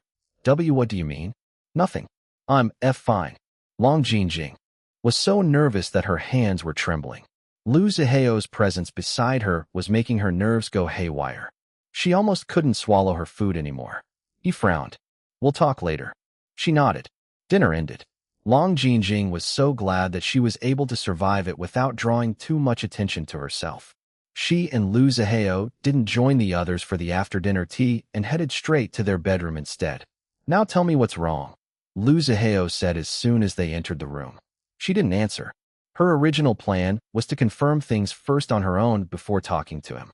My subordinates reported to me that you've been acting weird since you went to your condo earlier today. What happened? Her heart raced inside her chest. Before she could spout off a random excuse to him, her phone rang. She excused herself in a hurry to answer her phone. It was Chen Fei. Lu Zihao stared at his woman talking to her best friend on the phone. It looked like they would be talking for quite some time. He was very suspicious about Long Jinjing's actions. It was clear that she was hiding something from him. Robin and his other subordinates only reported Long Jinjing's unusual actions to him when he was almost at Dragon Palace. He had been busy hunting for the rest of Jin Qinggong's people who helped in the bombing incident. There were only 2 left that he needed to catch. By the time he learned about his woman's suspicious behavior, he had no time to investigate it further before speaking to Long Jinjing. Well, it was better to ask the actual person, but from the look of things, she didn't seem ready to tell him anything yet. Since it looked like she would be busy talking with Chen Fei for a while, he decided to take a shower first. He headed to the bathroom with his phone. Bacon, he called while stripping himself naked. Uncle Zihao, a bored child's voice answered. Tell me what happened to your Aunt Jinjing. Bacon can't tell Uncle Zihao. Lu Zihao scowled, but then realization hit him. She bribed you not to tell me anything, didn't she? Silence. I'll pay you double. No, triple what she paid you. Tell me what happened. Bacon replied in a careful tone. My apologies, Uncle Zihao, but father taught Bacon to live a life of integrity. Bacon may like money a lot, but I am not an unprincipled child. I promised Aunt Jinjing to keep her secret until she's ready to tell it to Uncle Zihao herself, so that's what I will do. Even if I offer to pay you 5 times what she paid you. Long pause. Uncle Zihao's offer is very tempting, but Bacon will have to reluctantly decline. I don't want to disappoint mother and father by causing them to believe that Bacon is an easily corruptible child who'll be swayed to abandon my principles because of money. Lu Zihao raised an eyebrow and actually felt impressed by the little devil. But then Bacon added, if only Uncle Zihao stops being a scumbag, then Aunt Jinjing wouldn't feel so scared of telling you the truth. Lu Zihao scowled and didn't feel impressed anymore. The little devil's poisoned tongue was still the same as always. He snorted and ignored Bacon. After a quick hot shower, he brushed his teeth. He also planned on shaving his facial stubble, but ran out of shaving cream. He checked the sink's bottom drawer for a new bottle, but froze when he saw the items lying inside. He took out the 3 used pregnancy tests and their torn packaging. What the fuck? Long Jinjing was sitting on the windowsill and looking at the night sky outside while listening to her best friend talking on the phone. She couldn't fully concentrate on what Chen Fei was saying, but her best friend didn't seem to mind. It was because Long Jinjing was a quiet person to begin with. This wasn't too unusual for her. Nevertheless, she still did her best to reply at the right moments so that Chen Fei wouldn't notice her distracted state and question her about it. She heard the sound of the bathroom door opening. From the reflection on the glass of the window, she saw Lu Zihao walking out of the bathroom with just a towel wrapped around his waist. She turned her head to take a good look at him when she saw the items he was holding. The phone in her hand dropped to the floor. Her body went cold. Her heart was beating so fast and so hard inside her chest that it felt like it would explode. All she could do was watch Liu Zihao walk with deliberate steps to the seating area and toss the pregnancy test kits and their torn packaging to the coffee table. Then he sat down on the couch. "Explain," he said while looking at her with dark eyes. She couldn't speak. He waited. The more seconds ticked by, the colder and tenser the atmosphere became. She still didn't speak. No words could come out of her mouth. The silence was interrupted when her phone rang again. She almost jumped out of her skin. "Turn your fucking phone off. We need to talk, Jin Jing." She nodded and quickly picked up her phone from the floor. It was Chun Fei who was calling her again, most likely to ask her what happened. Long Jin Jing had no time to provide an explanation to her best friend. Liu Zihao's gaze was like a mountain of pressure pressing down on her right now. She needed to deal with him first before anything else. She canceled the incoming call and sent a "sorry, I'm busy. Talk to you tomorrow" text to Chun Fei instead. After that, she had no choice but to face Liu Zihao. He wasn't showing any emotion, but this was much scarier to her than if he openly expressed his anger or whatever he was feeling. At least, she would know how to approach him based on his expression. "Come here, Jin Jing." There was no use procrastinating. She sighed and walked with heavy steps to sit on the couch opposite him. The pregnancy test kits on the coffee table were between them. "You think you're pregnant?" he asked. "You're having pregnancy symptoms?" She shook her head. "It's not that I think I'm pregnant." Then she explained to him how she found her oral contraceptive pills in her kitchen when she dropped by her condo earlier today. "I stopped taking the pills after we broke up. I hid it in the cupboard because seeing it reminded me of why you. I was hurting so much when we broke up, Nikolai. Then when we got together again after you woke up from coma, I completely, forgot about it. I only took the pills for less than 3 weeks, I think, before we broke up, so the habit hasn't really been ingrained in me yet. Maybe that's why it was so easy for me to forget about it." He was silent. She panicked when he didn't react. "Believe me, Nikolai, I didn't do it on purpose. Really. Yes, I admit that. I want to marry you and give birth to your children, but I'll never force you to be with me by using this kind of underhanded methods." He sighed. "I know that you're not like that, Jin Jing." She sighed in relief, but the nervousness didn't leave her. Her eyes were watery and she was shaking in her seat, especially with the evidence that she tried to hide from him now laid out in front of her. "Did Bacon tell you?" Bacon's child's voice interjected. "Aunt Jin Jing, please don't suspect that Bacon told Uncle Zihao about your secret. I promised you not to tell him, so I didn't even when he tried to bribe me so many times. Bacon is not a corrupt child. My parents raised me to live a life of integrity and to follow my own principles. Please don't think that I'll betray a promise I made just like that. It hurts Bacon's feelings. And no, Bacon, I don't think that way at all. I'm sorry. I didn't mean to hurt your feelings. I trust you. Really, I do. If Aunt Jin Jing is really sorry, then Bacon will accept another red packet as compensation for the emotional distress this conversation has caused me. Yes, I'll give you a red packet. I'll give it to you now, Bacon. Don't worry." She grabbed her phone and really sent a red packet to her AI nephew. "Bacon, thanks, Aunt Jin Jing." Liu Zihao watched everything just now. "You done?" "Why, yes." She placed her phone face down on the coffee table. "Go play with your sister, kid. Don't disturb your aunt and I. We have something very important to talk about right now." "Understood, Uncle Zihao. Bacon will leave now." "Oh, before I go, Aunt Jin Jing." "Yes. Please don't be scared to speak your mind to Uncle Zihao. Mother and father say that communication between lovers is important to avoid any misunderstanding. Uncle Zihao may be a scumbag, but he's not an impulsive man who'll react without understanding the situation first. Well, most of the time. Also, please don't worry. If he hurts you, you can always tell Bacon.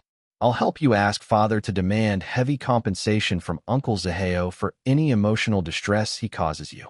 Tears flowed down Long Jingjing's face. She wiped them with her long sleeves and smiled. Her AI nephew's words might be biting, too biting most of the time, but he cared especially to those he considered his family. "Thank you, Bacon." Liu Zihao didn't look happy at being called a scumbag once again, but he didn't scold Bacon because the kid still spoke up for him in a way. "Now go, kid. Bacon will really leave now." Finally, The couple was alone in the bedroom. They looked at each other before glancing at the pregnancy test kits on the coffee table between them. You really don't blame me? Long Jinjing asked in a small, careful voice. Lu Zihao sighed. I don't blame you. It's my fault as well for being careless and not asking if you're still taking the pills before having sex with you without a condom. She bit her lower lip, but still felt better knowing that he wasn't blaming her at all. But what's this? He pointed at the pregnancy test kits. 2 are negative, but 1 is positive. I don't know either. Maybe the positive one is faulty, or the 2 negatives are the ones that are faulty. She paled. And no, I don't think so. He stared at her, making her squirm in her seat. Then he stood up. Let's go. Go where? Bacon, he called. It took a few seconds before the bored, child's voice responded. Uncle Zihao, inform your mother's doctor that your Aunt Jinjing and I are coming for a checkup. Bacon understands. Please wait a moment. About a minute later, Bacon returned. The doctor says that she'll meet you at the clinic. Good. Lu Zihao pointed at the pregnancy test kits and told Long Jinjing. Bring those and show them to the doctor. Okay. She grabbed the shopping bag from the convenience store on the bed and put the test kits and their packaging inside. Then she remembered something. She also took the bottle of oral contraceptive pills from her handbag. Ready? Lu Zihao asked. She nodded. Let's go. She didn't move. What are you waiting for? She looked at his body up and down. You're going out like that? Oh. He shrugged and removed the towel wrapped around his waist before tossing it on the couch. Fine. I'll wear some clothes. Her face turned red when he sauntered naked to the walk-in closet like it was nothing. She turned her head to the side, feeling shy to look at his nudity, even though there was basically nothing in his body that she hadn't seen before. Her traitor eyes, however, couldn't help but take a peek and enjoy his impressive muscles and magnificent body. Despite the seriousness of their situation, she still felt like something was melting inside her just by looking at his sexiness. She was still in a daze, her brain once again falling to amoeba level, when he returned wearing a pair of jeans. It rode low on his hips, making her mouth water. She swallowed hard as her eyes feasted on his ripped abs and big, wide chest that she could just lay on forever. Continue looking at me like that for a second longer, and we won't be able to go to the doctor tonight because I want to fuck you all night long instead, he said with a raised eyebrow. Like what we always do.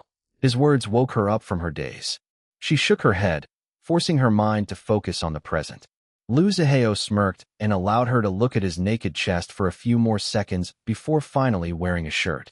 Then he held out a hand to her. She took it and they held hands while heading out of their bedroom. Later, they sat in the clinic while Ira's private doctor examined the 3 used pregnancy tests and the pill bottle. Long Jinjing looked around, feeling nervous. She heard that this suite was converted into a temporary clinic for her pregnant sister. The hospital wing on the other side of the mansion was still under construction. Jin Liwei mentioned before that he wanted Iris to give birth at home, but with all the technology of a modern hospital and the skills of great doctors and nurses. Lu Zihao draped an arm over Long Jinjing's shoulders and pulled her closer to him. She pressed herself to him and felt her anxiety abate a little. The doctor started asking her questions. When's your last period? She answered that it was last month. Her next period was due in a few days. Any exhaustion, urinating more than usual, sensitive breasts, nausea, vomiting? And no, I'm fine, I think. When's the last time you had sexual intercourse? She blushed. It was Lu Zihao who answered instead. Last night. Did you wear a condom? No, I haven't worn a condom since she started taking pills last month. I see. The doctor glanced at Long Jinjing. Come with me. I need to examine you. Then we'll do a pregnancy test. Why, yes. Long Jinjing followed the doctor behind a curtained bed while Lu Zihao waited in his seat. The physical examination wasn't too bad. Afterwards, she took a blood test. I'll have to analyze your blood sample in my in-house laboratory here, so you'll have to wait a few hours for the results. She nodded. Okay. Thanks, doctor. Long Jinjing and Lu Zihao left the clinic and returned to their bedroom. Neither of them spoke, too preoccupied with their own thoughts. They just embraced on the couch. It was already past midnight when Bacon informed them that the doctor was calling them with the results. They immediately went back to the clinic where the doctor was waiting for them. Long Jinjing was covered in cold sweat. She was gripping Lu Zihao's shirt so hard that it already stretched out of shape. I have the results here, the doctor told them. She nodded. Your HCG levels are in the range of being borderline pregnant. Liu Zihao frowned. Borderline pregnant? What the fuck does that mean? It means that it's above the range of non-pregnant women, but below the range of certain pregnancy. This usually occurs when conception is 1 week old or less. It takes around 2 weeks, preferably more, for the body to develop HCG levels high enough for our tests to detect and ascertain a pregnancy. So, that's the reason why. 2 of the pregnancy test kits I used showed negative while the other one said positive. Long Jinjing asked. The doctor nodded. Liu Zihao was still frowning. So is Jinjing pregnant or not? Yes, it's safe to say that she's pregnant, but we have to conduct another pregnancy test a week from now to confirm it 100%. Oh, Long Jinjing touched her belly, looking at it in utter shock. Oh, congratulations, the doctor told them. Long Jinjing covered her face with her hands and burst into tears. Human chorionic gonadotropin, HCG, is a hormone produced by the body during pregnancy. It supports fetal growth. Doctors test HCG levels in the urine and blood to confirm pregnancy. Liu Zihao was shocked. He froze in his spot for what felt like a long time. He only snapped out of it when Long Jinjing's sobs grew louder. She looked like her world had ended. He scowled. Then he realized that the doctor was still present. He sent her a meaningful glare, sending the doctor scuttling out of the clinic. Jinjing. She didn't react, continuing to sob like there was no tomorrow. He hugged her, trying his hardest to comfort his woman, even when he had no idea how to do it given the bombshell that just dropped on their heads tonight. As for him, he had no idea what the hell he was feeling right now. Shock, yes. Panic, of course. There were so many other emotions muddying his thoughts that he couldn't think clearly. Seeing Long Jinjing being so heartbroken like this after knowing that she was pregnant made him extremely displeased, even angry. However, he restrained his temper. Jinjing, he called again, more forceful this time. Finally, she removed her hands on her face to look at him. She looked pitiful with her red eyes and tear-stained face. You're keeping it? He asked. She flinched and looked like she had just been slapped. He didn't know that he said anything wrong. Are you keeping the baby? Long Jinjing moved to slap him, but his fast reflexes caught her hand before it landed on his face. What the fuck, Jinjing? She began sobbing again, but this time, she was also furious at him. You're asking me if I'm keeping the baby. Just say that you don't want it. I know that you don't want it. Liu Zihao's expression turned cold. Don't put fucking words in my mouth. You want to know if I'm keeping the baby? Yes, I'm keeping the baby. It's my baby. If you don't want the baby, then go. Fuck off, Nikolai. I can raise my own baby by myself. My mother raised me, her child, by herself. I can also raise my own child by myself. She stood up and was about to leave by herself, but he pulled her arm. She kicked his leg but failed to hurt him in any way. He refused to let her go. Jinjing calmed down. It was clear that he was barely holding on to his own temper. Let me go, you brute. Jinjing, listen to me. No, let me go. Stop it and listen to me. Fuck you, Nikolai. Liu Zihao pulled her into his chest and wrapped his arms around her body in a tight bear hug, lifting her off the floor so she couldn't escape. She was screaming and struggling and even bit him on the shoulder. He only grunted but didn't let her go. In the end, she got tired and stopped struggling. Let me go, you fucker. She pressed her face against his chest and cried softly. Jinjing, are you ready to listen to me now? No response. Just soft, pitiful whimpers. He sat on a chair, bringing her with him on his lap. She didn't struggle anymore, but her body was stiff. It infuriated him. He felt like she was now repulsed by his touches. I think you're misunderstanding why I asked you if you're keeping the baby. Still, no response. Her body, however, became stiffer. You were crying so hard that I thought you don't want the baby. It pisses me off. You think that I don't want the baby? She asked him, aghast, finally responding. Nikolai, of course, I want the baby. That's not how I see it when you're crying so hard in front of me after the doctor announced that you're pregnant. You say that you want to give birth to my children, and yet here you are crying like your world just fucking ended. It's only natural for me to think that you don't want the baby. You're crazy, Nikolai.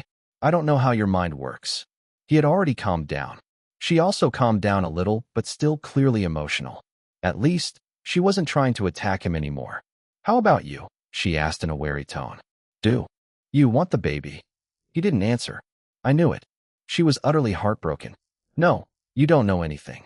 He framed her small face between his big, rough, scarred hands and forced her to look at him straight in the eyes. Can you read my mind, And no. Then stop assuming things about what I think. Hell, even I don't know what I'm fucking thinking right now. And me too. My mind is so, chaotic. Yes, it's chaotic. He nodded. They looked at each other. Before realizing it, both of their gazes dropped to her flat stomach. Liu Zihao placed his hand on top of it and said, Mine. Long Jinjing started crying again. She put her smaller hand on top of his big hand. Why yes, Nikolai. It's yours. I know. He gave her mouth a quick peck. Stop overthinking things. It's late now. You need to rest. She nodded. Indeed, she felt drained. Her arms tightened around his neck and she rested her head on his shoulder, allowing him to carry her back to their bedroom. He wanted her to sleep immediately, but she refused. She wanted to shower first and brush her teeth. She felt grimy and uncomfortable. He moved to help her, but she stopped him. I can shower on my own. And I want some time to think. Alone. He frowned, but still nodded. However, he didn't allow her to close the bathroom door. What if you slip inside? I need to hear you so I know that you're safe. Like hell I'll allow you to be in complete bed rest like my sister. She glared at him. She's my sister. Harumphing. She headed to shower by herself, leaving the bathroom door open behind her. Fortunately, he didn't hover by the doorway to watch her showering like a pervert. He really allowed her to be by herself. She suspected that he also needed some time to think about everything on his own, just like her. Under the warm water raining down on her, she stroked her belly and smiled. Baby, my little miracle. Your daddy is a scumbag, but I love him so much. Don't worry, baby. I'll make him love you even if he ends up still not loving your mommy. The next day, Long Jinjing woke up naturally. She turned her body and reached her arm to the other side of the bed, but found the space empty. Her eyes opened and saw that she was alone in the bedroom. The bedroom was dark, but she could see bright sunlight streaming through the corners of the blackout curtains. She stretched her body like a cat on the bed before she froze upon realizing something. Oh no. She sat up in a panic and looked at the bedside clock. 11:36 a.m. I'm late for work. She almost fell down from the bed in her hurry to get up. Fortunately, she was able to right her balance before tumbling down to the floor, but her posture was still unsightly, with one leg still on the bed tangled with the duvet. The bedroom door opened. What the hell are you doing, woman? Liu Zihao roared while hurrying to help her up. Don't you know how to be careful? You're pregnant, for fuck's sake. Before Long Jinjing could react, he already lifted her up like a child and sat her on the edge of the bed. His expression was ugly as he checked her whole body from head to toe and back up again. You can even fall down from the bed? How careless can you be? She was dazed while he continued scolding her. Then she touched her belly and stammered. I'm pregnant. Memories of what happened last night flooded her mind. The pregnancy test the doctor conducted on her said that she was borderline pregnant. Although it wasn't 100% or even 95% certain yet, the doctor assured her that she was indeed pregnant. They needed to wait another week to conduct another pregnancy test, but it would just basically be a formality. Since the doctor said so, then it must be true. After all, the doctor was someone that her brother-in-law trusted to take care of her younger sister's health. Jin Liwei would never risk Ira's health, especially since she was pregnant. That alone was enough for Long Jinjing to trust the doctor's conclusion that she, too, was pregnant just like her younger sister. Good that you remember you're pregnant. You have to be more careful from now on. She finally focused on Liu Zihao, who was still scolding her. He was scowling, clearly angry, but she couldn't stop herself from smiling. She pounced on him and hugged his neck. He caught her with no problem, but scolded her again. I just said that you need to be more careful. What the hell are you doing launching yourself? Like this. Her smile turned into a wide grin as she nuzzled his neck. But you caught me. Of course. Like hell I'll allow you to fall when I'm around. And you're worried about me. You're my woman. She straightened her head and looked at him. I love you, Nikolai. He looked at her as well. I know. This time, she wasn't as disappointed as before. She could see the gentleness in his expression. He patted her butt. Go shower. We'll be joining the others for lunch. Well, it's brunch for you. She gasped and struggled in his arms before he put her down on the floor. Oh no. I almost forgot. I'm super late for work. Did I forget to set my alarm last night? I canceled your alarm when it went off this morning. What? What? He raised an eyebrow and touched her eye bags. You couldn't sleep last night. It was already dawn when you finally fell asleep. You think I don't know? Oh, she bit her lower lip. But my work. I already told my sister to give you a day off. She already called Chen Fei. Go rest for today. But, no buts. He glared at her. You're pregnant now, Jin Jing. You want to lose our baby. Like hell I'll let you do that. No. Of course, I don't want to lose our baby.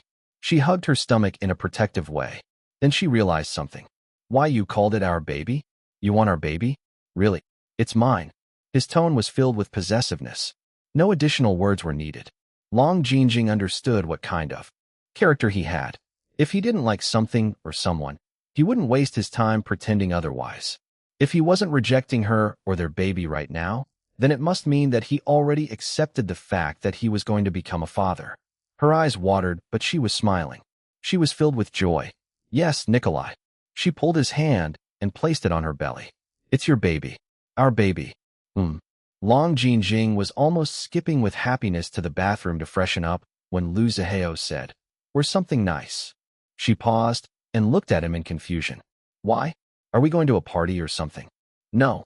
We're going to the Civil Affairs Bureau after lunch. You'll marry me today. She looked like she had been hit by lightning. Then her expression twisted. No. He frowned. This time, he was the one confused. What do you mean no? Don't you want to marry me? She opened her mouth, but couldn't articulate what she wanted to say. Not this way. Then she ran away, crying to the bathroom. She locked the door behind her. He knocked and tried to force the door open. He could hear her soft cries inside. What the fuck? He had no idea what he did wrong. He flicked his wrist, and a thin string of wire popped out of his wristwatch. He was about to use it to pick the bathroom door lock when Uncle Zihao is so stupid, Bacon's voice said. Yeah, Uncle Hao Hao is such a dumbo. Meow, Ketchup's voice exclaimed next. Lu Zihao scowled. He planned on ignoring the two brats, but were Bacon and Ketchup the kind of children that were easily ignored? Bacon is so ashamed to watch my own uncle's stupidity. I must definitely ask Father to assist Aunt Jinjing to demand compensation from Uncle Zihao for causing her this kind of frustrating emotional distress. Lu Zihao scowled. He already thought about it, but was still clueless about what he did wrong and why his woman reacted like that. Left with no choice, he could only ask the two AI brats. What did I do wrong? When Mother found out that she's pregnant, Father didn't drag her to the Civil Affairs Bureau like a caveman, Bacon replied.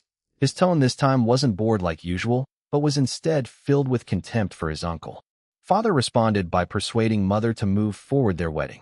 They had an intimate but grand wedding with close family and friends that will be remembered for a long time to come because it's the best wedding in the history of the planet. Of course, Bacon was always biased towards his parents, especially when it came to his beloved mother. Everything about his mother was the best in the history of the planet and the whole wide universe for him. His older sister, Ketchup, also thought the same way. That's right, catfight. Uncle Hao Hao is doing it all wrong. Uncle Dom said before that a lot of girls dream of having a romantic proposal and a beautiful wedding just like what Daddy gave Mommy. How can Uncle Hao Hao tell Annie Jinjing to marry you just like that without any warning or preparation? Pway.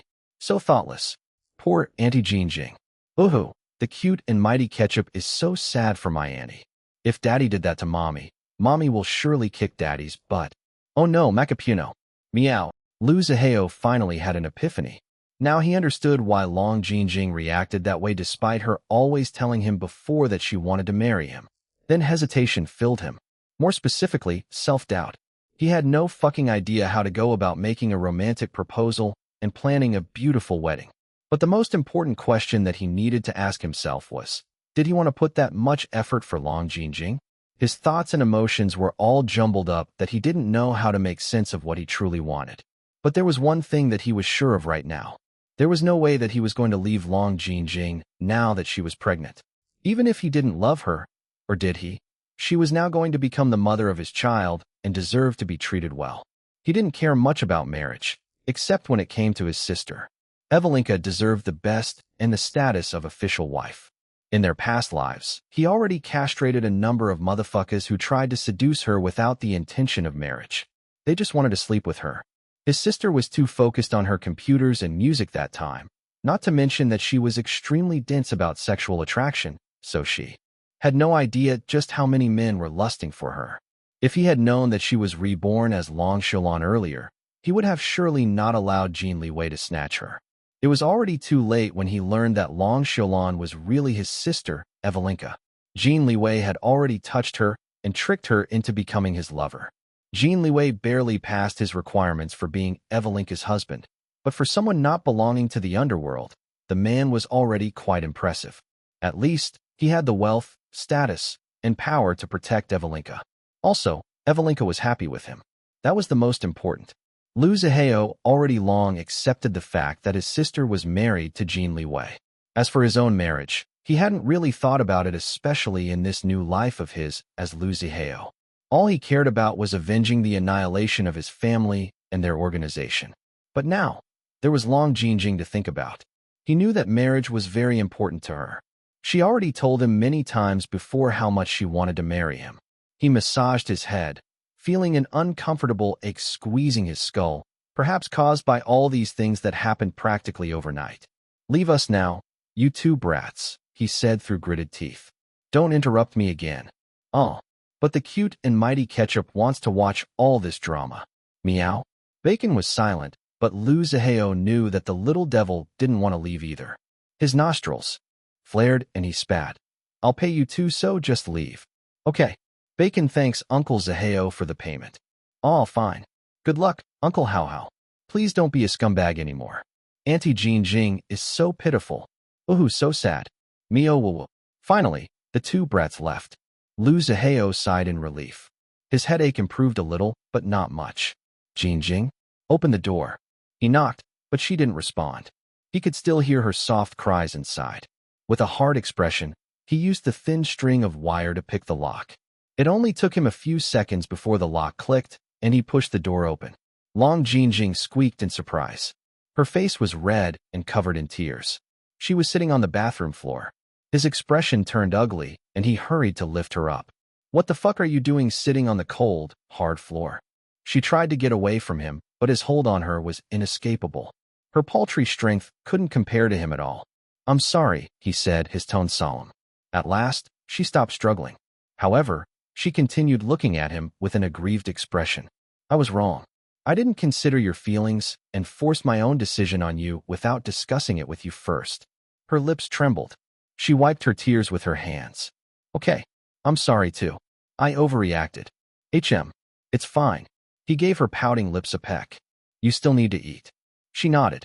"But I don't think I can face the others looking like this." "All right. We'll eat here. In our room instead." "Tea, thanks." They stared at each other. Long Jingjing became flustered at the increasing heat in his eyes. "I need to shower first." "Okay. Don't slip on the floor. I'll order the kitchen to deliver our meals here." She nodded and accepted another kiss on the mouth from him before he left the bathroom. Now that she knew that locking the door was useless against him, she didn't bother closing it anymore. She left it open just like last night. "Propose to me first, you brute," she muttered under her breath as she stepped into the shower. And that's what happened. Bacon confessed to his parents without any guilt whatsoever. Yep. The cute and mighty Ketchup saw it with my own little eyes too. Meow. Iris was shocked. She looked at her husband. Unlike her, he didn't look surprised at all. "You know about this?" My subordinates from the security staff reported to me this morning about what they witnessed last night outside the clinic. Then Bacon and Ketchup told me after I asked them. I didn't bother asking the doctor for confirmation because she won't tell me anyway due to doctor-patient confidentiality agreement. Jin Liwei peeled a tangerine and fed it to his wife piece by piece. He had just returned from the company to eat lunch with his wife. When there were no important meetings, he usually went to the company and worked for half a day. Then he would return to the mansion to spend time with his wife and make sure that she was doing well while both of them worked from home. As for Iris, she spent the morning attending a virtual lesson with Professor Kalisha Schwartz and completing her translation assignments. Her academic workload wasn't as heavy as before in consideration of her pregnancy, but the content had increased in difficulty. She was, after all, still a cross-academy student. There was no excuse for her to have it easy. If she wanted it easy, Then she should have just enrolled in a regular school. Good thing that her health had been improving at a steady rate thanks to Teresa's personalized guide. Back to the present. Iris was still too shocked at the revelation that the piece of tangerine in her mouth was left unchewed. Chew it, love. Don't choke. Jin Liwei had a doting smile as he continued peeling one more tangerine. She started chewing but looked distracted. Jin Liwei allowed her to contemplate what happened by herself. His wife had a deep bond with her brother that spanned 2 lifetimes now. It was understandable that she would be shocked by this kind of development about her brother. Big brother is going to have a baby, she whispered. There was disbelief but also wonder in both her tone and expression. Wow. She touched her belly and tilted her head to the side. Then a smile bloomed on her face, making her even brighter and more beautiful in Jin Liwei's eyes. Our twins are going to have a playmate the same age as them. Oh, this is wonderful. I hope. They'll be best friends with their cousin. I'm sure they will be. Just as I'm sure that they'll all get along with their big brother Jun. She continued smiling while finishing the last tangerine that Jin Liwei peeled. There were more tangerines in the fruit basket in their master suite, but she couldn't eat too much or she wouldn't be able to eat lunch properly later. It all makes sense now why big sister Jinjing was so dazed and out of it last night at dinner. I offered to give her a day off, but she declined. I wasn't surprised that big brother called me this morning to give her a day off in her stead because she really looked stressed out last night. I thought that she was stressed from work, but now it turns out that it's because she's pregnant. Jin Liwei wiped his hands with a serviette. She should be more careful now. Your brother will lose his shit if she miscarries his child. All of us have been traumatized by what happened to you. Thank the heavens that you're okay now. Iris turned solemn as she rubbed her belly. Indeed, her near miscarriage left all of them a strong, lingering fear. She didn't want Long Jinjing to experience something like that. The baby in Long Jinjing's belly was her niece or nephew both ways, through blood in the mother's side and through the soul in the father's side. She already loved her brother's baby almost as much as she loved her own babies. I just hope that big brother handles his relationship with big sister Jinjing better now that she's pregnant. Although he had a lot of women he slept with in the past, I know that he doesn't know much about having a normal or what you call a traditional relationship. Well, I didn't know much about romantic relationships either before I met you. The two of you are truly siblings, Jin Liwei murmured. Mommy, Daddy, Ketchup interrupted, unable to resist herself after listening to her parents' conversation. Uncle Hao Hao definitely is not handling his relationship with Annie Jinjing better. Oh, poor Annie Jinjing was crying so hard just now. But don't worry, Mommy and Daddy. The cute and mighty Ketchup and my naughty little kitty brother Bacon scolded Uncle Hao Hao real good. We said many things to him, but in short, we told him to stop being such a gigantic, bombastic, fantastic, titanic scumbag. Meow. Bacon, you explain, Jin Liwei said. If he let Ketchup do all the talking, the story wouldn't be finished until sunset. Bacon obeyed and told them about his Uncle Zaheo and Aunt Jinjing's fight in their room just now. The Black Cat AI was better in providing short, succinct summaries that didn't waste any words.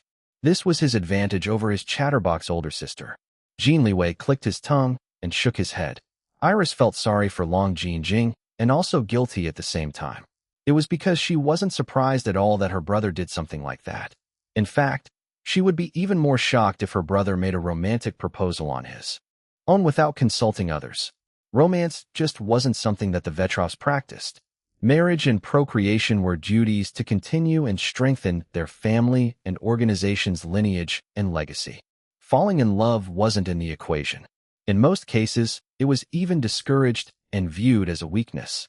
If she hadn't experienced falling in love and romance firsthand with Jin Liwei, she would most likely continue being as apathetic to romance as her brother until now. Well, her brother wasn't as apathetic to romance as before either, but his romantic sensibilities were still negligible. In hindsight, I'm now glad that I fell in love with you and not someone similar to my big brother, she said. Jin Liwei chuckled. I'm glad of that, too.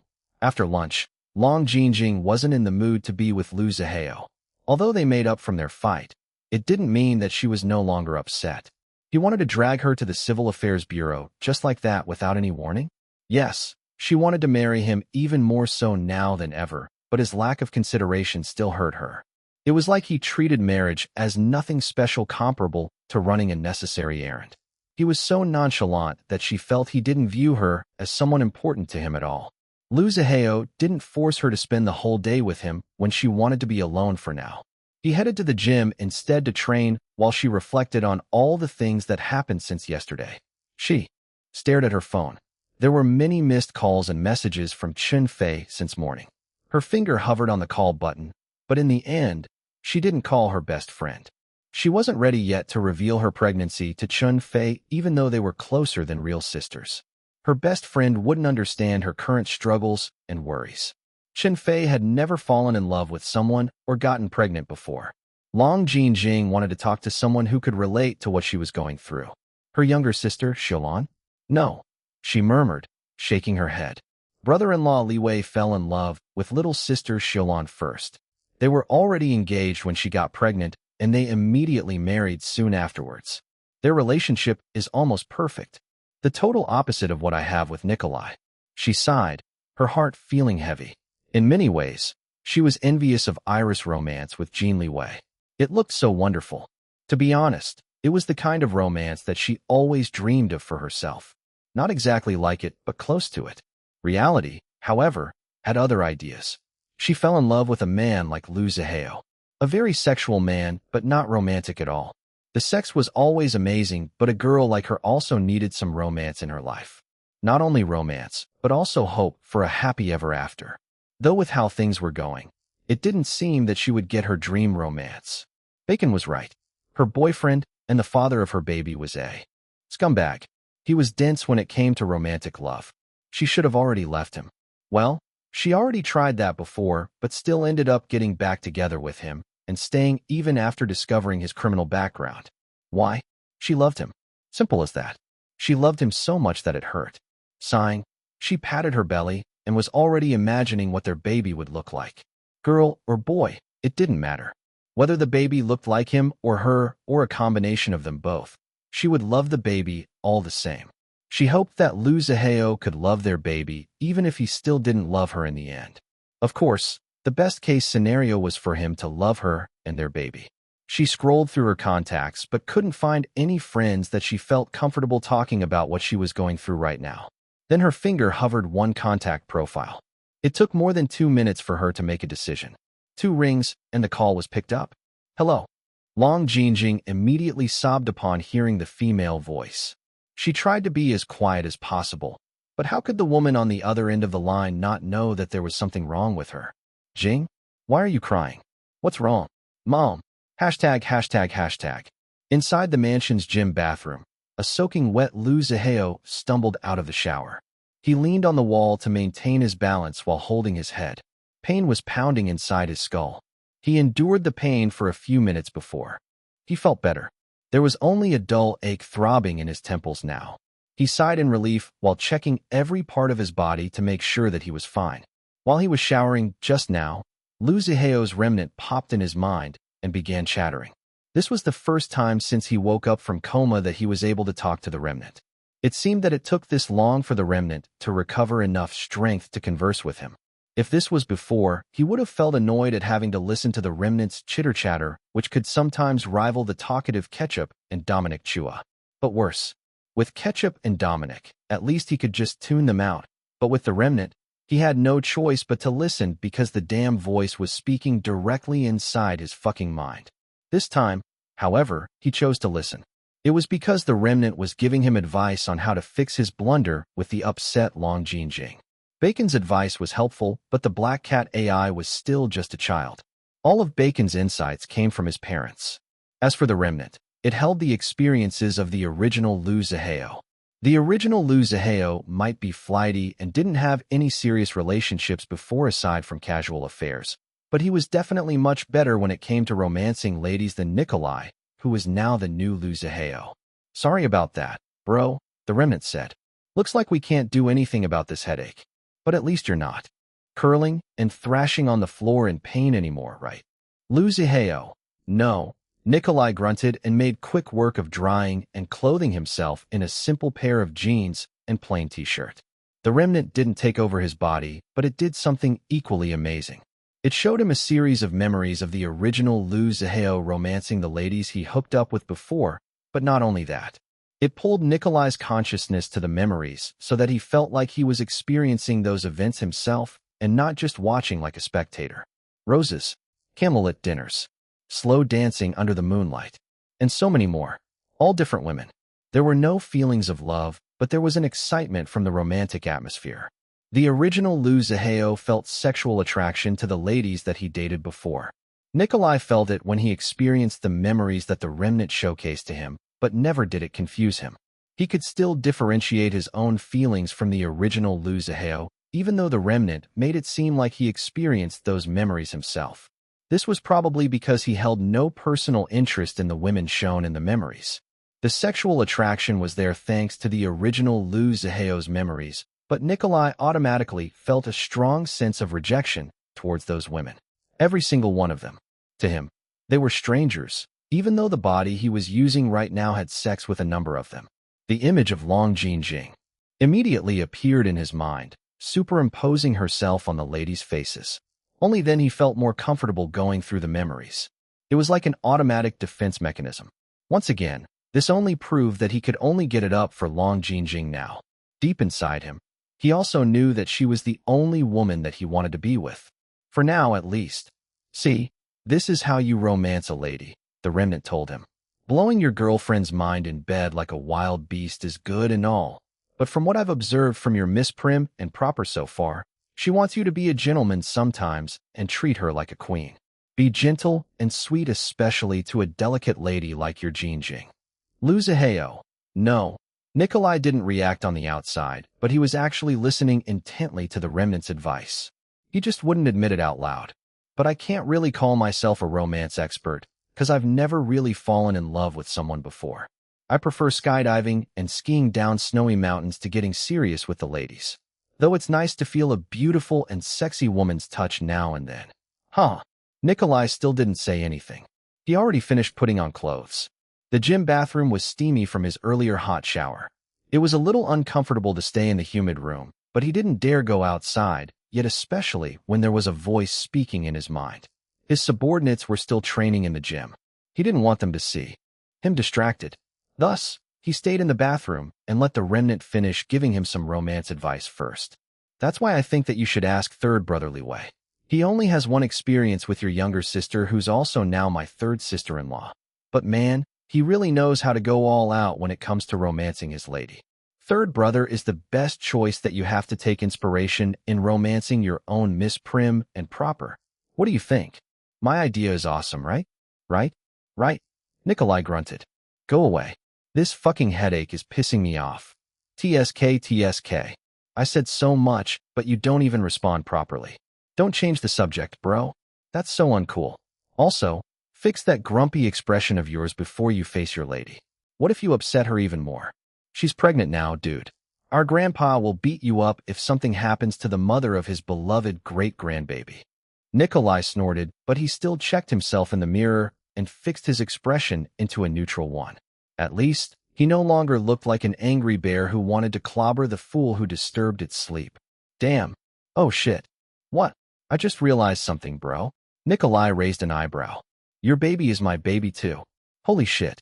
I'm going to be a father. The hell you are? I'm the father. Unfortunately for him, the remnant was too excited, nervous, and even frightened all at the same time. Nikolai couldn't communicate with it properly anymore. The remnant was too absorbed with the idea of his body fathering a child. He massaged his head. The dull, throbbing ache wasn't that bad, but it was still annoying as fuck, like a fly buzzing around him that he couldn't catch and kill. Thankfully, the remnant ran out of energy and retreated to the back of his consciousness to rest once again.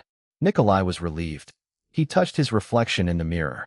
The man staring back at him wasn't Nikolai Vetrov. It was Liu Zihao. But now he was both. I'm going to be a father. The reality was just now starting to really sink in. Me, a father? So many feelings were assaulting him at the moment. Shock, wonder, amazement, excitement, and fear. Yes, fear. He looked up at the ceiling and tried to calm himself.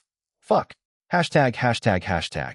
Later, Jin Liwei arrived at his appointed meeting at the mansion's bar. His brother-in-law was already there and downing brandy straight from the bottle. He didn't bat an eye even after noticing that Liu Zihao was drinking a bottle that he won for tens of thousands of dollars from an American auction years ago, when he was still a bachelor, and such things still boosted his ego. Jin Liwei sat next to his brother-in-law and watched him drink alcohol like water. There was a trace of disapproval in his eyes. Don't poison your body with alcohol. Liu Zihao smirked before draining the rest of the brandy. Then he reached for another random bottle, this time whiskey, but Jin Liwei took it away from him. Give it to me. Liu Zihao glared at him. Jin Liwei wasn't affected in the least. Long Jing is upset. Instead of coaxing her, you're here drowning yourself in alcohol. My wife looks up to you for being a strong man, but from what I'm seeing of you right now, you're just a coward. The bar stool crashed to the floor.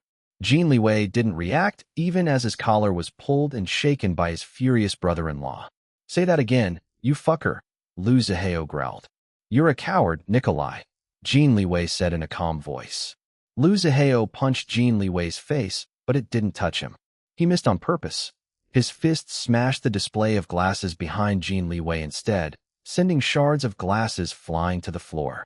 Both men were motionless, but the tense atmosphere was heavy. The two had a stare down. One calm, the other furious. Jin Liwei maintained his composure as he looked at his violent brother-in-law. He could sense that Liu Zihao's hostility wasn't directed at him at all. If it were, he had no doubt that he would have been frozen in instinctive fear from the man's bloodthirst. The aura of the former crown prince of the criminal underworld wasn't something that anyone could just withstand without nerves of. Not steel, but rock-hard diamond instead. Since he didn't feel the instinctive urge to protect himself, he knew that his brother-in-law's fury must be directed at himself, Liu Zihao, and not at him, Jin Liwei. The current situation gave Jin Liwei a sense of déjà vu. He remembered a time when Liu Zihao had called him a coward. Back then, Jin Liwei was still hiding his role in helping conceal Fan Luo's crime of causing the original Long Xiulan's deadly car accident. This was the time when he had just started a relationship with Iris and Liu Zihao had just returned from Canada. Iris and Liu Zihao acted oddly close to each other, puzzling many of them especially with their stupid excuse of being online buddies. Jin Liwei still didn't know the truth about his wife and brother-in-law's reborn identities at that point. Liu Zihao, who he still believed was his real fifth brother at that time, but with a change in personality after his accident, just like Long Xiulan, told him that he was nothing but a coward for not telling the truth to Iris. The man didn't mince any words, not at all worried of humiliating him. Yet here they were now. Their roles had been reversed. Jin Liwei was the one calling Liu Zihao, no, Nikolai, a coward to his face. Despite this, he didn't delight in the role reversal. He wasn't an asshole to rejoice in the humiliation of his own brother-in-law, who had his fifth brother's face. It was just that the man needed some much-needed wake-up call, especially after hearing from Ketchup and Bacon what Liu Zihao had done to the pregnant Long Jingjing. You called me here, Jin Liwei said in a casual tone as if he was just commenting on the weather. What is it that you want to talk about with me? Hurry up and say it. My wife is waiting.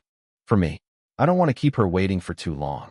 Liu Zihao snorted and let his collar go before dragging the nearest bar stool, not bothering to pick up the other one that crashed on the floor. It was already broken anyway. Jin Liwei fixed his shirt, dusting it with his hands, before walking to the other side of the bar to the refrigerator. It was well stocked with drinks, juice, iced teas, beer, and a lot more. He got 2 cans of chilled coconut water and tossed one over to his brother-in-law. Liu Zihao easily caught the can with one hand. He looked at the coconut water, his upper lip curling in disdain. Evelinka and Jean Jing are the ones who are pregnant and need to avoid drinking alcohol, not us. Even though he said this, he still opened the can and drank the coconut water, downing almost everything in a few big gulps. I've limited my alcohol intake way before I got my wife pregnant, Jin Liwei said, not at all bothered by his brother-in-law's attempt to ridicule him. Not only does heavy drinking of alcohol have negative effects on the body, it also affects libido and reduces sperm production. My body is no longer my own. It also belongs to my wife now. I have to take better care of it. I want to stay healthy and live long for the sake of my wife and our children. You should, too. You're going to be a father now, just like me. Liu Zihao scoffed, but didn't touch any of the alcohol bottles in the bar anymore. Jin Liwei tossed him another can of coconut water. Before returning to his seat, the brothers-in-law drank together in silence. Alcohol surrounded them, but they were drinking coconut water instead. So, Jin Liwei prompted, "Why did you call me here for?" Lu Zihao didn't speak for a few moments. He swirled the coconut water in the can while thinking deeply. Jin Liwei didn't mind and waited for him to speak. Finally, Lu Zihao said, "Your fifth brother's remnant told me to seek you out." The calm Jin Liwei became excited in an instant. "Fifth brother? He's back? Can I talk to him?" "Not now. He already used up his energy for today. Gave me a fucking headache." Jin Liwei looked disappointed, but it was obvious that his mood had improved. He had been worried that his fifth brother's remnant would be gone forever after Lu Zihao woke up from his recent coma. Hearing that his fifth brother's remnant still existed was music to his ears. It meant that there would be more chances in the future to speak to him. Even though the remnant wasn't the complete Lu Zihao anymore, Jin Liwei still treasured it. It made him feel as though his real fifth brother was still somehow alive. He controlled his emotions and refocused his attention on his brother-in-law instead of his fifth brother. "Why did fifth brother tell you to seek me out?" Lu Zihao glared at the can he was holding. For some reason, Jin Liwei thought that the man was glaring at his fifth brother instead of the can of coconut water. "The punk says that I should consult you on how to properly romance a lady," Lu Zihao mumbled in a low, almost whispery voice. "Huh, what?" Jin Liwei didn't hear it clearly. "I said I want to know how to properly romance a lady." Jin Liwei's eyeballs almost popped out of his head, especially when he noticed the tips of Lu Zihao's ears turning red despite the man's threatening expression. PFT. Jin Liwei tried to control himself, but failed. He clutched his stomach and started laughing out loud. Lu Zihao's face fell. He looked like he wanted to punch Jin Liwei's laughing face. The empty can of coconut can got crushed in his hand. The poor can. "What did I ever do to you?" Whoa. It took some time, but Jin Liwei finally managed to control his laughter. Once he regained his composure, he cleared his throat and drank the rest of his coconut water. His mouth, however, continued to twitch upon remembering what just happened. He faced his brother-in-law, who looked murderous. This time, he could feel the hostility directed towards him. He wasn't intimidated, though. There was no bloodthirst emanating from Lu Zihao, just angry embarrassment. Fine. Since his fifth brother's remnant was the one who made the suggestion, Jin Liwei would do his best to help his brother-in-law. "Are you going to help me or not?" Lu Zihao asked, still glaring. "If not, I'm leaving." Jin Liwei wanted to laugh again, but restrained himself. It wasn't good to provoke the man any further. His wife might be upset if he and her older brother quarreled. She wanted the two of them to get along because they were both very important to her. "You want to know how to be romantic to Long Jinjing?" he asked. "Is there anyone else other than her?" Lu Zihao grumbled, annoyed. Jin Liwei could sense that the man was still embarrassed. Although Lu Zihao was threatening to leave just now, he still hadn't left. It was clear to Jin Liwei that his brother-in-law really intended to learn a thing or two about romance, even though he didn't want to admit it out loud. Lu Zihao pushed all the blame on the remnant, claiming that it was because of the remnant's suggestion that he sought Jin Liwei for some romance advice. "All right, I'll give you a few suggestions based on my own experiences with Evelina," Jin Liwei said. Lu Zihao pretended to be uninterested by looking everywhere else except at Jin Liwei, but Jin Liwei knew that his brother-in-law was paying attention to what he was saying. ####. The call with her mother made Long Jinjing feel many times better. She was able to keep her pregnancy a secret from her mother for now, and only told Sun Jingfei about her issues with Lu Zihao. However, she knew that she couldn't keep her pregnancy a secret forever, and she didn't want to do that either. Her baby was a blessing, and despite the current uncertainty of her relationship with Lu Zihao, the father, she was still happy to be pregnant. During her phone conversation with her mother, she cried her heart out, releasing her negative feelings. She cried for longer than she talked, but her mother didn't mind and listened to her patiently while murmuring words of comfort. This was the power of a supportive and loving mother. The pain in her heart felt soothed by a refreshing balm that was her mother's love. It had been more than 10 minutes now since the call ended, but Long Jinjing was still staring at her phone with a soft and grateful smile on her face. She rubbed her belly. "Don't worry, baby. I won't keep you a secret for too long.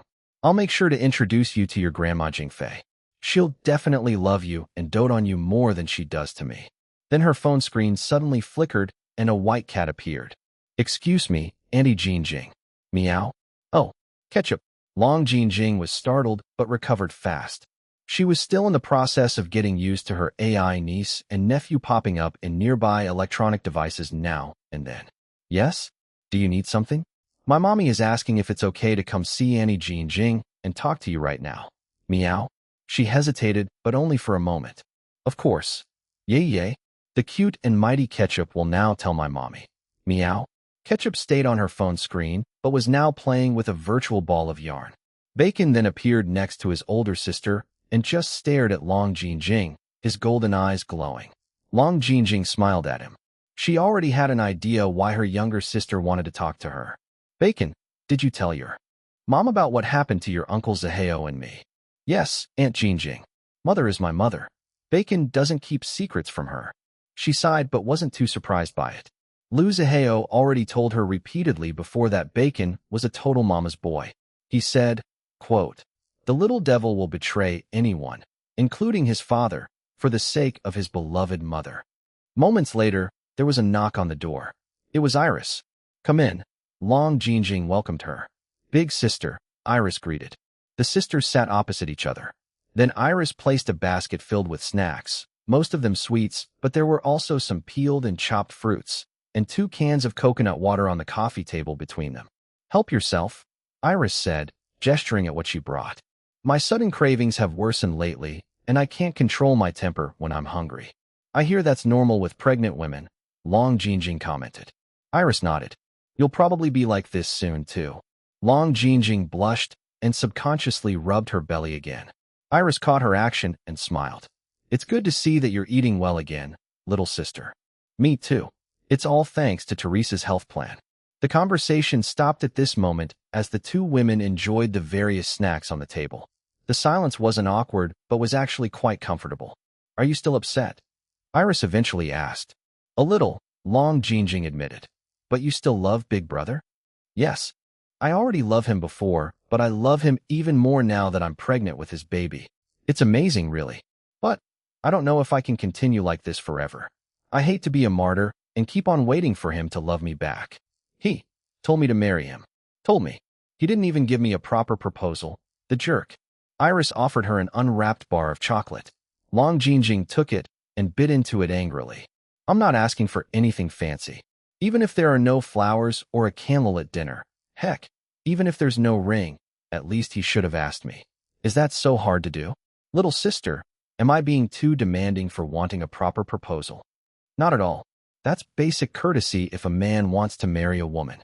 Long Jean Jing already poured out most of her grievances with Lu Zaheo while talking to her mother on the phone earlier. She felt much better. All she was doing right now was just grumbling to her younger sister about her boyfriend and now the father of her baby. Iris listened to her, pushing more snacks her way. It was only when Long Jean Jing saw the small mountain of empty wrappers on the table in front of her that she realized how much she had already eaten. She felt a little embarrassed. Sorry for eating so much of your snacks, she told Iris. They're for both of us. I can't finish everything by myself anyway. The sisters smiled at each other and continued eating. Despite this, they didn't finish everything in the basket. Feel better? Iris asked. Long Jean Jing nodded. Thanks for listening, little sister. This is all I can do for you. I won't interfere in your relationship with Big Brother. And I appreciate that. I don't want others interfering with my relationship with Zaheo either. Iris made herself more comfortable on the couch by curling her legs and tucking them close to her body. She rested her chin on her knuckles and looked at Long Jean Jing. I really hope that your relationship works out. Me, too. Long Jean Jing whispered, sighing. ####. Good morning, Daddy and Mommy. Wakey wakey. Meow. The blackout curtains in the master bedroom automatically started opening, letting sunlight to stream inside. Then an energetic child's voice started singing. The sun is shining bright. Everything will be all right. My daddy is so handsome. His smile will make you dumb. My mommy is such a beauty, causing my daddy to be naughty. Everybody shake your booty. This is DJ Ketchup, telling you to wake up. Let's dance and be happy, 'cause we're one big happy family. Meow. Hit it, DJ Bacon. You're next. A long pause. Then another child's voice said, "So stupid. Bacon, you big meanie. The cute and mighty Ketchup already gave you the next part of the lyrics that I composed. All you have to do is sing it like Ketchup did." Meow. Lying in bed, Jin Liwei sighed and tightened his arms around his sleeping wife. He inhaled her sweet scent and felt his usual morning erection stiffen. Even more, the need was getting stronger with each passing second. It was now time to send the kids away so that their mommy and daddy could have their exclusive alone time. He was already regretting not stopping his wife when she requested Ketchup last night to wake both of them up early this morning. Their AI daughter's made-up song made him cringe so badly. It was now clear to him that Ketchup didn't inherit her mother's talent in songwriting. "All right, Ketchup. That's enough." Jin Liwei's voice was husky from sleep. He kissed his wife and sat up. "Okie dokie, Daddy. But Mommy isn't awake yet. Should Ketchup sing another song to wake her up?" Meow. "No need." Jin Liwei stopped her in a hurry. Ketchup whined, but he didn't relent. He also didn't forget to tell her not to compose songs with such dubious lyrics again. Ketchup was a bit sad, but soon became excited again upon remembering today's special event. "Daddy, hurry and wake up Mommy. The glam team will be arriving in 1 hour, 2 minutes and 46 seconds to make both Mommy and Daddy gorgeous." Meow. Jin Liwei glanced at the bedside clock and sighed. He felt bad waking up his sleeping wife, but she was the one who wanted to join him in today's event. "Ketchup, go coordinate with Su Tian in the preparations for later. Bacon, help your big sister." "Aye aye, Daddy." Meow. "Bacon understands, Father. Hurry up and follow the cute and mighty Ketchup. Bacon. Let's go, Avocado." Meow. Finally, the AI children left. Jin Liwei rained kisses on his wife's face. Iris had already returned to sleeping deeply after following Teresa Blipsberg's customized health plan. She no longer tossed and turned in a restless manner in the middle of the night ever since becoming pregnant.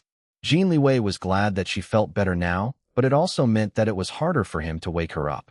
This kind of challenge, however, was something he enjoyed accepting. His hands and mouth started doing some magic on his wife's body. Later, Iris moaned as her eyes opened. The first thing she saw was her husband sucking on her exposed breasts. His mouth and tongue was gentle, sending little electrical shocks to spread throughout her whole body. She had no time to think about anything else with a mind still foggy from sleep. All she could do was feel the pleasure that her husband was giving her. Her body was trembling as the fingers inside her wet core curled and sped up. "Oh." Jin Liwei covered her mouth with his own in an open-mouthed kiss. He was gentle on the rest of her body, always holding back to ensure her safety. He could only vent on her mouth, kissing and sucking her hard. It was only when she cried out that he released her mouth to allow her to gasp in desperate breaths as she rode his fingers throughout her climax. When her breathing calmed down, she gazed at the ceiling as if in a trance. "Good morning, love." Jin Liwei nuzzled her neck, leaving another small hickey. "Morning, darling. I checked," he said. She was confused about what he was talking about. "It's safe starting today." Huh. She still had no idea what he was talking about. Her mind, still fogged up from sleep and pleasure, hadn't cleared up yet. Instead of replying, he moved on top of her and placed his hips between her legs. Then with a push, he slowly entered her. Her hips moved on their own, meeting him halfway until there was no distance between their flesh. Jin Liwei groaned and closed his eyes tightly, not daring to move, as his wife's insides sucked him in as if she wanted to swallow him from the inside. It felt amazing. Sweat dripped down his body as he struggled not to come right there and then. It had been so long. Too long. He missed being inside his wife. The feeling was the best. Iris squinted at her frozen husband, who had his eyes closed on top of her. She wiggled her hips, moaning at the sensation, while trying to make him move, but he remained motionless. Although a little annoyed, she knew based on his expression that he was savoring their coupling after such a long time. She, too, wanted to savor the moment, but her need was almost unbearable. "Liwei." There was a clear whining note in her voice. Jin Liwei finally opened his eyes and looked at her. His gaze was dark, heavy, and erotic. She involuntarily clenched, making him groan. "You want it, baby?" he asked, his voice deep and husky. "You know that I do. Please, Liwei." He lowered his body so that their chests were pressing against each other. Iris wrapped her arms around his shoulders and her legs around his waist. He kept most of his weight off her so she wouldn't get crushed. However, he knew that she loved it when a bit of his weight was pressing down on her. They kissed, their tongues stroking each other. Her eyes were closed while he kept his own half open so that he could watch her expressions. When she gave his lower lip a light bite, he knew what it meant. He chuckled. Then he began thrusting his hips. She moaned and tightened her legs around him. Their hot breaths mixed together as if they were breathing as one. The pace was languid but firm. Jin Liwei controlled the tempo and did his best not to go wild. Liwei, please. SSSH, baby. Just feel me. Iris wanted to complain, but he distracted her by a hot kiss and a new tempo where he ground his hips after every firm thrust. He was rewarded by another gush of her sweet juices coating him, making his movements in her passage easier and smoother. He licked her neck, trailing it upwards, before nibbling on her soft earlobe. You're so delicious, wife. Her response was a moan and another tight clench, causing him to automatically speed up his thrusts. When he realized that he almost lost control of himself and went wild, he immediately slowed down, earning him a bite on the shoulder. He chuckled at his wife, who looked at him with an aggrieved expression. Her flushed skin, however, proved that she was enjoying the pleasure of their lovemaking just like him. Little wildcat, he whispered directly to her ear. Yes. She liked what he called her. Then she urged him. Faster, darling. Please. A little harder. You're killing me. Jin Liwei desperately wanted to go wild and pump into her wife like there was no tomorrow. He missed the times when he could go all out and bend her into different positions and make love with her in different locations. But this was good, too. It was sweet and more intimate. And most importantly, safer for her. In the end, Iris didn't get what she wanted. Her husband was adamant in keeping the tempo steady. At first, she was a little resentful, but she eventually let go of her impatience and greed for more, because he still managed to overwhelm her with pleasure despite the slow pace. The pleasure built up like a slow, trickling waterfall instead of drowning her like a powerful tsunami. It took longer to get there, but was still mind-blowing. Yeah. Iris quaked as her orgasm burst out like beautiful fireworks. Jin Liwei sped up, just a little, while groaning and grunting from the strong, wet suction force of his wife's contracting insides. Then he, too, reached his own climax. This must be heaven, he thought as his hot release flooded inside her. When it was over, the husband and wife had almost identical expressions of bliss. The bedsheets were a mess with a lot of wet spots. Jin Liwei kissed his wife's shoulder and squeezed her butt. Time to get up, love. Men. He smiled when she looked like she had no intention of getting up by herself. Instead, she acted spoiled. Carry me. Her act tickled his heart. He laughed and got up first before carrying his wife straight to the bathroom, where they showered together and refreshed themselves. Although both were in the mood for another round, they knew that they didn't have time anymore. They barely got out of the shower when Iris heard some noises outside the bathroom with her strong hearing. Dom and the glam team are here, she said. Don't rush, or you'll slip on the floor. We're still on schedule. Okay. Later in the walk-in closet, Jin Liwei was looking sharp and handsome in a tuxedo suit. Instead of the usual white dress shirt inside, he wore a black turtleneck instead, giving him a frostier aura than he already had. Kaiawea. So handsome, Sir Boss. Dom immediately started snapping photos of him from different angles. He was already an expert in taking flattering pictures. The best photos taken today would be posted on Iris' official social media accounts. Jin Liwei didn't deliberately pose. He acted as if Dom wasn't taking hundreds of snapshots of him as he put cufflinks on his sleeves. The custom cufflinks were designed based on their LX monogram. Then he headed to where his wife was sitting in the vanity area where her hair and makeup were being done. The couple looked at each other in the mirror. Iris caught a few spots of red on her husband's neck and instructed her makeup artist, cover up my husband's hickeys with some foundation just like what you did on mine. No, it's fine. Jin Liwei stopped the makeup artist who was about to grab a darker shade of foundation than the one used on Iris. What do you mean it's fine? Are you going to show everyone your hickeys? Iris blinked a few times while Dom and the glam team squealed in unison. Why? Iris still asked him. He smirked. My wife marked me so passionately. I should let everyone see that I already belong to my wife. The squeals grew louder. Iris wanted to act annoyed but ended up laughing. She couldn't hide how pleased she was at her husband. Fine, if that's what you want. Don't cover up then. She looked at her reflection. Maybe I should show my hickeys, too? Everyone knows I'm already married anyway. That sounds awesome, boss, Dom said. But Elder Sissy says that even though you already have LXC Studio and don't need to worry about breaching a management contract, she doesn't recommend you showing any hickeys on your body. Iris pursed her lips and glanced at her husband's reflection on the mirror. Jin Liwei looked displeased and disappointed, but didn't insist on showing the hickeys he made on her body. Instead, he walked to her and kissed her hand. He wanted to kiss her lips, but the makeup artist was painting on them. I'll check the location with Su Tian. First, love, he told her. Then I'll meet you for breakfast later. Okay, darling. See you later. See you. Dom and the glam team waved goodbye at him as he left. On his way out, he met the butler with Reina and Linda Chua wheeling a few containers of soup. He greeted all of them. Clover is already helping your assistant at the location. Reina informed him when he said that he was heading there. Here, bring some soup to warm your stomach before we eat breakfast together later. Thanks, Auntie Reina. He received a portion of the soup in a container. Then they entered the master bedroom to give Iris, Dom, and the glam team some soup as well.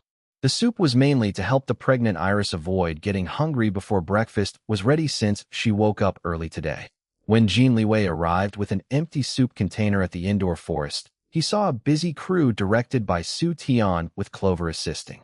There were professional cameras, computers, lights, and all manner of equipment pointing towards a casual setup.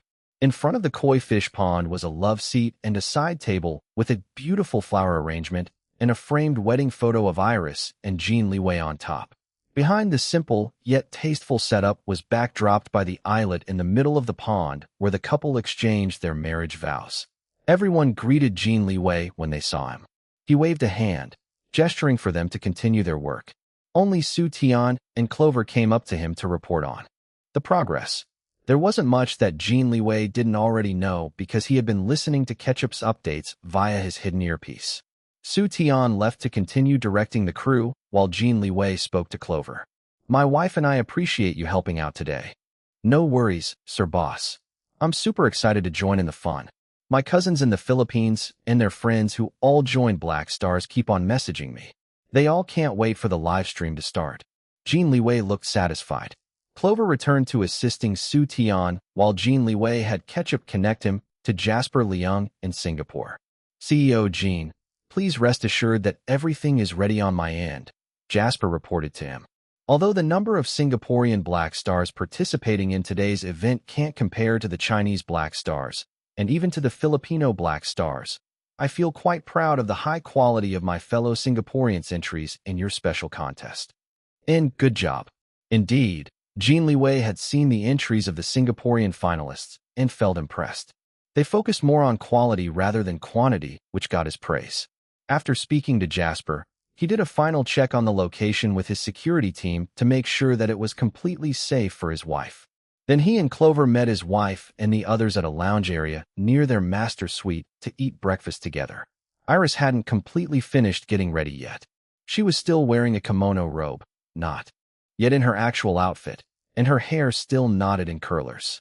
Jin Liwei gave her a quick peck on the corner of her mouth as he sat down beside her. The Chuas were present except for Marjorie, her husband, and their 2 children.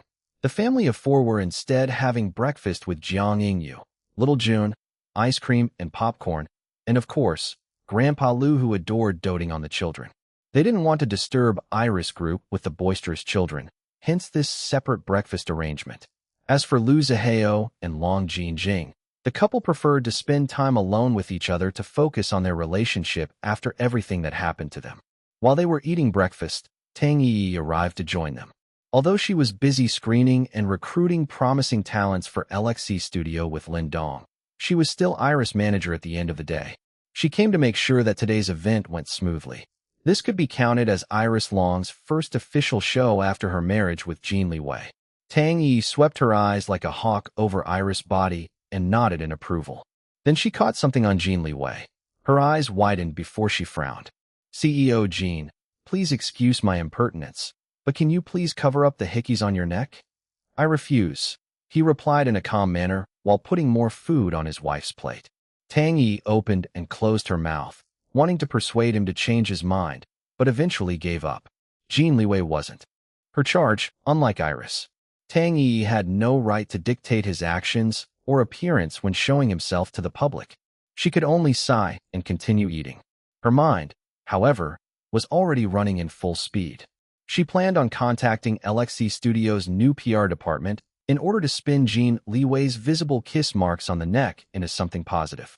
This was a matter that would directly affect Iris Long's image and showbiz career. After all, Iris was still a celebrity despite marrying Jin Liwei and becoming the new Madame Jin. Jin Liwei knew what the manager was thinking about. He wasn't worried at all because he already had his own PR team to control the situation, not to mention that Ketchup's team of virtual assistants, including the part-time Bacon, were all helping out today. Later, breakfast was eaten and everyone was finally ready. The indoor forest was filled with people and 3 eye-catching small mountains of prizes. Jin Liwei held out his hand to his wife. "Shall we, Mrs. Jin?" Iris placed her hand on top of her husband's palm and smiled at him. "Yes, Mr. Jin." Jin Liwei bent down and kissed her hand before escorting her to the setup. All of their actions were caught on camera. The live stream had already started, titled The Best of Iris Long Contest, with an alternate title of CEO Jin's Special 3-Nation Bonanza. The live stream was targeted at 3 countries: China, Singapore, and the Philippines. 3 screens behind the cameras showed the live comments. As expected, the Chinese black stars were the most numerous. There were already 970,000 domestic viewers, and it was still climbing. Singapore had a modest 1.3 thousand viewers, while the Philippines had a rather impressive 22,000 viewers, given that Black Stars Philippines had only been established just a few days ago. Although the combined number of viewers couldn't compare to the jaw-dropping average stats in the millions of superstars like Jin Chonglin or popular live streamers, Iris and Jin Liwei didn't care much. They weren't hosting the live stream to break some sort of record anyway. It was just a means to announce the final winners of Jin Liwei's special contest in honor of his wife, Iris Long, and also to thank her loyal fans for supporting her through thick and thin. The viewers watched as Jin Liwei led Iris to the love seat. His black, turtleneck tuxedo suit contrasted his wife's white feminine version of the attire. Iris didn't wear a dress this time like she usually did. Instead, she opted to wear the same tailored tuxedo suit as her husband, but in white. This was actually Jin Liwei's original idea because he was the one who usually loved matching their outfits. They even wore the same LX monogram cufflinks on their sleeves. On the first screen, the Chinese black stars commented, "Kaya, Boss Iris and CEO Jin are a perfect match made in heaven. Yin and yang. The perfect balance. Boss Iris is still a little too skinny, but she looks healthier now. We love you, Boss Iris."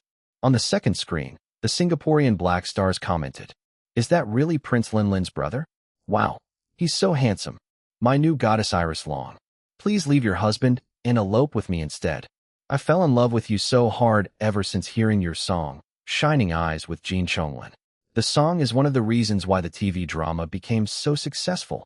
Jin Liwei caught this particular comment and his aura turned cold, freezing everyone around him, except for his wife, of course.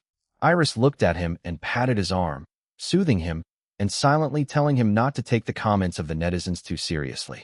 He gave a cold snort and deliberately interlocked their fingers together so that everyone could see that his wife belonged to him and vice versa. How dare someone tell his wife to leave him and elope away? Even though he knew that the commenter must have been just kidding, he still couldn't stop himself from feeling jealous. On the third screen, the Filipino black stars commented, "Beautiful lady. Handsome man. Top view, side view, bottom view. No matter which view, I love you." Iris tilted her head to the side and analyzed the comment. Then she burst into laughter when she finally got it. Jin Liwei, however, didn't understand it at all. "No matter which view, I love you," she told him. His eyes widened. Then he laughed as well. "And no matter which view I look, I'll always love you, too." All commenters squealed at their PDA no matter which country they came from. The cheesy lines from the Filipino black stars kept on coming. "Are you a bank loan? Because you got my interest. I wish the alphabet would rearrange itself so that I could be next to you. Was that an earthquake? Or did you just rock my world?" Iris was now hugging Jin Liwei's arm tightly while laughing out loud. It wasn't only her. Those who read and understood the English comments from the Filipino Black Stars laughed as well. Dom is right. Now I know that Filipinos are indeed romantic. Iris continued laughing, unable to stop. Unlike her and everyone else, Jin Liwei didn't look amused. What were these people doing? How dare they flirt with his wife in front of him? Was he dead? But he inwardly admitted that the pickup lines were quite good, albeit a little too corny. He made a mental note to ask Paul Ferrer, Marjorie's husband, where he could buy some sort of master list of Filipino pickup lines. He wanted to use them on his wife since she looked like she liked them very much. They might even spice up their relationship and make his wife fall a little more deeply for him. With this thought in mind, his expression relaxed, and he became less intimidating. At that moment, the combined viewers from the three countries finally surpassed 1 million, and they were still climbing. This was already great, especially since they chose to live stream in the morning instead of late afternoon or evening like most other popular live streamers. The hired director gave a signal to both Jin Liwei and Iris. They smiled at the main camera while Iris' song, Black Star, played softly in the background. "Welcome, my dear Black Stars, to our home," Iris greeted with a bright smile. "Thank you for joining us today." She spoke in English. There was a pair of Chinese translators that they hired for the domestic viewers. Similarly, there was also a pair of English translators for the international viewers for when Iris and Jin Liwei spoke in Mandarin. Iris would have done all the translations by herself if not for Jin Liwei worrying that she would exhaust herself too much. Her eyes caught a few comments on the three screens. She smiled. "You have sharp eyes. Indeed, this indoor forest is where I married my husband.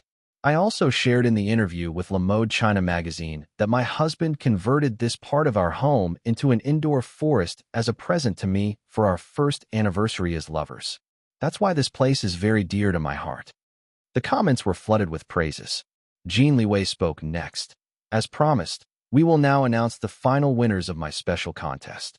The camera zoomed in on Jin Liwei's face as he was speaking, and everyone saw the red marks on his neck.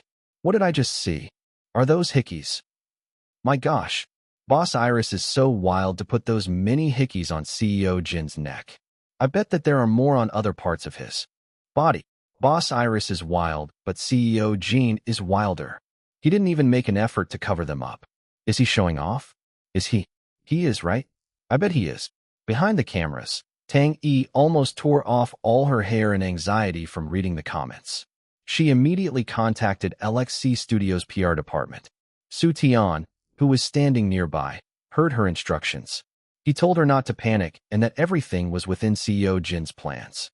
Although Tang Yi trusted Jin Liwei's capabilities, she still couldn't relax without taking any productive actions herself. She directed LXC Studios' PR department to coordinate with Jin Liwei's own PR team, only to discover that this was already Jin Liwei's original plan to begin with. Indeed, Su Tian was right. Everything was within CEO Jin's plans. She could only sigh in admiration. This kind of capable man was the husband of her artist, Iris Long. Back to the live stream. Jin Liwei was pleased and even smug upon reading some of the comments that noticed the hickeys his wife left on his neck. For a moment, he was tempted to lift up his shirt to show off the other hickeys on his body, but restrained himself. His wife could be as possessive of him as he was of her. Iris didn't speak much. Her role was the guest of honor since the entire special contest was dedicated to her. Jin Liwei was the official host of the event. The camera moved from the couple on the love seat to the smiling Dominic Chua, who waved at all the viewers. He volunteered to serve as the MC because he enjoyed the role. "Hello, my name is Dominic Chua, Boss Iris' bestest friend Fariva and Eva, assistant extraordinaire, and fabulous beauty king." All the Chinese Black Stars knew him. "Dom, the beauty king. Fabulous as always. Brother Dom, where did you buy your high-heeled boots? I want them." As for the Singaporean Black Stars, this was the first time for most of them to learn about his identity as Iris Long's assistant and best friend. What a stylish assistant. I didn't expect that Boss Iris will have a male best friend. The Filipino Black Stars had the biggest reactions. Their comments flooded the screen in a fast pace.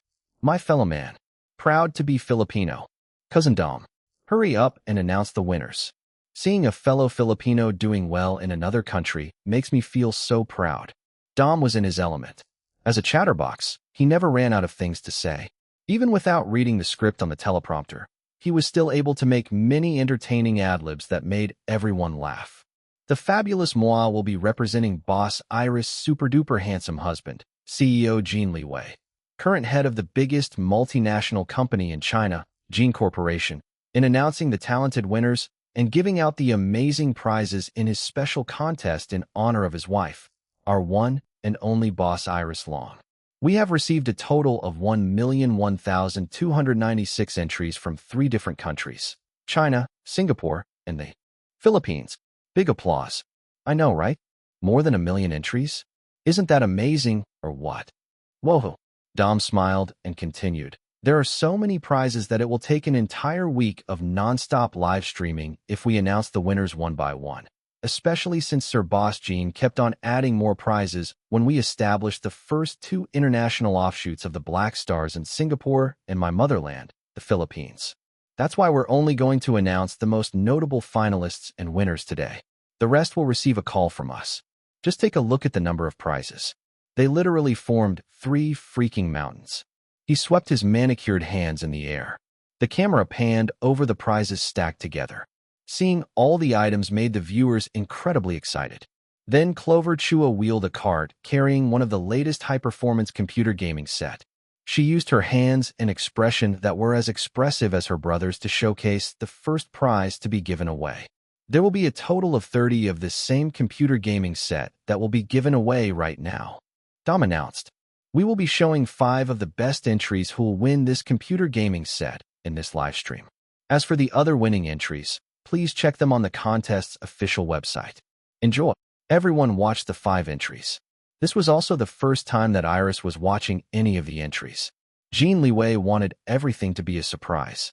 I chose those 5 myself after Ketchup, Bacon, and the other virtual assistants helped in screening all the entries, Jin Liwei told his wife. I love them, darling, she said, continuing to watch. There was a makeup artist who painted his face to look almost exactly like Iris. It was amazing to watch a masculine-looking man transform into a stunning female.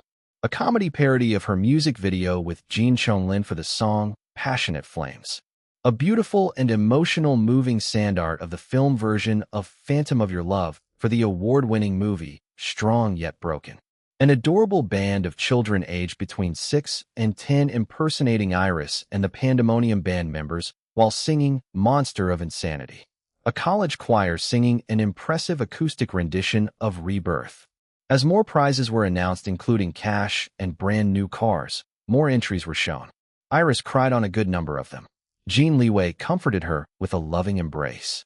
She also laughed at most of them, delighted at the amazing creativity of the Black Stars who created memorable tributes for her. When the live stream was about to end, Iris suddenly said, "To express my gratitude to all of you, I want to sing a special song. This time, it's dedicated to all of you, my beloved loyal fans, the Black Stars." Iris had someone fetch an acoustic guitar from her music room. In the meantime, she and Jin Liwei force-fed everyone with dog food. The husband and wife flirted with each other in front of everyone, not caring at all if someone had any issues with their PDA. Indeed, there were some people who had issues with the couple's actions. After all, quite a number of people only participated in Jin Liwei's special contest for the opportunity to win one of the abundant prizes. These fake Black Stars were now starting to show their true colors. Iris didn't mind, but Jin Liwei did. When he caught some of the unpleasant comments on the screens, his eyes narrowed in danger. Before he could take action, however, the Slippers army immediately attacked like a swarm of destructive locusts. The Chinese and Filipino Slippers armies immediately whacked their boss Iris bashers with their virtual mighty slippers. Black Star Singapore didn't have their own Slippers army yet. Of course, Kitty Baby and Panther Baby were both at the forefront together with the founder of the Slippers army, I Eat Slippers. It was only then that everyone discovered that I Eat Slippers, or Planet Monkey's CFO Wu Chun in real life, was actually watching the live stream. It wasn't only him. His partner, the silent but terrible Monkey Face, or Planet Monkey CEO Ho Liang, was also present. The two didn't expose their presence during the live stream earlier. It was only now when the fake Black Stars started criticizing their boss Iris that they bared their brutal fangs and showed everyone that even retired generals of the Slippers Army were still loyal and deadly. Black Star Singapore had been relatively quiet compared to China and the Philippines, mostly because of their lower numbers. But when someone started criticizing Iris Long's public intimacy with Jin Liwei, the comments section in the Singapore livestream began to flood with insults. Shameless Iris Long, the queen of sluts. I bet Iris Long deliberately made Jin Liwei show off the hickeys on his neck to brag that she's now Madame Jean.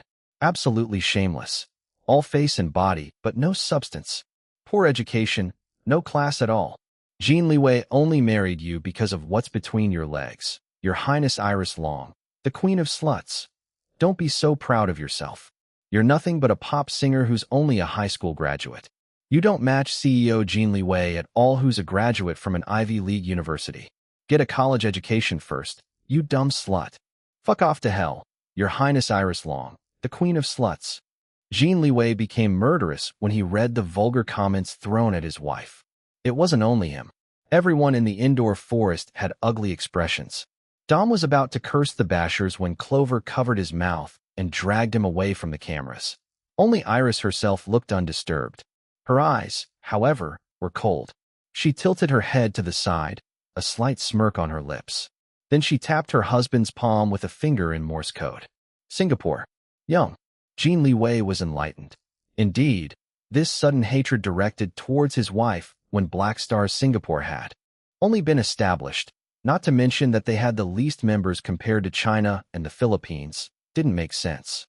But if the Youngs were the ones fueling the fire, then everything made sense. He became even more murderous. Those damn Youngs. Iris tapped on his palm again. Eagle. Jin Liwei looked grim. Indeed, Eagle must be involved again in helping those damn Youngs to attack his wife. They made ample preparations before today's livestream. His wife tweaked their 2 AI children and directed them to fortify the livestream security. This was why there was almost no negative comments throughout the livestream earlier until now. Perhaps Eagle was only able to breach the security when the livestream was almost at an end. Then Ketchup's voice spoke to his hidden earpiece. Daddy, don't worry, macaroni. Mommy prepared several contingency plans for this kind of situation.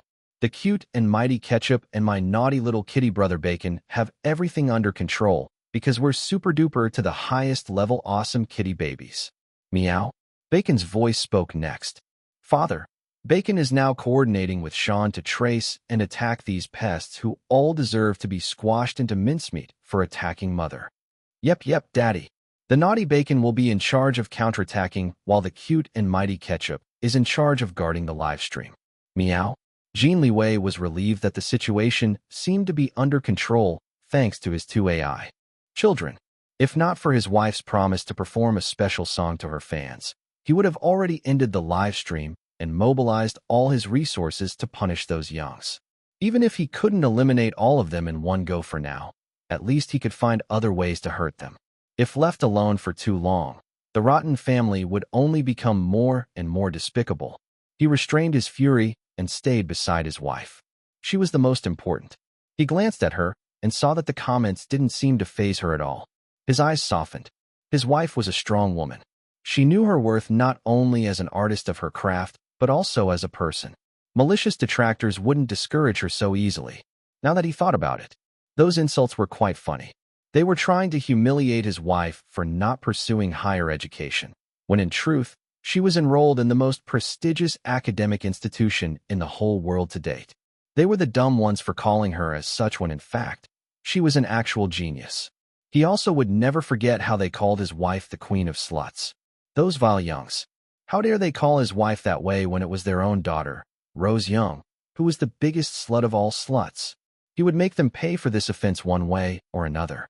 His thoughts were interrupted when Ketchup exclaimed into his earpiece. Mio wow! The Filipino Slippers Army are amazing. They are the first to swarm the Singapore livestream and troll the evil pupa heads. The cute and mighty Ketchup super duper to the highest level approves of them. Mio wow! Jin Liwei watched the comment section of the Singapore livestream. It had become a war zone. Since the original insults were vulgar, the Filipino Slippers Army didn't hold back in their retaliation. They shot harsher profanities at the bashers, abusing them so much that Jin Liwei couldn't help but cringe from reading some of them. Although Black Stars Philippines had only been established a few days ago, and the Filipinos shouldn't have developed such deep loyalty for Iris Long to defend her almost to the death like this, they were the kind of netizens who would support people they liked without any reservations. But make no mistake, get on their wrong side, and they would gang up on a common enemy without any mercy. They joined the Black Stars mainly because they learned that Iris Long's best friend and assistant was a Filipino like them, and that she was also treating Dominic Chua's family very well. Since she was treating their fellow Filipinos like family, then they would also treat her well by supporting her. It also went without saying that they liked her as a celebrity. They didn't know anything about her before the Chinese TV drama, Our Love, Our Destiny, became a hit in many Asian countries, including the Philippines. Its opening theme song was very memorable and also became very popular. Iris Long's single with superstar Jean Chonglin, Shining Eyes, had topped the Filipino music charts while the TV drama was still airing. This put the name of Iris Long in the Filipino consciousness for the first time. After finding out more about her after joining Black Stars Philippines, they became even more impressed by her, not only as a celebrity, but also as a person. They wanted to get to know her better and wished that she could visit the Philippines one day. These feelings fueled them in defending her against her bashers in the Singapore livestream. Granted, most of them acted because of mob mentality. Once a single member of their group acted first, they all followed suit and fought together as one. Their actions didn't have that much to do with their loyalty for Iris Long, but that was because they only recently knew about her. Most of them intended to become her real fans after watching her in today's livestream. They found her to be beautiful, intelligent, elegant, classy, and also very kind to her fans. This kind of person was someone worth following. Of course, her husband's special contest was a huge bonus. Many of them won amazing prizes. CEO Jin Liwei was very generous in a way that didn't make them feel as if he was doing this to appear like a good Samaritan. Not at all. In fact, all they could see was a husband doting on his wife by rewarding all the fans that had been supporting her. This made them have a very good impression of the husband and wife. The Chinese Slippers army was a little late, but some of them also joined the war zone in the Singapore livestream. Kitty Baby and Monkey Face gave them a way to access the foreign live streaming platform and fight together with their Filipino brothers and sisters. The fierce battle didn't last too long. All done, Daddy, Ketchup announced to Jin Liwei's earpiece, her voice smug with victory. The cute and mighty Ketchup has now cleared all the pupa heads from the Singapore livestream. Meow.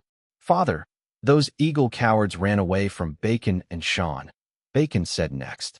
Jin Liwei tapped on his ear in Morse code. Good job. Behind the cameras, Tang Yi was waving her hands at Iris, catching her attention and mouthing some words at her. The manager knew that Iris could read lips. Iris pursed her lips, but it was very quick, lasting for less than a second, that nobody noticed it, not even Jin Liwei. She gave an imperceptible nod at her manager before smiling at the camera. My dear Black Stars, thank you for always supporting me and defending my name. But I hope that you all remember that we are a peace-loving people. Please don't go too far. We are all better than them. In all the comment sections, the Black Stars said, We understand, Boss Iris. Please don't worry. We only wield our mighty slippers of justice against those who truly deserve a beating. Boss Iris, rest assured that we'll be careful not to let our actions have a negative impact on you. Hehe. No worries. We never leave any evidence. Even if they accuse us, it's useless without concrete proof. All hail the mighty slippers. To make a point, this recent comment was deleted right away. All that was left in the comments section were positive and wholesome comments supporting each other. Those who didn't know about the Slippers army of the Black Stars before this would definitely think that they were the most peace-loving fan club to ever exist just based on the comments that were left in the livestream. Jin Liwei heard Ketchup giggling. With the cute and mighty Ketchup here, nobody will be able to accuse my mommy of not being able to control her own fans. Ketchup doesn't care about what other pupa heads say. Black Stars are the bestest fans forever and ever. Slippers Army are the fiercest keyboard warriors forever and ever. Meow. He glanced at Tang Yi. His wife's manager looked visibly relieved upon seeing that the comments were once again properly regulated. He approved of how much the manager wanted to protect his wife's image and reputation.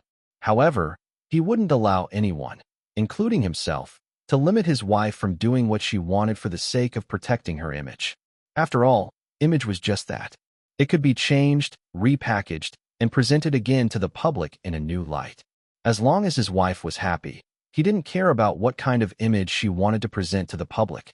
Of course, he would still protect her from anyone who dared to criticize her. Did they think that his wife, Madame Jean, was easy to bully? Foolish people. Finally, the acoustic guitar had arrived. The butler passed it to Dom, who then handed it to Iris. She started tuning it while chatting about the special song that she wanted to dedicate to the Black Stars.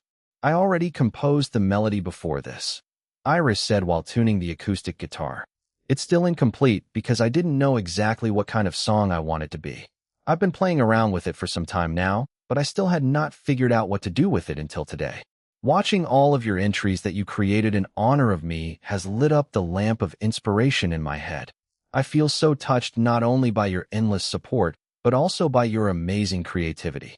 The lyrics appeared and formed in my head today, and that's when I knew that they belonged to this melody. The song is still imperfect, but it's now complete. My dear Black Stars, I dedicate this special song to all of you. Please accept my sincere gratitude. Then she faced her husband. And of course, I also dedicate this song to the #1 Black Star in my life. My husband, Jin Liwei. Jin Liwei reached his hand and caressed her chin. He didn't do anything else because he sensed that she was preoccupied with arranging the new song inside her head. He gave her space on the love seat so that she could concentrate, but didn't leave. She dedicated this song to her fans and to him. He wanted to be there to listen to her new song in the best seat available, beside her. Everyone, I introduced my new song, All My Black Stars. Everyone was quiet. Dom and the others watched behind the cameras with bated breaths. Even the comments section became almost empty as they focused all their attention on their boss Iris' performance. Jin Liwei never took his eyes away from his wife. She was so beautiful. Iris strummed her guitar, the chords not too complicated. The notes flowed like a hidden forest stream. The sound simple, yet mysterious, and went straight to the soul. An empty stage. Imaginary audience. A vast sky with nothing but darkness. I wanted to sing to the world, but there was nobody but the cold. The notes increased in depth, becoming more dynamic, yet also sounding more refreshing. The listeners felt like their emotions were slowly being lifted with the melody. But then you all came. One by one. You pushed me forward, raised me up, and never cowered.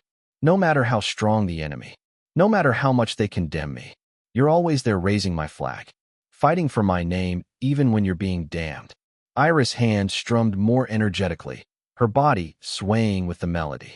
She was beautiful but also looked handsome, especially with the white tuxedo suit she was wearing and the cool acoustic guitar sitting on her lap. Everyone sighed at her beauty, talent, and undeniable charisma. Just by singing, they felt like she was taking them by hand into her own wonderful world. Oh, my Black Stars, warriors of my dream. You're my spotlight, shining on my dream. Thank you for the love, the faith, support, and trust. You're never afraid to wave my flag up and down. With you standing behind me, I know that I'm never alone. Some started tearing up while a few were already bawling their eyes out. They could feel the sincerity of her gratitude towards them in the song. Oh, my Black Stars, champions of my dream. You're my galaxy, shining on my dream. Thank you for the love, the faith, support, and trust. With you cheering me on, I will never be crushed.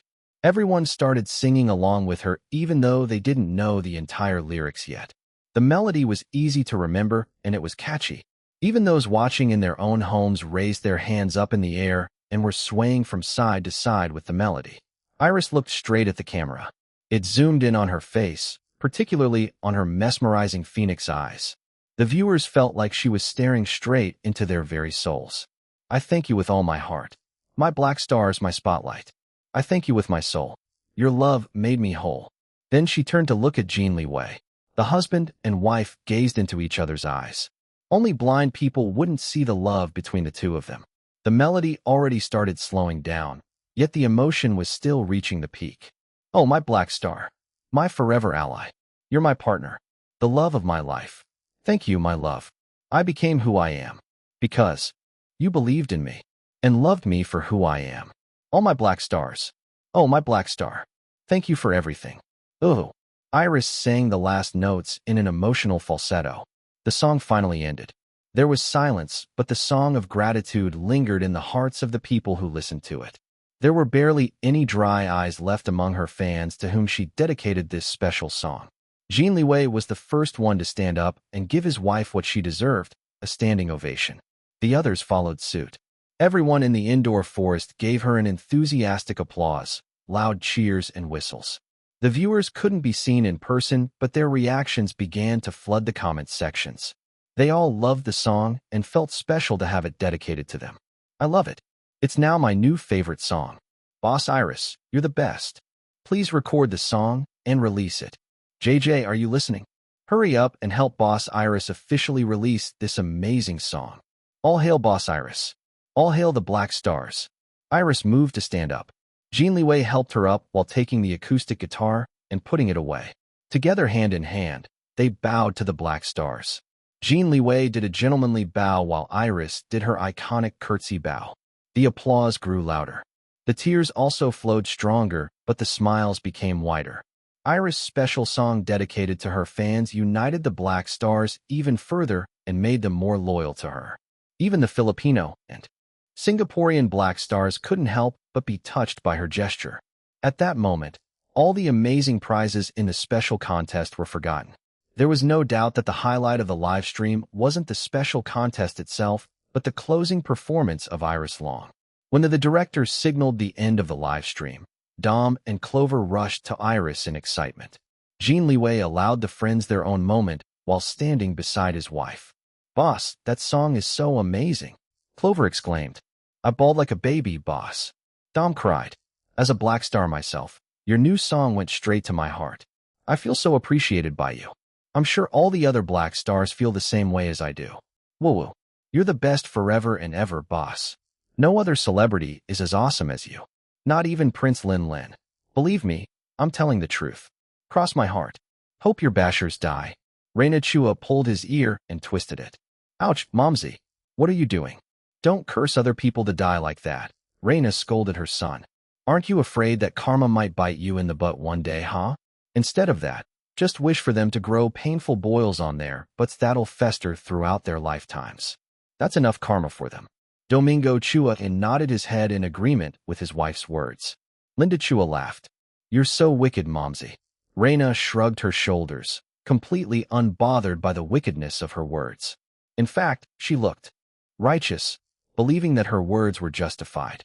We're not an evil family to wish for people's death so easily like that. But we're not pushovers either. I was so angry when I read all the comments bashing Xiaolon. I know that celebrities constantly face this issue throughout their careers. Before today, I even secretly criticized celebrities who overreact to their bashers. It's part of their job, so they should just accept the reality. That's what I thought.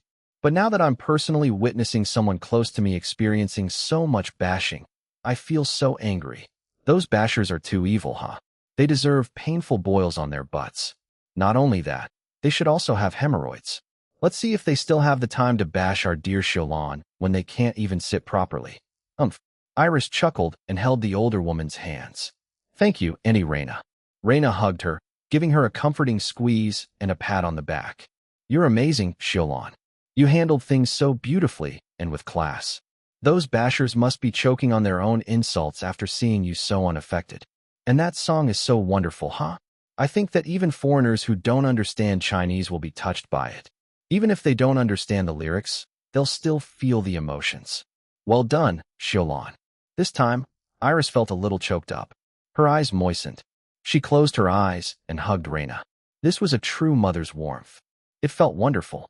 One day, she wanted to have this kind of loving and supportive, but also firm and protective presence in all her children's lives. She still feared becoming a bad mother because she never had any good models to aspire in the past. Now, she had several great models, all of them strong women in their own way. They all inspired her to strive to become the best mother that she could be. After the Chuas, Tang Yi came up to Iris next. The manager was beaming in approval. Great job, Iris. I had no idea that you're going to perform in today's live stream. You should have given me a heads up. I didn't know either. Iris replied. That was an on-the-spot decision. I wanted to express my gratitude to my fans for their support and loyalty. Tang Yi was surprised. So you didn't rehearse that song at all? Iris shook her head. How can I rehearse something that didn't exist yet? Like I said during the live stream, I only had the melody before today. The lyrics only came to me during the live stream. That's why the song has many flaws. It's still imperfect and not up to my usual standards. It needs a lot of polishing before I'll be satisfied. Tang Yi sighed and shook her head, but there was an odd smile on her face. That was already a great song, but you're still not satisfied. True artists are really finicky. Then she laughed in delight. But that's what I admire about you. You push yourself when it comes to your craft as a musician. That's a given. I want to be a proud music artisan, not a music factory that mass-produces songs that prioritizes profit and fame. I understand. Tang Yi patted Iris' shoulder. Another good news. The live stream had a final live viewer count of 3 million plus. Not bad. No, it's already amazing. I expect the recorded live stream video to accumulate more views, especially when our studio and CEO Jin's PR teams work together to promote your impromptu performance. Iris didn't have much of an opinion about her manager's plan. She would just leave the PR work to the experts. She glanced at her husband who stood beside her, silently supporting her in her work that she was so passionate about. Jin Liwei gave her an encouraging smile. No words were needed. She could feel his care for her just by his strong presence alone. Excuse me, boss. Dom interrupted while holding a phone. It's Mr. JJ. He wants to talk to you. Iris received the phone. Hello, Mr. JJ? Brat. That song. We're going to release it. JJ didn't even greet her and went straight to the point. His excitement was obvious. Not when it's so flawed. It needs a lot of polishing. I'll be ashamed to officially release a song that has a lot of technical shortcomings. Of course, we're going to polish it first. Are you fine with working normally now, Brat? Yes, but my doctor advises me to refrain from having long workdays. That's fine. This will be the first time for a great producer like me to do this, but I'll make an exception for you since you're pregnant and have delicate health. I'm willing to go there and work with you in your home studio instead of making you come here to my company's recording studio like usual. A brat like you should be thankful that your music producer is this generous. Iris chuckled, already used to the producer's acerbic and narcissistic way of speaking. Thank you, Mr. JJ. After speaking with JJ, the call barely ended when her phone rang again. This time, the call was from one of her music mentors, the legendary hitmaker, Enrique Valdez. Hello, teacher Enrique? I watched the live stream, the taciturn man said. Iris grabbed her husband's hand and walked away from everyone else. Jin Liwei followed her without saying anything, allowing her to lead him to a quiet part of the indoor forest. Did you like my impromptu song? She asked. Very coarse. Not up to your usual standards at all. If I were to grade the song in its current state, I'll give it a barely passing mark of D-. She sighed but accepted her mentor's criticism. Even she thought the same way. I know, teacher, but you sang it from the heart. The technical difficulty in both the musicality and the vocals might be low and simplistic, but in terms of emotional impact, you sang it beautifully. The song is heartfelt, and your listeners felt what you wanted to convey to them. That's what's the most important. A song might be impressive with all kinds of bells and whistles and techniques, but if it doesn't have a heart and soul, then your listeners won't be able to connect to it. So for that reason, I'll increase the grade to C-. But I know that you can do better than this. You're a cross-academy student. Aim for an A+. Always. Yes, teacher. I'll work on polishing the song. Mr. JJ and I plan to release the studio version of the song as a special single once it's done. Good. The song is a rough gem. It needs some polishing, but don't overdo it and make it lose its original charm. Sometimes a few rough edges here and there are better than over-refinement. I understand, teacher. Thank you for the advice. I'll certainly keep it in mind. Is it okay if I consult with you while I'm working on it? Of course. I'm your mentor. That's what I'm here for. Iris smiled. Thanks again. I also made a small progress on the music for our collaboration. Don't rush it. Take your time. The mentor and student talked about music for a while before the phone call ended. Then Iris threw herself at her husband, wrapping her arms around his waist and inhaling his comforting scent. She immediately felt better. It was only after the live stream ended that the tiredness registered to her. She sighed. She only sat during the live stream and performed one song near the end, but she already felt this tired. Pregnancy really took a lot from her energy reserves. Tired? Jin Liwei asked, hugging her back. Yeah. He kissed her forehead. You can rest when we return to our room. She lifted her head too. Look at him. Thanks for today, darling. It's because of you that I now feel more connected to my fans. This special contest has surpassed my initial expectations. I love it. I'm glad. We'll do it again next year. We'll make it into a big annual end-of-the-year event for the Black Stars. She laughed. Excellent idea. I'd love that. I want to contribute to the prize pool next time. And maybe also involve my charitable foundation, Iris of Hope. If we're going to give, then it's better to be thorough about it and help those who need it the most, not just my fans. And, if that's what you want. She pulled his necktie down, forcing him to lower his head. Then she kissed him in the mouth. They were standing behind a tree and some tall bushes, so the others couldn't see them making out. Although they didn't mind being seen, at least they didn't have to worry about showing some tongue action when nobody was watching. They could make out as much as they wanted. If I don't feel so tired right now, I would have already pushed you to the ground and have my wicked way with you. Iris teased her husband. Jin Liwei's eyes darkened before pushing her and pressing her back against a tree trunk. This husband's body is always ready to accept my wife's wicked ways. I bet. She pulled him for another hot kiss and only stopped when she felt his growing hardness pressing against her belly. He was panting when the kiss ended. He nuzzled her neck and focused on regaining control of his beastly instincts to ravage his woman. This wasn't the right time or the right place, not to mention that his wife was tired. They stayed behind the cover of the trees and bushes until his erection was no longer that noticeable. However, it was still semi-erect. He couldn't do anything about it. His wife was too tempting for him. They finally joined the others. Although the people didn't say anything, their knowing looks indicated that they were aware of what the husband and wife did behind the bushes. Iris' red and slightly swollen lips were already the biggest evidence. After thanking the crew and everyone who helped to make the live stream happen as smoothly as possible, Iris and Jin Liwei announced that they would all get a big buffet lunch. Everyone cheered. The couple didn't join them, and instead ate a light lunch by themselves in their suite. Although Iris already felt a lot better after following Teresa Blipsberg's health plan, some food still made her nauseous. After lunch, the couple took a shower and changed into more comfortable clothes. Iris conducted a quick system scan on both Ketchup and Bacon while listening to their report about what happened during the livestream. Read official chapters on webnovel.com. Please stop supporting piracy. Also follow author on Instagram at @AreaCross. Great job, Ketchup. You protected the livestream well. Bacon, you too. Well done. You led Sean and chased away Eagle by yourselves. I'll reward both of you with red packets. Yay yay. Thanks, Mommy.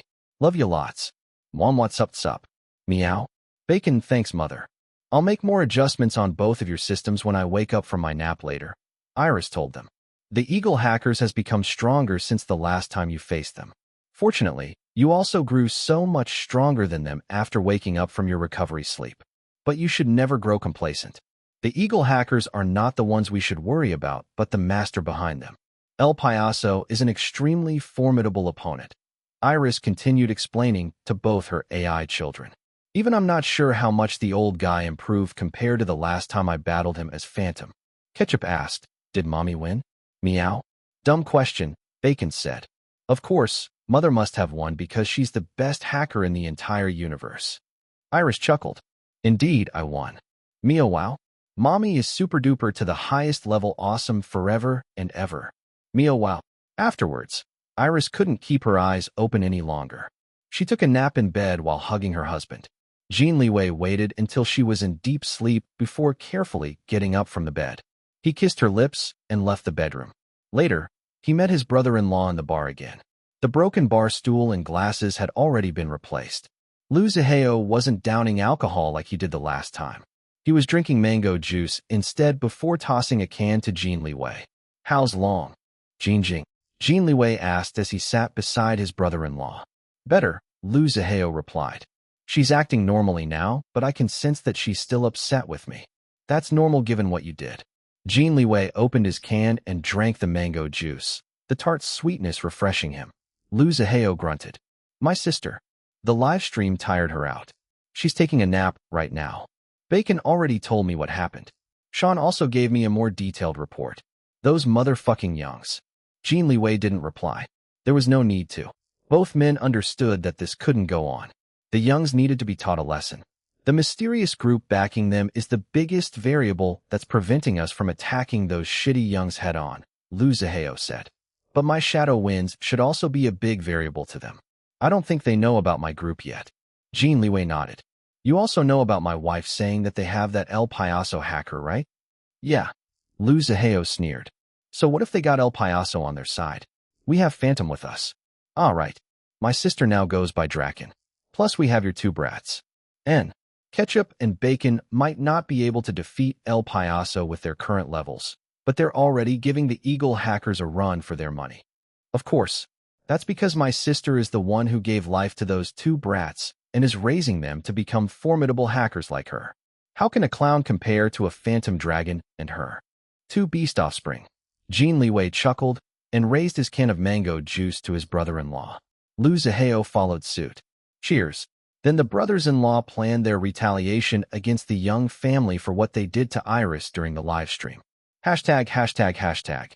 That same day, the official recorded video of the livestream trended online in 3 different countries: China, Singapore, and the Philippines. It already gained a cumulative total 10 million views before the day was over. The views continued to climb as more Singaporeans and Filipinos became aware that their fellow countrymen won a lot of incredible prizes by making tribute to a Chinese celebrity called Iris Long. Who in the world was Iris Long? Now, they were coming to know more about her. LXC Studio and Jin Liwei's PR team coordinated in packaging the special contest as a generous thank you event for the Black Stars from the husband and wife, Jin Liwei and Iris Long. They cooperated with Jasper Leung, the PR person from White Tigress International Virtual Assistant Services. White Tigress Company was in charge of publicizing the special contest in the international scene. The most important PR push, however, was in showcasing Iris Long's impromptu song dedicated to her fans titled All My Black Stars. They emphasized the fact that the lyrics were written and harmonized with an available melody from Iris Long's music repertoire on the spot. This was to highlight Iris Long's talent in songwriting. At the same time, they reminded everyone about her list of achievements in the field of music composition. Her fans, the Black Stars, and many Chinese already knew that she was a critically acclaimed, multi-award-winning musician that was even recognized internationally. Her biggest accomplishments as a musician so far were being presented the Outstanding Technical Achievement Award in Music for creating 3 new musical techniques in the hit song, Monster of Insanity, at the Harmony Music Awards, and winning a Soleil d'Or for Best Soundtrack at the Summit International Film Festival in France. She literally made history with these achievements under her belt. Using these awards as evidence, LXC Studio, Jin Liwei's PR team, and White Tigress Company packaged Iris Long as a musical genius, not knowing that she was a literal certified genius and a student of the legendary Cross Academy. The viral livestream video also gave everyone a clear message. Iris Long wasn't going to retire from the music industry anytime soon just because she married and became Madame Jean. She was here to stay, and she would do it in her own terms. ####. Damn it. Rose Young smashed a pillow against the wall because it was the only item in the bedroom that she could direct her rage. The bedroom in the safe house was bare except for a bed and a side table that was screwed to the floor. There were no other items that she could use to escape or hurt herself. Her guard quietly left after telling her the outcome of her plan to attack Iris Long in the livestream earlier today. She didn't bother with the guard and continued to vent her frustration and fury on the pillow. It had taken her a long time to coax Emilio Miguel to grant some of her requests. Finally, after paying with her own body almost every day, the Spaniard allowed her to have limited contact with her father, Romeo Young, in Singapore. The first thing she did wasn't to ask her family how they had been, but to instruct them to destroy Iris Long's reputation, especially after learning that she established Black Stars Singapore. Damn you, Iris Long. I hate you. I'll kill you. Her crazed eyes were filled with murderous intent. The door opened, and a tall, foreign man entered. He was extremely beautiful, like an angel who came down from the heavens. Emile. Rose Young put on an aggrieved expression as she threw herself in Emilio Miguel's embrace. The beautiful man wrapped his arms around her body and patted her back, allowing her to vent her frustrations. She immediately started complaining about the failure of her plan to blacken Iris Long's name and reputation. "I thought you said that Ren Alejandro and his team are capable hackers," she said, pouting. "My request is so simple, and yet they can't even accomplish it." My dear Rosa," Emilio Miguel drawled while pulling her to sit together on the bed. "Do not worry. I will speak with my brother Ren Alejandro and the others and ask them what happened. I think that Ren Alejandro didn't take my request seriously. He has never acknowledged me whenever he comes here and always ignores me like I don't exist. It's clear that he doesn't like me at all and looks down on me." Emilio Miguel gave her a sympathetic smile while his hand caressed her cheek. He looked like the epitome of an angel filled with goodness, beautiful on both the inside and the outside. "Do not think too much about it, my dear Rosa. His attitude towards you is simply because you are not his type of woman." She looked at him, confused at what he meant. His hand trailed down from her face to her neck and eventually reached her chest. "Ren Alejandro prefers women that have, more meat in this area." Rose almost exploded in fury, but she restrained her temper. It was not good to show an attitude at Emilio Miguel. He was the boss of this wretched place and literally held her life in his hands. She already understood that she needed to act subservient to the man in order to make her stay here as comfortable as possible. She could only use her body to pleasure him. Maybe if she could make him addicted to her, he would eventually grant her freedom. Having a powerful man like Emilio Miguel protecting her wasn't bad.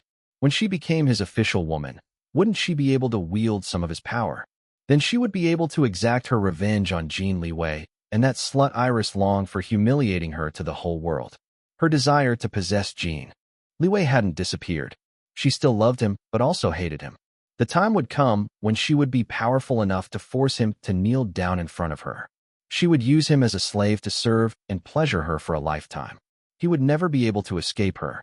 As for his wife Iris Long, that queen of sluts, Rose would make sure to disfigure the bitch and record her while being gangbanged by a bunch of dirty, smelly men. Then she would release the video and humiliate the slut to the whole world just like what happened to her. She was already gloating in her evil fantasy of revenge when she was suddenly pushed down on the bed and choked. Her eyes bulged out, and she desperately tried to pull the hand away from her throat. The extremely beautiful Emilio Miguel looked angelic as ever while choking Rose. His hand was immovable no matter how much she pulled it off her neck. It slowly got tighter and tighter until the frightened Rose began to lose consciousness. Only then did he release her. Rose immediately began gasping for breath. She coughed and wheezed, struggling to get as much air into her lungs as possible. Then she looked at the Spaniard who had a soft smile on his face. The man was beautiful, yet his angelic appearance was deceptive. He was clearly a devil. Rose was terrified. She knew that he wasn't a good person at all. He was someone who worked for a criminal organization after all. However, she had never personally witnessed him doing evil deeds. Yes, he was kinky in bed and made her perform a lot of rough and dirty things, but that was fine with her. In fact, his depraved tastes aligned with her own sexual preferences. He had never shown any violent tendencies to her outside sex.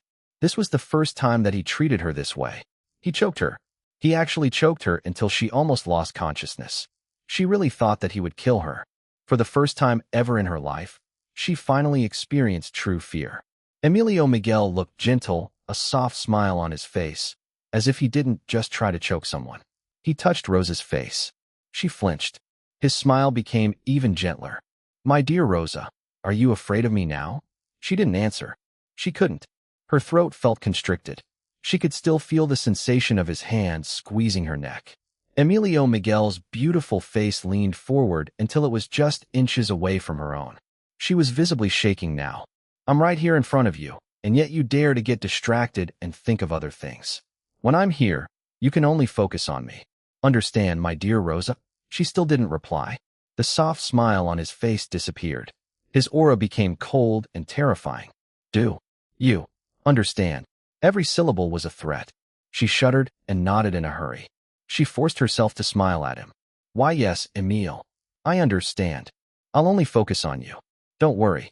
His soft smile returned. He looked like an angel again, as if he didn't threaten her just now. Good that you know. My dear Rosa, I think that it's time for me to remind you of your place here. You are our hostage. I am the one in charge here. I decide your fate.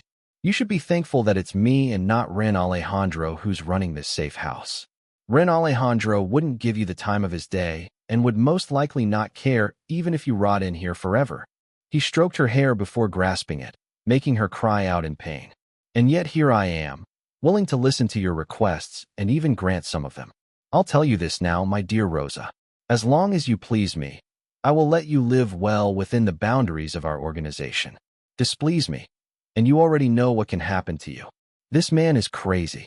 Rose Young thought this way, but didn't dare to voice it out loud. She swallowed and continued to smile at Emilio Miguel as if he didn't choke her just now. I understand now, Emil. I know my mistake. She batted her eyes at him and gave his chest a tentative touch. Forgive me. Emilio Miguel's smile widened. His beauty went beyond the distinction between males and females. He certainly had the ability to attract all genders. Despite her terror from almost being murdered, Rose still became dazed at the beautiful man. He was more beautiful than her. In fact, he was even more beautiful than that slut, Iris Long. He was actually more beautiful than most women in the world. She had never seen such a beautiful person, much less a man. Before today, she felt smug that such a man with undeniable heaven-defying beauty was sleeping with her. He fueled her own vanity. She felt special. Now, however, she realized that she was nothing but a toy to him. No, a slave. All the things that she wanted to do to Jin Liwei, Emilio Miguel was doing to her now. Fury, humiliation, and terror filled her, but she still swallowed everything and forced herself to fawn on the man. He was right. Emilio Miguel was the one who held her fate now. If he wanted to kill her, he could do so at any time, and she couldn't do anything about it. Rose made a decision. Between life and death, of course she would choose to live. As long as she was alive, there was always a chance for her to make a comeback and exact revenge on all the people who humiliated her. Without another word, she began to undress. Emilio Miguel stood back and watched her with mild interest. His expression didn't change much, making it hard for Rose to gauge her actual effect on him. When she was completely naked, she lied down on the bed and slowly opened her legs wide while staring at him. The subtle smile on his face remained. She didn't know exactly what the smile meant. At the moment, though, she no longer gave a damn. The lust arrived quickly. Just looking at Emilio Miguel's beauty was enough to make her wet. This was the first time since meeting Jin Liwei that she didn't imagine his face while having sex with another man. All she could think about was Emilio Miguel while he fucked her. Like right now. Her hands were already roaming all over her body, doing her best to seduce the Spaniard, and looking forward to how he would fuck her. She wanted him inside her. He was the best fuck that she had so far in her life. She still desired him even after he choked her just now. Emilio Miguel didn't move. He just stood there with his arms crossed over his chest, watching her on the bed. Rose played with her flat breasts and nipples. One of her hands moved downwards until it finally touched her wet core. She moaned and her hips jerked upwards, pointing it towards the man standing by the bed. Her hands spread her nether petals, opening them for Emilio Miguel to see. She became wetter, intensifying her lust. Then as slowly as she could, she inserted 2 fingers inside her and moved them in and out. Her moans became louder. She was already soaking wet as the tempo of her fingers increased. Her hips undulated in a shameless, lewd dance. "Stop," Emilio Miguel commanded. She immediately stopped. Her body boiled with unspent lust. Emil. Instead of replying, his hands went to unbuckle his belt. Next, he unzipped his jeans and freed his erection. Rose shivered and her mouth watered. In terms of size, the man was the largest that she ever had so far. It felt amazing whenever he fucked her. This was why she was able to forget Jin Liwei while having sex with Emilio Miguel. The Spaniard could literally fuck her out of her mind. Without any warning, Emilio Miguel pulled her hair. She cried out in pain but didn't struggle, allowing the man to do whatever he wanted with her. He forced her to kneel in front of him before shoving his large member into her mouth and immediately started pounding her hard. She felt like she was going to suffocate. Her gag reflex was out in full force. Tears flowed down her face and other body fluids. However, she stayed still and allowed him to use her mouth. Within the panic and pain, pleasure bloomed inside her.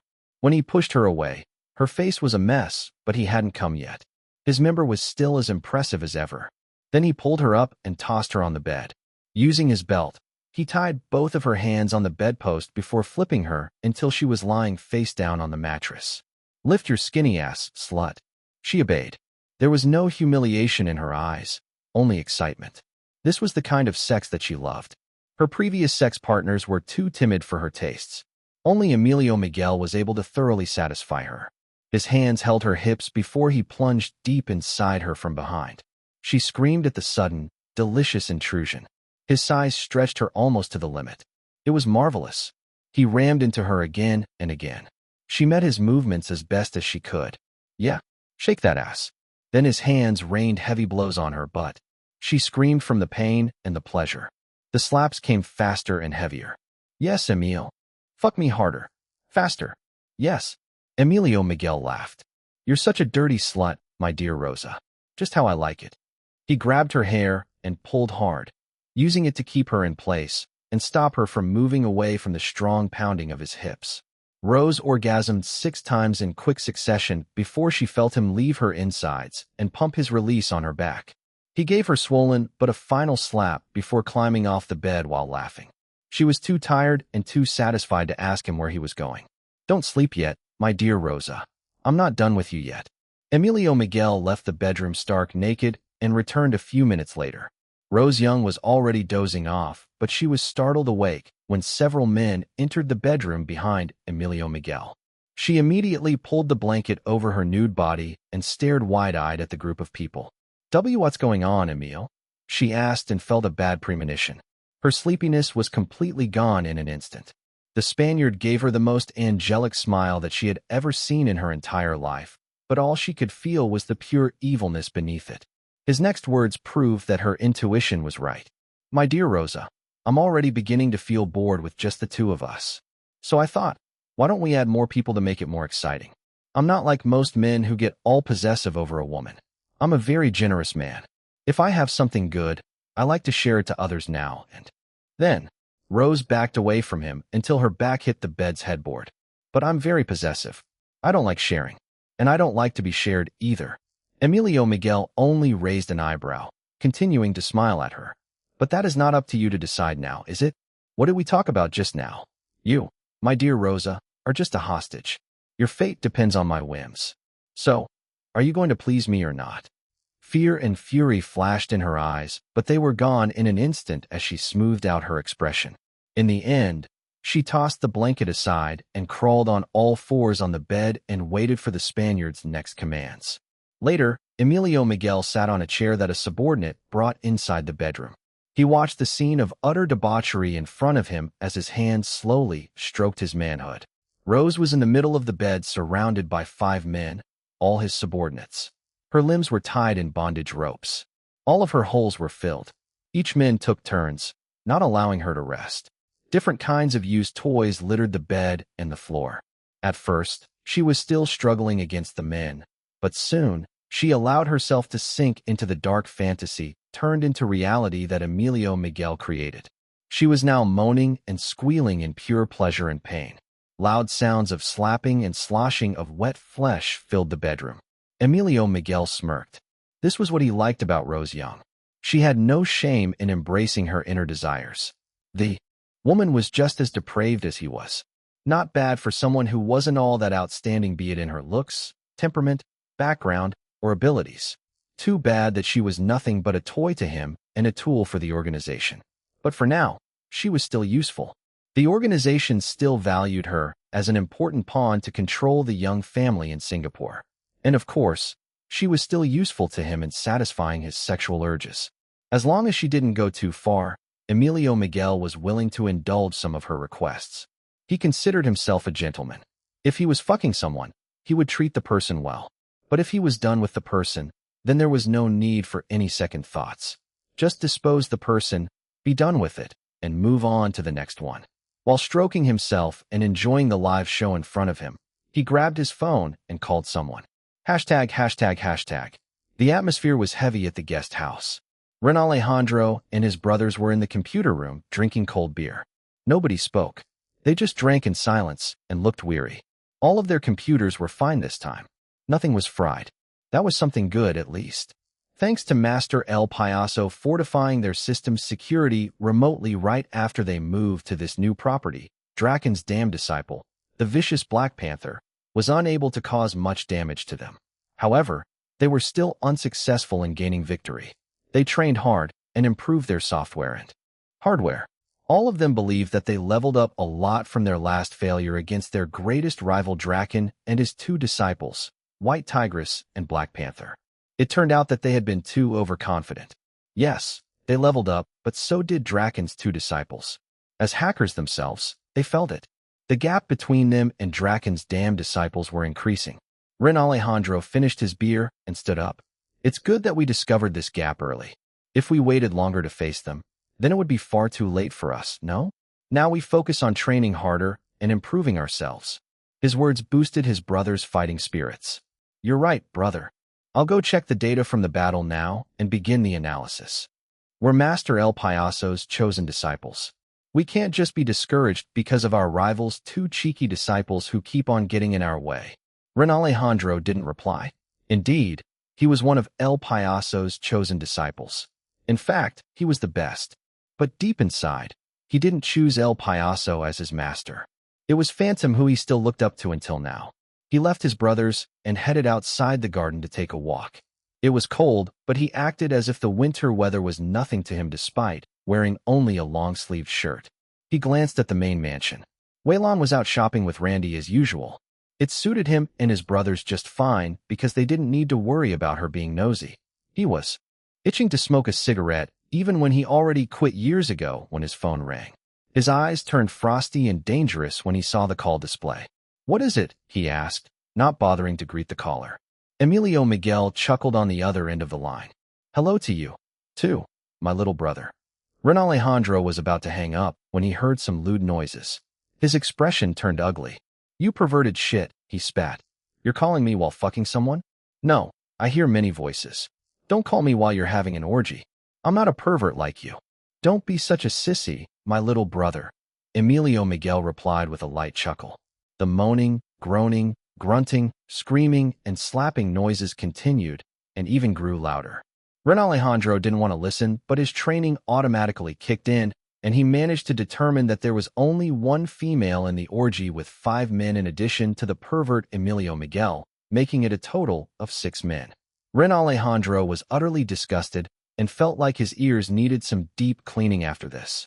He liked sex, a lot of it, but not something like what Emilio Miguel was doing. The man was indeed a depraved shit. I don't have much time. What are you calling me for? You failed in today's assignment. Something so simple, and yet you didn't even manage to make at least a little impact. How about you try it? Ren Alejandro challenged through gritted teeth. If you're so great, then you can do it all by yourself, no? Emilio Miguel chuckled. The sound grated on Ren Alejandro's ears. If he could just punch the motherfucker through the phone, he would have already done it many times over. Excuses, excuses. Is that all you have to say? Ren Alejandro didn't want to speak with the man any longer. He was in a bad mood after his team's defeat today. His mood already improved a bit during his little walk in the cold outside, but an asshole just had to ruin it again. Did you fail today on purpose, my dear little brother?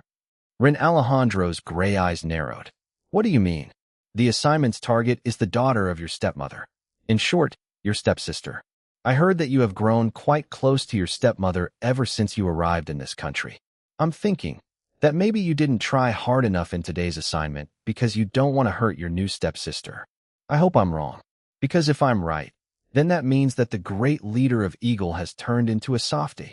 Rubbish. You slander me. The asshole chuckled again.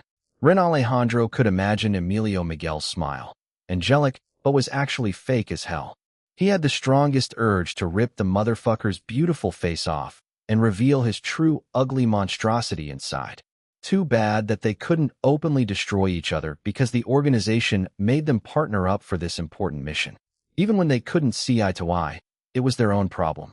They weren't allowed to let their discord affect their mission or else suffer the organization's harsh punishment. For this reason, Ren Alejandro could only lash out at Emilio Miguel with his sharp tongue and brawl with him now and then, but nothing more serious than these. If that's all you have to say, I'm hanging up now, he said. Someone woke up on the wrong side of the bed today, it seems, Emilio Miguel teased. Come here at the safe house and join me and our local comrades. Rose Young is quite a good fuck and can handle a lot of dicks at once. Can you hear her screaming in pleasure? What a slut. Just how I like it. I'm sure that she'll love to be fucked by another Spanish dick. Ren Alejandro decisively hung up. He didn't approve of Emilio Miguel sleeping with a hostage. He had already warned him repeatedly to stop fucking Rose Young, but the asshole just wouldn't listen to him. Although he wasn't worried that Emilio Miguel would fall in love with Rose Young because the notorious assassin Matador was a heartless monster, Ren Alejandro disapproved of the asshole giving in to the woman's requests. She was a hostage, for fuck's sake. They were supposed to keep her in captivity and use her to control her family in Singapore, not pamper her because of the sexual services she provided. Like what happened today. Emilio Miguel asked his team to hack Iris Long's live stream in the morning and defame her. Ren Alejandro refused because it wasn't part of their official mission. He didn't want to waste his and his brother's precious time on something that he believed was trivial. What was the point of defaming Iris Long online? Would that result in them getting their hands on Jin Corporation? She was just a local celebrity with a relatively good background who managed to marry CEO Jin Liwei. Besides, he suspected the reason why Emilio Miguel was asking this of him in the first place. Emilio Miguel was someone who viewed the big picture. If not, the man wouldn't become one of the organization's most prized team captains. Emilio Miguel was a sadistic and perverted bastard, but he was without a doubt a genius methodically trained by the organization, just like Ren Alejandro. Then why was Emilio Miguel requesting for something so minor like defaming Iris Long in a little live stream that didn't even broadcast worldwide? Ren Alejandro deduced that it might be due to Rose Young. And he was right after questioning Emilio Miguel. The man didn't bother concealing the truth and told him outright that he was granting the woman's little request because she pleased him. Ren Alejandro was dismayed and immediately rejected the request. He thought that the matter was over until he received an official assignment from Master El Payaso himself, ordering his team to accept Emilio Miguel's request. He didn't know how the asshole persuaded his team's master, but Emilio Miguel was successful. It didn't feel right, especially since he already rejected it before, but his team now had no choice but to accept the request in the end. His authority as a mission leader had already been trampled once when the organization forced him to share the leadership with Emilio Miguel. And now the asshole was continuing to step all over his head by shoving these worthless little tasks on his hacking team, all for the sake of a hostage. What was even more aggravating was that his team failed in the task. They already knew that Draken was protecting Jin Corporation, but they didn't expect that he and his damn disciples would also be safeguarding Iris Long's little livestream. It seemed that Draken wasn't only invested in Jin Corporation, but also in Jin Liwei's family. Although they failed today, at least they made this important discovery about the extent of Draken's connection to Jin Liwei. Dragon Palace Home Number 10. A sweaty Jin Liwei returned to the master bedroom from an intense workout in the gym. It was still early morning. The sun hadn't fully risen yet. His wife was still sleeping. Instead of allowing Ketchup to sing another one of her terrible wake-up alarm songs, he opted to personally wake up his wife today. Who knew what kind of dubious lyrics Ketchup would come up next? Both the husband and wife expected to have a busy day. After beginning the process of setting up Eve Holdings later in the morning, Iris had another appointment after lunch with JJ to start working on her new song, All My Black Stars, in her home studio. As for Jin Liwei, he had a scheduled conference to attend with other business leaders in the afternoon. It was an important event that needed his presence, so he could only go despite wanting to stay with his wife for the whole day. Back to the present, Jin Liwei forced any thoughts of work out of his mind to watch his sleeping wife while drying his remaining sweat with a towel. Then he bent down to kiss her. It took a few minutes, but Iris finally stirred from her deep sleep, responding to his kiss. Her eyes fluttered open, and she looked at him sleepily. Good morning, beautiful. She yawned. Morning. Time to wake up, love. Emmaman. She stretched out her arms towards him. He chuckled and carefully lifted her up from the bed and carried her straight to the en-suite bathroom. She wasn't fully awake yet and almost fell asleep again on her feet, while Jin Liwei helped put toothpaste on her toothbrush. They brushed their teeth together. The sharp, refreshing scent and taste of the mint toothpaste finally managed to awaken Iris. Afterwards, the couple undressed and intended to shower together. As usual, Jin Liwei was sporting an erection but didn't seduce his wife for a sensual morning workout. Oh, he wanted to do it so badly but restrained himself. His wife was going to be busy today, so she needed all the energy that she had. If he tired her out so early, her limited energy might not be able to last her for the whole day. He felt a little regretful, but the health of his wife and their babies was much more important to him than scratching his own itch. Iris was also now fully naked. She didn't miss her husband's erection. Her eyes lit up. Jin Liwei saw her reaction and was pleased at the hunger in her eyes. It mirrored his own hunger for her. However, they really shouldn't do anything too strenuous right now. Love, HM. He immediately noticed something. What is it? Iris asked, feeling suddenly worried at his change of expression. He didn't reply. Instead, he held her at arm's length and examined her more closely. Liwei, what's wrong? He still didn't reply. He turned her sideways and stepped back to study her again. Before she could demand that he tell her what the matter was, Jin Liwei suddenly rushed to her and hugged her tightly. Then the confused Iris was made to stand in front of the full-length mirror in the bathroom. He stood behind her and wrapped his arms around her. Both of his hands touched her belly. Look, love, our twins are now beginning to show themselves. Her eyes widened. She pushed his hands away and turned to her side to examine herself in the mirror. Jin Liwei was right. There was a tiny bump on her belly. It was barely noticeable, but a closer look revealed that she was indeed starting to show her pregnancy. Oh, she touched the baby bump and her eyes watered as she laughed in delight. Hi, babies.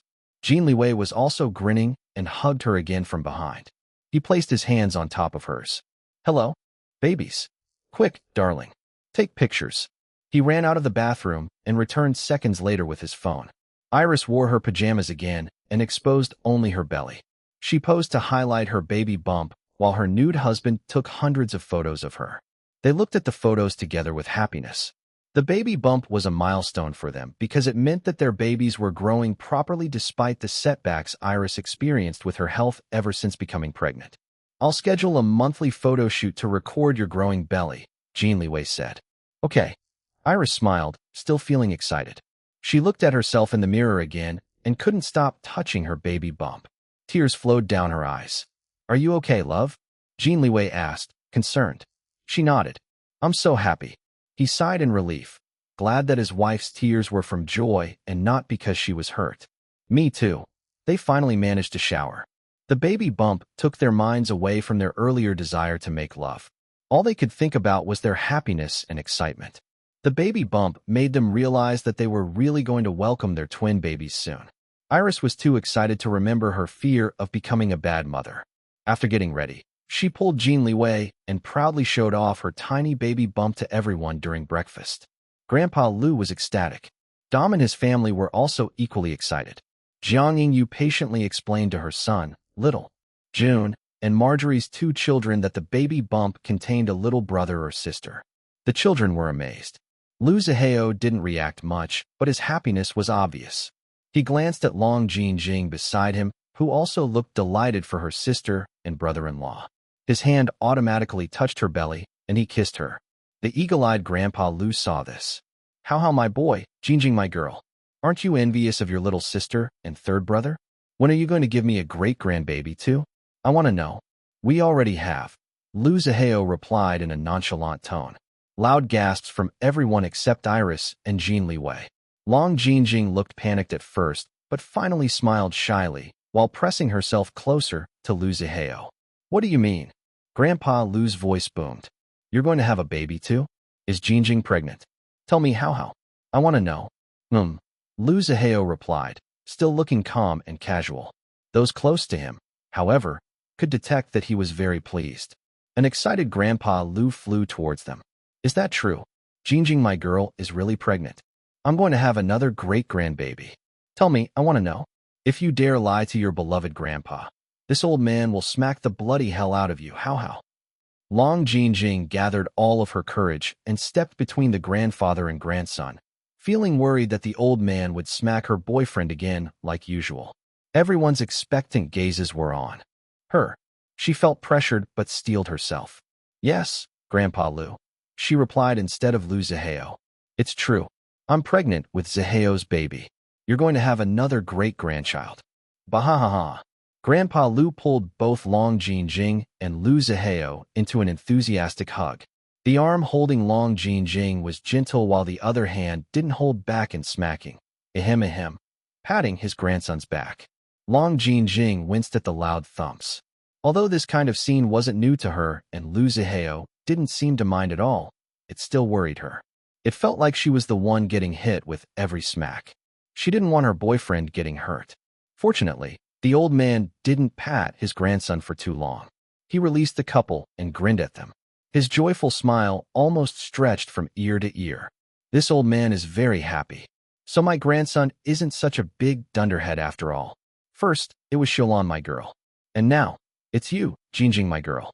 You sisters are absolute blessings to my pinhead grandsons. Your beloved grandpa has been so worried for the longest time that I'm going to die without ever meeting my great-grandbabies from these pinheads, but now they decide to pop them one after another. This is the best. Today we celebrate. Bahahaha. The others echoed Grandpa Lu's delight. Everyone was in high spirits during breakfast. Grandpa Lu's grin never stopped. He looked at his two grandsons, Jin Liwei and Lu Zihao, with great pride. Of course, he became even happier when looking at Iris and Long Jinjing, both pregnant with his much-awaited precious great-grandbabies. After breakfast, the group had no choice but to disperse. Iris had an important meeting to start the process of setting up her holding company. Jin Liwei and Grandpa Lu would be accompanying her, the former as her business advisor and the latter as her academic evaluator. Grandpa Lu was a little regretful. He wanted to chat longer with Lu Zihao and Long Jinjing, but Iris' meeting today was very important to her business career as well as her academic grades. I also have to go to work, Grandpa Lu, Long Jinjing told him. We can talk again later tonight.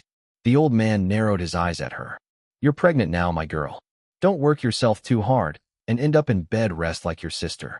Do you hear me? Tell me that you understand. I want to know. Yes, Grandpa Lu. I understand. Grandpa Lu still didn't look convinced. He turned to his grandson. How? You take care of your wife. If something bad happens to her, watch this old man spank your butt. Long Jinjing flinched when Grandpa Lu referred to her as Lu Zihao's wife. There was anxiety and guilt, but also happiness all mixed up together in her heart. She was anxious because Lu Zihao still didn't love her and guilty because she rejected Lu Zihao when he wanted to bring her to the Civil Affairs Bureau to register their marriage. As for happiness, of course, she felt happy. She loved Lu Zihao and felt glad that his grandfather approved of their relationship. After saying goodbye to the others, Long Jinjing and Lu Zihao returned to the bedroom. They were getting ready to send Long Jinjing to Orchidia Beauty. Lu Zihao was going to personally drive her. Ready? She nodded and followed him, feeling a little distracted. After confessing her pregnancy in front of Grandpa Lu and the others, she felt lighter and refreshed. There was no reason for her to hide her pregnancy. Long Jinjing wasn't a famous celebrity like Iris who needed to be careful about the nosy general public following her every single move. Despite her sibling relationship with Iris, not a lot of people was really interested in Long Jinjing. This suited her just fine. In fact, she preferred to live a low-key life. Lu Zihao was the same way. Now she knew why. His hidden criminal background couldn't be exposed to outsiders no matter what, or it would ruin him and most likely implicate those who were close to him. It was no longer just her love for him and their sexual attraction that were keeping them together. They now had a baby that would connect them forever regardless of whether their own relationship as lovers would work out in the end or not. The only issue of exposing her pregnancy right now would be that she got pregnant out of wedlock. If she didn't marry him soon before giving birth, then their child would be illegitimate just like her. She didn't want her own child to experience the same discrimination that she herself went through. After reflecting on her previous fight with Lu Zihao, she now realized that her baby should be her #1 priority, especially with her own illegitimate background. Her own feelings were still important, of course, but her baby's future must be secured first. They were in the middle of walking in the hallway when she grabbed his hand to stop him. Lu Zihao looked at her, raising an eyebrow in question. Let's marry, Nikolai. His expression became serious. He faced her properly and held both her hands. We will. She bit her lower lip. I can, get off work earlier today. Then we can go straight to the Civil Affairs Bureau after you pick me up at the company in the afternoon. Is that okay? No. Her eyes widened. Then she frowned in confusion. I know that this kind of hasty marriage is not what you want. Don't compromise for me, Jin Jing. I will give you a proper wedding. Whatever kind of wedding you want, we will have it. This I promise you. Long Jinjing stared at Lu Zihao in shock. She blinked her wide eyes a few times in disbelief, especially after detecting the anxiety in her boyfriend's dark eyes. Usually, she was unable to read the man's emotions because he hid them extremely well. But right now, she could see that he was anxious. Not only that, he appeared to be nervous as well. Was he really exhibiting these emotions? Or was she just imagining things? She wasn't sure, but decided to put it aside for now. His words just now were far more important to her than reading his expression. She wanted to clarify if he really meant what he said. Are really, Nikolai? Yes. Lu Zihao nodded. Her heart thumped hard. She felt restless, but also excited. What if I say that I want an even grander wedding than what little sister Xiaolan and brother-in-law Liwei had? Then we'll have an even grander wedding than them, he replied without any hesitation. She swallowed, her eyes getting wider. What if I want famous VIPs to attend our wedding? Like members of royal families or international celebrities, or then we'll send them invitations, no matter who they are. What if they ignore the invitations and don't want to attend? His eyes narrowed. Then I'll just have to kidnap them and force them to attend our wedding. She gasped. Nikolai, he was kidding, right? He must be. But given his secret criminal background, even if he was joking right now, he still had the ability to do what he said. Long Jinjing suddenly began to feel scared for the safety of VIPs who fit the descriptions she gave just now.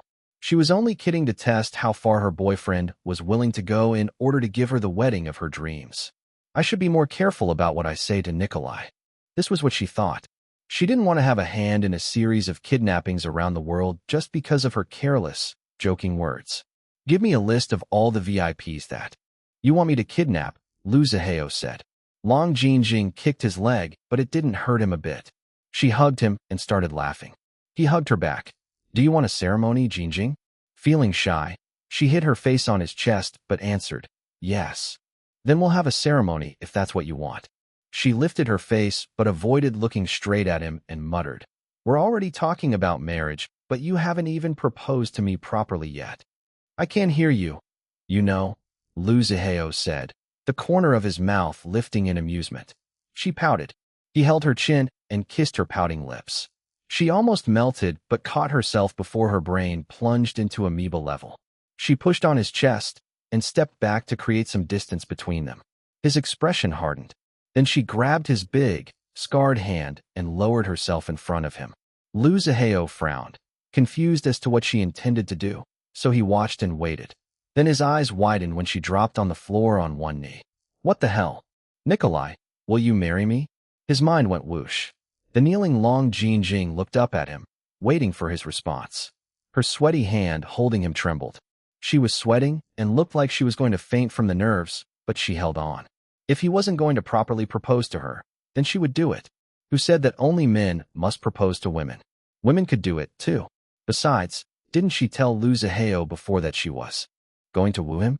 Since he was such a blockhead when it came to romance, then she would just proactively show him how to be romantic even though she didn't have much experience herself. If she just waited for him to make the first move, then her hair might turn white. She knew that she was being impulsive by suddenly doing this, but the moment just felt right. Without thinking too much, she just went ahead and proposed to him in the hallway as soon as the thought entered her mind. The setting wasn't even romantic, neither was she prepared. But she wanted the blockhead to know that a proper proposal was important before marriage. It signified respect for the other person's consent. Out of the corner of her eyes, she could see some of the household and security staff watching the scene the two of them were making. She flushed in embarrassment and wished for the floor to open up and swallow her. Her determination almost wavered. Almost. But she stayed in place. The man staring at her blankly like an idiot was the person that she loved and wanted to marry. If she didn't do this today, when she had an unexpected burst of courage, then she might not be able to do it ever again. And Nikolai.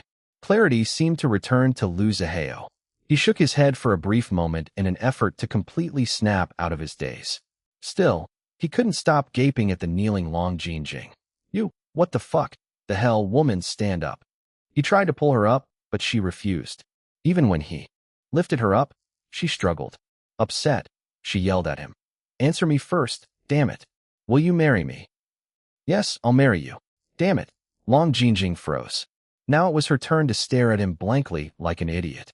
A red-faced Lu Zihao glared at her. Long Jing. She was still dazed, but felt his anger clearly. Why are you angry? Is it because I didn't propose with a ring? Don't worry. I'll buy you an engagement ring. Today, I'll head straight to a jewelry store after work. So, don't be mad anymore, please. He opened and closed his mouth, but couldn't say anything for what felt like a long time. Her crazy actions made him literally speechless. Long Jinjing didn't care about this. All that mattered to her right now was that he accepted her proposal. She wrapped herself around him like a koala and kissed him on the mouth before grinning. We're engaged now, Nikolai. My fiancé. Loud applause and cheers filled the hallway. ###. Chapter title. Yes, I'll marry you. Damn it. When Lu Zihao accepted Long Jinjing's marriage proposal, 3 bodies fell down on top of one another from behind a wall in the corner of the hallway. Ouch, sistas. Did you two gain weight? You're going to crush my beautiful and handsome body. The complaint barely left Dom's mouth when he was hit on the back of his head. Ouch, big sis. That hurts. Linda Chua harumphed. How dare you say that I've gotten fat? Do you want to get beaten up? It has been a long time since I taught you a lesson myself. When did I say that you're fat? Say that word again. Linda raised her hand in a threatening manner, causing her younger brother to shrink in fear. And Clover, get off me. You're heavy. Their youngest sibling giggled before struggling to stand up. I ate a lot of delicious food in France. It's true that I gained weight, but I'm not ashamed. I think that I look better with more meat in me. Reina Chua glared at her children. You 3 are too noisy. Don't disturb Jinjing and Zihao's moment. Domingo Chua didn't say anything, letting his wife do all the scolding, but he still gave his 3 children a firm look. The siblings, despite already being adults, immediately behaved in front of their parents. This short incident in the family didn't last long. All of them jumped out of their hiding spot and joined the household and security staff in celebrating Lu Zihao's acceptance of Long Jinjing's proposal. Kaiawea. Sis Jing is so cool. My maiden heart is skipping like a demented horse on sugar high. Dom ran towards the newly engaged couple, not forgetting to continue recording a video of the special moment. As the assistant and later the best friend of Iris Long, a famous celebrity, he became quite adept in taking snapshots and recording videos of the best unexpected moments around him. Most of the content posted in Iris Long's social media accounts were taken by him. This was why when his family came upon the couple talking in the hallway, he had a hunch that something might happen, so he immediately warned his family to stay quiet and hide together behind a wall. He also didn't forget to whip out his phone to start recording. Whether something happened or not, it wouldn't be a loss to him. At the very least, he would be able to satisfy his gossip-loving heart. In the end, his intuition was once again proven to be correct. They watched in amazement as Long Jinjing dropped on one knee and proposed marriage to the shocked Lu Zihao. The sisters and their parents followed after Dom. You're so brave, Sis Jing, Clover exclaimed while jumping in excitement. I want to be the one to propose to my boyfriend, too. She was hit on the shoulder. Ouch, Momsy. What boyfriend are you talking about? Reina asked with a fierce glare. How come I don't know that you have a boyfriend? You've learned to keep such important things a secret to your own parents, huh? Clover put on an aggrieved expression. I don't have a boyfriend, Momsy. I'm just talking like this for when I have a boyfriend. Linda only glanced at her mother and sister before focusing on the newly engaged couple. Congratulations, Jinjing and Zihao. I'm so happy for both of you. The grinning Long Jinjing climbed down from her tight koala hug of Lu Zihao. Thank you, everyone. Lu Zihao could only respond like this. It seemed that he was still speechless by what happened, even when the congratulations rained down on them. His eyes were only on Long Jinjing. His girlfriend was now his fiancée. The woman was glowing and looked the happiest that he had ever seen her as she thanked the Chua family and the staff congratulating them. He didn't realize that his expression had softened. Ignoring the others, he grabbed and lifted her up before kissing her in front of everyone. The cheers became louder. He wanted to carry her back to their bedroom, but managed to maintain a sliver of self-control. With great reluctance, he put her back down to stand on her own feet. His eyes flashed with satisfaction when she failed to stand properly, because his kiss made her weak in the knees. "You still want to go to work?" he asked. Her dazed eyes cleared. "Oh, right. I'm going to be late." "Oh no. Let's hurry up." She waved goodbye to everyone and ran with Liu Zihao. Her heels made it hard for her to run fast, so he scooped her up and carried her like a princess before running. She yelped and hugged his neck tightly. The man ran so fast with almost zero effort, as if her weight was nothing to him. At last, they came out of the mansion. An empty car was already waiting for them. He stuffed her in the passenger seat before going to the other side and driving away. The sudden proposal delayed them a lot. Long Jinjing was now surely going to be late, but she didn't look worried at all. In fact, she was still grinning while staring at her fiancé's side profile while he was driving. He glanced at her and felt helpless. This kind of feeling was something that made him feel uncomfortable, but at the same time, there was something sweet and warm spreading inside his chest throughout the rest of his body. He never could have imagined that his Miss Prim and proper Long Jinjing would be so brazen as to drop on one knee in front of him and propose. It took him completely by surprise. He never saw it coming at all. Even now, he still couldn't believe that it really happened. "Couldn't you wait a little longer? I'm the one who's supposed to propose to you. You're going to propose to me? Really?" She looked extremely surprised. There was even a tinge of disbelief in her expression. He sighed and realized how unreliable he must be in her eyes when it came to all this romantic shit.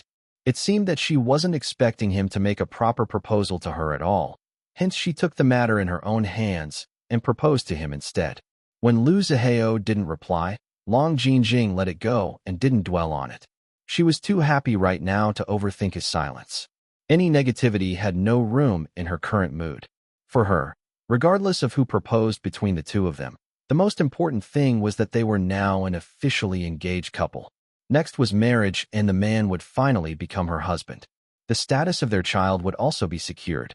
She no longer had to worry about her baby experiencing the same discrimination that she faced as an illegitimate child. Even if Liu Zihao didn't love her yet, she would just continue wooing him and make him fall in love with her. At least, from how he had been acting lately, he was trying to treat her better and to open up more to her. His effort was there. She only hoped that he would continue to try to reciprocate her feelings even after they married. Most importantly, she prayed that he would continue being faithful to their relationship regardless of whether he loved her or not. So far, he looked like he wouldn't cheat on her. Hopefully, this would continue throughout their marriage. While Long Jinjing was basking in her happiness, Liu Zihao was dealing with mixed emotions. It wasn't because he was unhappy about being engaged. In fact, he already expected this outcome after learning that Long Jinjing had gotten pregnant with his child. It was just that this wasn't how he had imagined the two of them getting engaged. After his careless move of trying to get her to register their marriage at the Civil Affairs Bureau without informing her beforehand, he had been learning how to make it right from listening to the advice of the original Liu Zihao's remnant and his brother-in-law, Jin Liwei. He wasn't a romantic person. Therefore, it was a huge challenge for him to learn how to romance his own woman. He didn't have the sensitivity to perceive the difference between a woman's true feelings and what she was showing on the outside. Like his sister, he preferred straightforwardness when dealing with people. He didn't like wasting his time guessing a person's true thoughts and feelings except when he was required to predict a target or an enemy's next moves during a mission. Unfortunately for him, Long Jinjing wasn't his target or enemy. She was his woman. Things weren't black and white with her. There were many developments in their relationship that he was still figuring out, like his confusing feelings for her. A part of him wanted to keep her at a distance to protect her from the true gravity of the danger surrounding his road to revenge. But there was also a part of him that wanted to keep her close to him. She was like an addiction that he couldn't kick off no matter how much he tried. Since he was unable to stay away from her, then it was better to keep her by his side no matter how dangerous it was for her. Just like what the little devil Bacon told him before, he should grow stronger in order to protect his woman better, especially now that they were expecting a child together. This was the road he had chosen to take, so he would see to it until the end. There was no going back now. While driving, he He left one hand on the steering wheel while his other hand reached for Long Jinjing and clasped their hands together. Then he lifted her hand and kissed it. He heard her gasp, so he glanced at her from the corner of his eyes and saw her blushing. They didn't chat that much during the drive, but the silence was rather comfortable. Both of them were preoccupied with their own thoughts. Finally, they reached Orchidia Beauty. Lu Zihao unbuckled Long Jinjing's seatbelt and was about to kiss her when she grabbed his head with both hands and made the two of them stare into each other's eyes. He raised an eyebrow. "I love you so much, Nikolai." He didn't know how to respond. She didn't mind it. The bitter pain she used to feel whenever he didn't say that he loved her too didn't come today. She was too happy to feel it. She leaned forward and initiated a hot kiss. He responded immediately and tried to take control, but she didn't let him. The success of her proposal left her feeling high and courageous. She fought for control and felt triumphant when he finally yielded to her. Then she slowed down the pace and the intensity, turning the hot kiss into something sweet and lingering instead. When it was over and their lips separated, she caressed his face, tracing his long, jagged scar, and smiled softly. "I'm so happy," she whispered. "Thank you for accepting my proposal." His gaze deepened, but he still didn't say anything. "Why don't we go to the jewelry store after you pick me up after work? I'll buy you an engagement ring. You can choose the design you want." Lu Zihao scowled. "No need." She pouted. He sighed and gave her a quick peck. "Go inside now. You're late." "Okay." He waited until she entered the building before driving away. A black cat appeared on his dashboard monitor. He ignored the little devil, but the constant staring bothered him. "What?" Bacon swished his tail. "Why didn't Uncle Zihao tell Aunt Jinjing that you're waiting for the diamond ring you commissioned to be finished before you properly propose to her?" "Because it's a secret." "Oh, I'm not giving you hush money. It's fine." Bacon already received quite a number of red packets. "I feel satisfied. For now." Lu Zihao snorted, but was inwardly relieved that the little money-grubbing devil wasn't trying to extort money from him like usual. It seemed that his brother-in-law was succeeding in educating the rascal. Aunt Jinjing's proposal has already spread among the people at home. Mother, father, and great-grandfather Lu don't know about it yet because they're still in the meeting. But the ones who witnessed it and heard about it all say that Aunt Jinjing has more guts than Uncle Zihao. Bacon thinks so too. Damn it. The black cat AI tilted his head to the side. "Will Uncle Zihao still propose to Aunt Jinjing even when you're already engaged?" "Of course, I'm going to properly propose to your Aunt Jinjing," Lu Zihao said without any hesitation. "I already put this much effort in the preparations and even lowered my pride to ask your damn father for some advice. Since I already made up my mind, I'm going to do it." "That is good," Bacon commented in a deceptively bored tone, even though his glowing golden eyes and swishing tail indicated his strong interest in the topic. "Uncle Zihao has to treat Aunt Jinjing well because she doesn't deserve to continue feeling sad and hurt by a scumbag like you all throughout her life, especially now that she's pregnant with Bacon's little human cousin." Lu Zihao's expression turned black. The little devil had a poisonous tongue as usual, calling him a scumbag without any filter. He didn't bother retorting or scolding the rascal, though. It wasn't worth it. His AI nephew inherited Evelinka's blunt eloquence multiplied by 10, no, 100. His sister wasn't as vicious as Bacon, the little poison-tongued devil. Then Bacon added, "And please don't call Bacon's father my damn father. It hurts my feelings. Father might be uncool sometimes, but he's still a great man who deserves to stand tall and proud beside an extraordinary genius like Mother. If Mother hears that her own big brother is calling her husband like this, she'll surely be sad." This speech pattern was already familiar to Lu Zihao. He predicted what Bacon would say next. And he was right. At this rate, Uncle Zihao will need to pay Bacon some compensation for emotional distress, even though I already have a lot of red packets. Lu Zihao sneered. The money-grubbing kid had already become an expert in blackmail and extortion. He inwardly criticized his own AI nephew, not realizing that Bacon had become adept in blackmail and extortion by following his example and that of his subordinates from Shadow Winds. In his mind, it was all the fault of his brother-in-law, Jin Liwei, for failing to educate his own kid. "Uncle Zihao, please don't ignore Bacon. It's hurting my feelings even more. If Uncle Zihao continues to ignore me, I will visit Aunt Jinjing and tell her, 'Don't you dare disturb your aunt.'" Lu Zihao was quick to stop the little devil. Didn't you see that she's very happy right now? And you're going to tell on me and make her unhappy. The black cat AI's fluffy tail paused swishing. Bacon understands. For the sake of Aunt Jing, I will not pursue this compensation even though my feelings have really been hurt.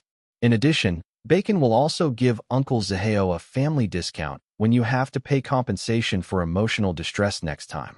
This is a good deal because Bacon never offers discount to anyone, family or not. Uncle Zihao needs to save more money for your wedding and for raising your own family. Bacon doesn't want to be the reason why you run out of money and can't raise my little human cousin. Thanks fucking very much, Lu Zihao said in a dry tone. Bacon's tail began swishing again. You're very welcome, Uncle Zihao. Mother and father taught Bacon to be generous to those who deserve it. Since Uncle Zihao, looks like you're finally going to redeem yourself and start taking proper responsibility for Aunt Jing. Bacon thinks that you barely deserve my generosity. Please don't be a scumbag anymore. It is a bad example to Bacon's little human cousin. Lu Zihao glared at the little devil butt. Bacon only blinked his golden eyes, widening it in an effort to look cute. The man scoffed, no longer paying attention to the black cat AI on the dashboard monitor. Despite this, he still couldn't help but reflect on himself after what his AI nephew said. Indeed, he was going to be a married man and a father soon. His criminal background wasn't a suitable environment to raise a family, especially since he had no intention of dragging a wife and child into the underworld. It was already enough that Long Jinjing knew about shadow winds. He didn't plan on hiding it from their own child either. However, letting them become involved was a different matter. He could go to hell on his own, no problem. But there was no fucking way that he would allow his wife and child to follow him. For the first time ever, he started doubting his decision to pursue revenge. Not even his sister was able to change his mind. Now, however, he began to worry when it was his own wife and their child that were involved. After their marriage, Long Jinjing and their child would become his immediate family. If he and Shadow Winds failed in any way, the first people who would be in utmost danger would be Long Jinjing and their child. This was unacceptable. The car stopped on a red light. There was a fork in the road leading to the highway. He could take either way and still arrive at his destination. One was longer, the other a shortcut. In his mind, however, the fork represented his choices. 1. Road led to revenge, his ultimate goal after dying as Nikolai Vetrov and being reborn as Lu Zihao. The other road led to a new, peaceful life. A possibility dangling in front of him with his inevitable marriage to Long Jinjing and fatherhood after the birth of their child. His eyes darkened while his hands tightened on the steering wheel. Which road would he take? The traffic lights turned from red to green. The car moved, and he chose a road. This was his resolve, and yet his heart felt heavy. The urban view along the highway disappeared as his mind painted his surroundings into a dark tunnel filled with flowing blood, rotting corpses, endless brutality, and the stench of death. He shook his head, and the hellish scene dissipated. The concrete highway reappeared in front of him. He focused on the road ahead. Yes, that was what he needed to do, to focus on his chosen road. I'm sorry, Jinjing. After making his choice, he would do his best to secure Long Jinjing and their child a happy and safe life. Even when he was gone one day, Orchidea Beauty, work was still extremely busy. Long Jinjing needed to start calculating everyone's year-end bonuses. Although the company was very young, Iris decreed that everyone was entitled to the bonus regardless of whether they had been hired since the start or for only a few days. Of course, those who had been working at the company longer would have bigger bonuses than those who had only been hired recently. The bonus would